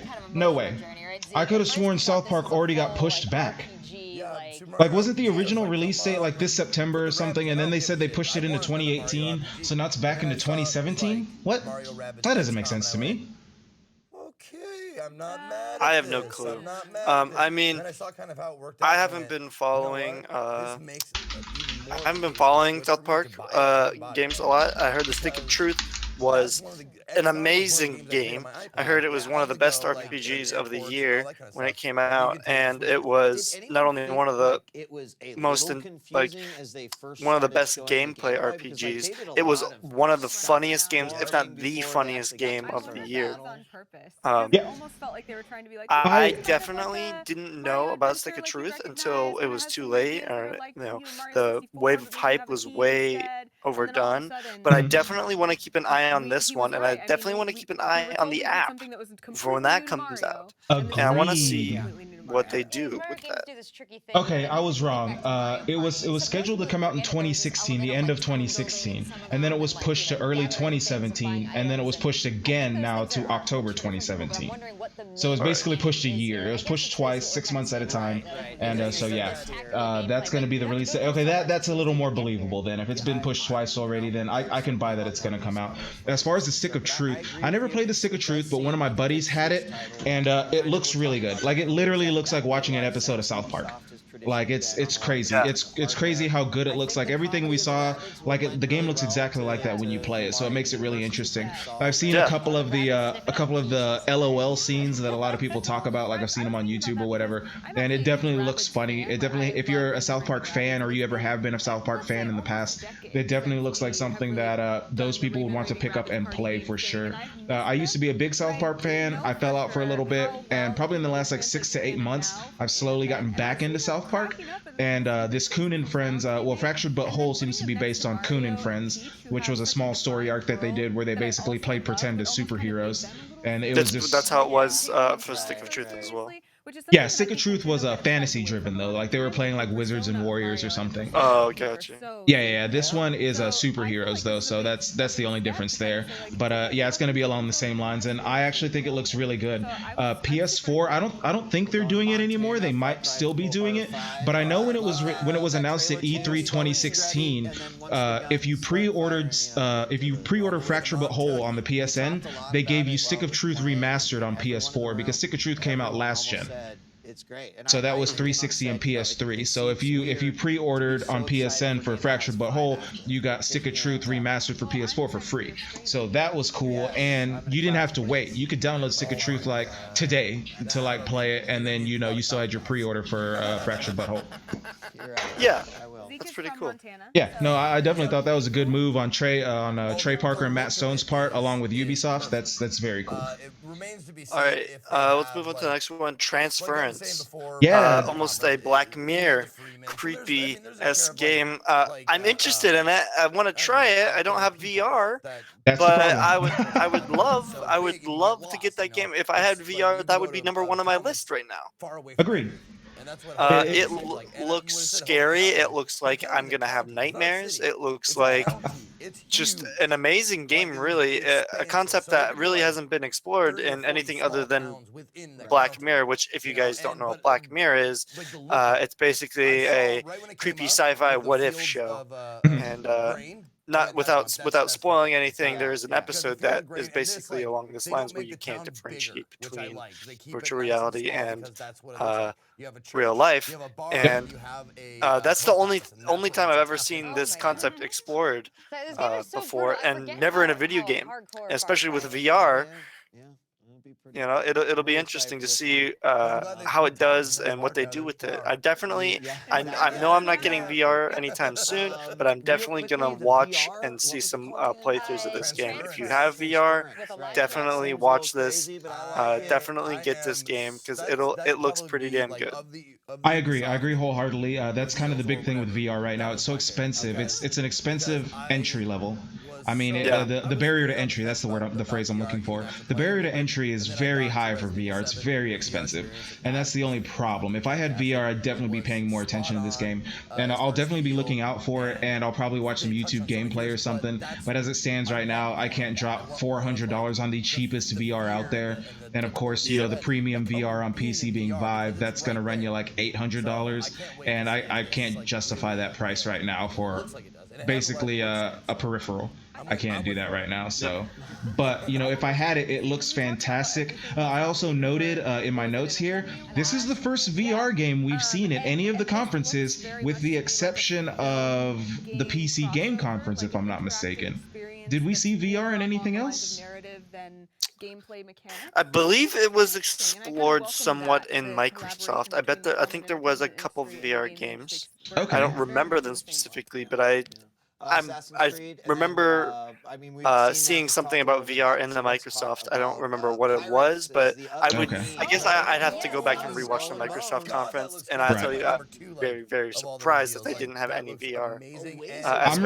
I figured this year would be the year that they would be pushing VR more. Maybe we'll see PlayStation do it, because PlayStation is having the most success out of all the VR headsets. PSVR has sold more than Oculus and Vive together combined. So PSVR is doing pretty good on the market right now. I believe last time they said last month they had released that they've sold just over 1 million units. So I mean, in the grand scheme of things, that's not a huge. I mean, it's basically 1 in 5 PS4 owners has a PSVR. So, because I believe, no, 1 in 50, my bad, because PSVR is roughly around 50 million, and PS4 is about 50 million units sold, if I'm not mistaken. So at just over 1 million, it's basically 1 in 50 have a PSVR. So I'm hoping maybe we'll see some at their conference, something about that. But I just expected a bigger VR push from everybody. And Ubisoft, I guess like you said, maybe there might have been something at Microsoft. Now that you mention it, I may remember seeing like 1 or 2, like just a cursory mention, but it definitely wasn't a focal point. Exactly. I was hoping for it. So yeah, that's got me a little bewildered, but I guess we'll find out at Sony here in 3 hours. Coming up in 3 hours, we got the Sony press conference. Don't forget, guys, I'll be here streaming that. But yeah, that's coming up. And but let's move on to Skull and Bones. This is basically, you know, it's been a running theme, it seems like, while we've been talking about the more childlike games and then your more mature, violent games. And Skull and Bones definitely looks like the big boy version of Sea of Thieves, and I am sold. I don't know about you. Dude, I'm ready to become a pirate, dude. After seeing Sea of Thieves, after seeing this game, I'm ready to hop on the pirate hype train. When is there another game that can... I mean, the closest game to a game like this is Guns of Icarus, which is just dead at this point. Right. And or Black Flag Assassin's Creed, which does a good job of it, but it doesn't go into it incredibly, you know what I mean? It just basically touches on naval combat and it has some nice naval combat aspects. But this is very surface level and simplistic. You're definitely right about that. Yeah, it's like I said, it's there, but it's surface, right? This is exploring pirates to the nth degree, right? I really hope that there might be. It looks like they didn't show any aspects of, like, you know, hopping off and like exploring the land, stuff like that. Which is. It looks like it's going to be mainly water focused. Exactly. I think it's all naval battles, but it almost makes me think of like World of Warships. Did you ever play World of Warships? I did not. Did you I play know like what you're World of- talking about, though. There's a Yeah, YouTuber like- I follow that likes to play it. Yeah, it's kind of that World of Warships, World of Tanks-esque thing where basically you get a ship, create a crew, level up your ship, level up your crew, get, you know, okay, you may not have the best hull, but you have really good cannons or something, you know what I mean? And as you progress, you get a bigger and bigger ship, bigger and bigger crew, and you can, you know, participate in these 5v5 fights where everyone kind of has their own place, and there's different types of ships. And that's kind of what World of Warships does, and I hope they put a cool spin on it for pirates. I mean, the cool spin so far is that you can have multiple people in your ship doing separate things. You know, one person driving the ship, one person shooting, one person repairing, etc. I really like that. I really liked Guns of Icarus. I would love to play Guns of Icarus today if I had people to play it with. It is such a fun game.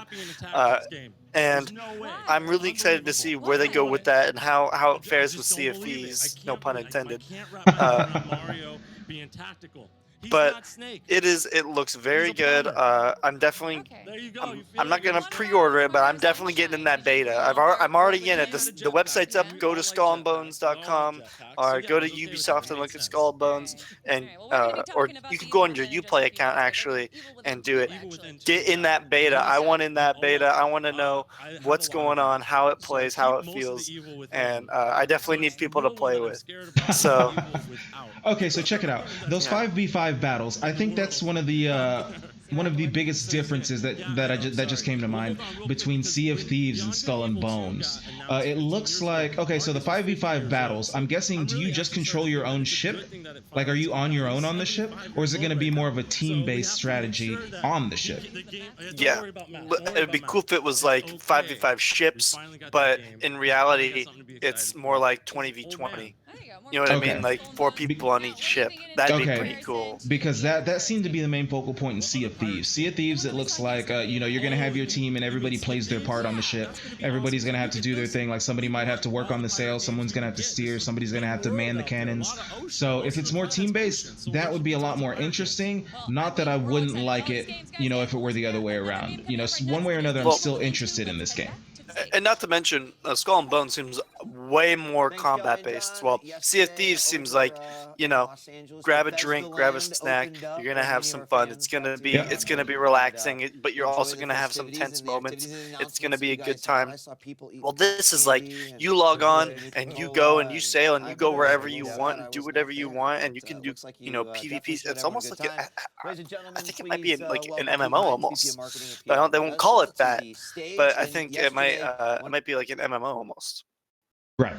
Okay. It looks good. Either way, they've got my attention. I'm paying attention. That's for sure. Just Dance, popular. It's a thing. Yeah, I mean, there's not a whole lot to say about that. It's popular. It makes Ubisoft millions of dollars, so it's hard to ignore. Dancing? Do you like spending money? From all over the world, Just Dance for you. Yeah, that's for you, man. Like, I've bought a Just Dance game before. It's a lot more difficult than it actually looks. Like, you actually have to have some type of rhythm and know how to dance in some way to play that game. Yeah. So that game, I mean, if you're into it, you're into it. I mean, I don't throw any shade here. Everybody likes different games. It's just not for me. It makes Ubisoft a whole lot of money, and I understood, like, you know, going into it, I was like, we're going to see Just Dance. We have to. That's just what's going to happen. It's one of their flagship franchises, so it was inevitable. But I don't have a whole lot to say on Just Dance. And then we touched on the South Park Phone Destroyer mobile game. Do you remind me what we can do in that game?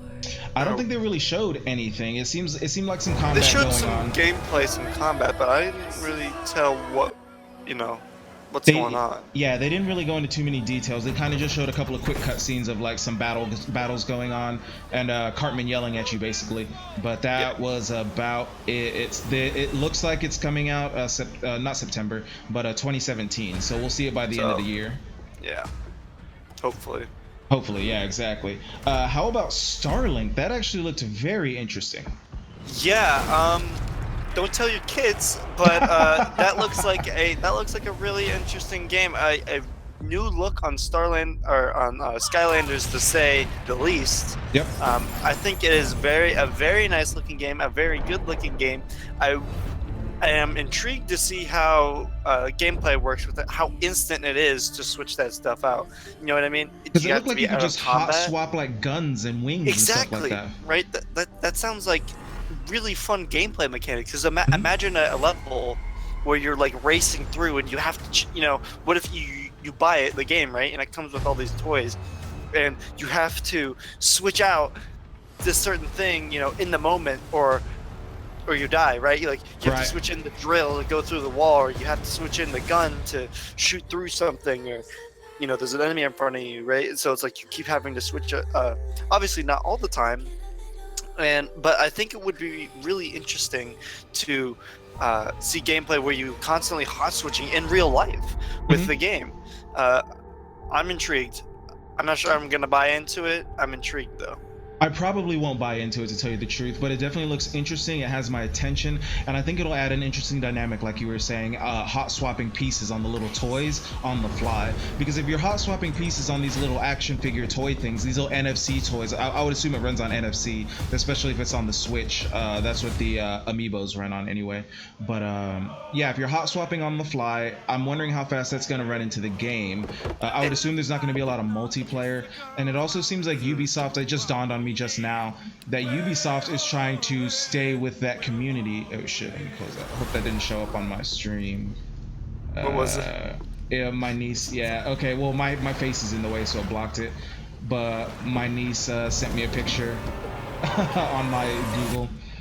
But anyways, where was I going? Oh, it just dawned on me like 2 seconds ago that it looks like Ubisoft is trying to keep up with the Skylanders crowd, because check it out. Disney Infinity got shut down because Disney said that they were getting out of games. So they shut down Disney Infinity. Yeah, this was like 4 months ago, I think, where Disney said they're straight up getting out of games. So they shut. That's why I corrected myself on stream earlier when it was live. But yeah, Disney Infinity is no longer a thing. They stopped doing that. So Skylanders is the only one out there, along with Lego Dimensions. Those are going to be your toy-based, you know, games that you buy or whatever. We can expand on them.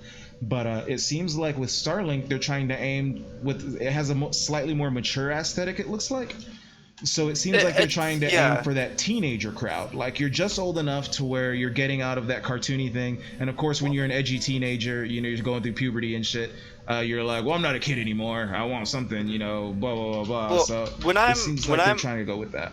Yeah, when I'm seeing that, I see that hits, you know, 10, 11, 12, 13 perfectly, you know, that 8 to 13 range where they've played some games before, and then they see this trailer where you're flying around a ship and blowing stuff up. You know, the 8-year-old in you goes, ooh, you know, Exactly. flying around a ship, blowing stuff up, whoa. And then you see someone switch it out on the fly in real life, and you're like, I've never seen that kind of thing before, blah, blah, blah, blah, blah, you know, and it's like, it's cool.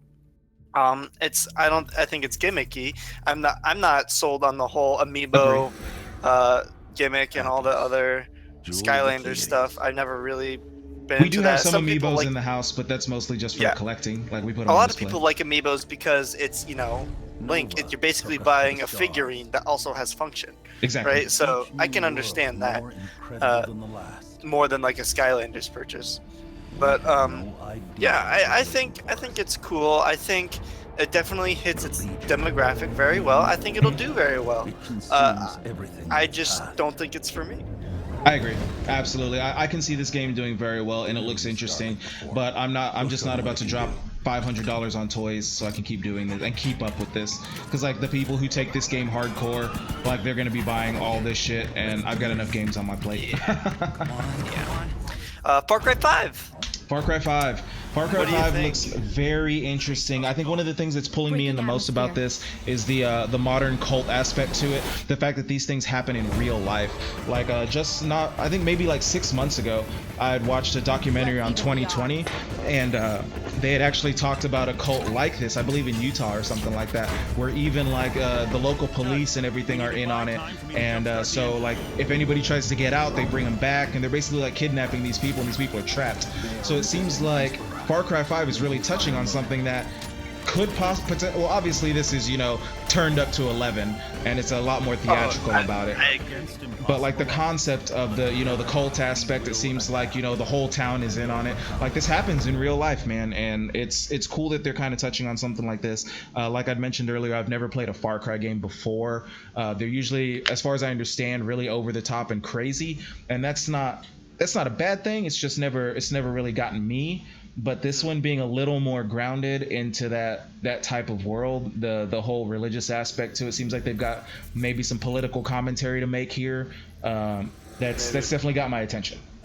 Yeah, I definitely have an appreciation. I mean, for living in the U.S., I definitely have an appreciation for the upcoming games that really showcase, you know, Southern America or like Western America that isn't, you know, Wild West Texas, right? That isn't big city New York, right? This kind of really Southern Americana that you really don't get from a lot of games, right? Think of Bioshock Infinite. It's not like dystopian, but that kind of aesthetic is very rare in games. So Far Cry 5, I've never played a Far Cry before, but I want to say that this might be my first.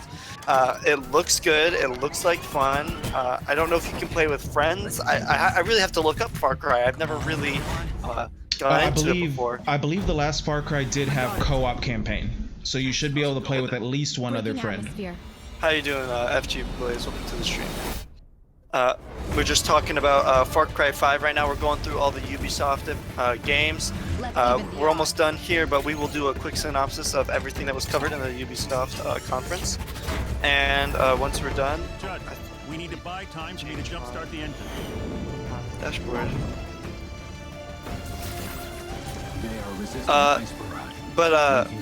Yeah, we're talking about Far Cry 5. I think it's really interesting. This will definitely be one that I am going to. I don't see a way I won't pick it up.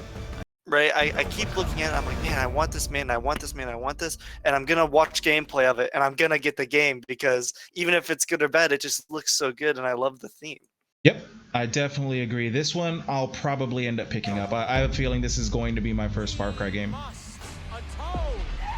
And last but not least, definitely not least, yes, Beyond Good and Evil 2. This game has been promised for almost 15 years. They mentioned it on stage. I personally never played Beyond Good and Evil, but you know, if you're a gamer and you follow gaming news and you follow the hardcore gaming crowd, you know Beyond Good and Evil was a huge game, and people have been starving for this game for the longest time. They pulled a Square Enix and took 15 years to make a single fucking game, but did you see the crowd reaction?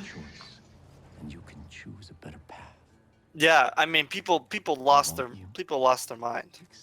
Yeah, man. I personally, I think it looks like a whole lot of fun. Like I said, I've never played Beyond Good and Evil before, but it looked like a lot of fun. It looks kind of like, it almost looked like a hero-based kind of thing, almost like an Overwatch type of thing.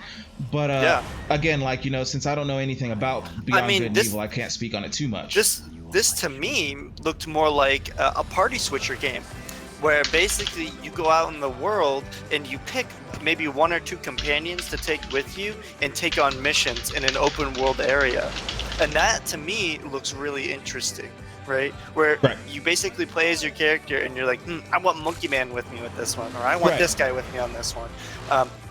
I'm not saying that's how it is, but it looks very good. I'm actually, I'm gonna pull up the gameplay and rewatch the gameplay of it. Yeah, I'll pull up the trailer too, so that because I didn't. I want a quick refresher, I guess, because it was a lot. Let's take it. Yeah, my notes definitely weren't as detailed as they were yesterday. I'm running on fumes here after over 12 hours for 2 days straight. What the fuck, Ubisoft? Get your shit together. No, I want to give Ubisoft. Oh yeah, that's right. It was really gross. What? It's not available in my country? Yeah, I hit the same thing. You need to go to Ubisoft US on YouTube. Yeah, the other one is a different country or whatever. I wanted to give Ubisoft the view and not some random YouTuber that also uploaded it. That trailer for Beyond Good and Evil 2. Michelle, so excited. Yeah, that's a very important moment. Even in I agree, man. I never played Beyond Good and Evil, the first one, but I mean, It looks if you, damn good. Yeah, man. If you would have been here for the live reacts, and if you go back and watch the past stream whenever this gets uploaded to Twitch again, I was sitting there damn near slack-jawed. I was like, dude, this looks awesome. This looks like a ton of fucking fun, and I'm hype about it right now. I think it looks really good. Looks like we're gonna go back through the trailer real quick because there was a lot to take in. Yeah, I'm definitely I'm rewatching it right now. Yep. It's a very vertical city. That's what we wanted here to establish clearly. And the other thing is that it's based on the level design of the game.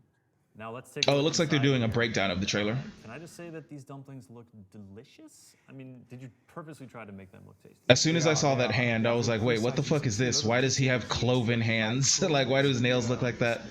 You get the seasoning here on top. Yeah, and exactly. But the big idea behind that is that when you're doing such big games, about space. Also, what's up, guys? Shout out. Thank you very much for everybody who's been coming by regularly for the E3 coverage. We've got Sony coming up in 2 hours and 45 minutes. In case you guys didn't know, to all of you who've been coming by lately, thank you very much. I actually hit Twitch affiliate today, so shout out to all of y'all. All praise goes to you guys. The only reason I did is because you guys come by, man. Thank you very much for your follows. Thank you very much for just being here, man. I really appreciate it. And anybody who hasn't hit that purple heart button, I'd really appreciate if you shot me a follow, but no pressure. It's all good, man. If you look at the bottom of your screen, I'm on all the social medias, Twitter, Facebook, and YouTube. Best spot to find me is going to be on YouTube. That's going to be blue_bomber with a 0 instead of an O. Anytime I go live, I'm tweeting out. And during E3, I've been retweeting a lot of some of the news that's been coming out. So that might be a good way to recap if you missed anything. And until Sony, once I finish commentary here with Tomathan, I'm going to keep going through some of the trailers in case you missed it. If you missed anything specific you want to see, shout it out in the chat, let me know, and I'll throw it up on screen for you and make sure you do get to see it. So he's really clearly saying Peijin, which is kind of divinity for this kind of hybrid.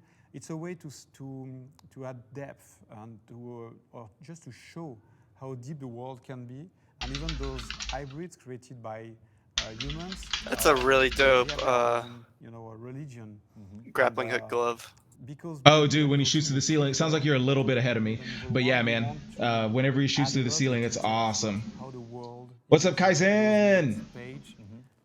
We're doing a little celebration before we hit Sony, man. We just finished up Ubisoft. I hit affiliate today, man. Super pumped about that. Thank you all very much. It's really awesome.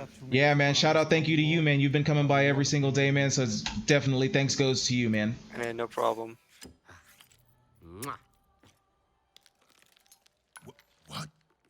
When the monkey fucks this guy over. Now you just got an email, right? You didn't apply or anything.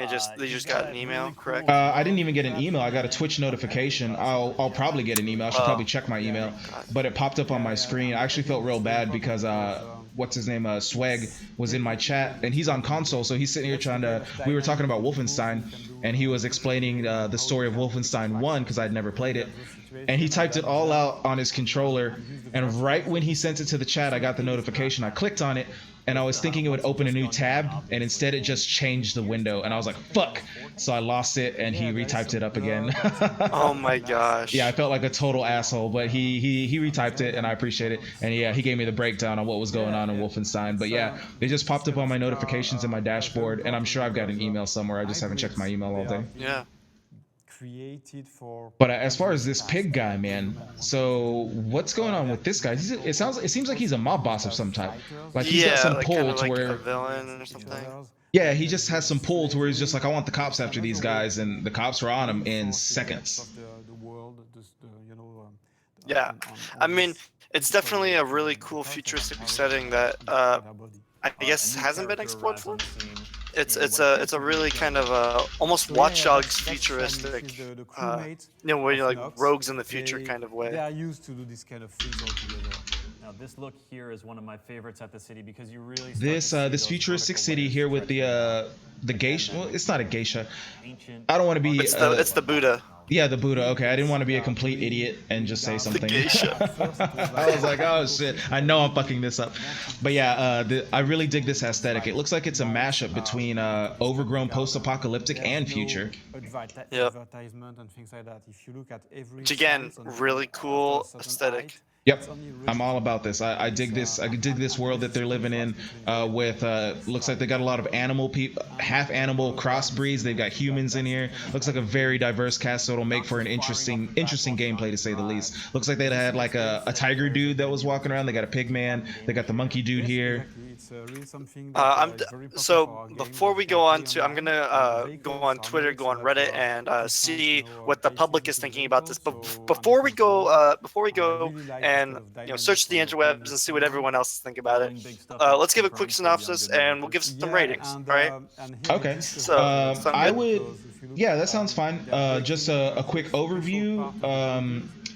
We saw Mario Cross Rabbids. That looked pretty good in my opinion. It's more of a kiddie game. Not everybody's into that, but I dig it. We saw more Assassin's Creed. I find it interesting. Tom here doesn't find it as interesting, but he definitely appreciates some of the changes it looks like they're making. I haven't played. Neither one of us has played an Assassin's Creed in a while, but I think this one might be worth picking up, so I might come back. We saw The Crew 2, which looks good. I have some reservations about it after playing the first one. The controls weren't necessarily the best for a racing game, but I'm hoping they might have improved on that a little bit. We saw South Park. It's got an October release date. That's going to be big. And we also saw Transference, which was a creepy looking VR title. It was weird. VR is expensive, so I won't have a chance to play it. I can't dedicate that kind of money to VR yet. But if you've got a VR headset, I'd check out Transference. It looks good. If you want to finish us off, Tom, from Skull and Bones Down. Yeah, definitely Skull and Bones, the mature Sea of Thieves. I'm definitely going to keep myself an eye on it. It looks like the best way to do naval combat, to be a pirate, other than the relaxing sensation of Sea of Thieves. They had Just Dance, because, they got to have Just Dance. South Park, Phone Destroyer on mobile. Not too many details about this, but it looks like a fun mobile game. Definitely have to look at that, add it to my collection along with Fire Emblem Heroes. Starlink looks like an interesting sort of Skylanders amiibo game for Ubisoft, and it looks like a very interesting game where you can mix and match your spaceship on the fly. The graphics look good, the gameplay looks fun. I'm definitely going to keep my eye on it. I probably won't buy it, but I definitely want to see some gameplay of it and want to see where Ubisoft takes this game. From then on, Far Cry 5. I mean, what an amazing game. It looks great. The setting is perfect. I've never played a Far Cry game before, but this game might be my first, and undoubtedly it will be my first. And then finally, Beyond Good and Evil 2. I didn't play the first Beyond Good and Evil, but damn, this trailer sold me. I am going to be a Beyond Good and Evil 2 fan. I really want to see some gameplay before I completely devote myself to this franchise, but goddamn, it looks fun. The setting is amazing. I'm really excited to see what Ubisoft is going to pull out on this game. I give Ubisoft a 8 out of 10. I'd give them... I'd probably say it's between a 7.5 and an 8. They definitely showed some cool games. They showed some good stuff. It doesn't match what Microsoft put out for sure. Microsoft is a 9.5. Yeah, I'd give Microsoft a solid 9 on what they put out yesterday for sure. I would put Ubisoft. Actually, okay, if I give Microsoft a 9, because I wouldn't call it a perfect 10, but if I'm giving Microsoft a 9, I would probably give Ubisoft a 7. I'll stick to the 7.5 on them. I'd give EA, if I'm going 7.5 with Microsoft, with Ubisoft, I'll throw EA a solid 7. If a lot of people, especially in the gaming community, like, they're not the hardcore gamers, quote unquote, typically aren't into the sports games, but the sports games look phenomenal. It looks like they're making a lot of solid different changes to them. They're adding the campaigns, so that's interesting enough to the people who do like the sports games. So I don't just want to shit on EA because they primarily put out games that a lot of hardcore gamers don't play. Their bread and butter are those sports games, and they do look good. They look fantastic. They're always well made and polished. And then Bethesda, a lot of people shit on Bethesda last night, and I thought it was good. I enjoyed it. I would give them a 6, I would say, because a lot of that stuff, it was just video trailers. There were no big drop bombs except for Wolfenstein. Evil Within was leaked early. What do you think about Bethesda? Now that I've slept on it, I think Bethesda is definitely the weakest showing at E3 so far. I am hyped for Wolfenstein. I'm hyped for all the stuff they showed during their showcase. I think the creation kit or whatever, the new creation thing that they're doing is fine. Some people are butthurt because they definitely want Skyrim 18 to come out, and and you got to understand these games take time. Like Fallout 4 wasn't done in 3 years, and people think, oh well, spend 3 years on a game, like, you know, the new Rabbids Mario games, like they spent 3 years making this game. Like it's been so long. Bethesda spent 5 to 6 years making Skyrim. Yeah, to put that into perspective, this new Mario Rabbids game, they said on stage, took 3 years of development, and Call of Duty is on a 3-year development cycle. They've got 3 studios. I mean, Call of Duty comes out every year, but they have 3 different studios working on it. So each studio takes 3 years to make those games. So when you compare it to something with the scope of Skyrim or Fallout, these games aren't being churned out in 2 and 3 years. Exactly, and I don't want them to be, because they shouldn't be cheap imitations, right? What people want is they want Skyrim in a new setting. No, you don't. You don't want that. Yeah. You want a whole new game, and they're giving that to you. And I bet you next year at E3, Bethesda is going to blow everyone's socks off with a bunch of new stuff. I know it's going to happen. I'm hoping, because I love Bethesda, and they do it every couple of years. But I think next year will be the year when Bethesda blows everyone's socks off. All right, man. Well, that basically wraps up everything we've got to say about the Ubisoft conference. Just so you guys know, again, 2.5 hours, then we're going to be starting Sony. Like I said in my chat here, one of the giants showed their hand. Now the others got to answer. We got to see what Sony's going to be doing next. Let me reply to a couple people here. Did you want to stay on the call, or do you want to split up for a little while? I'd probably split up for a little while, probably because I'm just going to go play some relaxing games. I have a game list in my Twitch chat. If you got anyone in my Twitch chat, you can do !GL, look at my game list. You can leave a vote, and the highest voted one is what I'll be playing. There's a bunch of games on there: Fallout 4, PUBG, League of Legends, Overwatch, a bunch of different games you can request to play with me, or just watch me play. But I'm gonna get going. Nice doing this with you again, Blue Bomber. I'll definitely be here again for the Sony. When is that? Sony's gonna be at 6 p.m. Pacific, so 9 p.m. Eastern. So 9 p.m. Eastern. So we got 2.5 hours. Probably just gonna go right through.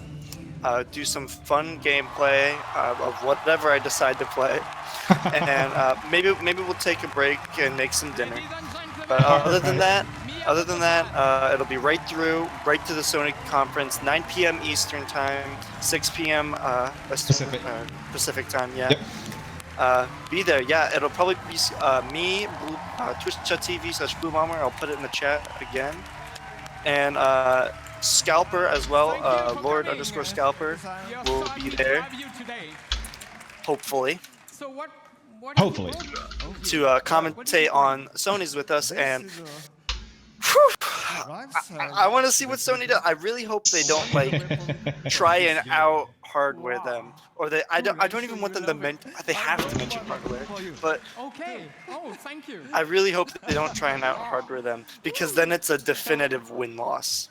You know what I mean? You can't be like, oh well, what about is this game better than this exclusive, or this exclusive better than this? You can't argue that, right? There's no way they're gonna play the hardware hand. 1.2 gigahertz, and this one says 1 gigahertz. Yeah, well, that would be dumb. You just lost. But by putting out those numbers, it makes me feel like Microsoft knows. Microsoft knows they're stronger. So I'm excited.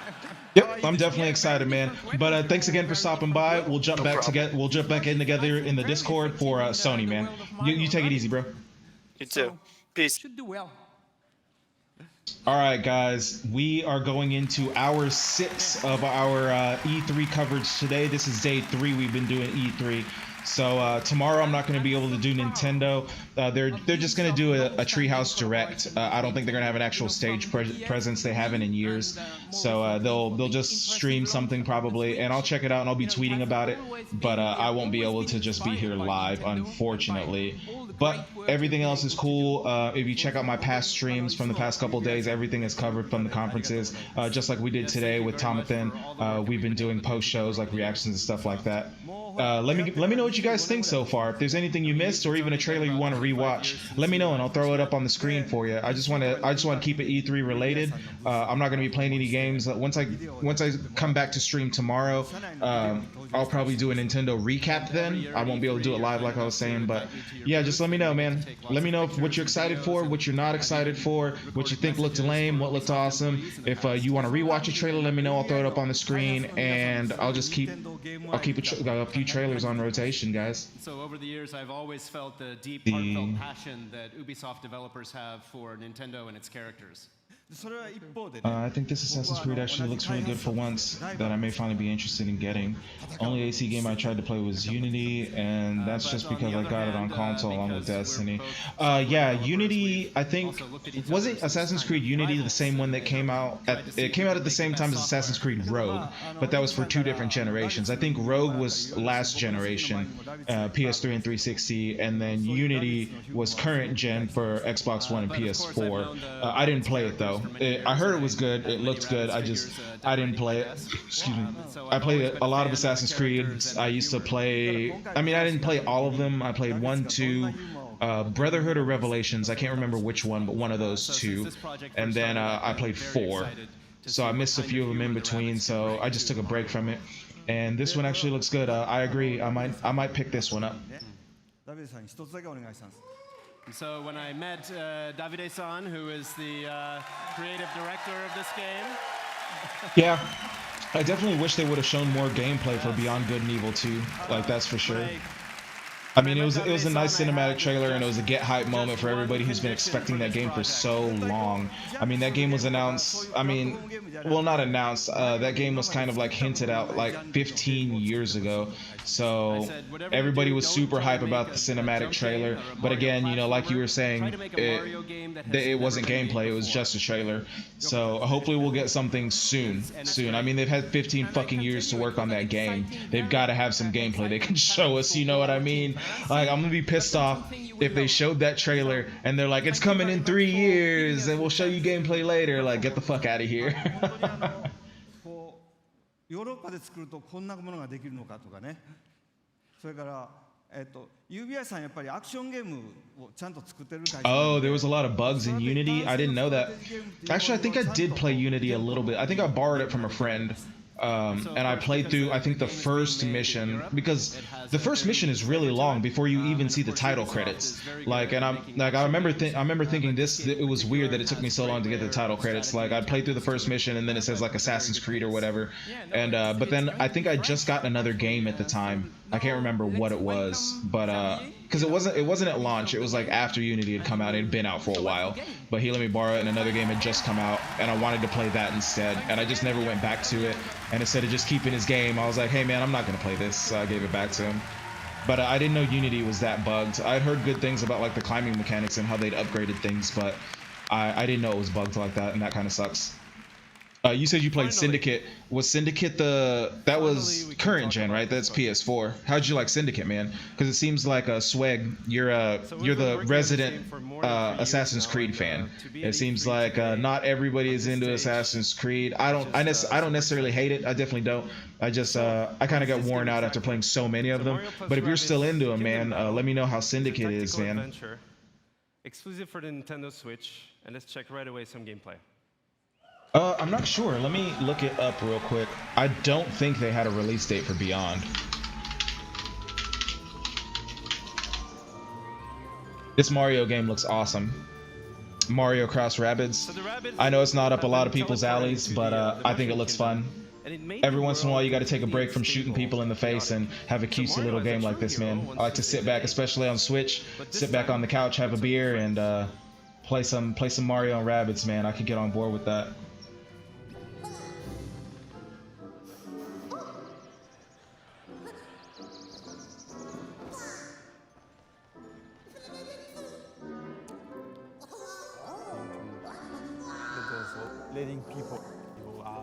And at first, they don't really know each other, but in the end, they will form this dream team that will potentially save the Mushroom Michelle, Kingdom. thank you so much for talking through the trailer, sharing more about Beyond Good and Evil 2.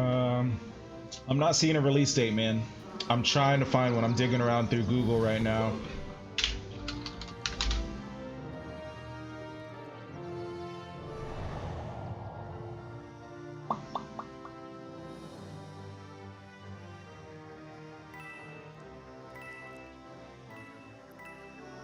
And as the game is a turn-based tactical adventure game, Okay, yeah. No, they're not talking about a release date. Wave after wave of Rabbit that somehow turned Yeah, it was bad. just cinematic trailer. They're not talking about a release date. So, unfortunately, we got nothing on that, man. So the two flags you see on the screen here is to tell you this is a battlefield zone. So you'll switch from exploration mode to battle mode. The Oh, that's good, man. zone is your zone of movement. That's good that you had some good times with Assassin's Creed Syndicate for a few months. You can also use battlefield ingredients such as I mean, shit, for a $60 game, if you got a couple of months of play out of it, that's well worth the money spent, man. I mean, hell, like I was talking about yesterday, just going to a movie these days is going to cost you $10 to $20. Like an IMAX movie is usually like a $20 ticket. A regular plain old movie ticket is like $10. So I mean, at 60, and what, a movie is 2 hours long. At a regular movie ticket, that's 6 movies, 6 times 2 is 12 hours. If you played for months and you got like 20, 30, 40 hours out of it, well worth $60. Well worth the price of admission. Because for the next turns, you'll be open for attacks. And last but not least, techniques. So from defensive ones, like Rabbit Peach. Ooh, no news out of 2K. I haven't seen anything from 2K. Unless they're going to be at Sony, I don't think they're going to have a showing. Because there's no fucking way 2K is going to have a showing at Nintendo. That's just not happening. If it does, I'll eat my own sock tomorrow. Live on stream. If 2K is at Nintendo and they announce Borderlands 3 for the fucking Switch, I'll eat my sock. Such as pipes, rabbit pipes. So those give you a good move to flank the enemy. So here, for example, Rabbit Luigi. I think the battle systems in the battle system in this Rabbids game actually looks interesting. I think it looks really interesting. Team jump, land behind the enemy. As opposed to just your standard Mario hop on the head and kill him or whatever. It looks like they've got an RPG-esque battle system going here, and I dig it. I mean, it's not going to be as deep as, say, like Final Fantasy 15 or, you know, Horizon or any of those really deep RPGs, but it looks simple. It looks simple and fun, and just enough to keep you going and keep you coming back, I would say. Again, this is just a glimpse into the basics of the game, and as you progress into the game, let me catch up on Twitter, see if there's anything that I missed on Twitter. More combo setups. If I missed any news, I want to make sure to tweet it and let you guys know, because I know they're also doing interviews with developers and stuff like that.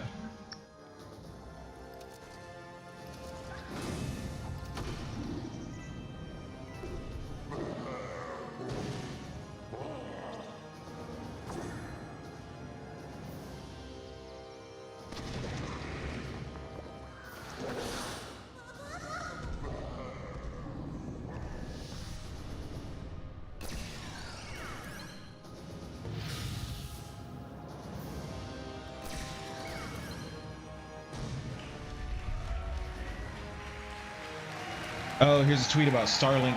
Starlink we talked about earlier. It looks like it's going to be a more teen version versus E for everyone. A more teen version of Skylanders, which looks interesting. It's just not something I think I'll buy into. And that's just collecting little toys to play games. I don't think that's something that really interests me. We have a couple of amiibos in the house for the Nintendo Wii U and Switch, but that's mostly because they're little figurines that, you know, I mean, we're Nintendo fans in this house, so, you know, I had to have Link. The girlfriend likes Yoshi, so she had to have Yoshi and, you know, stuff like that. So we didn't collect them all, but we just snagged a couple of our favorite characters for sure.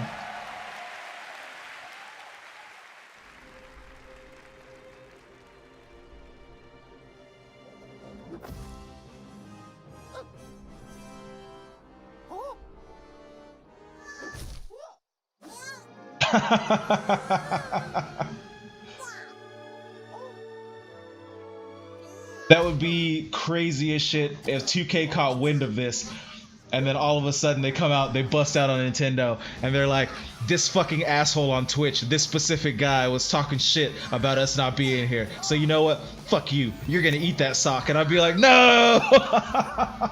That would be fucking hilarious. And then I'd be real sad because I'd have problems shitting for days. Trust me, I know what it's like when fabric gets into your poop. My dog eats enough fabric from his toys, and it's gross.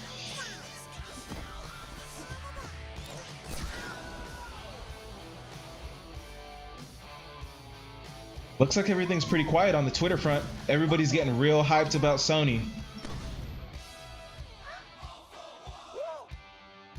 I'm gonna jump onto Reddit real quick and see what people thought about the Ubisoft press conference. Because I like to stay more positive, typically, and I know sometimes in the gaming community, people can be less than positive, I would say. So some of these presentations that I thought were fine, I ended up going on the internet later, you know, when I had some downtime, and a lot of people weren't very happy with a lot of what was going on. So let's see what the gaming community thinks about some of this stuff.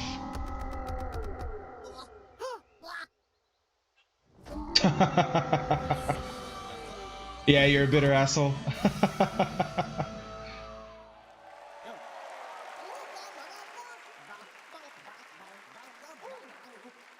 I think this game looks cute as shit.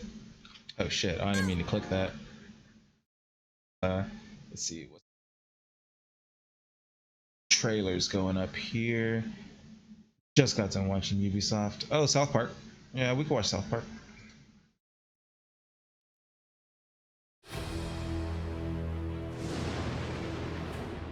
We all started as one team. We all wanted to be superheroes for the same reason. Turn up the volume so you guys can check this out if you missed it. This was started by you. We aren't the ones who walked out of the fucking franchise, Mysterion. Why would the Freedom Pals help us? We send a spy, someone in our group who pretends to want to switch sides and join Freedom Pals. Somebody who they don't know very well.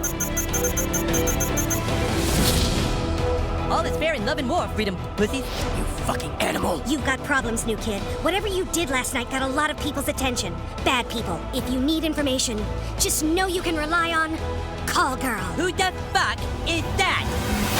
So I guess now any fucking asshole thinks they can be a superhero. We're gonna rip you apart. Dude, Mysterion is pissed at you, new kid. This looks funny. It looks good. Hello, Toolshed. Toolshed is a Gadgeteer class visionary archetype. And a butt-fucking traitor.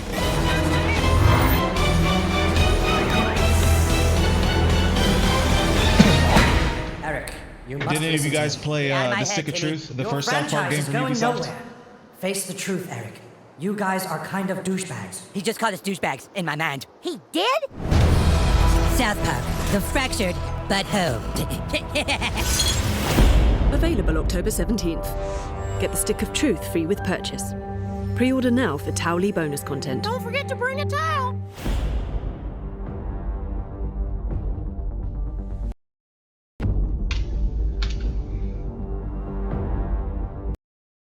Got here.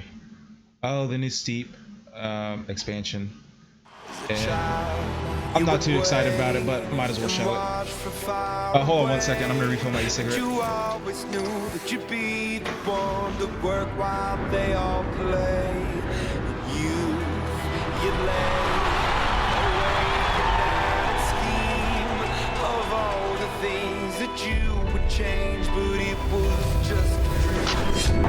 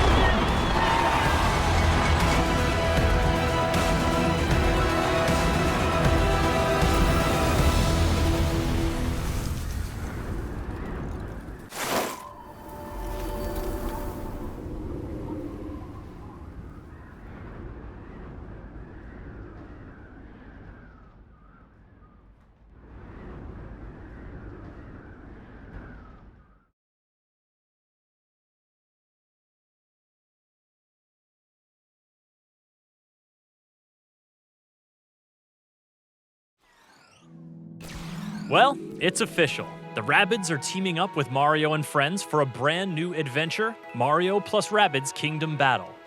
And to find out more about this game, I've got to do some laundry, so I got to switch some stuff over real quick. But I'm gonna throw up another trailer real quick.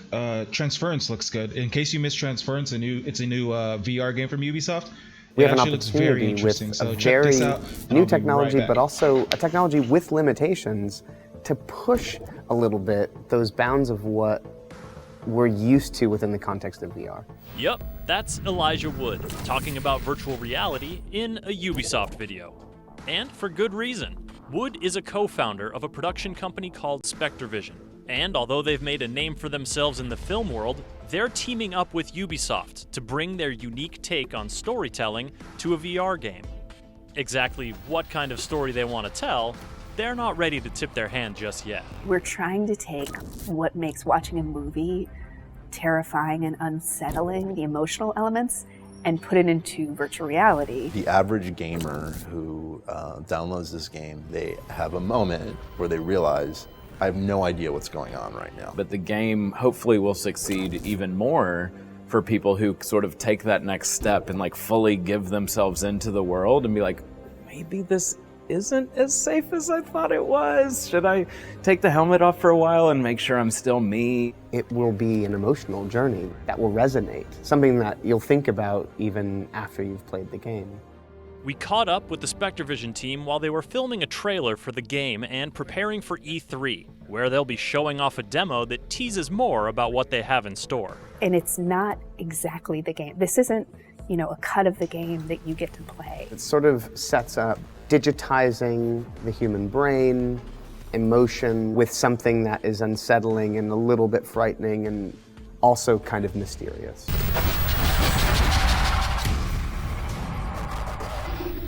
We're completely safe. If you're as intrigued as we are to learn more about SpectreVision's collaboration with Ubisoft, be sure to subscribe to this channel and visit us at the Ubiblog.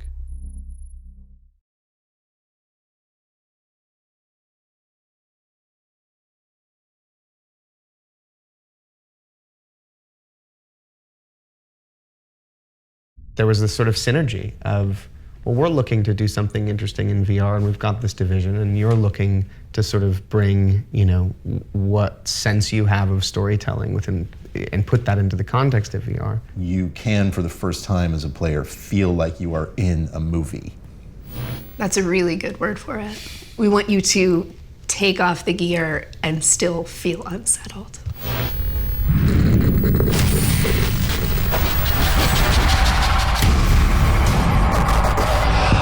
Whilst working with Ubisoft, we stumbled across some fascinating research that had begun in the late 90s. Essentially, neuroscientists had figured out a way to upload brain data, trauma, emotions, memories, to the digital space. Now, we've gone and taken the next logical step, and with Ubisoft, we've recreated in virtual reality one such test subject. So we'd like you to come and join us and experience the Walter test case for yourself. Not as another character, but Again,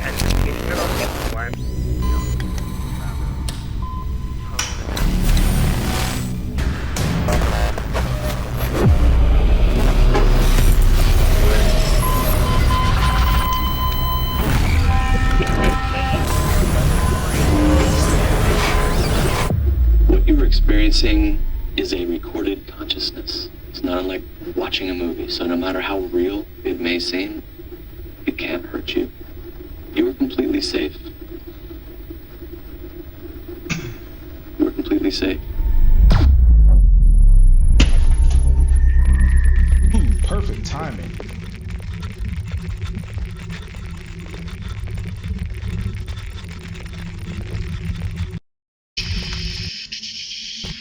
we have an opportunity with... Oh, never mind. Not perfect timing. It played 2 trailers. I thought I made it just in time for that one trailer. Let's run through the crew again.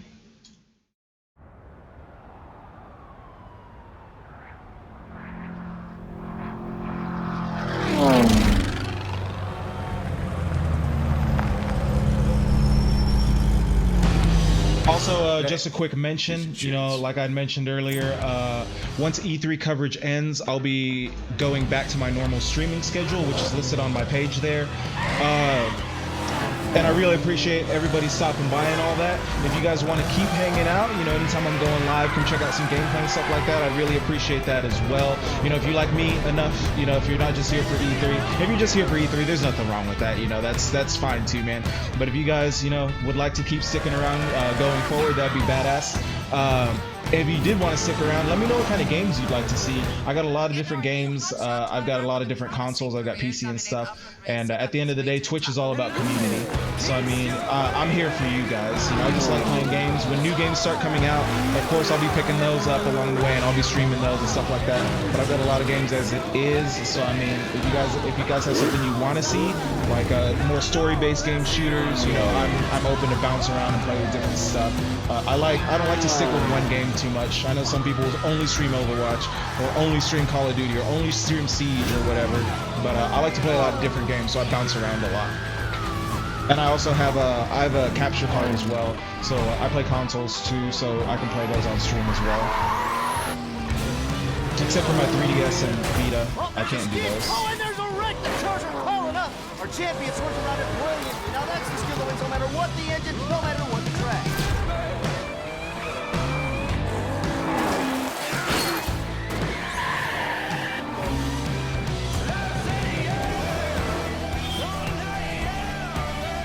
Oh yeah, man, I know what you mean about the Microsoft press conference. I really liked the Microsoft press conference and I thought it was good, but I agree with you as far as the exclusives go, and even the exclusive stuff was, a lot of that's coming to PC. So I mean, even if you don't have an Xbox and you have a gaming PC or a PC that can handle, you know, gaming and stuff like that, I mean, there's not a whole lot of reason to pick up an Xbox. You're going to be able to pick that up on PC because it's all in the Windows 10 store. And I know some people don't like Windows 10 for whatever reason, but if you have Windows 7, you can upgrade for free. So there's not a whole lot of reason to just not play these games. So I don't understand why anybody would not do that.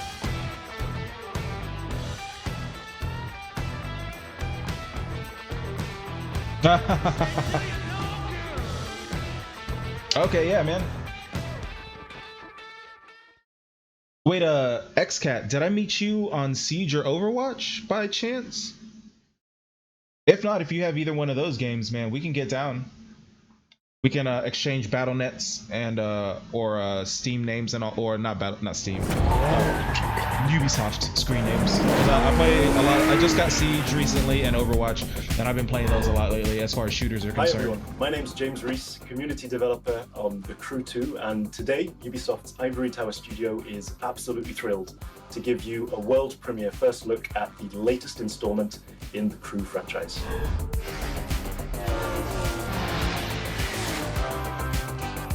There's no better playground to explore the thrill and excitement of motorsports than America. In The Crew 2, we offer players the challenge of dominating the road, sea, and sky of a fully realized open-world USA. Welcome to the city that never sleeps. In this event, you'll see New York taken over by racers it looks in like a way the you never overall could have reception imagined. for Ubisoft is pretty It's positive. not just a city. A lot of people liked what they saw. It's a playground And I for thought the it was best fantastic. I pilots thought it and was real drivers good. of today and tomorrow. Welcome to Motor Nation.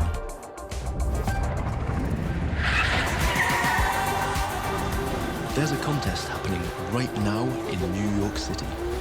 It's being run and commented Wait, are you by having Lion, issues on your end with the Motor stream? Nation's I didn't say anything #1 about the sponsor stream. and event organizer. On my end, everything looks smooth.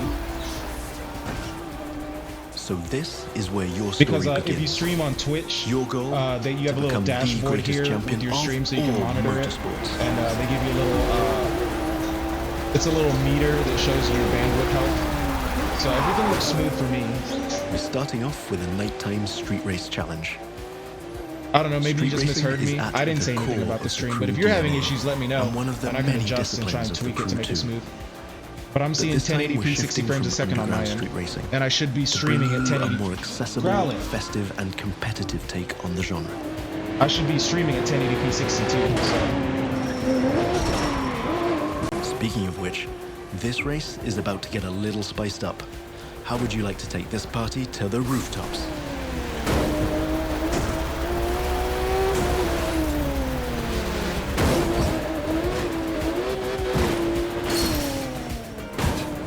that was just a small example of the way we've redesigned the US cities to offer you more freedom for spontaneous challenges.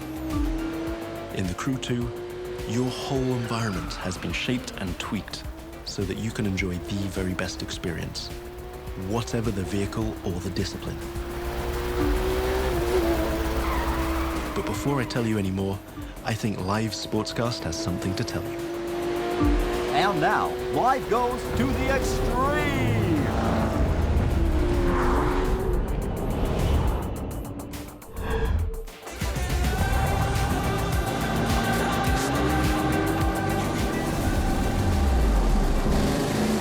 Now, the second part of the competition is a powerboat race. You're piloting a DCB See, M31, something that bothered me a little one bit of about the the Ubisoft fastest conference boats when it came to ever The Crew created. 2 was, don't get me These wrong, little this game does look beasts good. are It looks really good. traditionally Like, used to race graphically, it offshore looks good. and in straight lines. But it doesn't we look nearly as good decided it as would be more that fun to have trailer, them that speed up CG along the trailer. Hudson That was River. way Because, better hey, looking. why not? There was a significant Right downgrade, now, I we're would say, having it pretty between easy, the but trailer you'll and this occasionally have to deal gameplay. with And this 10-foot isn't even waves on final offshore gameplay, races. so I'm wondering Not what to this is mention going to the look waves like when it created by you actually and comes your out. competitors. So, but I mean, it still looks good. Don't get me wrong.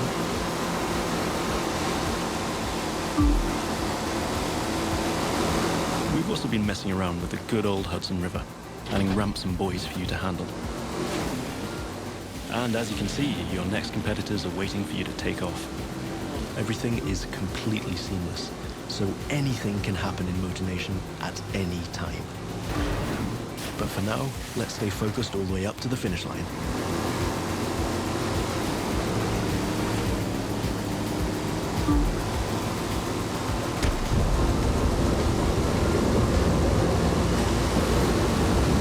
We kick it up a notch for the grand finale.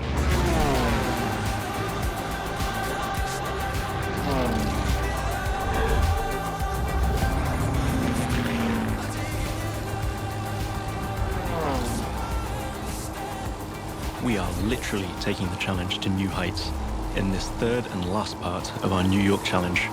While some of our competitors are still having fun down there on the water, let's enjoy some new perspectives over Central Park. Now that you can fly across America, the Crew 2 is built to allow you to see all the way up to the horizon. I was just about to say, I hope they didn't get rid of the entire U.S. aspect where you could visit the entire U.S. basically in a single map. But he just got done because it seemed like they were focusing on New York. But he just said you can now fly across the entire United States. So okay, they still have the huge map aspect, and that's something that that was probably my favorite thing about the Crew. I just wish the driving mechanics were a little bit better. Or just admiring the city nightlights from your cockpit. But I digress. We're still trying to win a race here. Ooh, dark and light closed beta. Actually, I need to sign up for that.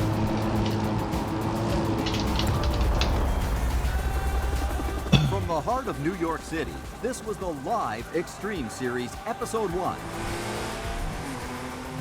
Thank you for watching, and remember to follow us on all social media. I'll do it later. I don't feel like finding it.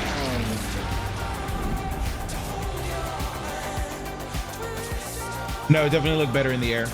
I'm guessing because since you're in the air, it probably has to render less. So I'm guessing since you're higher up, the leaves and everything probably go less, like low poly, I would assume. And then they can focus more on lighting effects and clouds and stuff like that.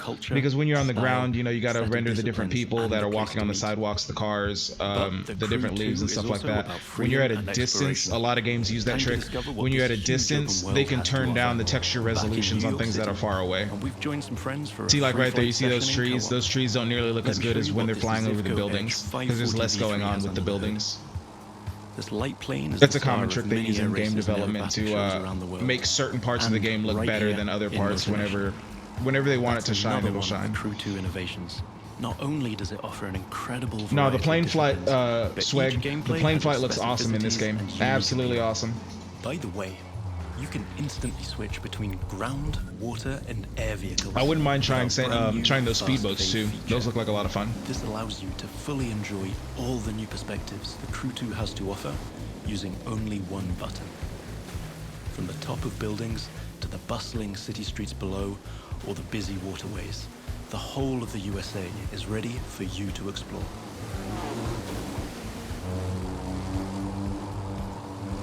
Now, you might have noticed I keep scoring points here. That's what we call dynamic freestyle. Every stunt and feat achieved anywhere in the open world will contribute to your overall progression in the game. Doing aerobatics tricks, car and bike stunts, or just speeding up on your boat, literally anything you can show off will get you closer to becoming a renowned champion of Motor Nation. Now it's time to race in the great outdoors. This is Rally Raid, an off-road discipline focus. The objective here is simple. Get from point A to point B as quickly as you can by making your way through muddy tracks, rocks, and vegetation. And of course, the organizers at Live have added their 2 cents to the challenge by throwing in a few surprises. The buggy A1 is a perfect choice for that challenge, with its bouncy suspension, unconventional look, and easy handling. After all, Rally Raid is all about enjoying total freedom to choose your path, to test the limits of your environment, and the pure fun to go full speed into the wild. Now I'm excited to share with you how we'll be dominating the waterways in Jet Sprint. This will have you slaloming and jumping into swampy waters in tiny but highly responsive boats. As you might have guessed, this gameplay the water effects look really good in this too, especially on the speedboat there. The way you can see the water rippling off of the front of the boat, it looks really good. The splash effects, yeah, man. As well as some freestyle abilities. I can dig this. This is one of the great Between the things boats and the about new having planes in this whole game, USA I think as our there might open be world. just enough here to keep me Every interested terrain is a if they perfect fix the spot for driving. specific disciplines. I'd like to get a demo of this or jump in the beta if they have an open beta this time. Because I got in the closed beta last time and I don't think I'll be able to swing that again. Now, I hope you've enjoyed this first sneak peek at Yeah, the shadow effects and the lighting are definitely good in this game. I would definitely agree with that, especially when they were flying earlier. The lighting effects look fantastic. There's lots more for you to discover. See you again soon with new disciplines, Hold on one second, new be right back. challenges, and new unexplored parts of Motor Nation. Don't forget to sign up for beta access on thecrewgame.com/beta.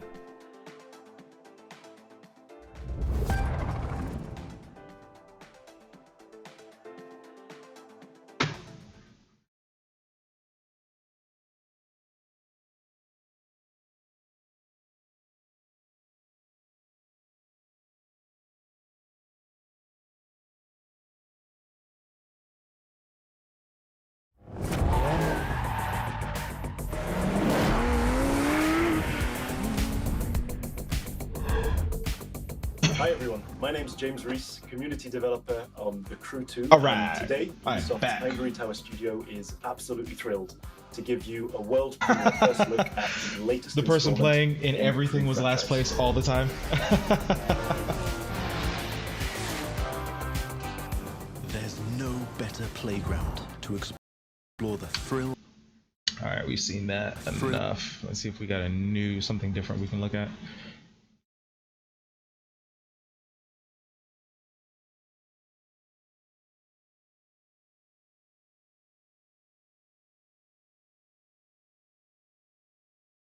Yeah, we can watch the announcement trailer because let's go back and watch Starlink. A minute ago when we watched Beyond Good and Evil, that was they were explaining the trailer, but just watching the launch trailer I think would be good too. Because it's a really good trailer. Atlas, jewel of the Pleiades. Actually, I probably need to adjust the lighting too. It looks like it's too Nova blue. took us to the stars.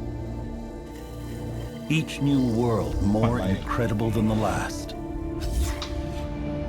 We had no idea what was waiting for us. The Legion. It consumes everything in its path. They've never used Starlink before. Go show them what it can do.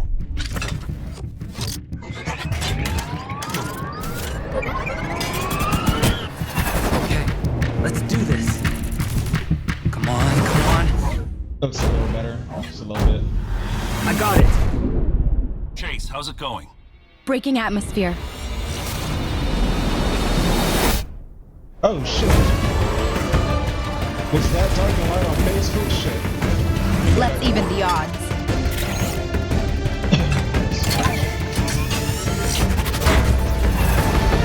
Judd, we need to buy time for me to jumpstart the engine.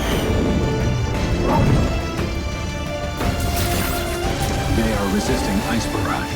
Linking fire loadout.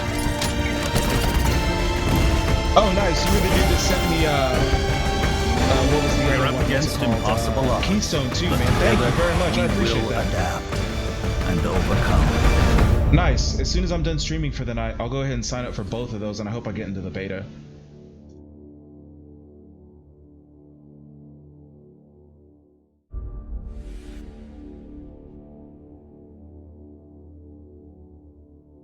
What's going on PlayStation channel? I actually follow PlayStation on Twitch.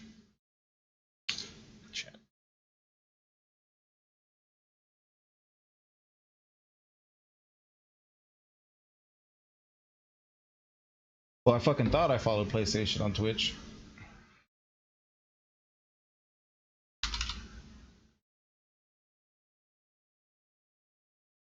Screenception, Twitchception. Here we go, PlayStation.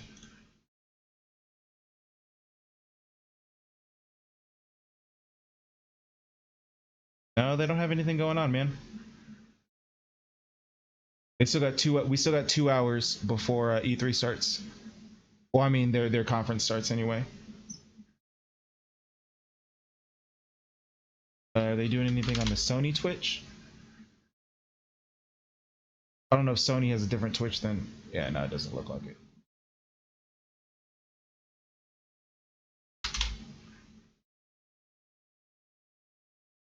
Oh, I can't restream YouTube. Twitch won't allow it. You've already done it. Look at the poll results. It's well, it's they done. said They sent out a blog for anybody that could be rehosting that E3. It has to be the official Twitch or like one of their Twitch, one of those channels. Otherwise, I'll get a strike for it or something. I don't know. Yes, no. Nothing I can do about that. I have to live by Twitch's rules. All of the great games that have come out on VR.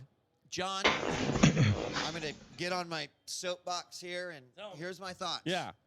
Who wanted to make a home theater in their home before going Yeah, you to see a this? theater This doesn't look good for VR right here. the big sound, the big This does vision not look good for VR at all. Who wanted to do that? Who? My No uncle. Oh. I'm wondering if it's just going to die out. I'd really like VR to become a thing. I really would. Because I think VR is cool as shit. One of my buddies has VR. I've got a VR for my phone. It's not nearly as cool as like PSVR or Vive. But one of my buddies has the Vive, and the Vive is fucking awesome. Like for my mom, for my brother who's technical but not really a huge gamer, he's got to go to a place and experience something amazing in VR to be like, I gotta have this at home. And that's what happened with James Cameron's film, right? For 3D. Everybody was, everyone was losing their mind over that. What's that one called again? Avatar. Avatar. Yeah. Yeah. Which has its own land now in Disney World. And it freaked everyone out. That's what I feel. I don't know. How do you feel? You could continue to vote. Will Sony look at VR? What do you guys think about VR? Because I've noticed nobody's been really talking about VR. I think Microsoft might have mentioned it in passing real quick. Oh, it's trailers. Oh, they have trailers. That I can do. Most of the time. Just sits there. That I can do.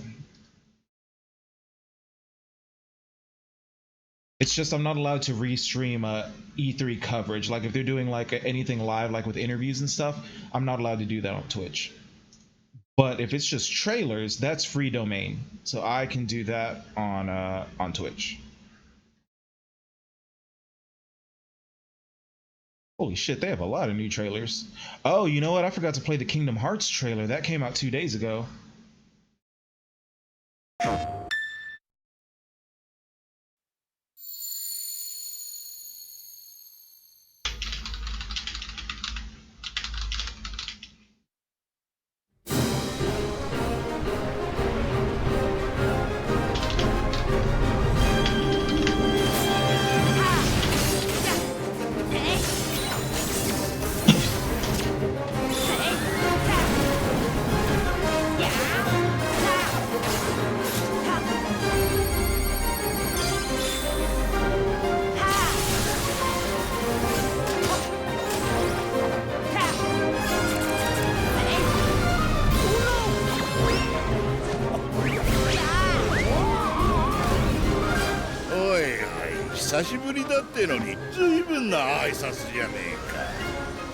あんたらに関わってうまくいった試しがないんだよ。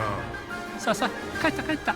お帰りはあちらから。好きにするがいいさ。ただし一つだけ教えておく。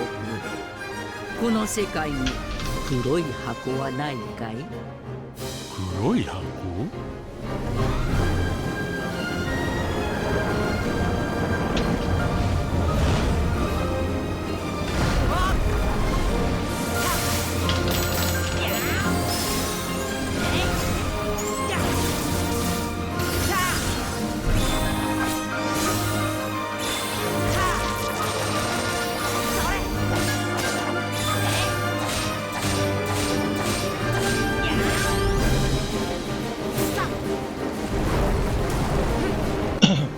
？I agree with you, XCat.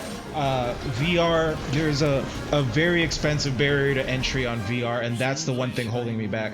I mean, the cheapest VR you're going to get is on PlayStation, and that's going to be the PSVR for what? $400. The cheapest one is $399 for just the headset, and that's if you don't have the camera, the move controllers, or anything like that. And then you can spend $499 for the headset, the camera, the controllers, and a game, I believe, a demo disc included. I already have the camera because when I bought my PlayStation at launch on launch day, I got a camera because I was waiting for PSVR, and then I just ended up not getting it. And spending $400, especially since they don't have many games coming out, all they have is really Resident Evil 7 and a couple of like short experiences. But as far as a full game, all they've got is Resident Evil 7, and that kind of sucks. But yeah, I definitely understand what you're talking about. They need to unify it, man, because they've got PSVR, they've got Oculus Rift, they've got HTC Vive, and that's 3 different things. And then you might see a cool game on one. It's like, oh, well, that's not on Vive. That's only on Oculus. It's like, oh, well, fuck. And it's like, oh, well, this looks badass. Ah, well, that's on PSVR. You can't play that on your Rift. Like, okay, well, what the fuck do you want me to do? Like, yeah, that's definitely a pain in the ass. Like my PC can run VR. I have a Steam has a free app where you can test to see if you can run VR, and I can run VR, but it's expensive, like you were saying, and you just never know what you're gonna get. You never know what you're gonna get with it, and that's a pain.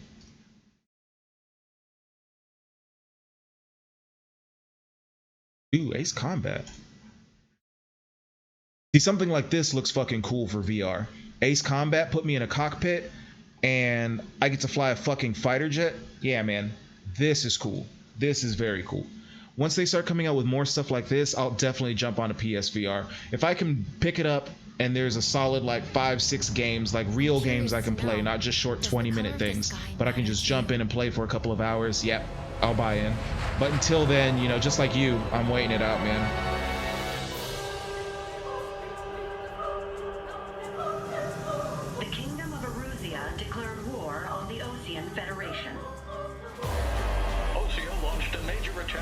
The capital region, striking Farbati from their aircraft carrier and the Kestrel 2 warship. This is HQ. Are there any drones? Verify. The Erusian Air Force has occupied the International Space Elevator. This is Princess Rosa Cosette Delise. Osea attacks indiscriminately and has remorsefully injured countless innocent civilians. It's hard to say which side first pulled the trigger that plunged us into this chaos. At this point, yo, this Ace Combat trailer looks real good. So if they're releasing these early, they must not be focusing on them during the Sony press conference. So if they're already setting out all these trailers before the Sony press conference, holy shit. I managed to catch a glimpse of the 3 strikes. I have visual. Arsenal bird confirmed. Engage at will. UAVs won't hesitate to kill. No way I'm dying out here. Don't worry. Stick with trigger. You'll make it. Oh, really? All aircraft caution. Bogies. I won't know for sure until I tested them myself.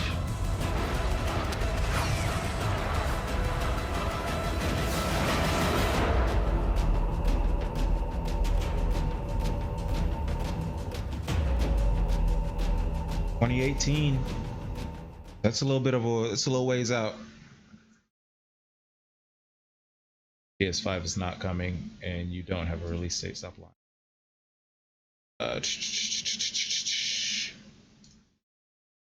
Next Machina, huh? Hello everybody. Today we're going to be looking at a few Housemarque staples First of them being the humans, which are very Oh, important dude, part of if you're gonna be in the military, Air Force is definitely one of the coolest, I would say. Plus, if you're real badass in the Air Force, you get to be an astronaut. I think you have to be in the Air Force to be an astronaut. combos, for example. Go to space, you go to fucking space, man. That'd be cool as shit. Will of course be very integral in how you destroy the level and the enemies and take everything apart. So let's go talk to our main man for more information. Let's talk humans. And next month. Oh shit, did you buy an HD DVD?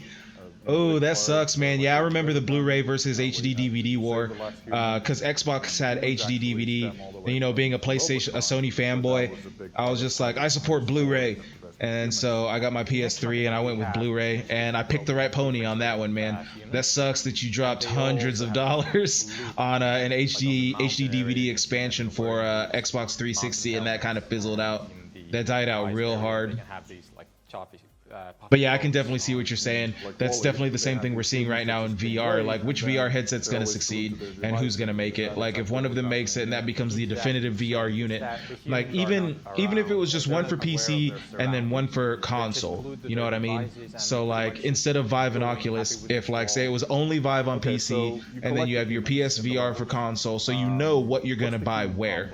I think that would be fine, but right now the fact that the landscape is so fragmented, I can definitely understand the hesitation to jump into VR right now. Also, the humans, to gather them, you need to say that they might not even know that they're in danger. No, we're not on Sony yet, man. We still got an hour and 45 minutes. It's at 6 p.m. Pacific time, 9 p.m. not Central, Eastern time. So yeah, it's gonna be 6 p.m. Pacific, 9 p.m. Eastern, and so we're still waiting on Sony. We got an hour and 45 minutes to go.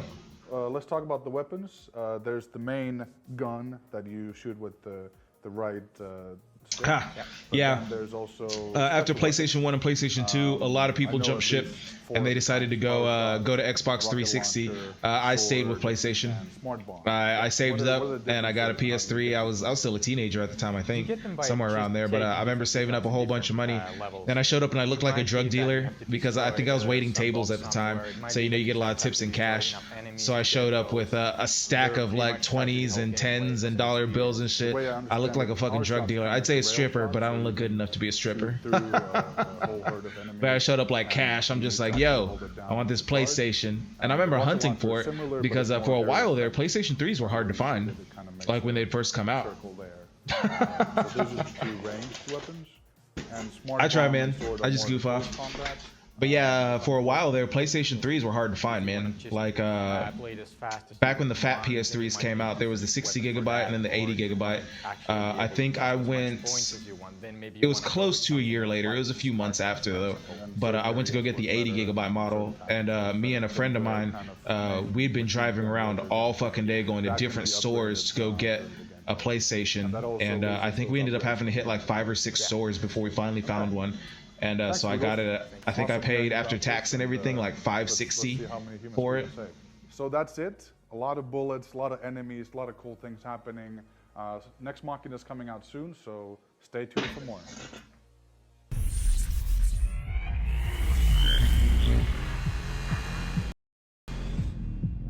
Oh, that's a Housemarque game. I dig Housemarque, man. They made Alienation and Dead Nation. Dead Nation was a lot of fun. I have Dead Nation on PS4, man. That's a good one. Oh shit, pure farming, son. Hell yeah.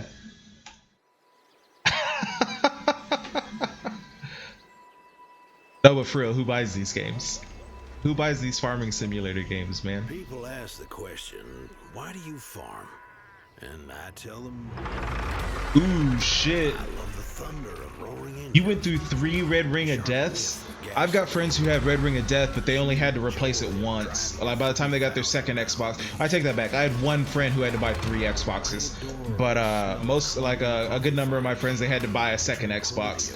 And I actually, Sony had a smaller problem with the PS3, the fat PS3. It was called the blue light of death, where you would get a blinking blue light, and it was the same exact problem that the Xbox had, but it didn't happen as often in Sony because their hardware was better made. So it did happen. I think the failure rate for Xbox 360 was like 40% or some shit like that. And then PS3, the failure rate was like 15%, so it was much smaller. So that's why you never heard about it. But it did, no, not blue light of death, it was yellow light of death, my bad, yellow light. Because, you know, on the system there's a green light and the blue light, and one of the lights would turn yellow if there was an error on it. And I got the yellow light of death, and I actually had to replace my PS3. I had my fat PS3, and I still have that on a shelf, just as it sits as a trophy, like a token and a memory or whatever. But yeah, I still have my fat PS3, and there's a fucking game stuck in it. I can't remember what game, but there's a fucking game stuck in that PS3. But I've got my Slim now, and that Slim is basically just a Netflix machine for the bedroom.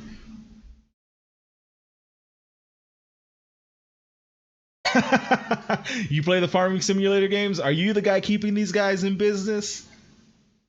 If you're serious, why do you like the farming games, man? I'm not gonna hate on you. I might laugh at you, but I'm not gonna hate on you. I mean, I play some of the Sims games, like the Sims 3 and shit, where you take care of houses and stuff, so I guess it's not that different, tilling corn and shit. Oh, but you want to play it.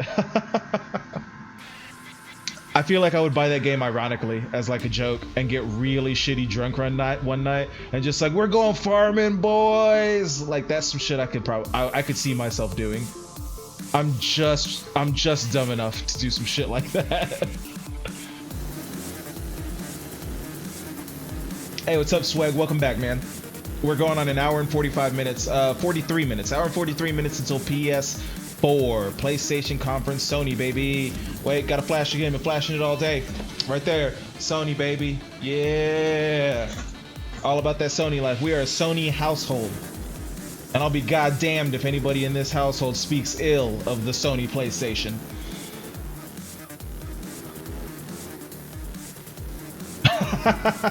I'd play the shit out of Ghost Simulator. Hell yeah. Surgeon Simulator actually looks like a lot of fun too.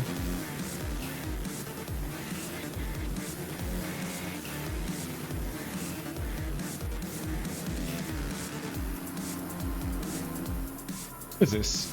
MXGP3? It doesn't look bad. MXGP3, the official motocross video game. More than real.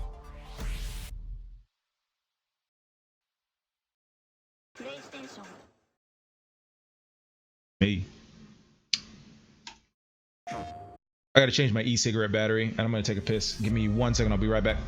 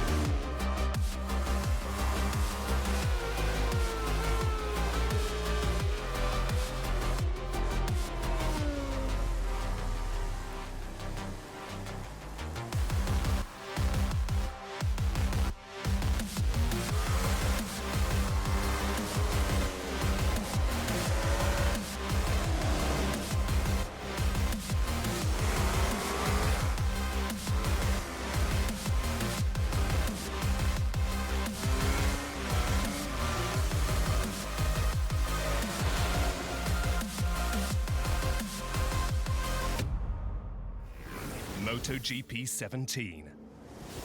The future is in your wrist. PlayStation.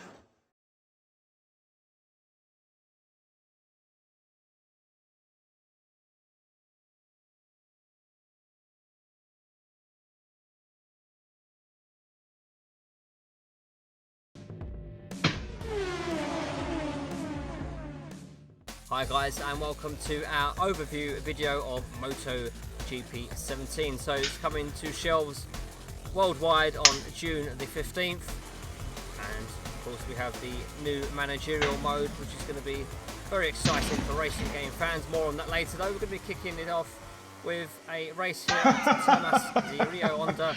Can't forget the ice, my bad, man. I've got a cold can here. Is that good enough? This is a MotoGP race, of course. besides the managerial career, perhaps one of the main features for MotoGP 17 is 60. All right, let's see if we can. Let's go back to Sony's page. Fox IGN, PC Gamer. Oh, yo, this vampire game looks good. Product not yet rated. July 8th, so that's a couple days ago. They showed this at E3 last year, if I'm not mistaken. We covered it during the recap on Friday of 2016. I'm just trying to give the people what they want, man. You said I can't forget the ice. I gave you the next best thing I got.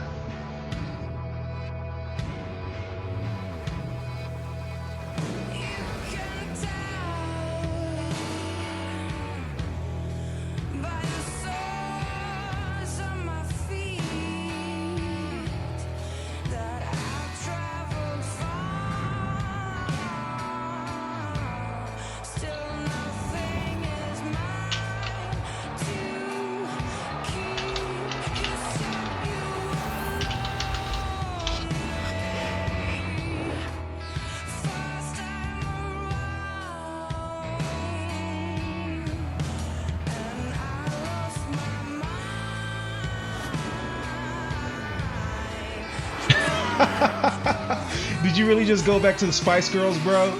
Did you hit up that Spice Girls? That's okay. I'm not gonna judge you. Back in the day, I used to jam with some Spice Girls. I'm secure enough in my masculinity to admit that I used to jam some Spice Girls. And you know what? Some of those NSYNC songs weren't bad either.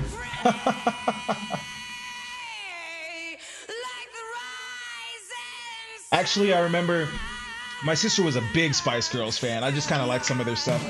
But, what is it? We went to go see the Spice Girls movie. I thought that movie was so fucking funny.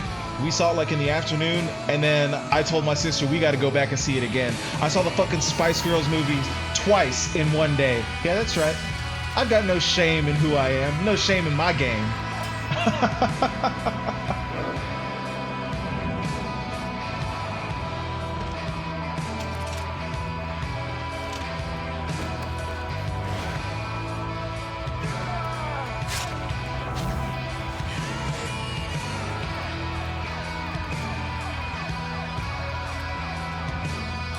Come up.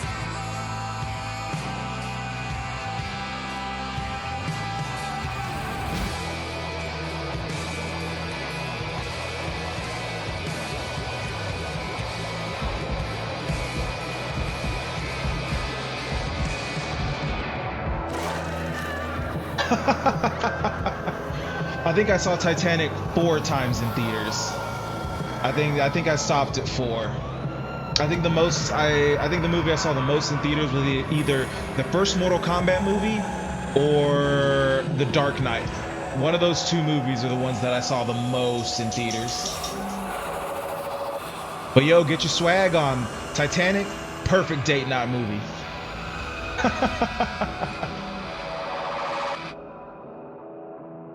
Did you get to draw any of them like in French Girls? Any of them? Please tell me yes. At least one out of 7, bruh.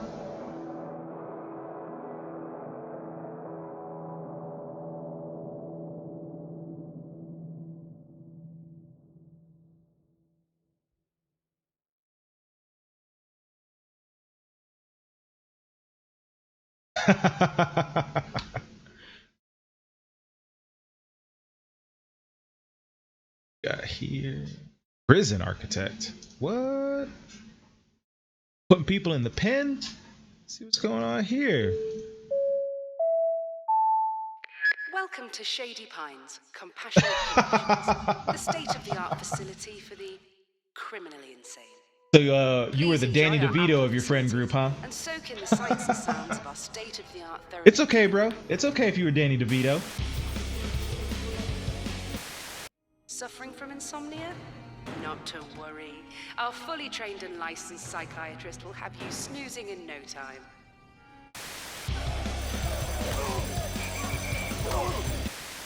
Enjoy modern amenities in one of our luxurious personal safety cells. What?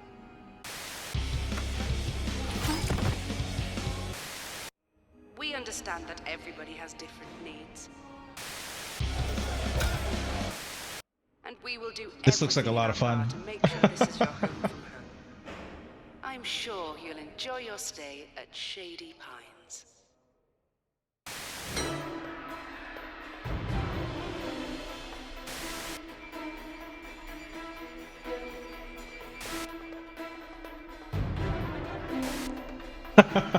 Who's laughing now, motherfuckers?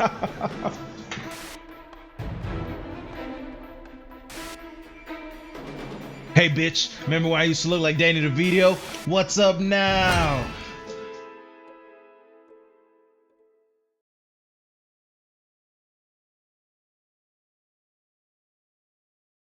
No way.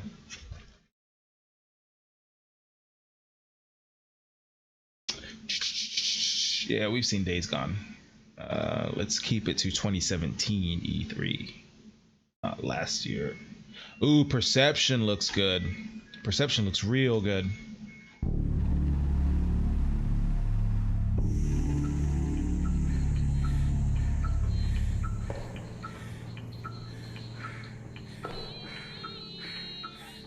Why is this in 720p?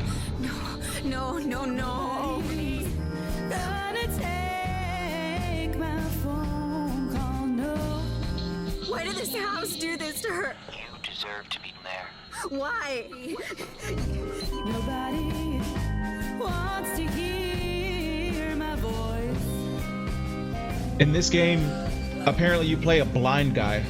So the way it's all blue and shit, that's sonar. Well, not sonar, but kind of like, I guess, you know, blind people they can sense where things are with sound, apparently. You know, I'm not blind, obviously, so I don't know. But, you know, I've heard blind people talk about stuff like that. But apparently, like, you have a cane, so you hit the ground and it sends out vibrations, and based on that, you can kind of see where the noise is coming from, and it creates a picture. But it's totally dark, and it's like a horror game. It looks good. I think it looks really cool. And it's interesting the way they're doing it with using the sound. See how he opened the door and you could see the door, but once the door stopped moving, it disappeared. Because it's all running on sound. That's pretty cool, man.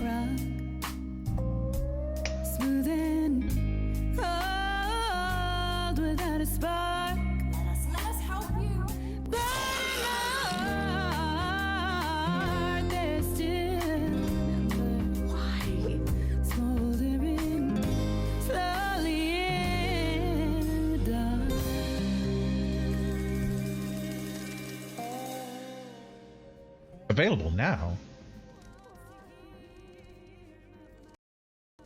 What? When the fuck did Perception come out?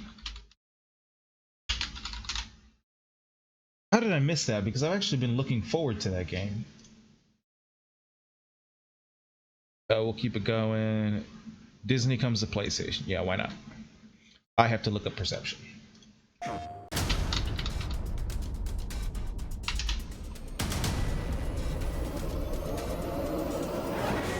Oh, nice. It did come out. It's $22, $22.99, so $23. I might have to pick that up and stream it. Any reviews on it?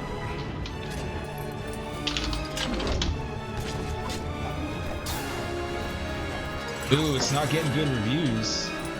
Yikes. Most people are saying it's mediocre.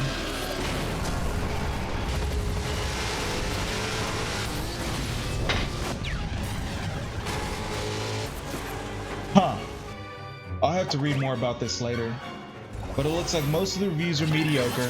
There's a couple of good reviews and then a couple of bad ones, but most of them are sitting in the middle. So Perception might be worth a look. I still need to sign up for my EA Access. Hey guys, don't forget, in case you haven't been here for the other streams, don't forget EA is doing EA Play and Origin Play on PC, Xbox, and PlayStation. So all of their big games are free all week long. So Battlefront, Madden, FIFA, you know, all kinds of stuff like that. So go get your free E3 swag. I don't know about you, but even if I get to spend 30 minutes on a game, it's not a long time, but hey, 30 minutes, that's a free game. If it's free, it's me. PlayStation. Oh, dude, yeah, being blind would suck. I would hate being blind so bad, especially video games being one of my favorite things. Outside of video games, I'm real big into art and movies and stuff like that. So not being able to see, I would freak out. Oh, this is that trailer that Swag was talking about earlier. This is GTA Online DLC that's coming out tomorrow. You want to make real money? Dirty little secret for you. It's in arms. Just routine business that needs a bunker, research, and manufacture. Oh, dude, Green Tea, you missed Ubisoft, bro. You missed a lot. Here in a minute, I'm coming to the end of some of the PlayStation trailers, so we still have an hour and a half to go before PlayStation. So I'll run through some of the Ubisoft trailers. You missed The Crew 2. You missed actually I have notes here because me and Tom did a post-show reaction. You missed Mario Cross Rabbids Kingdom Battle, which actually looked good. More Assassin's Creed, The Crew 2, South Park The Fractured But Whole, Transference, which is a new VR game, Skull and Bones, a new pirate game, Just Dance 18. South Park is coming out with a mobile game. Starlink, which is kind of like a Skylanders kind of thing. Far Cry 5, and then the big show closer was Beyond Good and Evil 2. Beyond Good and Evil 2 finally got released after like 10 fucking years. Yeah, man, I'm in the same boat. A few weeks ago, I was happily sulking by my I'm gonna change that. My swimming pool. Certain horror games I can play, but in general, like horror movies, I don't have a problem with. For some reason, I'm totally fine with horror movies, but horror games, I'm a little bitch. My girlfriend makes fun of me all the fucking time for it, and I hate it.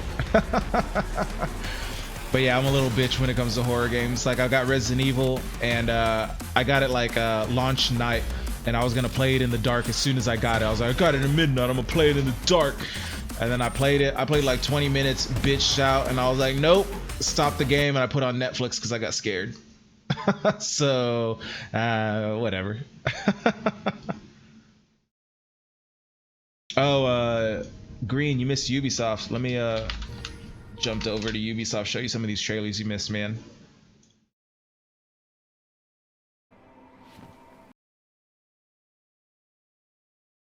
The big one that you missed that you're probably gonna want to see, not the trailer breakdown. Where's the actual just trailer?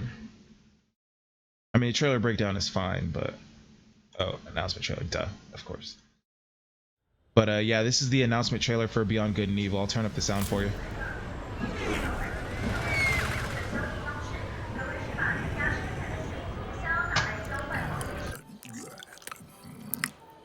Where's your master? I don't deal with domesticated. Hey, the fuck? I ain't got no master, but I do have your little toy. Show me the idol. Show me the Redeemer. Here you go, mate. Oh, hey, G. Yo, hand it over. I got a hot date who don't do late. Monkey's got a date. Mwah. What? What? What? That's Swiss fucking chocolate, pig.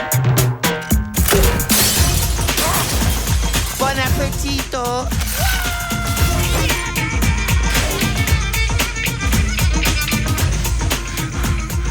I want every fucking cop in this fucking city after that fucking bastard!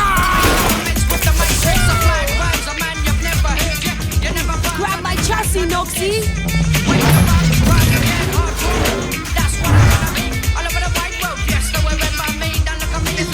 Easy, bro.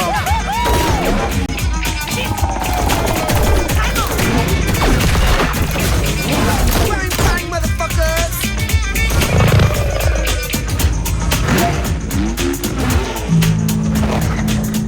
Fuck me. Damn! Nights and night, persecution with a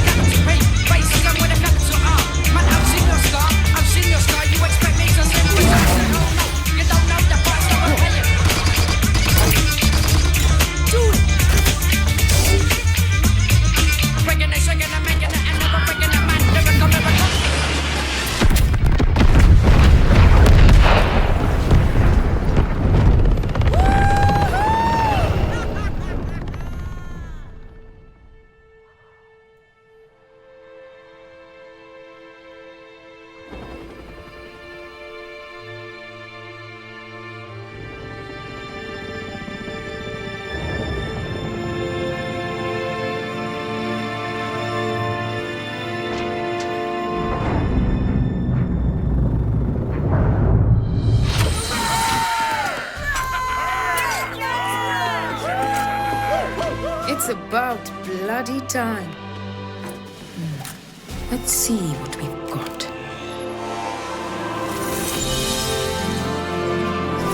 Moksha.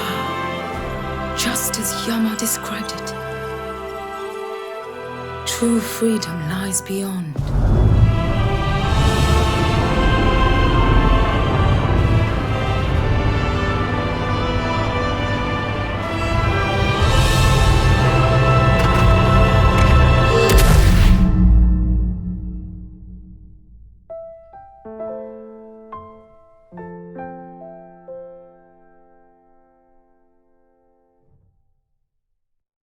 That was a big get hype moment, man. Everyone was freaking out during that trailer.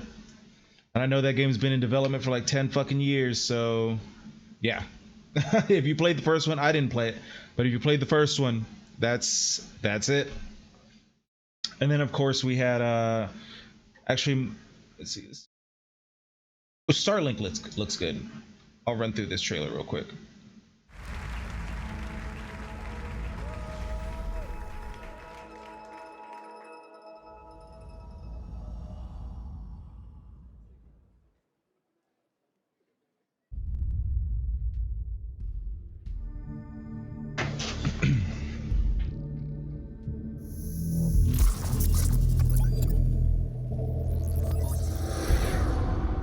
Atlas, jewel of the Pleiades.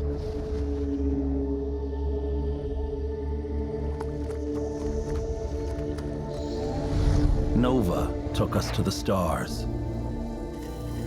Each new world more incredible than the last. We had no idea what was waiting for us. The Legion. It consumes everything in its path. They've never used Starlink before. Go show them what it can do.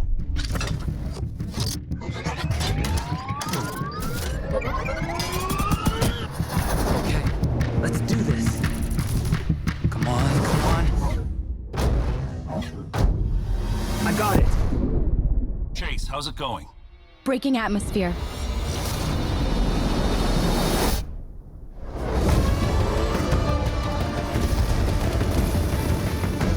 Let's even the odds.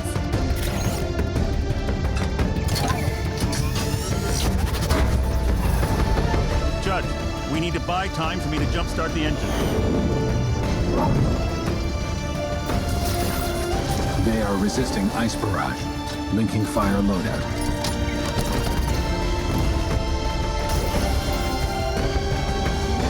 We're up against impossible odds, but together we will adapt and overcome. Yeah, man. Me and Tomathan, when we were doing our post-show reactions, we were talking about this, and I personally think it kind of looks like a slightly more grown-up Skylanders. Basically, that's basically what it is. I mean, it looks like you have the toys. I mean, the difference between this and Skylanders is it looks like you can switch out pieces of your ship on the fly, and that's pretty cool. With Skylanders, you just had like the little figure, like amiibos. You just tap it, and that's all you really had. So if you've got one ship, it looks like you can pop off things left and right. And since Skylanders, I guess, you know, there's nothing wrong with liking it, but I mean, like, Skylanders, I guess, is more aimed towards kids, quote unquote. So it looks like this is aimed more towards like teenagers and you know, young adults and stuff like that. So got to see these rabbits, man. I think it looks good.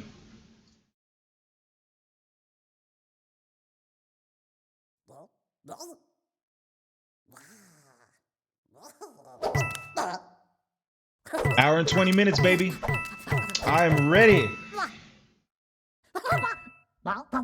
Here in a minute, I'm gonna have to take out the dog real quick, make sure he's taken care of so I don't miss anything.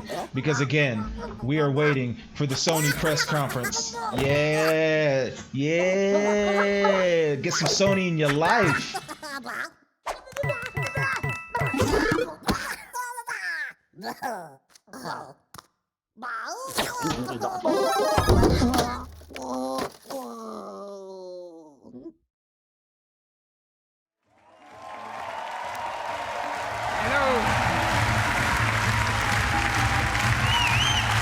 everyone. And thank you. We've always wondered what could happen if our crazy rabbits were unleashed upon the world of Mario. Today, the dream is reality.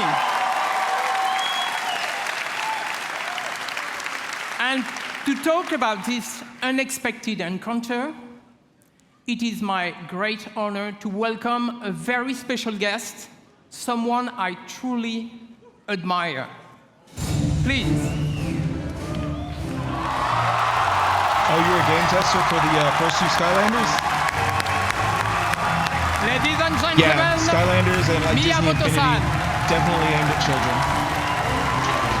But there were plenty of adults who liked it and got into it. I mean, there's nothing wrong with that, but it was definitely aimed at children for sure. And it looks like this new one is aimed more at teenagers and slightly older people. I wouldn't go as far Thank as you to say for adults coming. for the most part. We are so That's happy just to me. have you today. So what have you brought with you? Well, what did you bring?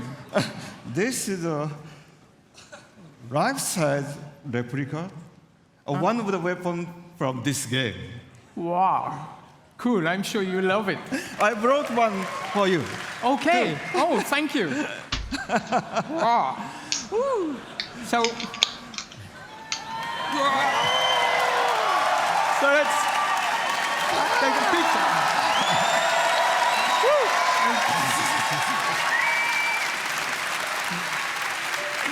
Bill-san, he can help our conversation. これほら、ね、ゴーストリーコンのとちょっと違うでしょ? These are a little bit different from the weapons you see in Ghost Recon. 可愛いでしょ? Yeah, very different weapons for cute. very different worlds. This one is, I think, very effective in the world of Mario and Rabbit. So, should do well.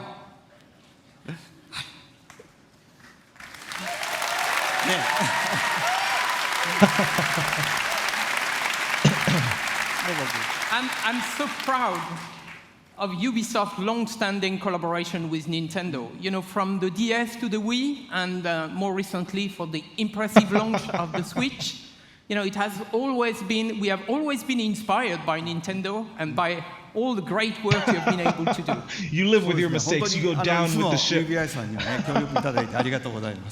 Yes, thank you very much for all the work that we've been able to do together over the years with Ubisoft. もうほら、出会ってから25年ぐらい経つんですよね。 I mean, Yves, it's already been about 25 years since you and I first met. で、E3 とかに来るたんびに UBI さんのブースを僕は訪問して、was it during the PC conference? 社内のビデオに登場して the ARC segment, was it during the PC conference? I fucked up and I actually missed part of the PC conference. When I woke up, I thought PC was supposed to be at a certain time, and apparently Intel had a thing before the PC conference.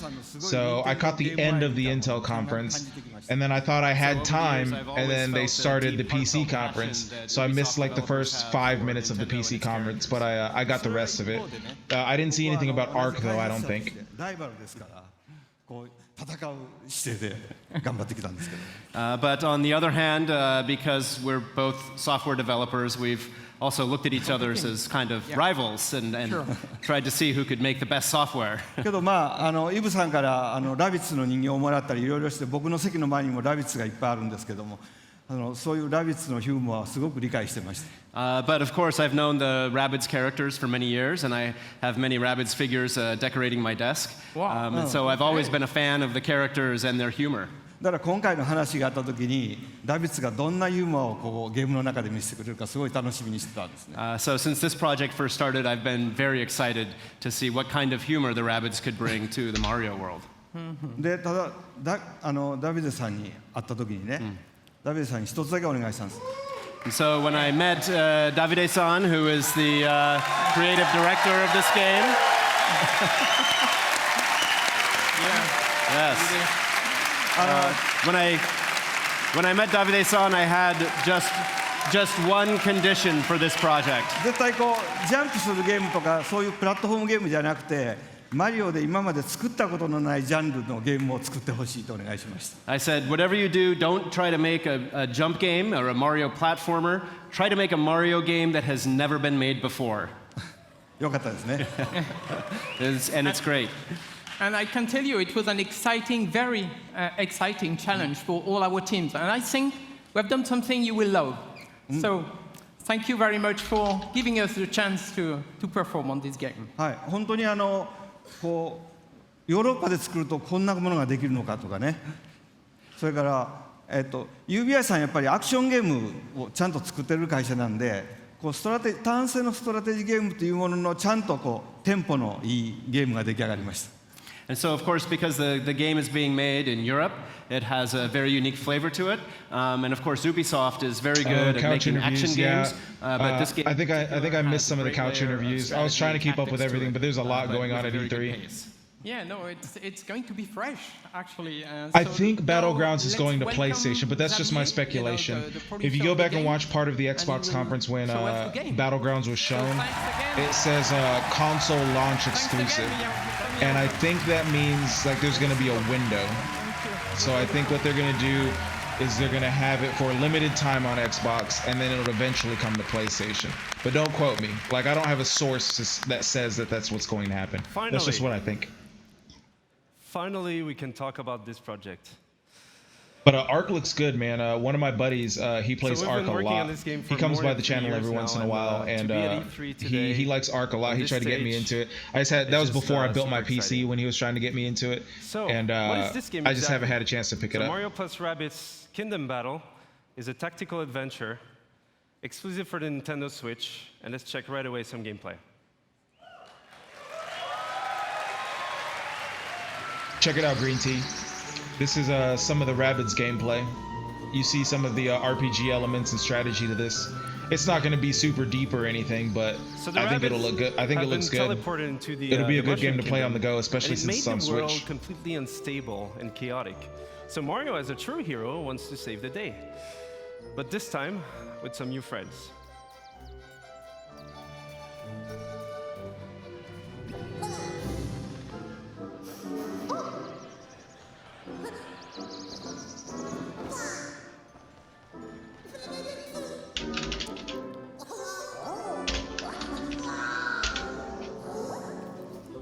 And at first, they don't really know each other, but in the end, they will form this dream team that will potentially save the Mushroom Kingdom.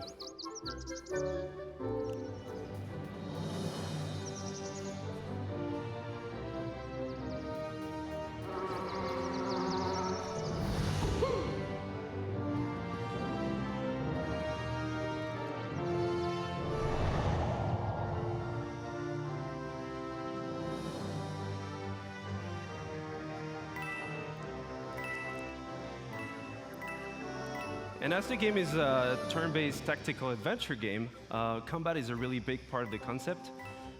So you'll fight wave after wave of rabbit that somehow turn bad.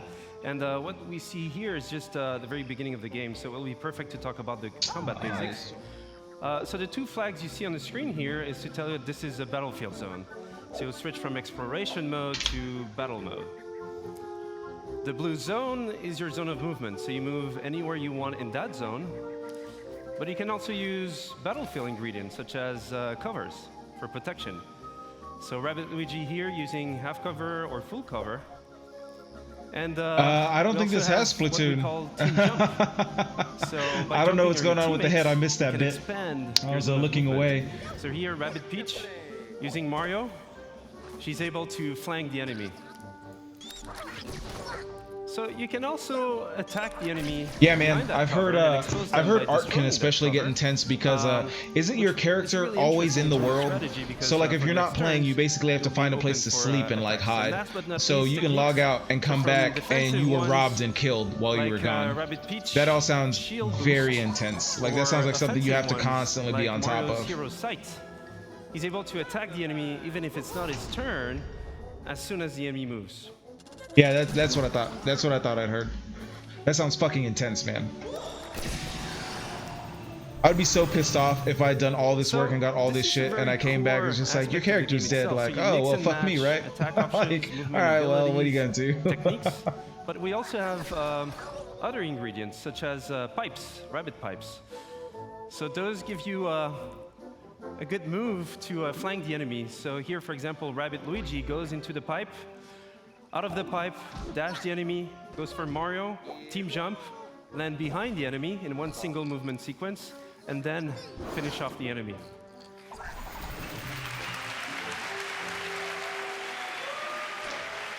And what we see here is actually explosive cover. So those have many type of super effects. Oh, this okay. one was a push effect. So can you not get robbed and killed in PvE? So it's only PvP. So again, this is and just we a all know glimpse into the people in basics of the game. PvP And as you are progress into the ruthless. game, you have more tactic tools. If they have the chance to You'll be kill able you to and do take your more shit while combo you're asleep, setups. they absolutely will. You'll be able to use different type of heroes, different type of weapons, in order to battle your way through the kingdom.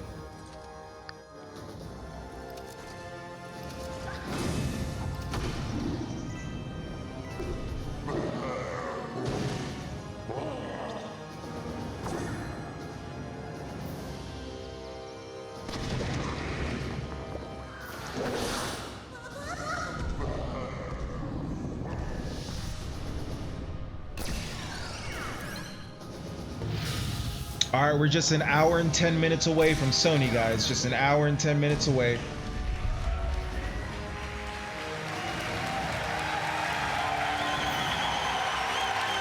Thank you.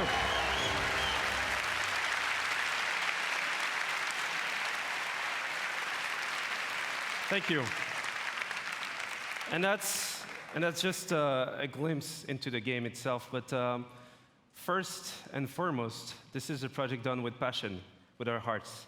So it would not exist otherwise. So we just can't wait for you guys to try the game at E3 this week. For those who are not at E3, you'll see online coverage, videos, and surprises. So have a great conference. Have a great E3. Thank you.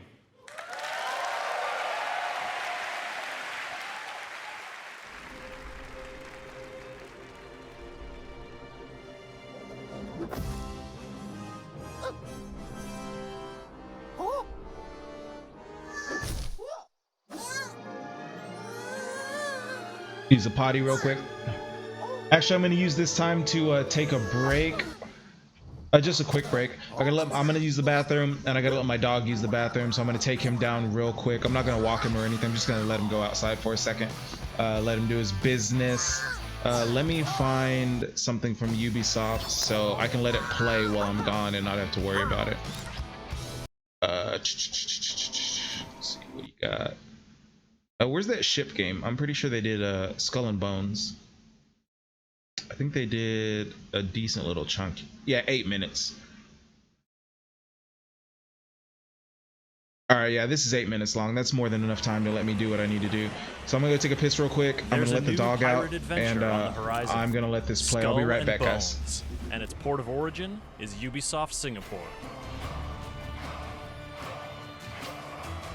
To be able to tell people, hey, I'm working on a pirate game, and it's the pirate game we've always dreamed about. We've always dreamed of playing this game. That resonates with a lot of us that really have dreamed about making the ultimate pirate game. Nobody ever played pirate by themselves. While working on Black Flag, at the end of it, we tried to put 2 players together, and it was just amazing. Like that very simple experience, just 2 ships with those great cannons, all that firepower that you give to the player, and you blow everything. It was just super cool. We already knew that something great could come out of that. We're not making Black Flag 2.0, we're making our own game, but we really went to school on what we've done in the past. In this video, you'll learn what it takes to become a pirate kingpin, how you'll craft your fleet to aid your allies and loot your enemies, why the Indian Ocean is the true home of piracy, and how the team's experience and expertise from working on Assassin's Creed 4 Black Flag inspired them to embark on this ambitious new journey.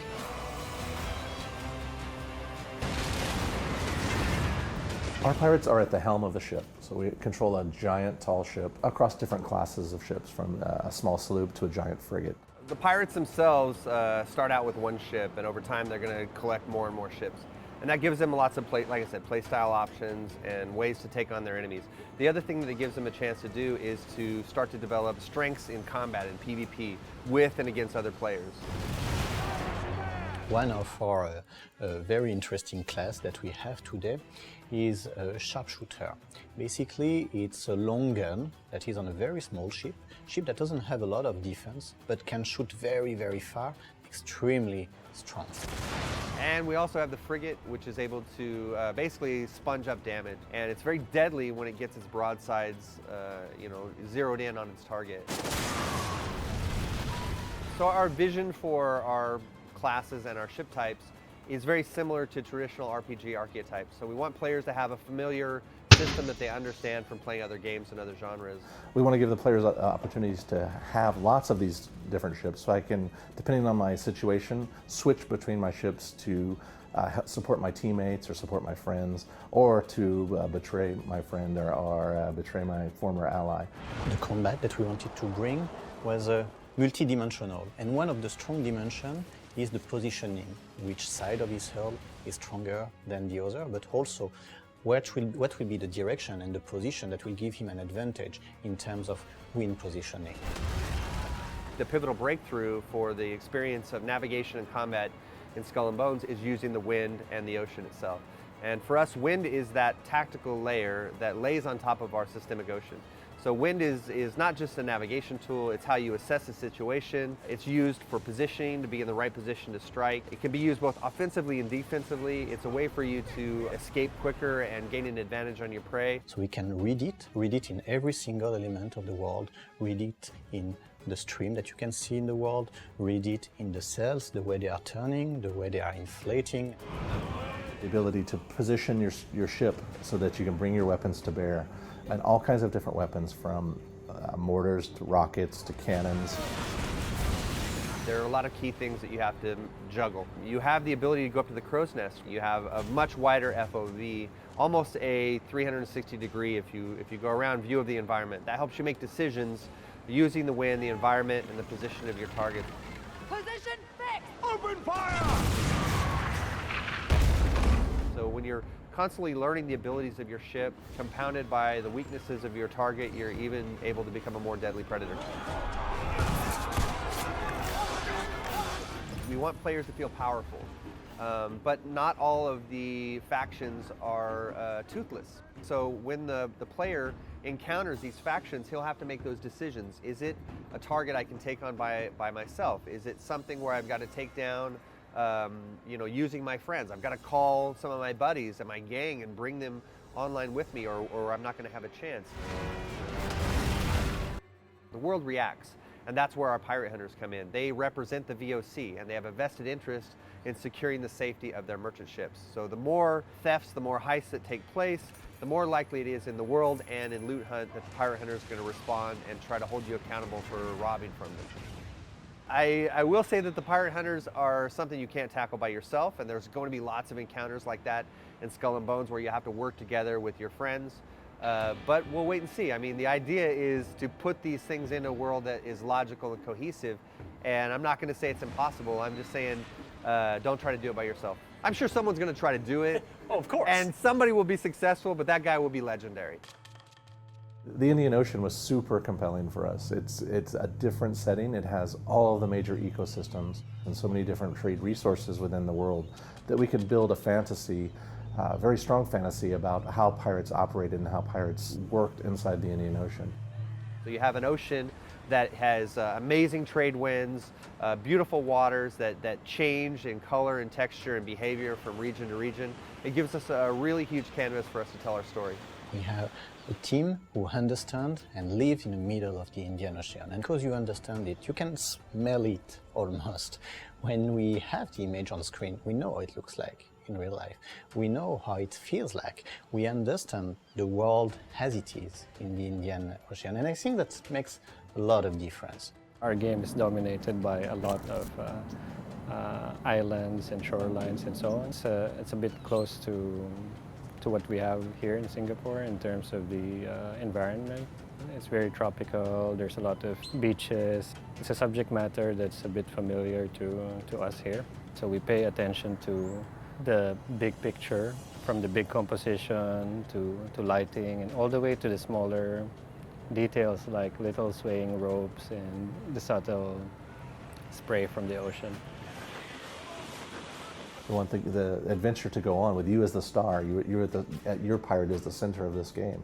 And then if every player is the center of the game, we make these communities and we make their own stories, and across different seasons, across different time periods, the game will live on, and we'll keep introducing new and unique content, different ships, different weapons, different items, different locations, different game modes. And I think that's what makes Skull and Bones so special, is this idea that you can create your own gang, you can have your own identity, your own flags, your own emblems, your own colors, and you can go to war with each other and build your gang up to take over the whole Indian Ocean.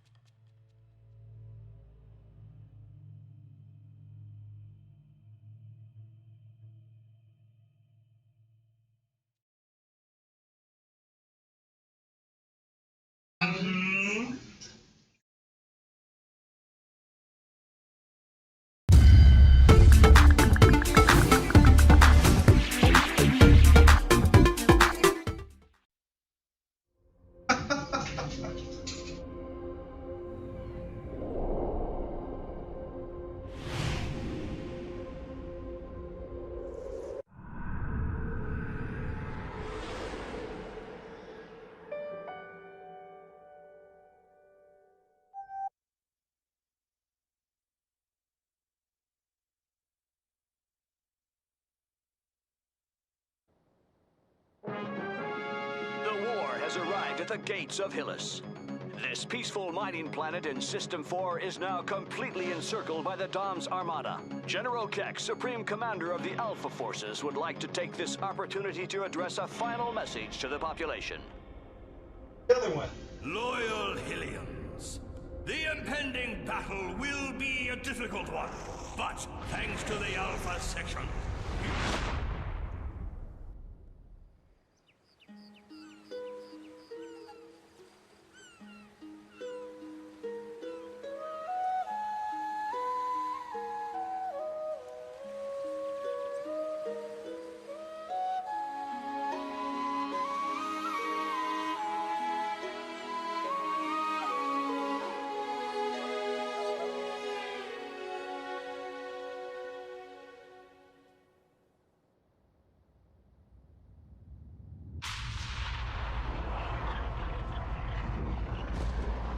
They're coming. Quick, Fen, jump up.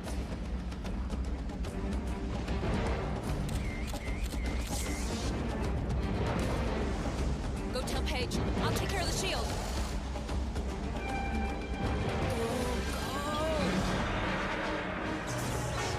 Shield activated.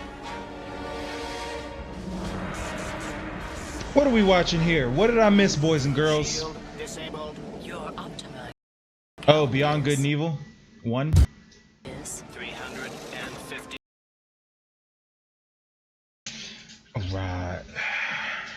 Let's go back to the Sony page and check out some of the shit that they've already released. If they already released some shit, then we know it's not going to be available at the conference, clearly. And we can assume from there that they've got bigger shit to announce. And we already saw Ace Combat. Let's look at this Kingdom Hearts trailer again. Kingdom Hearts is super popular. I don't play it, but the girlfriend really likes it. And she's been waiting like, I don't know, 30 years for this game to come out. And it still hasn't come out. It's probably got another 10 years in development before it comes out.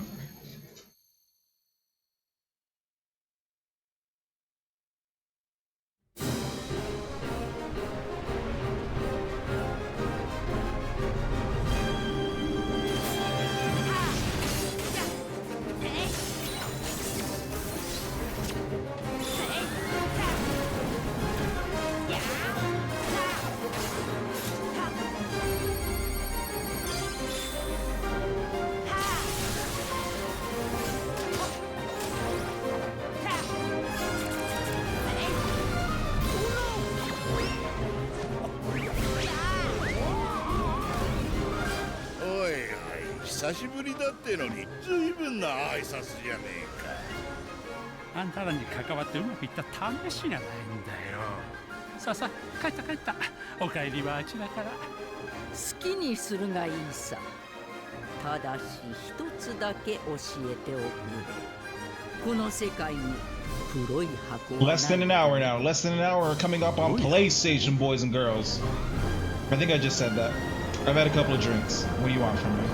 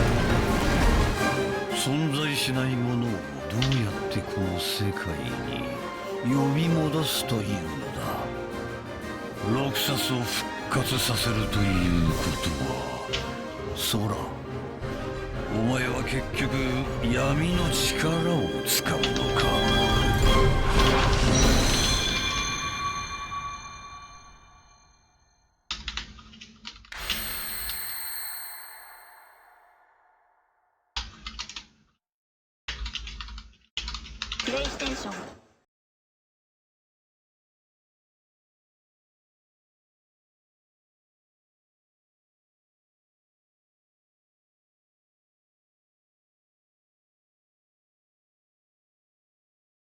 Hey, Danny. Daniela!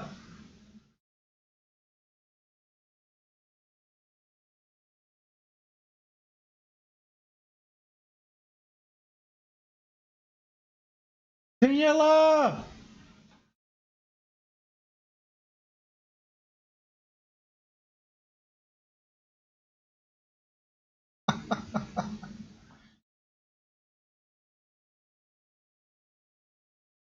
Fine, Daniela. I don't want to talk to you anyway. Fine.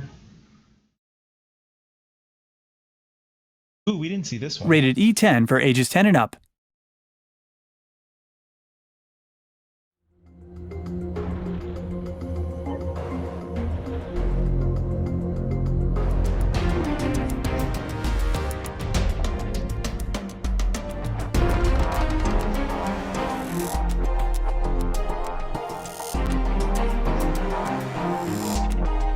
Looks like an RTS,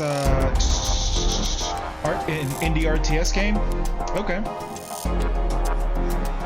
Well, good. Like me and Tom were talking about earlier, it's good that they're getting this stuff out of the way. I believe it was mentioned in the chat earlier today. These types of games really don't belong. Well, they don't deserve. Okay, well, deserve might be the wrong word.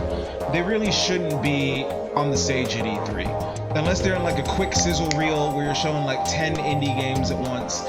Like Devolver Digital last night, like they're an indie, they make indie games, and like all of their games, like they had a conference, a 30-minute little conference slot, no longer than that. Shit, I stopped streaming it because I just kind of, it was too much cringe. But yeah, like Devolver Digital, my bad, had its own conference, and watching a whole bunch of indie games, it's like, all right, like I have nothing against indie games. I like indie games. But that's not fucking conference worthy. That's not what you make a conference out of. You make a conference out of AAA titles. The big boys, the heavy hitters that everybody and their mom is gonna buy 8 times. That's what you make a conference out of. But Sony it looks like they're releasing a whole lot of these trailers. Welcome to the Golf Club 2, the new standard in golf gaming. Take your game to a whole new level. With dynamic features that focus on competition, community, and creativity, the green is waiting. Are you ready to join the club? Building upon the success of the Golf Club 2 is enhanced with an all-new robust single-player career mode. Players will now be able to climb the ranks in the upper echelons of elite golf clubs. Bruh, you know when you first jump into the game, you'll start out as an amateur golfer. Players can join small clubhouses and compete in lower stakes tournaments. As you earn more virtual currency winning games, you'll have the power to buy your way into bigger, better clubhouses with stiffer competition and make a name for yourself as a big-time pro golfer. In the Golf Club 2, societies will make up the backbone of game progression through both career mode and online competitive play. This new system adds a layer of immersion and gives players a more robust multiplayer experience. At the lowest tier, you'll start out in a modest space, competing in low-stakes tournaments. At the highest level, your clubhouse will be a stunning estate, where only the most prestigious golfers can gain entry. You may join up to 5 societies, with one being your primary membership, which will be the one that you represent in the leaderboards while competing in events. You can also create your own society and recruit players on your own. Even brand your society with your very own logo.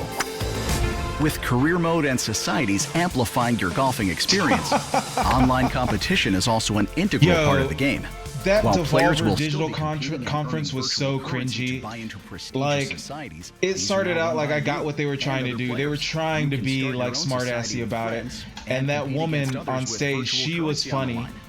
But once you got out of that with the other guys, like, it was super cringy. I was just like, I can't with this. It's 1 in the morning. I'm not gonna keep watching these guys goof off and act dumb. Like, I just couldn't do it. As your society increases its notoriety, But I got what they were going for, but it was almost like try hard. Like, they were trying way too hard. Predecessor, there were over 150,000 user-generated courses made, and every single one of them can be imported into the Golf Club 2 and augmented with new tools and features. If only you could teach that go to shit wherever you want it on command. You can create the oh shit! Fun fact, actually, I did see Arc, because Arc there's a shit button. You can shit in Arc and you can play animals. You know what? I need to get Arc on PC.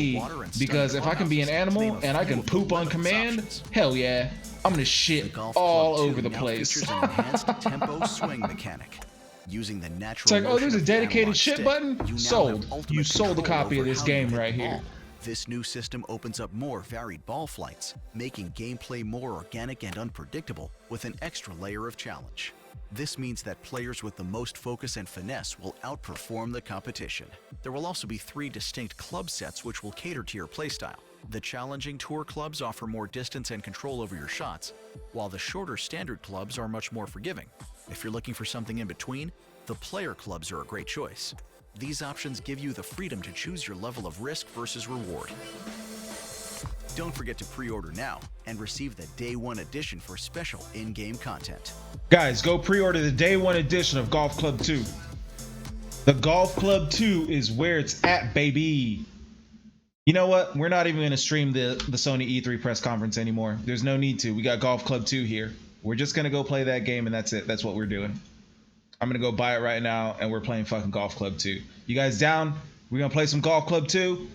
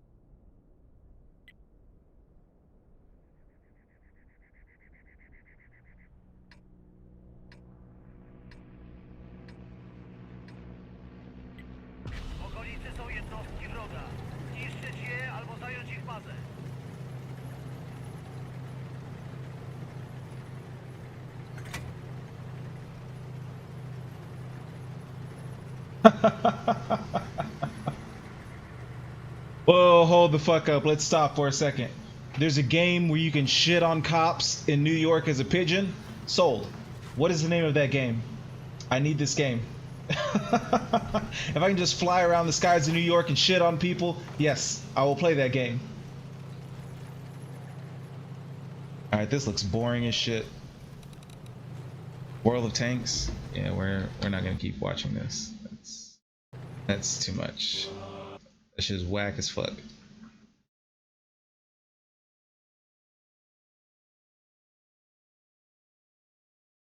Oh, Final Fantasy 12, the Zodiac Age. Yeah, here, boys and girls. 40 minutes, 43 minutes, and we are going to be watching the Sony press conference, boys and girls. Get fucking hype.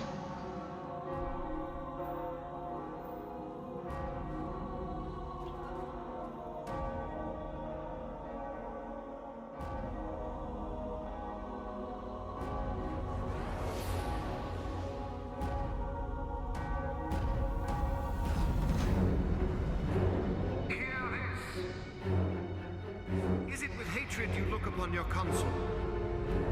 With hatred you look upon the Empire? I will stand fast. I will endure your hatred. Suffer your slings. Hey, we got a and choice. arrows. If I can shit on people, or if we're gonna play golf club, honestly, I'm gonna shit all over people as a bird.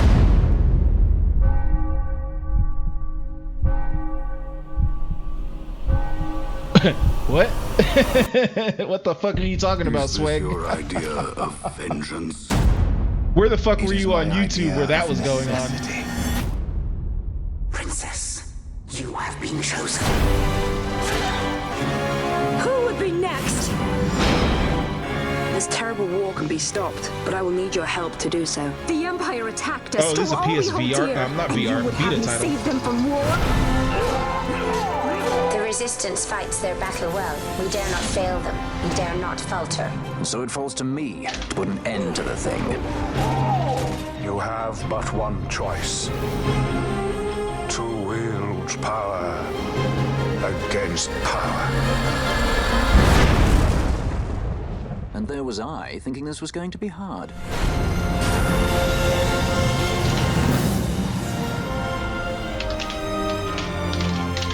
Fear not, Princess of Dalmasca. Fulfill your role as savior. Attain to your birthright. I will avenge those who have died. And the Empire will know remorse. This is my charge. That's our charge, actually. It's our home. It belongs to us all.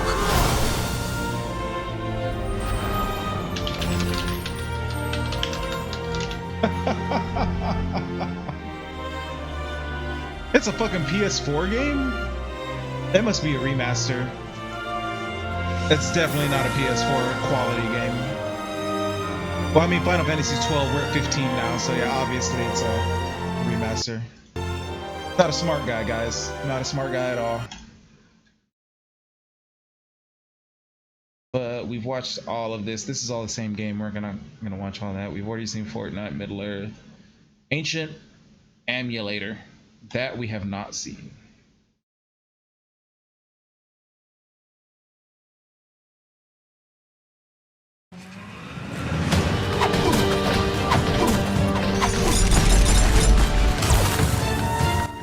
Bruh, you talking shit about the Golf Club 2? We might have words if you're talking shit about Golf Club 2. That's my jam, baby.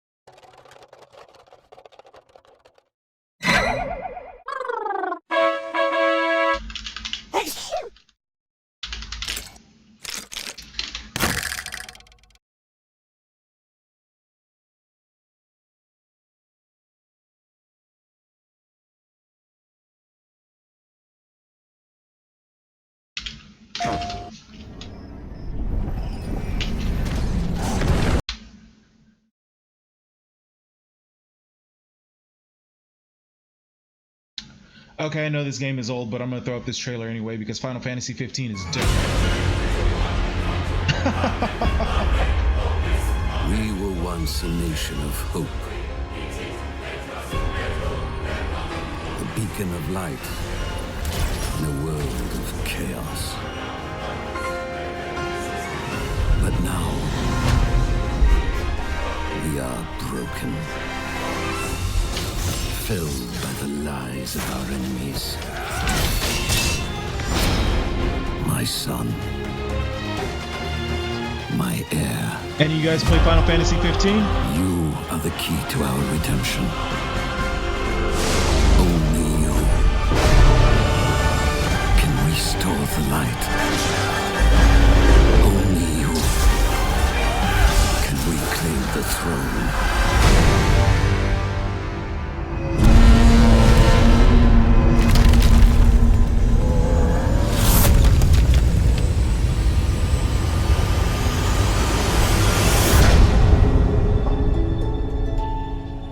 When the night has come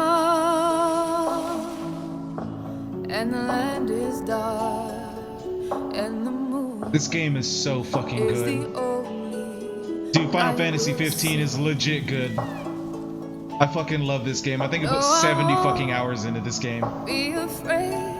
Oh, Oh, GameStop gave you a broken copy? That sucks. as you stand by me. Darling, darling, stand by me. Oh, stand by Look at this fucking game. This is fucking amazing. Stand by me when maybe you're in trouble. Won't you stand by me? Oh, stand by me. Oh, stand now. Stand by me. Stand by me.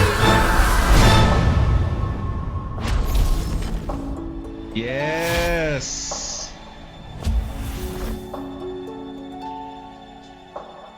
All right, well, let me switch the trailer before somebody gets mad. People get real mad on Twitch if you say you're streaming E3 or any game. Like, if you're not streaming what you say you are, people get mad.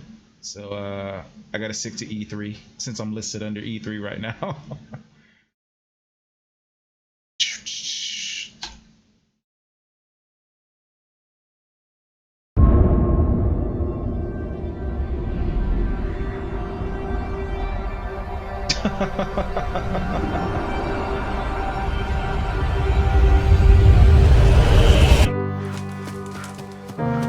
Wait.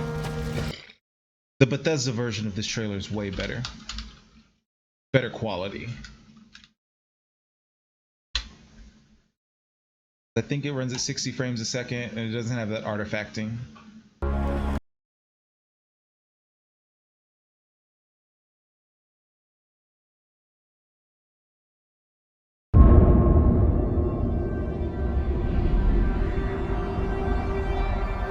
Oh yeah, you're mad? What happened, Swag? What's going on, man?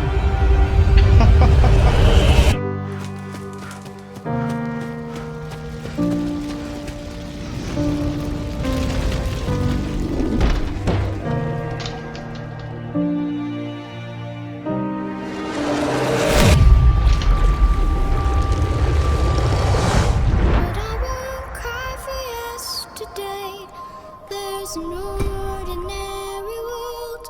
Somehow I have to find.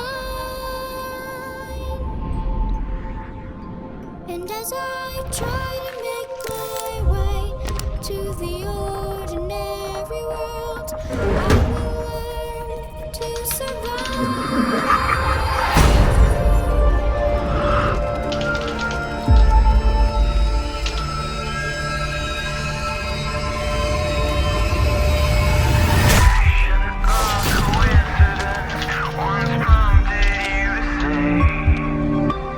Pride will tell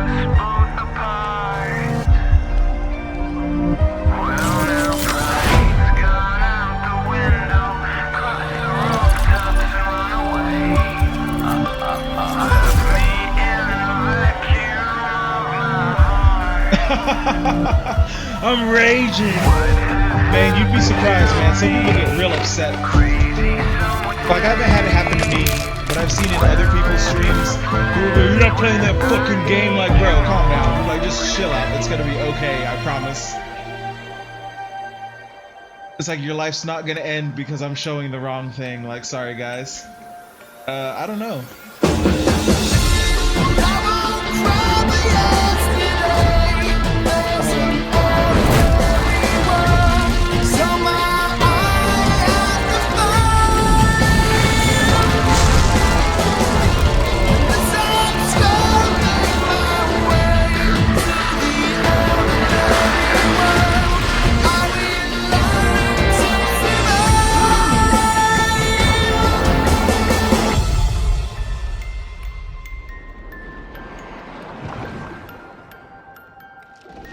Well, I thought Google would take care of that, but clearly I'm an idiot.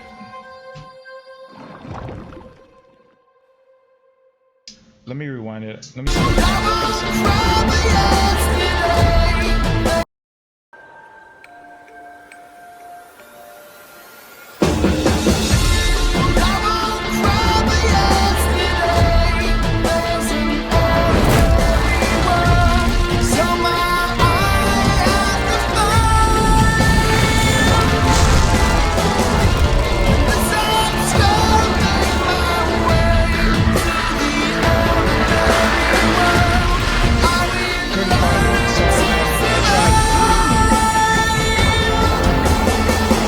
I stretch out my headphones and everything for you. I couldn't find it. Sorry, man. My headphones are fine, just so you know. But The Evil Within 2, man, looks good. We're coming up on 30 minutes. 30 minutes, boys and girls. Who the fuck is hype?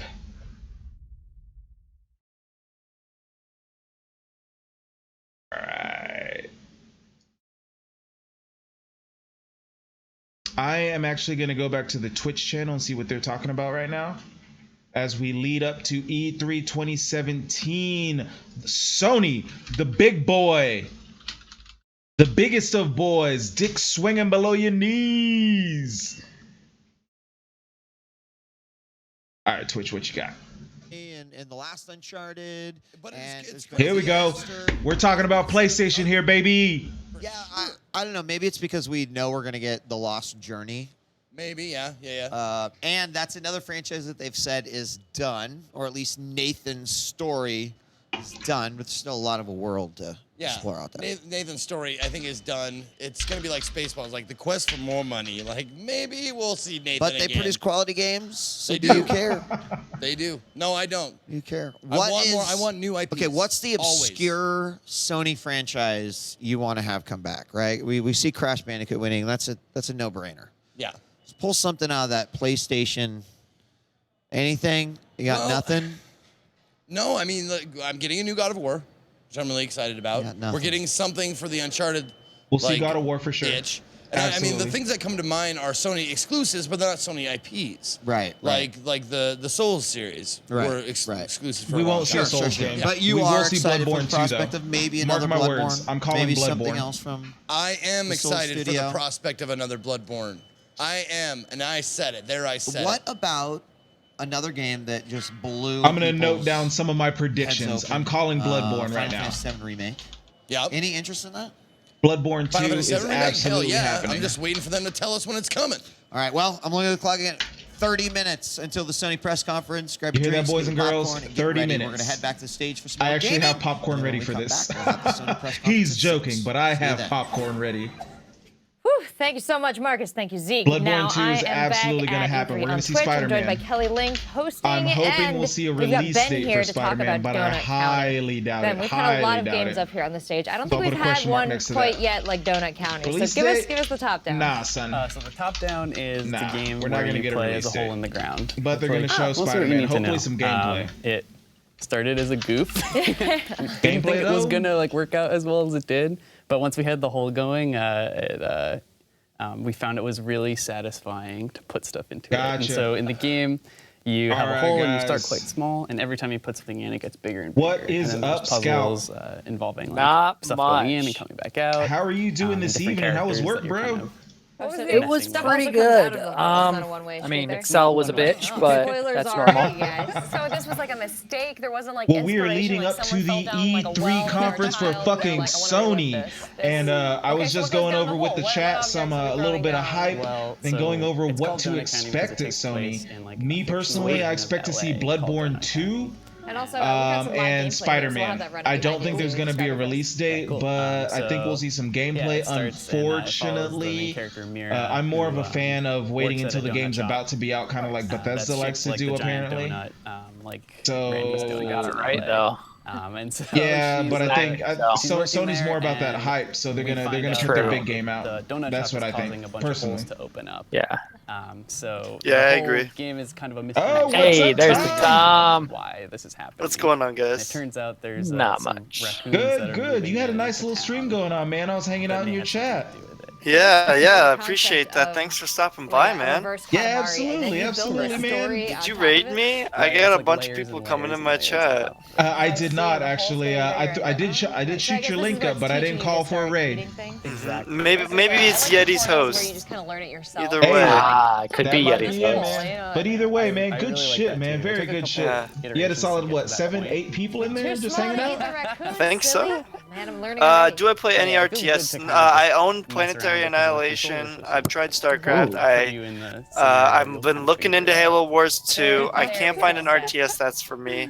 So, But I like the RTS what were genre. you and I your can't friends comment talking on that about? Like, man's you dick, pitched this but game, I'm he assuming, might to have a close dick friends piercing. first. He What could was very your well have a reaction dick to it? piercing. So, what were you guys Originally, talking it about came with from Sony? a tweet. Well, I'm Like, actually Peter Molyneux, I'm going which over is with like my a chat. parody account of Looks like Peter you're still Molyneux. playing the game, so you And still the got idea you was got your own like, thing going on in it's chat. a game But about right Yep. now, what we're doing is And I saw we're getting it. hype for Game off a Sony, funny tweet. and I'm talking with the chat and talking with you guys about what to expect at Sony. All right, guys, we got Blue Bomber I had and such a reaction to it. I was like, that is just the Tomathan in silliest chat idea. here. Did you almost Gonna forget my do our- name? But like, literally. No, I Who the fuck three am I things chatting just with? ran through my mind at once, and I lost track of them. This like satisfies problem. like any OCD tendencies. Like, Oh, ordinary like this world. one also. Okay. Vacuum up that whole Sorry, that was screen there. chat. So Go ahead. did you do, are you Yeah, you're responsible fine. for all pieces of this, the programming But yeah, and we're the art going and over the Sony story as hype. well? We've Yeah, got so I'm responsible for 26 everything except minutes music, before the Sony and then conference I'm getting starts. some help now. Okay, guys. with I don't know some about art you guys, assets at but the as I've end, reiterated time and time again, and I'm not afraid to say again after a couple of drinks,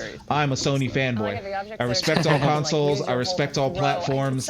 I just built my PC, so I love my PC. You know, we got a Switch in the house, Wii U, shit like that. But at my heart, at my soul, I'm a Sony boy. So I am way too hyped for this. I am off the fucking charts right now. We're going deep. We are. What I'm expecting personally, off the top of my head, without thinking too much about it, I'm expecting Bloodborne 2. That's absolutely going to come out. The Souls series is not my cup of tea, but it's very popular among gamers, especially hardcore gamers. And Bloodborne being a console exclusive to PS4 actually sold pretty well. If I'm not mistaken, it sold 7 or 8 million units the last time I checked, but that was almost a year ago.